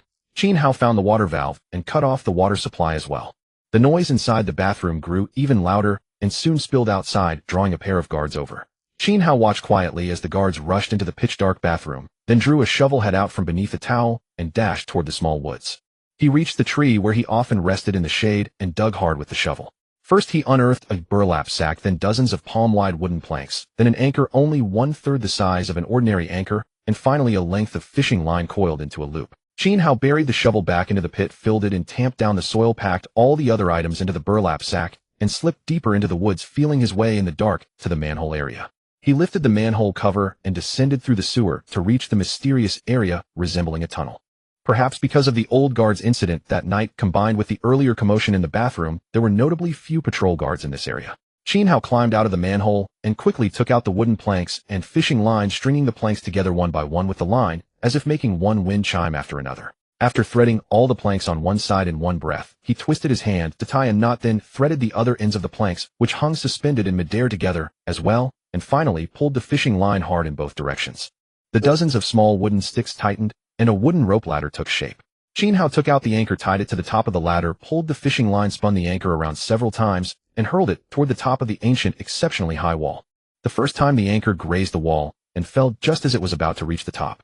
Qin Hao picked up the fishing line and continued hurling it upward. When the anchor soared to the top and seemed about to clear the wall, a gust of wind howled from beyond the wall. The anchor's momentum abruptly faltered. It barely advanced a little before plummeting straight down, landing at Qin Hao's feet. Drizzle began to fall, and a vast swath of black clouds drifted over from beyond the wall, blotting out the sky and the light. Qin Hao grabbed the fishing line and continued hurling the anchor upward against time, but it still couldn't clear the wall. Seeing that the rain showed signs of intensifying, he grew increasingly anxious and cursed, "Damn it. This rain has set in. It won't let up for at least a day. If I wait for it to stop, I won't be able to leave at all." He silently looked at the top of the 20-meter-high wall. Clenching his teeth, he slung the rope ladder over his shoulder, grabbed a protrusion with his left hand, pushed off a recessed foothold with his right foot, leapt half a meter upward, and steadied himself by clutching another protrusion with his right hand. At that moment the sky flickered and thunder rumbled. Qin Hao dared not stop. He grabbed an even higher protrusion with his left hand, extended his left foot, stepped onto the spot his left hand had been holding, and continued to push his body upward bit by bit. He was climbing with extreme difficulty. He had no experience and no mental preparation. To him, it was a gamble. If he succeeded, he would escape with his life and regain his freedom. Even if the price was becoming a wanted fugitive on the police list, at least he would manage to save Hibai's life. And he himself might not die inexplicably at such a young age. If he failed, the worst outcome was broken bones from the fall. Either he would be hospitalized or locked up in prison forever with no chance of ever coming out again. Qin Hao felt it was worth a try. Unfortunately, heaven was against him. The higher he climbed, the harder it rained. By the time he had climbed about 8 meters, he had finally managed to learn some climbing techniques and gain experience. But the heavy rain had pounded the wall for so long that the entire wall was thoroughly soaked. Qin Hao felt that the wall was perfectly smooth. He had strength to spare, but nowhere to use it. When his right hand slipped, his heart raced wildly, and half his body hung in midair. All other thoughts fled from his mind. Looking at the ground 8 meters below, he seemed to see a corpse drenched in blood, lying there, its face twisted. Was that not him? Startled, Qin Hao shuddered. That very shudder caused the protrusion his left hand was clinging to become slippery, and his grip gave way. Losing his balance, he fell rapidly downward. Qin Hao's heart felt empty as panic and regret surged up together. Shedding tears, he clawed wildly with both hands, trying to seize a protrusion to avert the danger. Unfortunately, his body was already horizontal in midair, his hands were far from the wall, and his legs were close to it. Qin Hao tried to hook a foothold with one foot, but his feet had no hooks. How could he catch hold of anything? At the critical moment thinking of a hook, he suddenly remembered the iron anchor on his shoulder. The moment he thought of the anchor, he raised his head and stared fixedly at the top of the wall. He wrapped the fishing line around his right hand 3 times in a flash, and as if a strange strength welled up from nowhere, he hurled the anchor toward the top of the wall. The anchor shot upwards so fast like an arrow leaving the string, and with a whoosh it passed beyond the top of the wall. At that moment, a fierce wind came howling from the other side of the wall. Qin Hao's heart turned cold as he inwardly cried, "It's over." But the anchor was as valiant as a warrior. However strong the wind, it refused to retreat, even a step, continuing forward over the wall top. Seeing the fishing line tighten, Qin Hao's spirits soared. He pulled on the line with both hands and straightened his body, planting his feet on the wooden rungs of the rope ladder to steady himself. The ladder clung to the wall as firmly as if glued. He kept climbing upward, and after more than 10 minutes finally reached the top of the wall. Outside the wall was an expanse of concrete, and beyond it a dense forest overgrown with flowers and grass stretching as far as the eye could see. Qin Hao took in the rope ladder, undid the knots in the fishing line, and disassembled the ladder into its original parts. He stuffed most of them into a burlap sack. Keeping one section, he used the fishing line to pass one end of the iron anchor through a hole bored through the middle of a wooden rod. These pieces of wood had been carved by his own hands. To make them useful for climbing up and over walls, he had hollowed out their centers with a knife beforehand. The openings were extremely narrow, only fishing line could pass through them. After fixing the anchor head in place, Qin Hao picked up another section of wood and fastened the 2 sections together, with fishing line aligning them so precisely that the result looked like a shortened pickaxe. Once the section was joined, he pulled it back and forth forcefully. Seeing that the 2 sections seemed to be one piece with no sign of loosening, he patted the joint twice. He found that although the wood would inevitably bend, the elasticity and toughness of the fishing line allowed it to spring back quickly. A bead of sweat as big as a soybean rolled down Qin Hao's forehead. By the time he had carefully joined all the remaining sections of wood, the sky had cleared and a rainbow appeared overhead. A hint of light gradually appeared in the east. Dawn was already breaking. He speeded up and connected all the sections. Then, carefully turning the anchor head toward the concrete ground below his feet, he probed downward. The extended wood was just long enough to touch the ground from the wall height beneath him. Qin Hao moved the anchor a little farther out and leaned it diagonally against the wall. He stamped on it twice in passing. The wood wobbled, but immediately held steady and did not fall apart. He let out a long breath, swung himself over the wall, and carefully hugged the wooden pole, sliding down little by little. His heart was suspended the whole time, and countless images flashed through his mind of the wood breaking apart and him falling to his death. Fortunately, the thing was far stronger than he had imagined. He owed that to the skills he had learned recently, and to the help of glasses and Skinny. Once on the ground, Qin Hao snapped the fishing line, swept everything into the burlap sack, and dragged it as he dashed into the forest. The forest was not very large. He walked inside for 2 days. Only when he came out from the other side did he learn that it was the western outskirts of the city. Passing a river, Qin Hao washed his face and gulped down several mouthfuls of water. He looked at the sky again and breathed the fresh scent of flowers and grass, feeling the joy of one who has been reborn. He gave a loud shout of awe and walked downstream along the river, flinging the things from the burlap sack into the water as he went. By the time he reached the lower reaches, only the sack itself was left. Qin Hao threw the sack away and watched it drift far off down the river. Feeling that his life as a rich young master was also drifting away with it, he could not help but feel a pang of sorrow. Tears slipped from his eyes as he cursed, "Damn it. What sin have I committed? If not for saving that girl, how could I have ended up like this?" But he soon regained his senses. That night, under a bright moon and warm wind, Qin Hao staggered home at 11 o'clock. The maidservants had all gone back to their quarters to rest. Only Mary was in the hall. She sat at the door, gazing distractedly at the road outside, and murmured, "What should I do? If the master is going to escape, how can I stop him?" As she spoke, she caught sight of Qin Hao appearing in the distance. Frozen for a moment, she hurried over to him in quick steps and carefully led him into the bedroom to rest. She dared not alarm the other maidservants for fear that someone would report him in exchange for a reward. Mary brought hot water and a towel, squatted by the bed, and washed Qin Hao's feet, herself trembling with agitation. Both startled and frightened, she asked, "Master, how did you get out?" Qin Hao briefly explained the escape. Mary said, "Master, then you'll need to change your name and identity. Leave this to me. Before I finish this task, stay at home and don't go out. Wait for my news." Qin Hao held Mary's hand and said, "Thank you, Mary." Mary's cheeks flushed, and she lowered her head, daring not to look at him again. A hint of joy curled at the corners of her lips as she murmured, "My lord, it is only my duty. You need not thank me." Qin Hao shook his head. Mary asked, "My lord, what do you plan to do from now on?" Qin Hao thought of He-Bai and replied, "Bring He-Bai to me tomorrow. I wish to see her." Mary rolled her eyes, her face twisting with displeasure and contempt, but soon a gloating smile crept across her lips. "My lord, I am afraid I cannot." "Cannot find her?" Qin Hao asked. Mary shook her head, then lifted her gaze to him, her smile fading. "My lord, He-Bai is at the police station. Before long she will be locked away." Qin Hao did not understand. Why would she be at the police station? Has she gotten into more trouble? Mary nodded. A scene from the day before surfaced in her mind, and she recounted what had happened with Qin. Qin Hao stared at her blankly, his heart seeming to stop. A long moment passed, and still he showed no reaction. The previous night, as the rain poured down in torrents, Qin was idling at home watching television and munching on potato chips when she received a familiar phone call. Hello, is this Qin? Who is this? Zhao Wenxuan. You can't even recognize my voice anymore. The voice of Zhao Wenxuan came through the phone. Qin chuckled. Oh, it's you. What do you want? Zhao Wenxuan said, let me treat you to dinner. Congratulations on passing your exams with such excellent results. Qin's eyes lit up. She tossed aside the potato chips and said, great. Where are we eating? My place, said Zhao Wenxuan. Qin paused, frowned, and said, boring. I've already spent nearly half a semester at your house. Let's go somewhere new. Zhao Wenxuan said, anywhere else is even more boring. Just come to my place. My father brought back some ostrich meat from abroad that you've never tasted before. It's incredibly fresh. You'll love it. Qin licked her lips and smiled. All right, pick me up at school in 10 minutes. I'll wait for you at the gate. Zhao Wenxuan hung up. Qin simply changed her clothes and skipped to the school gate to wait. Within 5 minutes, Zhao Wenxuan's car arrived. Qin got into the car and once again arrived at the familiar villa. Zhao Wenxuan and the housekeeper received her with great warmth. After the meal, she stretched lazily, feeling dizzy and drowsy. So sleepy. With a thud, she slumped onto the dining table and fell asleep. Zhao Wenxuan stood up, lightly patted her arm, and called, Qin. Qin. He tried 3 times, but she showed no sign of movement. He left his seat and summoned the housekeeper. Together, one lifting her arms and the other her legs, they carried Qin horizontally to a bed in one of the bedrooms. Zhao Wenxuan shot the housekeeper a meaningful glance. The housekeeper nodded tactfully, took his leave, and locked the door behind him as he went out. Zhao Wenxuan gazed at Qin lying limp and motionless on the bed, his heart surging with turbulent emotions and pounding wildly. He took a deep breath, reached out with trembling fingers, and began to caress Qin's feet. Zhao Wenxuan felt as if a swarm of ants were crawling and tickling his heart. A smile tugged at his lips as his face flushed crimson.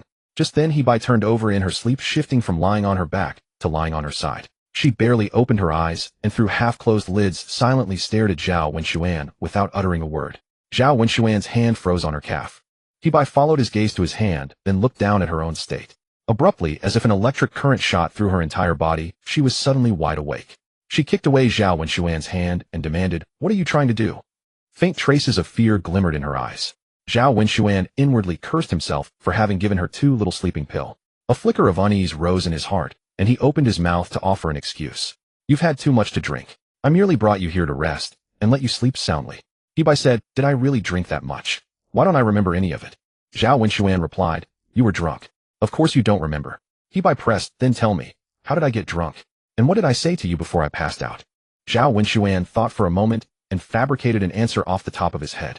You drank over a dozen cups, then said you were so happy studying with me, and that you wanted to keep learning, keep asking me questions, and have me teach you. I agreed. And then you passed out drunk. Qin fell silent for a couple of seconds. Did I really say all that? Zhao Wenxuan nodded. He thought Qin, like most ordinary girls, had finally discovered the joy of learning and would henceforth bury herself in books, unable to extricate herself. But Qin studied so diligently purely for the sake of a bet. She shook her head. You're lying to me. I would never say something like that. Zhao Wenxuan said, then it must have been a misunderstanding. I might have misheard you. It's normal since you were slurring your words at the time. Qin thought it over and said, a misunderstanding. Clearly you have ulterior motives, just like all those filthy men. Zhao Wenxuan scrambled to make excuse after excuse, hoping to muddle his way through. His face twisted into a pitiful expression, like a wronged woman, tears welling up at the corners of his eyes. He failed to move anyone else, but he had nearly moved himself to floods of tears. Qin sneered. If that's truly the case, then let me leave. Zhao Wenxuan was stunned. He thought to himself, if I let you leave, won't all my efforts tonight have been for nothing? I absolutely cannot let you go. But now that you're awake, how am I supposed to knock you out again? He was at a complete loss. At that moment, Qin got up, jumped off the bed, brushed past him, and ran toward the front door. Zhao Wenxuan steeled himself. He reached out, seized her arm, and yanked her back onto the bed, pressing himself down on top of her. A savage light blazed in his eyes, and he refused to let go no matter how desperately Qin struggled and screamed. Qin's eyes reddened and tears streamed down her face. After a fierce but futile struggle, she was about to give up, when the image of Qin Hao surfaced in her mind. A chill gripped her heart, and in that instant she regained her composure. She gave a faint smile. Very well. I'll do as you wish. Zhao Wenxuan froze, stopped his movements, and looked up at her without blinking, as if trying to verify that he hadn't heard wrong. Qin gazed at him with a beaming smile, like a flower waiting to bloom. She raised her head on her own initiative and pressed her lips to Zhao Wenxuan's. Their lips met in a kiss, and it was as if an electric current surged into Zhao Wenxuan's body. He trembled slightly, his gaze turning hazy. Zhao Wenxuan was utterly entranced, feeling as though a wild beast had burst loose inside him beyond all restraint. He wrapped his arms around Hebai's waist, but Hebai caught his hand, shook her head with a smile, and said, "This is no fun. If we're going to play, let's make it exciting." Zhao Wenxuan grinned and nodded eagerly. "Then tell me, how should we play?" Hebai looked at him with a teasing smile, but said nothing. Zhao Wenxuan urged, "Come on, tell me. I'll play whatever game you want as long as you're happy." Hebai smiled and asked, "Really?" Zhao Wenxuan nodded. Hebai asked, "Do you have a rope?"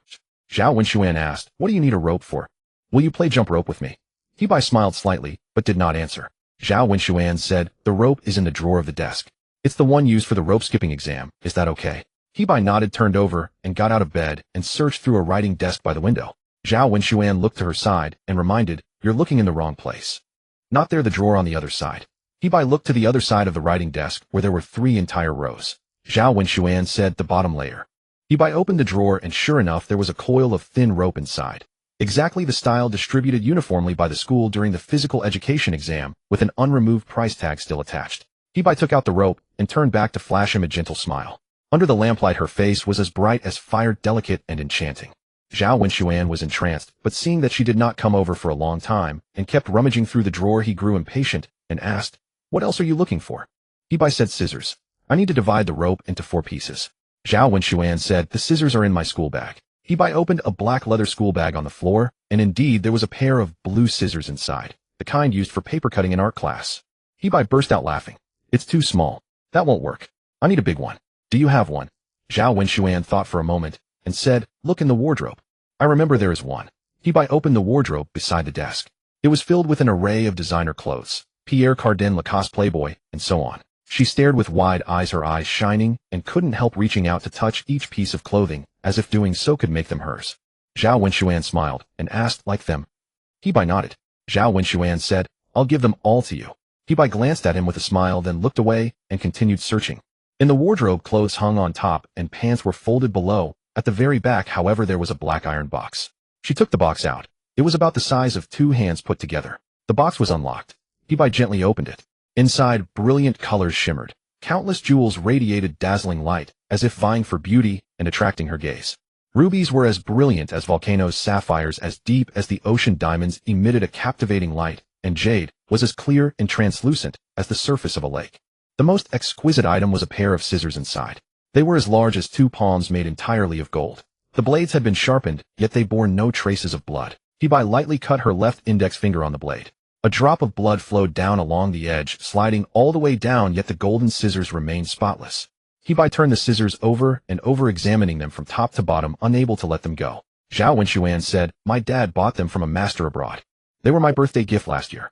If you like them, they're yours." Hebai trembled with excitement and said, "Thank you." Zhao Wenxuan saw a hint of spring in her eyes and couldn't help trembling as well. Hebai cut the rope into pieces and tied his legs and hands to one side of the bed frame.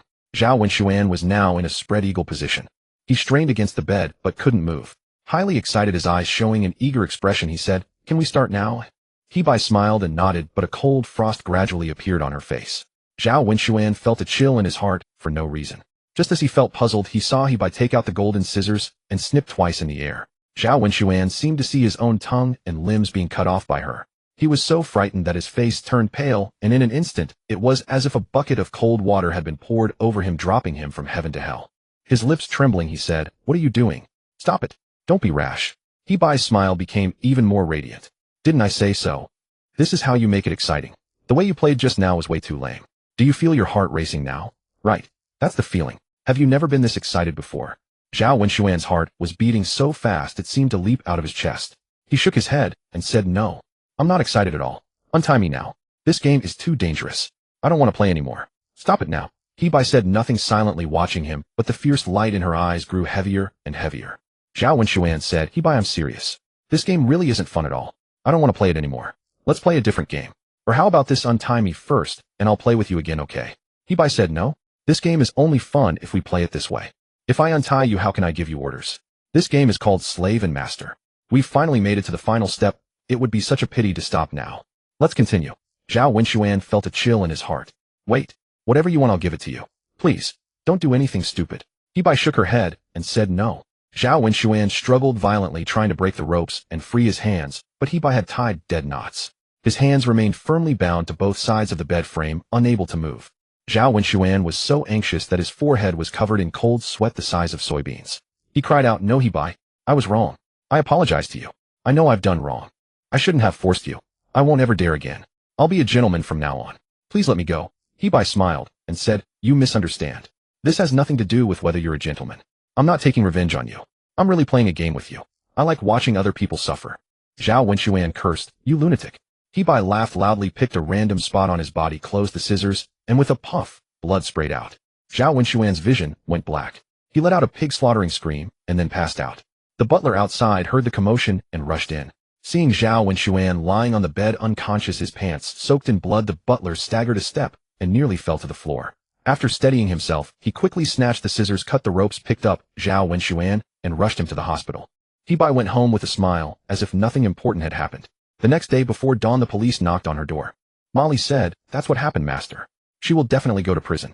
You won't be able to see her again." Qin Hao shook his head and said, "She always surprises people like this. This time she really gave me another big surprise. No, she can't go to prison. Go hire the best lawyer for me. No matter the cost, I must win this case." Mary said, "Her guilt is firmly established. Even if she hired a lawyer, it would be useless. Master, please wake up." Qin Hao shook his head. "No, I am fully awake, Mary. Hire the best lawyer in the city for her.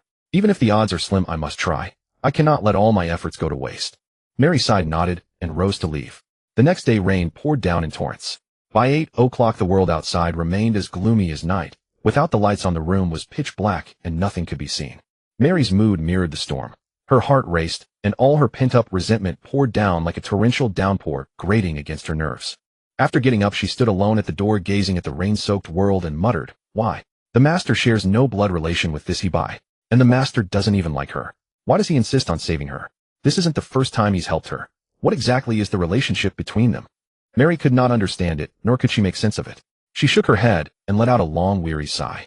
When her throat grew dry from talking to herself, she went back inside, took a sip of water, and prepared breakfast for Qin Hao. Afterwards, she retrieved a black suitcase from Qin Hao's bedroom, changed into men's clothing, and stepped out with an umbrella. The city was not large.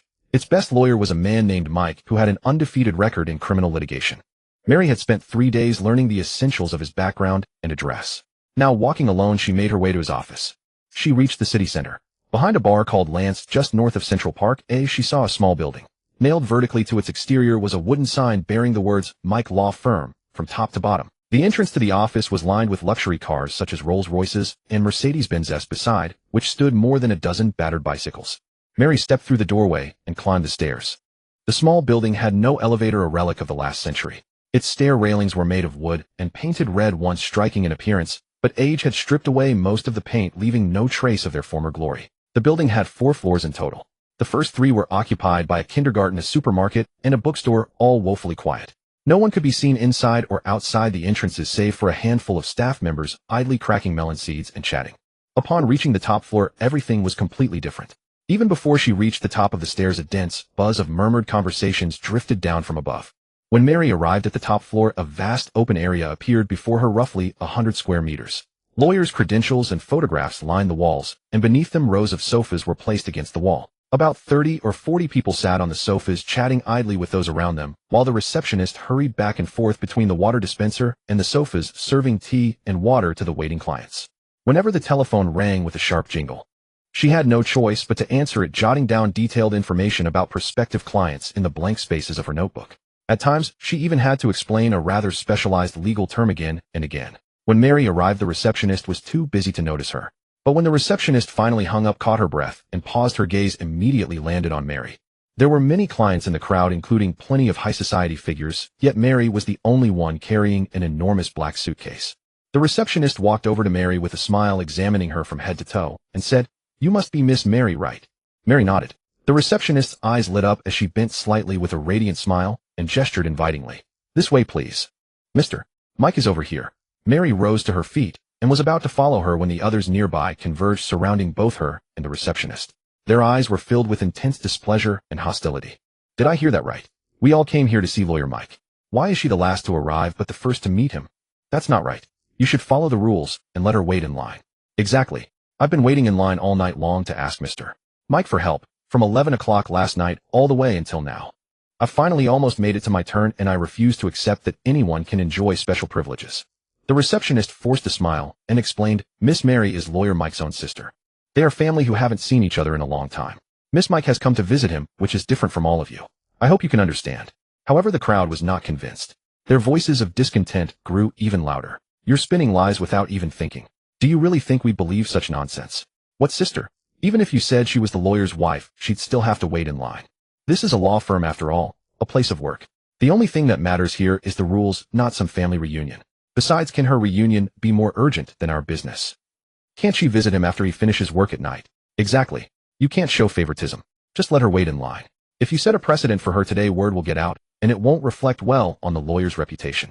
The receptionist found herself beyond words, so she could only bow slightly to Mary and apologize. Mary shook her head and waited patiently on the sofa. She waited from sunrise to sunset before finally meeting the legendary strongest lawyer Mike. She had expected Mike to be impeccably dressed, elegant in speech, and surrounded by magnificent office decor, all befitting his status. Yet when she pushed open the door and entered, she saw the most ordinary office imaginable. Apart from a sofa and a desk, there was nothing but an air conditioner, not even the most common computer of the modern age. Mike rose from the sofa, smiled, and shook her hand. His features were unremarkable, and his clothes were astonishingly plain. He seemed like a completely different breed from the suit-wearing lawyers in TV dramas. Mary was momentarily stunned at the sight of him. Seeing her studying him, Mike chuckled. Surprised I look like this, aren't you? Don't think I'm poor and can't afford good clothes. I'm just too lazy. If I bought nice clothes, I'd have to spend a great deal of time maintaining them. That would waste too much of my time. I prefer to spend that time studying fascinating cases, unsolved mysteries that have lingered for over a decade, or on the flip side, wrongful convictions. So I almost never fuss over my clothes. I just go with whatever is most comfortable and simple, and the same goes for the things in my office. Mary finally understood and nodded with appreciation. Mike said, I heard about your situation on the phone yesterday. Tell me the detailed account of what happened. I want to hear the facts of the case first, and then I'll think about how to fight it for you. Mary shook her head. Sir, you misunderstand. I came to see you because I actually hope you will stay out of this case.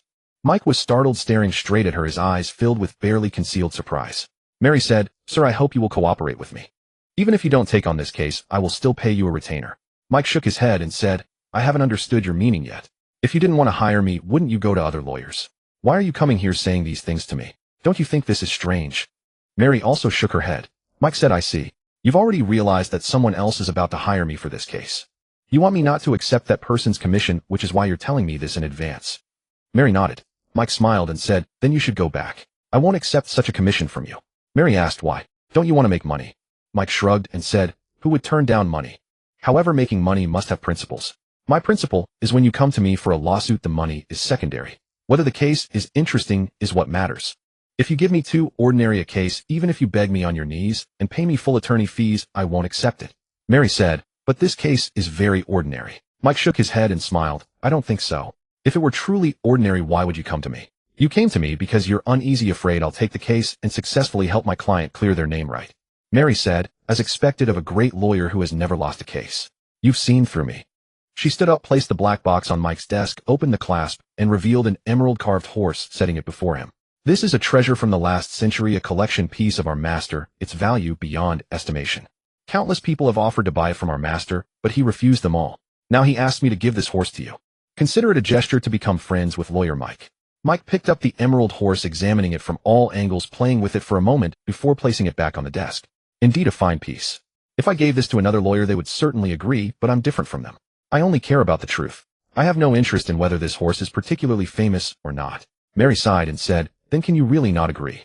Mike smiled and said, of course. This is my principle. I would do the same for anyone who comes, even the president. Mary slowly retreated to the door, clicked the lock, then removed her dress, revealing a set of purple lingerie. Under the sunlight, her body formed a captivating silhouette. She walked over to Mike, cupped his face in her right hand, and breathed warm air into his ear, asking, what about me? Do you think I'm pretty? Mike nodded. Mary gazed at him with a smile, leaning in to kiss him. Mike pushed her shoulder and said, put your clothes on, miss. I like women, especially beautiful women. But I don't like women who approach me with strong agendas. I won't agree to your request. If forced to choose between women and taking cases, I'd rather never look at or touch any of you again. But I can't stop taking cases. It's my life. Mary was rejected and frustrated. She silently got dressed, reached into her blouse pocket, and walked toward Mike, asking, then are you truly afraid of nothing? Mike smiled and said, afraid? What's there to be afraid of in our profession? If I were afraid of this, and that I wouldn't be a lawyer. Mary nodded and said, as expected of the most formidable lawyer. I'm convinced. Mike said thank you. Many people have said the same. Before he could finish, Mary stepped closer, suddenly pulled out a nail clipper from her pocket and pressed it against his throat. Mike was stunned. Mary sneered and said, let me ask you again. Will you help me? If you help, you can make a fortune without taking a case. I won't make things difficult for you anymore. But if you don't help, you'll lose your life. Mike smiled and said, do you have a grudge against a defense lawyer? Why are you going to such lengths? Let me think. Did he cause the death of your parents, your siblings, or your boyfriend? Mary didn't respond, just silently stared at him, pressing the nail clipper deeper. Mike felt a slight pain, frowned, and smiled, saying, beautiful lady, you shouldn't do this. What benefit would killing me bring you? Could it help you achieve your revenge? It's not worth it. You're still young. If you truly want revenge, there are many other ways. Mary saw fear emerging in his eyes and smiled, saying, I don't want to hear your nonsense. I just want your answer. Yes or no. Mike sighed and said, all right. I agree with you. I can ignore this case. Mary removed the nail clipper, took out a handkerchief, and gently wiped the trace of blood seeping from his neck, smiling. This is much better. Mike said, but I have a condition. Mary's hand paused in midair, her brows furrowed, and she pointed the nail clipper at Mike again. Mike tilted his head to dodge, took 2 steps back, and sat in the chair by the desk. Mary went around to one side to pursue Mike's, but bounced up, using the chair as a barrier in front of Mary.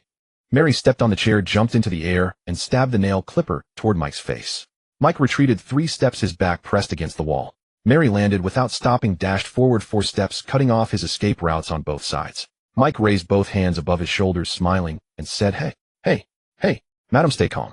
You should learn to use your mind, not your body. Mary said, I like my way. Because it's effective. Mike said, all right. Indeed so, but please put your weapon away, will you? I'm not used to talking like this. Mary said, that depends on what kind of conditions you propose. If I can't accept them, I'm afraid I won't be able to control it. Mike said, all right. Actually, my request isn't high. You find me an interesting case to pass the time. Otherwise, even if you kill me, it would be hard for me to agree. Mary was taken aback, pressing the nail clipper against his throat again, and asked, really not afraid? Mike said, I am afraid. But forcing me to give up interesting cases would make me suffer more than death. Rather than that, it would be better for you to kill me. Unless you can find a more interesting case. Only then can I agree. Mary frowned and said, but I'm not a police officer nor a judge. How could I possibly know where interesting cases are? As she spoke, she suddenly thought of something and said, does it have to involve you going to court to argue? If I only ask you to investigate the case without appearing in court, would you take it? Mike nodded with a smile and said, the key is that it must be interesting. Lawyers have the duty to investigate the truth. Mary said, all right then, I entrust you to investigate a woman named Hebai. I want to know what exactly is her relationship with my master Qin Hao. Mike nodded and immediately settled the agreement with her signing the contract. On her way home, Mary's face was filled with a triumphant smile, and the evening sunset cast a tender warmth upon her. When she arrived home, Qin Hao was reading in the bedroom. She could only hear the greetings from other maids outside. Good day, group leader. Good day, group leader. Good day, group leader. At Qin Hao's home, Mary held the position of head maid, but everyone preferred to call her group leader instead. They said it felt more intimate that way. Mary herself liked it as well. Qin Hao had been deeply absorbed in his book, but upon hearing these greetings, he closed it and slowly made his way to the living room. He strolled leisurely, full of confidence, and spotted Mary from afar. Seeing her sighing heavily over the desk, he was startled. He walked behind her, placed his hands on her shoulders, and asked, what's wrong? Mary turned sharply, looked at Qin Hao, and rose to her feet. Master, you've come. It's nothing. Qin Hao shook his head. You don't look like nothing's wrong.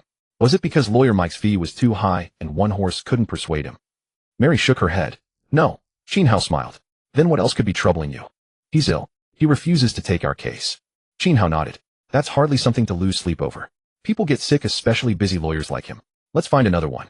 Tomorrow bring the horse and go see the second best lawyer in town for me. Mary bowed her head. Yes, master. Seeing her still troubled, Qin Hao ordered the other maids to prepare some delicacies and dined with her. Mary initially refused, saying, Master, I'm your servant. How can I eat at the same table as you? I'll go to the kitchen. In this world, all wealthy households with maids followed this rule. Servants could not dine with their masters. No matter how kind the masters were to their servants, the servants themselves needed to understand their place. Qin Hao used to abide by such customs, but after everything Mary had done for him, and knowing he had died once before, these rigid rules no longer mattered to him.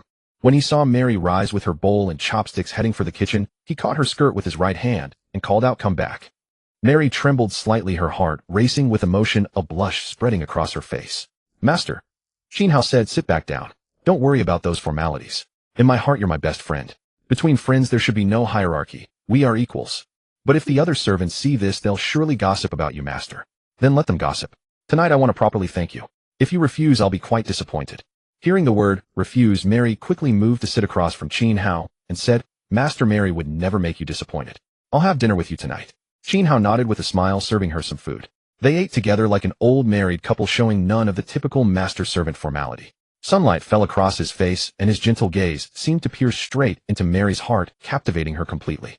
Mary ate and talked with him in a dreamlike trance, unwilling for the moment to end. They dined together from dusk until nearly 11 at night. They shared many heartfelt conversations. Qin Hao revealed everything to her except the reason he needed to save He-Bai. His deep feelings for her and his determination were all laid bare. Mary grew increasingly disheartened as she listened, wondering, who exactly is this He-Bai? Why has Master spoken of her all evening? Is she some kind of enchantress? The more she thought this way, the less willing she became to help Qin Hao save He-Bai. Yet unable to devise a better solution, she reluctantly took his treasure and went to the second-best lawyer's office in town, just as she had when visiting Mike. The weather was clear and sunny that day. Mary arrived early. The lawyer had also entered his office early. Accompanied by the receptionist, Mary met with him directly, and the conversation went quite smoothly. This lawyer was particularly greedy. Upon seeing the emerald horse, he immediately agreed to help with the lawsuit. Mary still hoped he would refuse to represent He-Bai, but an unexpected piece of information she overheard made her reconsider her plans. The lawyer who had accepted the emerald horse said, "Don't worry. A simple case like this, I'll certainly help you win. Oh, by the way, there's one condition: as long as Mike doesn't appear in court. If he does, it becomes complicated." Mary didn't understand and asked, "What do you mean? Can a party only hire one lawyer? If I hire you, Mike won't have a chance to appear in court. How could you possibly lose?" The lawyer smiled. "It seems there's something you don't know yet. Mike isn't just a lawyer. He's also a prosecutor, though he rarely takes on that role since he prefers practicing law. It's simply his interest." Mary was startled and finally understood. She nodded and smiled. "Don't worry. I'll go find him and ask him not to appear in court." "That's perfect. Thank you," the lawyer said. Mary shook his hand, left the law firm, crossed 2 blocks, and headed to Mike's office. At that moment, Mike was still meeting with various clients, and the front desk was crowded with people. Mary didn't need to queue this time. She slipped through the crowd and opened the door. Mike was in conversation with a man around 40 years old. Hearing the door open, he frowned and glared, but upon recognizing Mary, he immediately stood up, briefly apologized to the man, escorted him out, and locked the office door, leaving just the two of them alone. He invited Mary to sit down, a smile spreading across his face. "What brings you here? Have you changed your mind?" Mary shook her head and got straight to the point. "I need you to appear in court for me." Mike was taken aback, staring at her intently, as if scrutinizing a suspect. "This doesn't sound like a joke. And you're not changing your mind again. I don't understand. What exactly do you want me to do? It's too late to back out now. We've already signed the contract." Saying this, he pulled the contract from his drawer and waved it in front of Mary, the papers snapping against his fingers with each movement. Mary replied, "I never intended to change my mind. Our contract is still valid. I want to hire you to prosecute this case on behalf of the police. You must appear in court as the prosecutor. Will you do it?" Mike fixed his gaze on her, as if admiring an extraordinarily fascinating case, and said with a smile, "Why are you always so different? Or should I say so unpredictable? In all my years in this line of work, I have never had anyone come to me twice over a single case.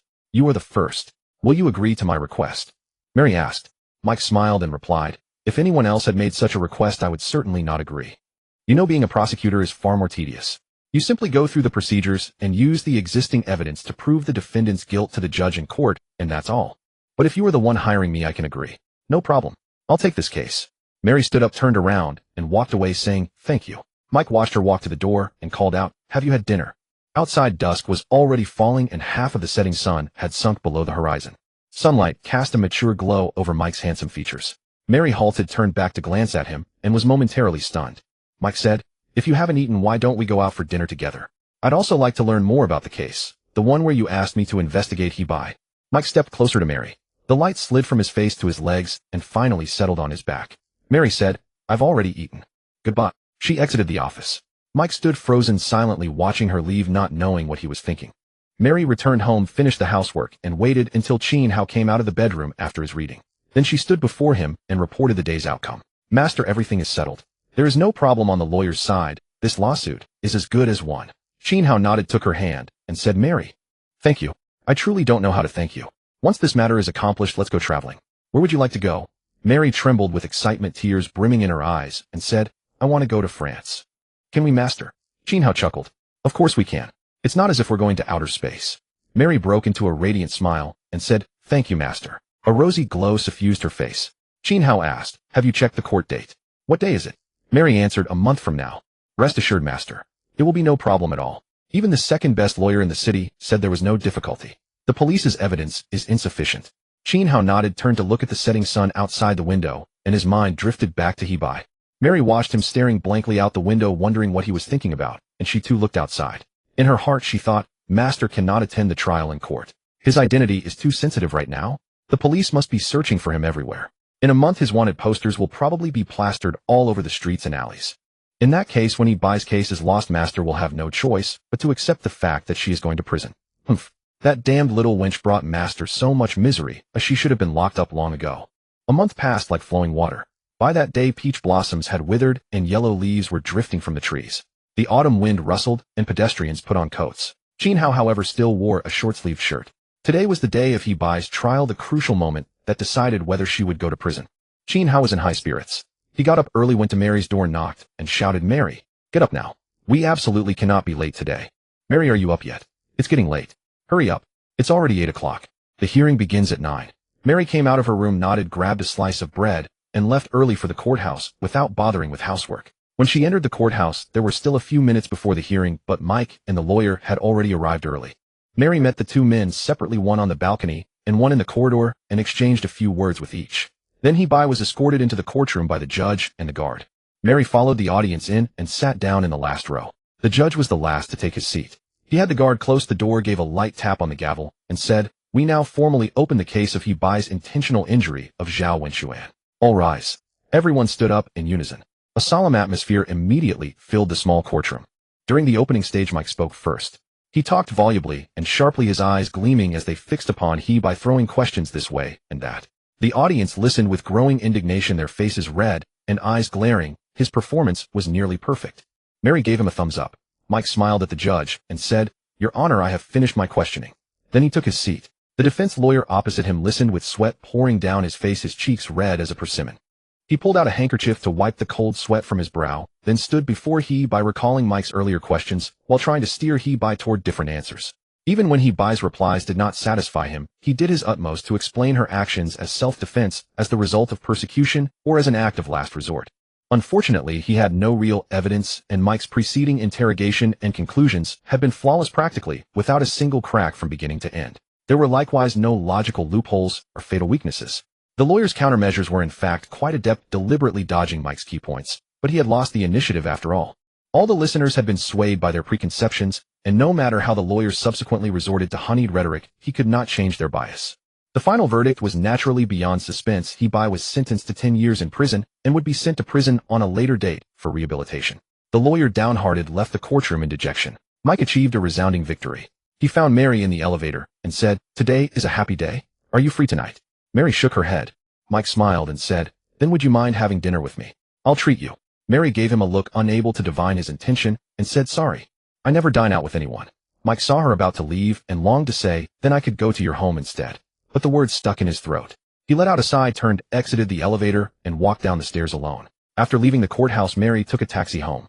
The first thing she did upon entering was cover her mouth, squeeze out tears, and go to the study frowning as she recounted the events to Qin Hao.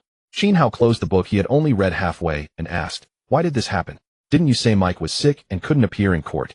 Then how did he end up becoming the prosecutor?" Mary, her voice tearful, sobbed for a moment and said, "I don't know either. Master, it must have been deliberate on Mike's part. He's insane. Or rather, he had already taken someone else's commission and become the prosecutor, which is why he did not accept our commission for this case." Qin Hao thought for a moment, then nodded. "Where is his address?" Mary provided an address. Qin Hao said, "I see. You may leave now. I am rather tired. Let me rest for a while." Mary took a slight bow, then departed and closed the door behind her. Qin Hao silently stared at the door for 2 seconds, his anger mounting with each passing thought. Suddenly, unable to contain himself, he hurled the book to the ground and stomped on it fiercely. Then, taking a deep breath, he opened the cabinet, changed into black clothing, climbed out the window, and made his way toward a grove of trees to the west. At the far end of that direction stood Mike's law firm. Qin Hao pulled out a hat to cover his face, then walked on foot toward the main street. Afraid of being recognized, he avoided the main roads. Once on the thoroughfare, he glanced left and right, searching for narrower alleys. The roads in the city center crisscrossed in a maze varying in curved straightness, width, and length. He turned onto a winding S-shaped path and reached its end, finding only a broad road ahead. People bustled about, couples strolling arm in arm, while patrol officers marched back and forth with batons in hand. Qin Hao huddled in the alley, waiting patiently until all the officers had finished their shift and departed, leaving only a handful of pedestrians on the street. Only then did he step boldly onto the street, cross the road, and enter a 4-story building opposite. A sign outside bore the large characters, Mike Associates. Qin Hao climbed the stairs to the 4th floor. At the doorway he found 2 glass doors sealed shut, secured by an iron chain threaded through their center. Qin Hao squatted down, resting his back against the glass doors with his eyes closed. Sometime later the sky began to brighten as a ray of morning sunlight filtered through the window, casting light across Qin Hao's handsome face. A warmth spread across Qin Hao's face reminiscent of a woman's gentle touch. Gradually rousing from his drowsiness, he followed the morning light toward the window and realized dawn had broken. He stretched and rose from the ground, his shoulders, arms, and thighs aching with soreness. He formed fists and lightly tapped his shoulders, then his arms, then his thighs in rhythmic succession. His limbs felt considerably more relaxed, yet his shoulders remained tense and uncomfortable. He reached back with his left hand to grasp his right shoulder, his right hand his left, and kneaded them vigorously. Gradually his shoulders eased.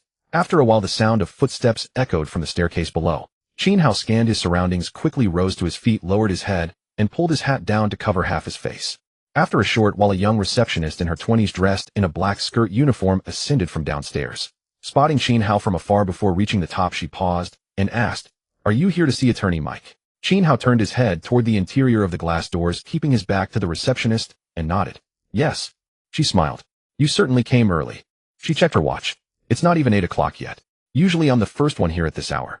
Qin Hao replied, "I'm accustomed to waking early." "So am I," the receptionist replied. She produced a key, unlocked the door with a click, and pushed it open.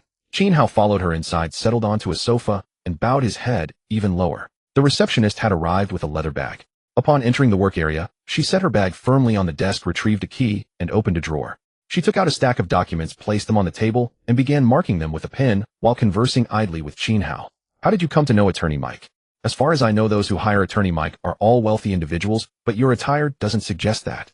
Please forgive my bluntness. You're not here to cause trouble, are you?" Qin Hao paused, glancing down at his dark clothing. He realized he indeed looked nothing like an affluent gentleman of means. No bag, no luxury car, dressed entirely in black. He probably appeared more like a thief. No wonder they were suspicious. A faint smile crossed his face. "I prefer simplicity and plainness. Rest assured I can afford Attorney Mike's fees." The young receptionist noted his natural demeanor, the composure of an aristocrat, despite his lowered gaze, and apologized with a graceful smile. "I beg your pardon for my rudeness. Let me pour you a cup of coffee. Attorney Mike may arrive a bit late today. You can expect him around 9. Qin Hao nodded and fell silent. An hour slipped by in the blink of an eye. During this time, people continued to file in from outside, many whom Qin Hao recognized. Though he wasn't particularly close to them and couldn't recall any past interactions, the sound of their conversations made him extremely tense. Fearing discovery, he kept to himself on one side, as far from the crowd as possible. "Hey, have you heard? Qin Hao, that guy we used to talk about constantly. He actually pulled off a prison break. That's damn impressive. I always thought prison breaks only happened in dramas, never expected to see it in real life. He was always quite capable back then. Think about it, before he went to jail. Do you remember how prominent he was? He was the center of everyone's envy back then. Who could claim to be richer or more successful than him? No one, right? Exactly. I remember we tried approaching him, hoping to befriend him, but he wouldn't have it. I wish we could have been friends with him. Unfortunately, he wouldn't have us. But I'm curious, what kind of friends does he actually keep? How could anyone tolerate his involvement in something like kidnapping?" Qin Hao listened without absorbing a word, his mind entirely consumed by He-Bai. His gaze never strayed from the glass doors. Suddenly a large hand pushed the door open. At the other end of that arm was a dark-skinned face. The man entered wearing simple clothes, a stark contrast to the refined attire of the wealthy clients in the reception area. Yet every wealthy person regarded him with deep respect, forming a queue behind Qin Hao. Without hesitation, their eyes fixed unblinkingly on the man. Qin Hao knew this must be Mike. He followed the receptionist to a wooden door, pushed it open, and entered to find the same man inside. Once inside, Qin Hao locked the door and approached the man. The man glanced at him, pulled over a chair, and placed it before Qin Hao with a smile. "Sit down." His manner was gentle and courteous. Qin Hao, however, pushed the chair aside, walked directly up to him, and asked in a low voice, "Are you Attorney Mike?" The man paused and nodded. Qin Hao asked, "Why did you appear in court as a prosecutor?" Mike was taken aback, thought for a moment, then his smile faded as he asked, "Who are you?" "You don't need to know who I am. Answer me, why did you appear in court as a prosecutor?" Mike frowned and said, "Are you talking about He-Bai's case?" "Yes. Answer my question." Mike smiled. "Someone hired me, so I went to court. Any problem with that?" Qin Hao stepped closer, now less than half a meter away, close enough to clearly hear Mike's breathing. "Who hired you?" Mike said, "Sorry, but I can't say that. It's the rule of my profession." Qin Hao's right hand clenched into a fist.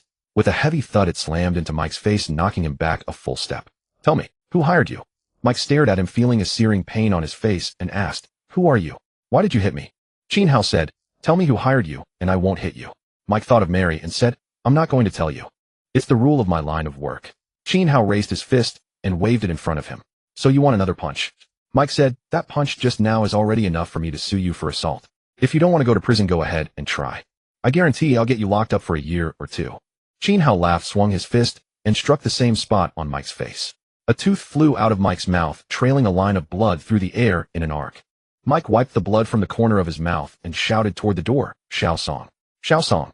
Xiao Song!" The receptionist outside was indeed surnamed Song. At that moment she was working at her desk when she suddenly heard Mike's frantic calls. Startled, she set down her pen and paper, hurried to the door, and knocked urgently.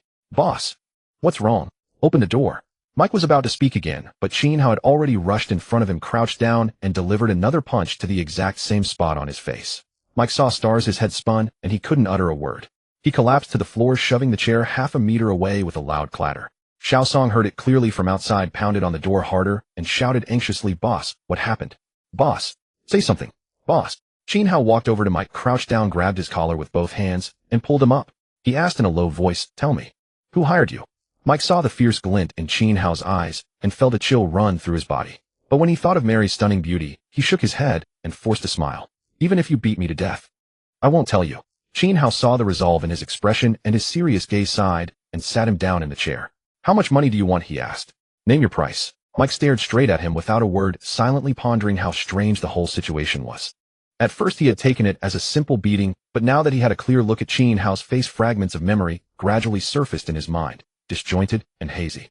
He couldn't make sense of it, yet only sensing that there was some conspiracy behind it all. "Who exactly are you?" Qin Hao said. "If I tell you who I am, will you tell me who hired you?" Mike nodded. "Fine." Qin Hao smiled. "Good. You said it yourself. Nobody hired me. I came on my own." Mike was stunned. He thought, he's lying to me, isn't he? If nobody hired him, why would he come to ask me about Miss Mary? Could he be Mary's enemy? No, that's not it. He doesn't even know Mary. He Bai went to prison because she hurt Zhao Wenxuan. That means he must have come to demand justice for He Bai, and his real target is getting revenge on Miss Mary. He shook his head and smiled. "You're lying to me. According to my investigation, He Bai's parents died long ago and her boyfriend broke up with her ages ago. Lately the only people around her are her classmates at school, but her reputation there isn't good, and it doesn't seem like any of them are especially close to her. Nobody wants to bother with her. The only one who was ever close to her was Zhao Wenxuan, but he's already been deeply hurt by her both in his heart and body. So who exactly are you? What is your relationship with He Bai? I don't believe a complete stranger would risk beating up a lawyer for another stranger. You should know that doing this will cost you dearly. If you can't tell me the truth, then we have nothing more to talk about." Qin Hao was taken aback. He really didn't know how to explain it to him. In that moment of hesitation, Mike reacted with lightning speed. He shoved Qin Hao aside with both hands, leaped over the desk, reached the door, and turned the lock with a click, colliding straight into Xiao Song. Xiao Song stumbled into his arms, feeling the warmth of his broad, solid chest. Her cheeks flushed.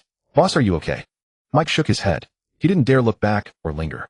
He rushed outside, locked the main door with his key, and said, "Go call the police quickly."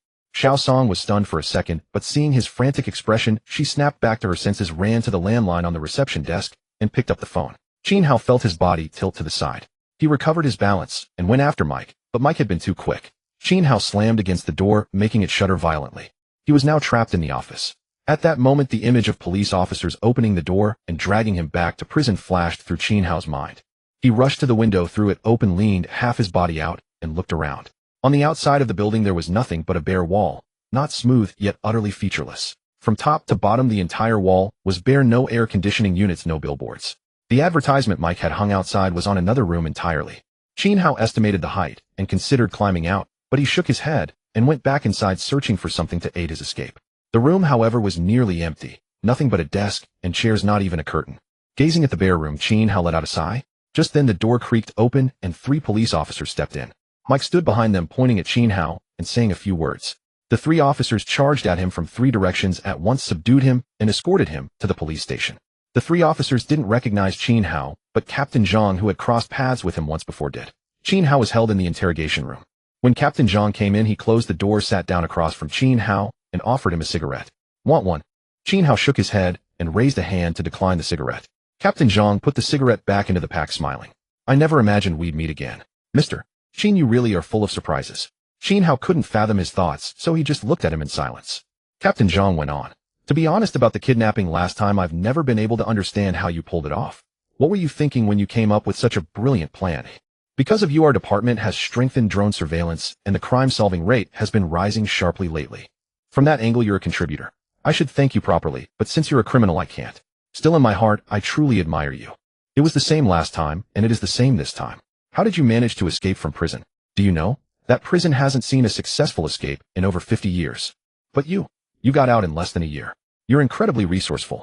Why not consider using that resourcefulness for the right path?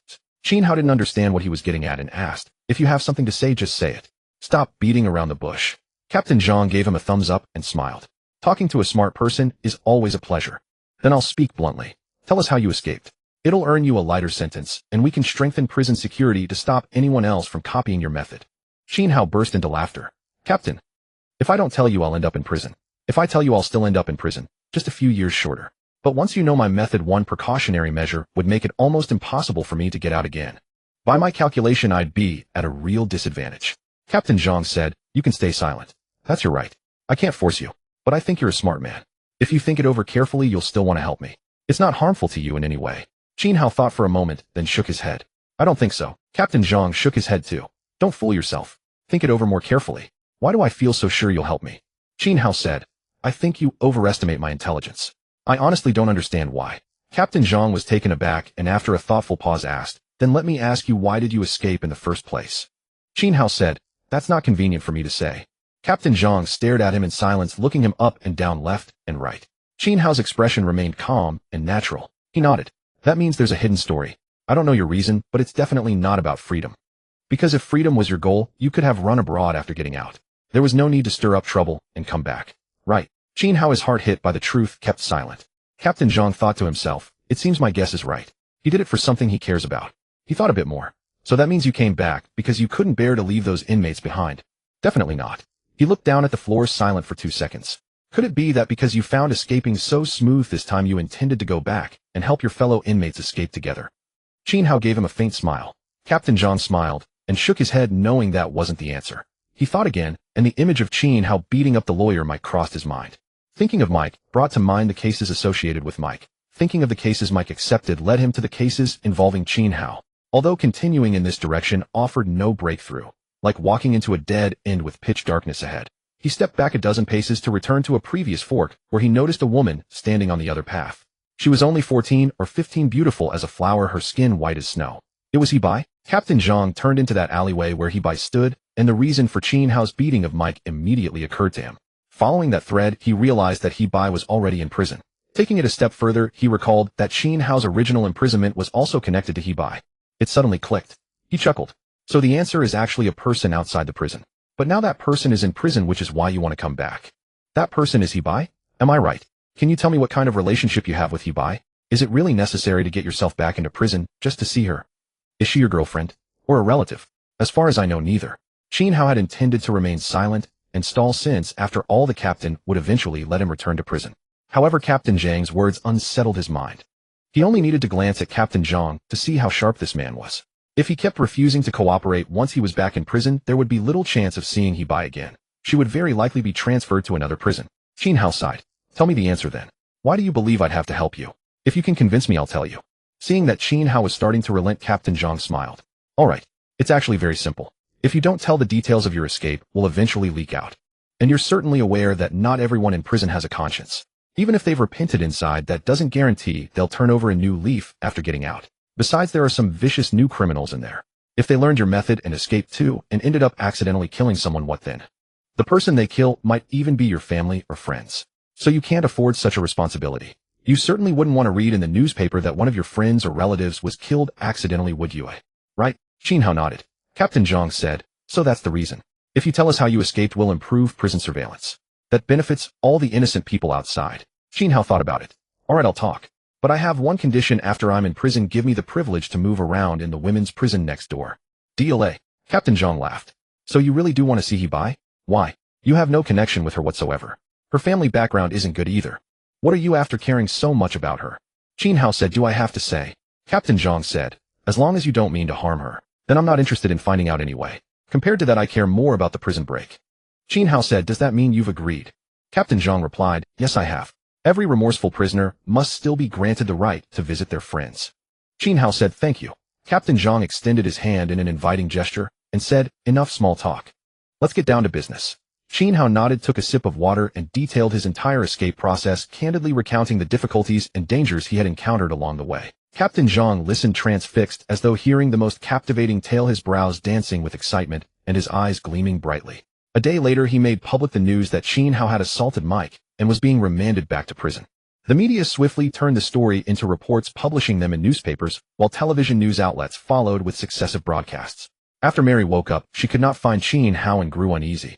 She searched Qin Hao's bedroom, living room, kitchen, and garden over and over again, yet still could not find him. She spent the entire day listless, unable to eat or drink. By evening, as the sun dipped toward the western hills, she had not eaten a single bite. She sat alone on the steps at the doorway, gazing blankly at the crowds of people passing by on the road. Where could the master have gone? I haven't seen him all day. Doesn't he realize it's unsafe to be out now? What if someone recognizes him and he gets locked up again? Mary shook her head and said, "It won't happen. The master went through so much trouble to escape from prison. There's no reason for him to return. Prison is dreadful. There is no freedom whatsoever." But then she suddenly thought of He-Bai. The moment she thought of He-Bai, she realized that He-Bai had already been imprisoned. Her heart skipped a beat, and a chill ran down her spine. Could the master really have returned to prison? Would he truly throw himself into such turmoil over a woman named He-Bai who means nothing to him? Mary still found it hard to believe. A cold gust of wind swept past. The sun had completely sunk below the horizon, and night had fallen. Mary waited from dusk into deep night, and from night into the early hours of dawn, yet Qin Hao still had not returned. She wrapped her coat tightly around herself, leaned against the steps, and struggled through the night. When the sun rose again and dawn painted the sky, she slowly stirred awake. At that moment, a young maid hurried out of the inner hall, panting breathlessly, and cried out, "Miss Mary, something terrible has happened. Quick, watch the news. The master is on television." Mary bounded into the house and flew straight into the hall, turning her gaze toward the right-hand wall. A black-framed television rested against the wall, its screen flickering. A female reporter was navigating through a crowd, following alongside a police officer. Before her, a familiar man walked with his hands cuffed behind his back, being led toward a police vehicle by the officer. The female reporter's voice echoed through the broadcast. According to the latest police statement, the arrested man is Qin, who had previously kidnapped a young girl not long ago. Qin somehow managed to escape from prison. Fortunately, he has now been apprehended by the police and will be returned to custody. Mary instantly recognized Qin Hao's silhouette from behind. She stared fixedly at the television, stepping closer inch by inch. So many words surged within her, yet her lips parted and closed repeatedly without producing a single sound. Her mind spun into chaos, and a pounding headache began to take hold. After a while, the news concluded, and Mary collapsed onto the floor with a thud. The maids nearby rushed over, helped her onto the sofa, and gently rubbed her limbs, coaxing her back to consciousness. Mary regained awareness and shook her head at them, signaling for them to return to their duties. The maids hesitated, reluctant to leave her side. Seeing their concerned expressions, Mary rolled her eyes and sharpened her tone, turning her request into a command. Only then did the maids reluctantly depart, one after another. Mary took a deep breath and closed her eyes once more, her mind churning with confusion. Why? How could the master, who had finally escaped from prison, find himself back inside after merely a day apart? Where on earth did you go yesterday? Did you turn yourself in at the police station? She shook her head, her suspicion deepening. Impossible. The master is far too clever. If he had intended to surrender, why would he have gone through such tremendous effort to escape in the first place? Mary suddenly thought of He-Bai. Her heart skipped a beat, and a fierce glare flashed in her eyes. Could it be because of He-Bai? Of course, it makes sense now. Otherwise, how could such a coincidence occur? I had just told the master that He-Bai's case had failed, and that she would be imprisoned, and the master immediately followed her back to prison. It appears the master's desperate escape from prison was also motivated by the desire to see He-Bai. That must be it. When the master first emerged, he had indeed asked me to arrange a meeting between himself and He-Bai. She clenched her fists, resentment welling up within her heart mingled with a touch of envy and jealousy. What exactly is the relationship between this He-Bai and the master? They do not appear to be lovers. They certainly could not be relatives. Why should the master care so deeply for a complete stranger? This clearly defies all reason. Mary opened her eyes and said, "Never mind. I have already commissioned Mike to investigate this matter. I trust we will have some answers soon." But what good would knowing do? Uncovering the truth would still not be enough. The master must not allow himself to remain deluded over this He-Bai. I must find a way to bring the master back to his senses. She pondered in silence for over an hour, then rose to her feet, went to her quarters to change into casual clothes, slipped on a pair of sunglasses, and set off on foot, leaving Qin Hao's residence. Mary exited the courtyard, skirted the busy main avenue, and took a narrow path to the east of it. Walking all the way to the end of the path, she was greeted by the sights of a slum.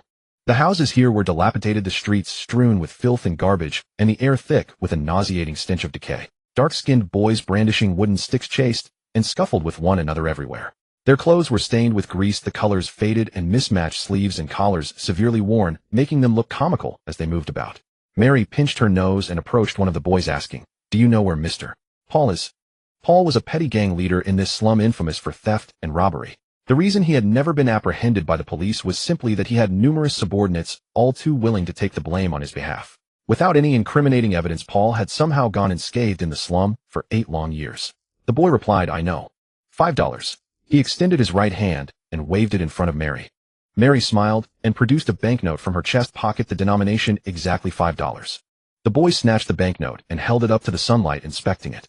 Under the bright rays, a portrait watermark appeared on the right side of the note. A faint smile crossed the boy's face. He carefully folded the banknote twice and tucked it into his pants pocket. After exchanging a few words with his companions nearby, he waved to Mary and made his way alone toward a well on the right-hand side.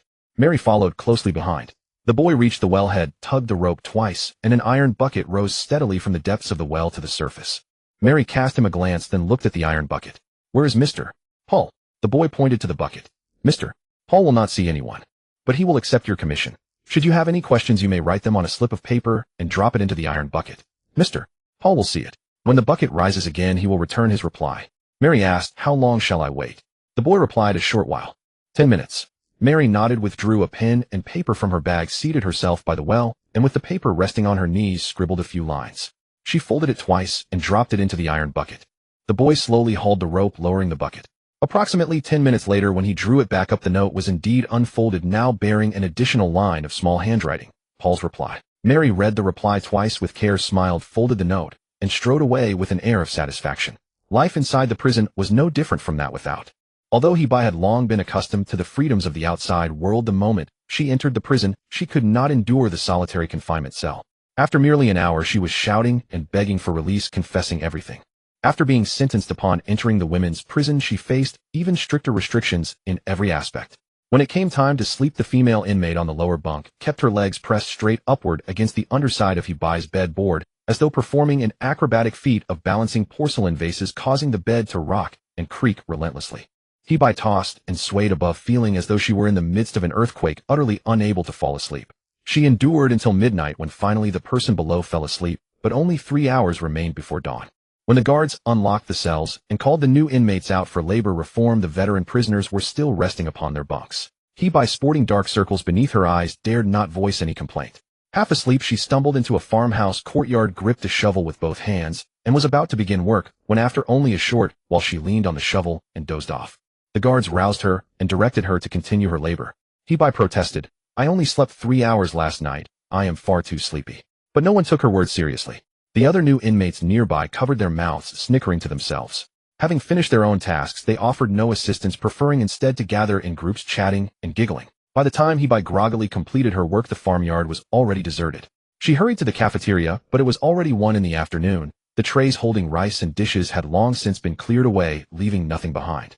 With 2 meals unpaid for and her stomach empty, Hebe left the cafeteria and joined the afternoon group badminton activity. The women's prison held afternoon sporting events, though basketball was not among them. Badminton was the primary sport here. Having missed 2 meals, Hebe felt weak in her limbs. She spoke to no one, found an unoccupied corner, and squatting down, fixed her gaze upon a pair of female inmates before her. Those 2 were the leaders among the female inmates, the longest serving and most authoritative.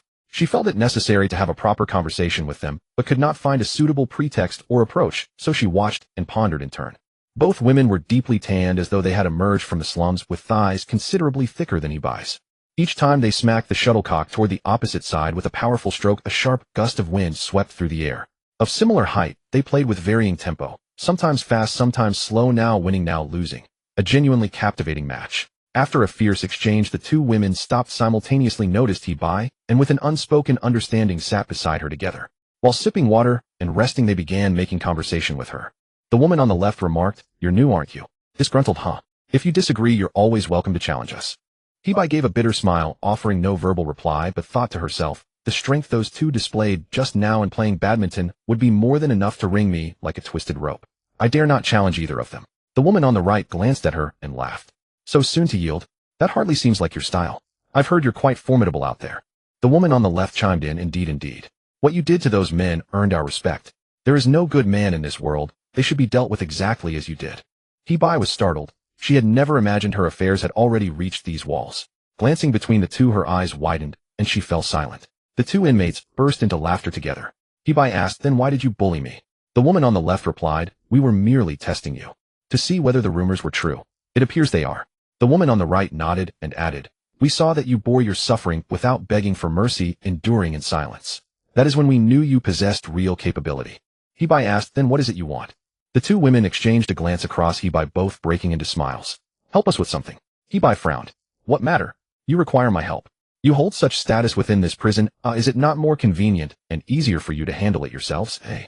The woman on the left shook her head, then patted Hibai's left shoulder gently with her right hand, stroking it as she said, "Are you unaware that tall trees catch much wind? We two are far too conspicuous in this women's prison. Moreover, having been here so long, both the guards and the other inmates know us well. Any schemes we harbor would be difficult to execute, entangling too many people and encountering too much resistance. But you are different. You have just arrived and nobody here is familiar with you yet. The guards hold no guard against you. Therefore we wish for you to carry out this matter on our behalf." The woman on the right continued, "This task can only be accomplished successfully by you. Consider how young and beautiful you are. Among all the women in this prison, your beauty is unmatched. The men simply cannot resist your allure." Upon finishing, the two women exchanged another glance and giggled softly. Hibai, bewildered, asked, "What precisely do you want me to do?" The woman on the left replied, "Convince the guards to allow us an opportunity to visit the men's prison next door. We haven't seen a man in nearly 10 years. The woman on the right added, "Once this is done, we shall never bully you again." How does that sound? Hibai thought for a moment, her eyes lighting up, a blush coloring her cheeks as she smiled. That will not do. The two women were taken aback. The one on the left patted Hibai's back and laughed. "Sister, refusing us brings you no benefit whatsoever. Those who recognize the times are the true heroes. You have only been here one day, and I can already see you cannot endure it. Should this continue much longer, you would suffer greatly. By then even your beautiful face might bear imperfections. You must consider this carefully. You must weigh your options well." The prisoner on the right darkened her face and sneered, "Hibai, don't be ungrateful. We already investigated your background thoroughly before you even walked in here. You have no money and no connections. The only thing you can rely on is that pretty face of yours. If you don't obediently cooperate with us, you'll have a hard time ahead." Hibai replied, "But that's just how I am. I don't like being forced by others. So don't waste your time thinking you can use me to amuse yourselves with the male prisoners next door. I won't help you."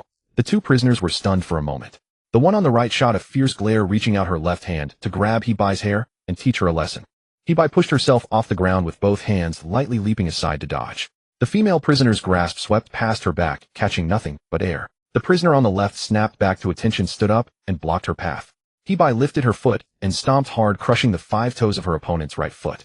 The female prisoner let out a sharp cry, her face pale. She pulled her right foot up, held it with both hands, rubbing her toes, while hopping about in place like a human spring unfolding. Hibai giggled softly, then sensed movement behind her.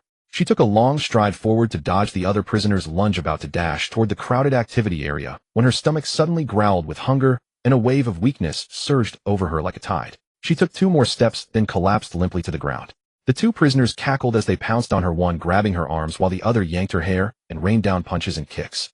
Hibai endured from midday until the evening meal. Her entire body was covered in bruises. Only her face remained untouched, but her knees, fingers, and back had been scraped, raw, seeping blood. She hurt so much she could not help whimpering, barely even strong enough to stand. Watching the other female prisoners rush into the cafeteria, she knew that dinner was most likely lost too. If nothing changed, she would be tortured to death by hunger before she could even fight back. She grunted, a deep resentment swelling in her heart. But then she remembered how deeply rooted those two prisoners were here. Even if she schemed and managed to retaliate, who knew how long that would take? And enduring silently was simply not in her nature. Hibai thought about what the two prisoners had demanded of her during the day. An idea suddenly sparked, and she smiled. No longer moving, she lay down on the ground and fell asleep.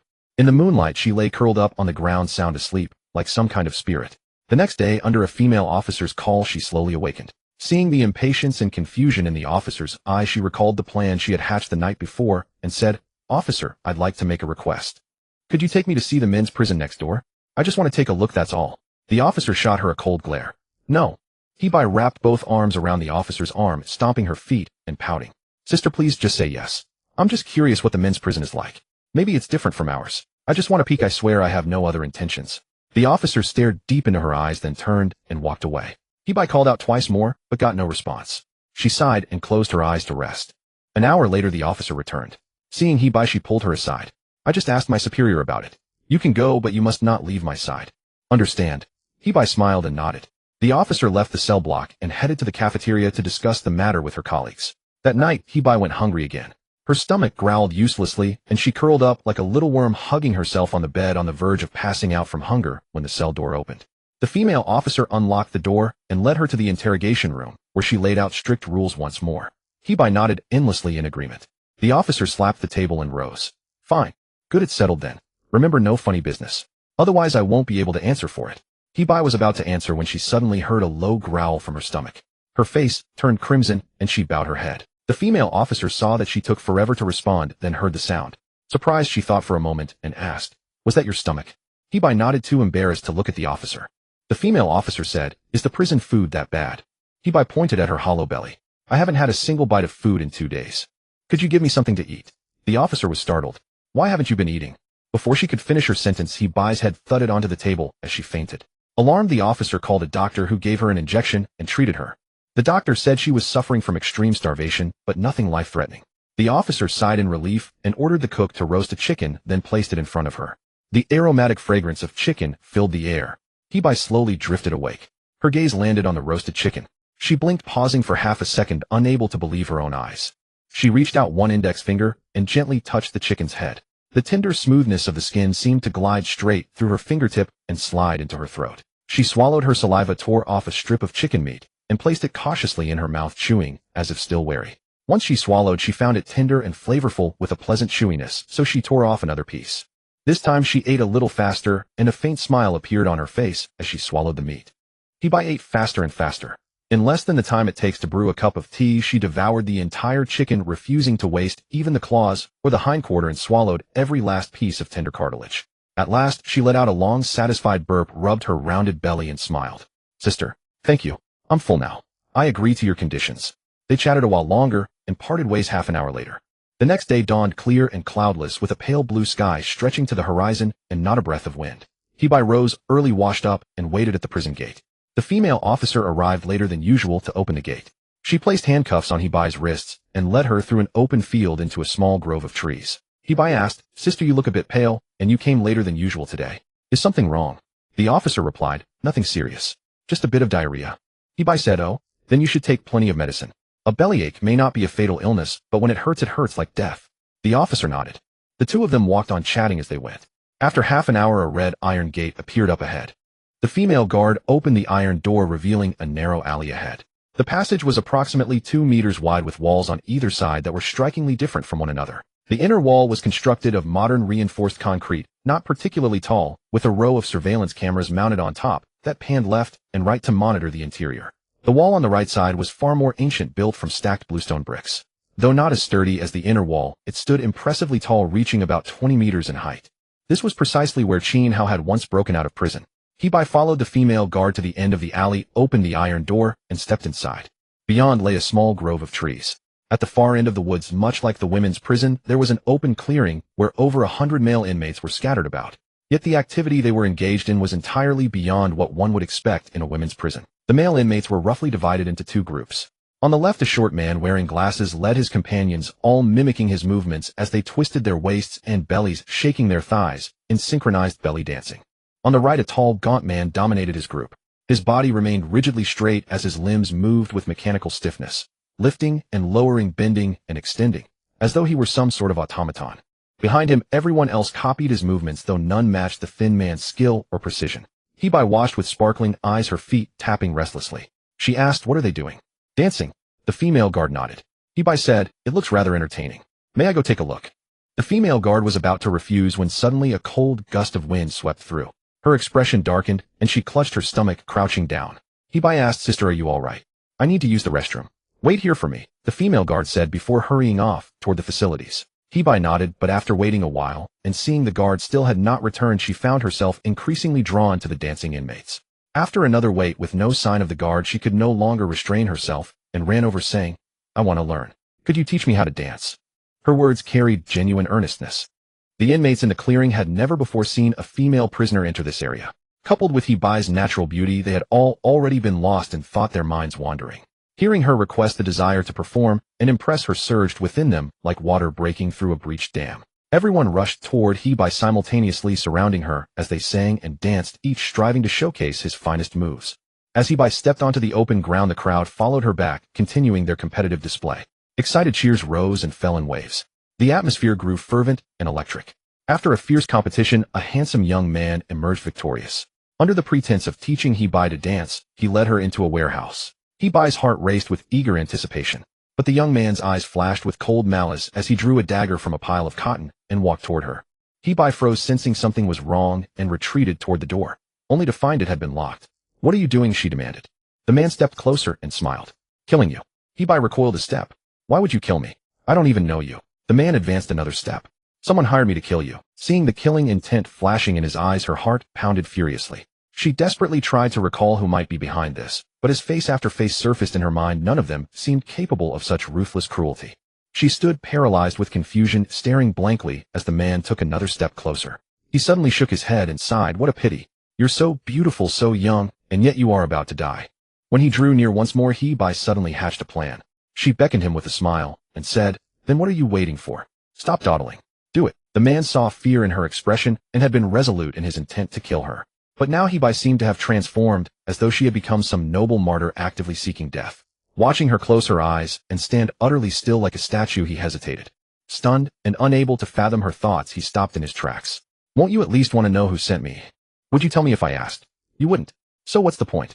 Better not to know. Dying without understanding may actually be the easier fate. I only fear that knowing who did this would plunge me into unbearable anguish, leaving me unable to rest in peace. That would be true torment." The man burst into laughter, recalling Paul's instructions before his departure. Under no circumstances was he to reveal the client's identity. "A swift death, then," he said with a grin. "I'll grant you that very wish." He swung his blade, advancing 3 quick steps toward He-Bai, and drove the knife toward her lower abdomen. A chill swept through He-Bai's heart. She had hoped that provoking him would make him reveal his employer, allowing her to stall for time with further goading. If someone outside managed to break open the main gate, she might yet be rescued.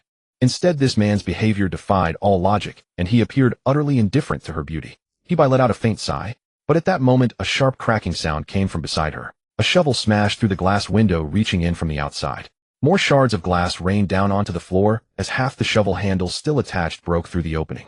Both He-Bai and the man froze, their eyes instinctively drawn to the window. Since being returned to prison, Qin Hao's days had changed dramatically compared to his previous imprisonment.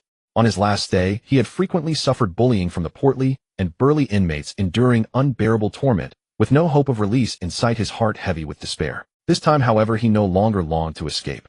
He only thought learning knows no boundaries of place. As long as I can find He-Bai here and convince her to study earnestly, then having Mary arrange for teachers to come in regularly for tutoring could still transform her life.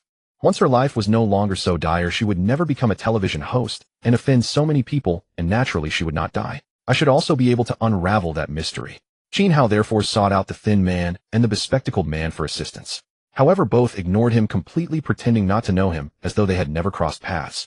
Unaware of the reason, Qin Hao asked one of their underlings and learned the truth.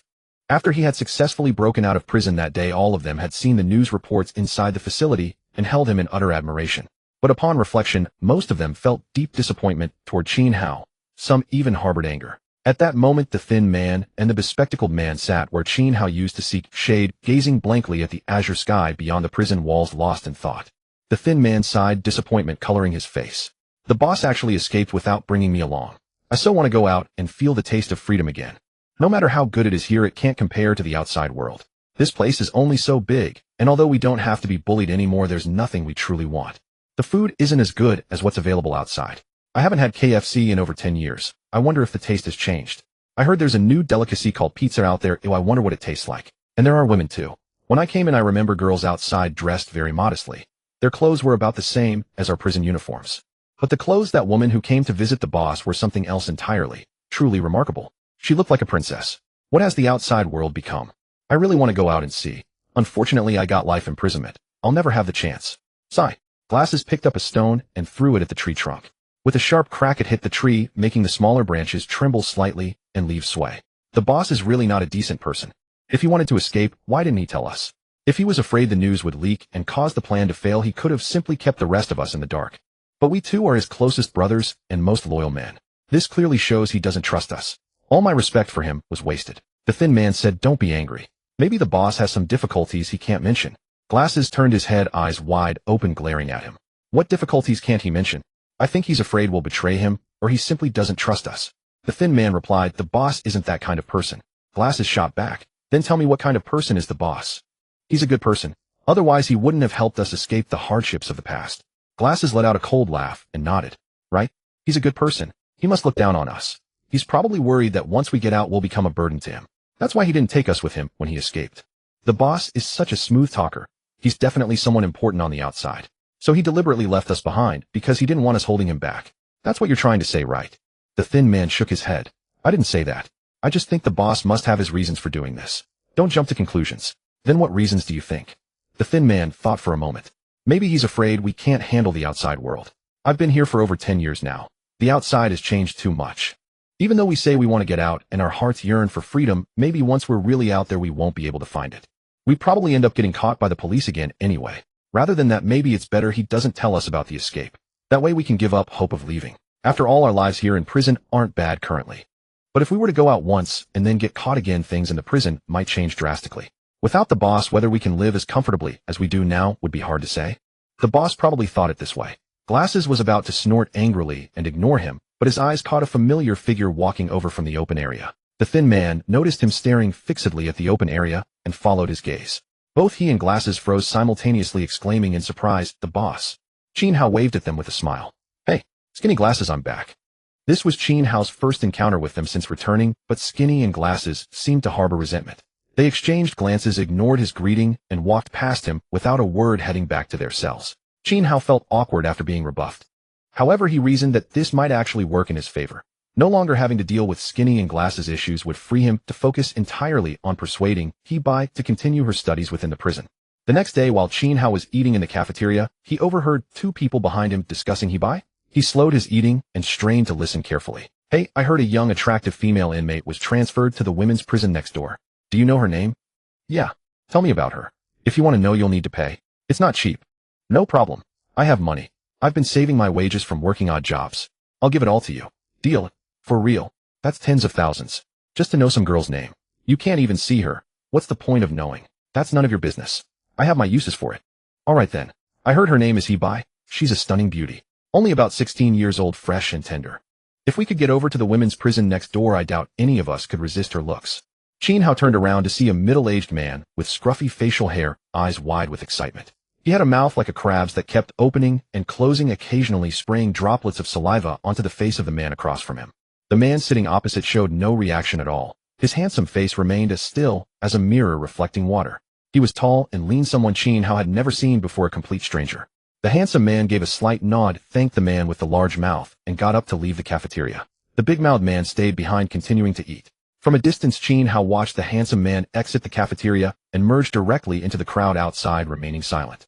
He rose and followed, observing the man navigate through people to an abandoned warehouse, peeking around the doorway, before quickly slipping inside. Qin Hao witnessed him seal the door behind him, then rushed to the entrance and tried the handle twice to no avail. It was locked tight. Glancing left and right to ensure no one was watching, he slipped away. That evening during dinner, Qin Hao took a seat across from Glasses and Skinny, shoveling a mouthful of rice before speaking. I have something to ask you both. Meet me at our usual spot. The place he mentioned was one Skinny and Glasses knew intimately, the spot beneath a large tree just beyond the clearing. It had been their gathering place for shade before and remained where they frequented now. After delivering the message, Qin Hao picked up his tray and walked away without giving them a chance to respond. The man with Glasses and Skinny exchanged a glance, both seeing the confusion in each other's eyes. Skinny asked, "Are we going?" The man with Glasses said no. He took a mouthful of rice and said, "If you want to go, go yourself. Don't count me in."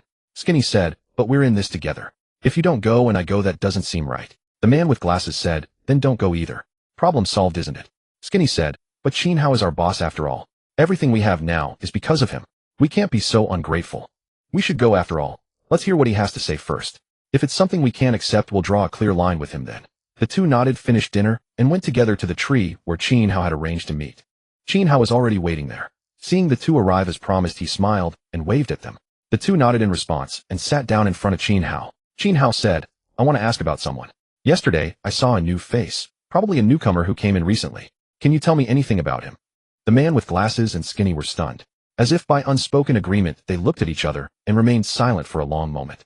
On their way here, they had both been thinking about how Qin Hao would explain the prison break to them, or even apologize. Whatever the case, the topic would inevitably revolve around the prison break. They never expected that Qin Hao would instead bring up something completely unrelated. Skinny answered honestly, boss. You mean that newcomer, right? Is he really handsome? The man with glasses had already turned his head away, sulking alone with his back to Qin Hao. Qin Hao glanced at the man with glasses, puzzled by his anger.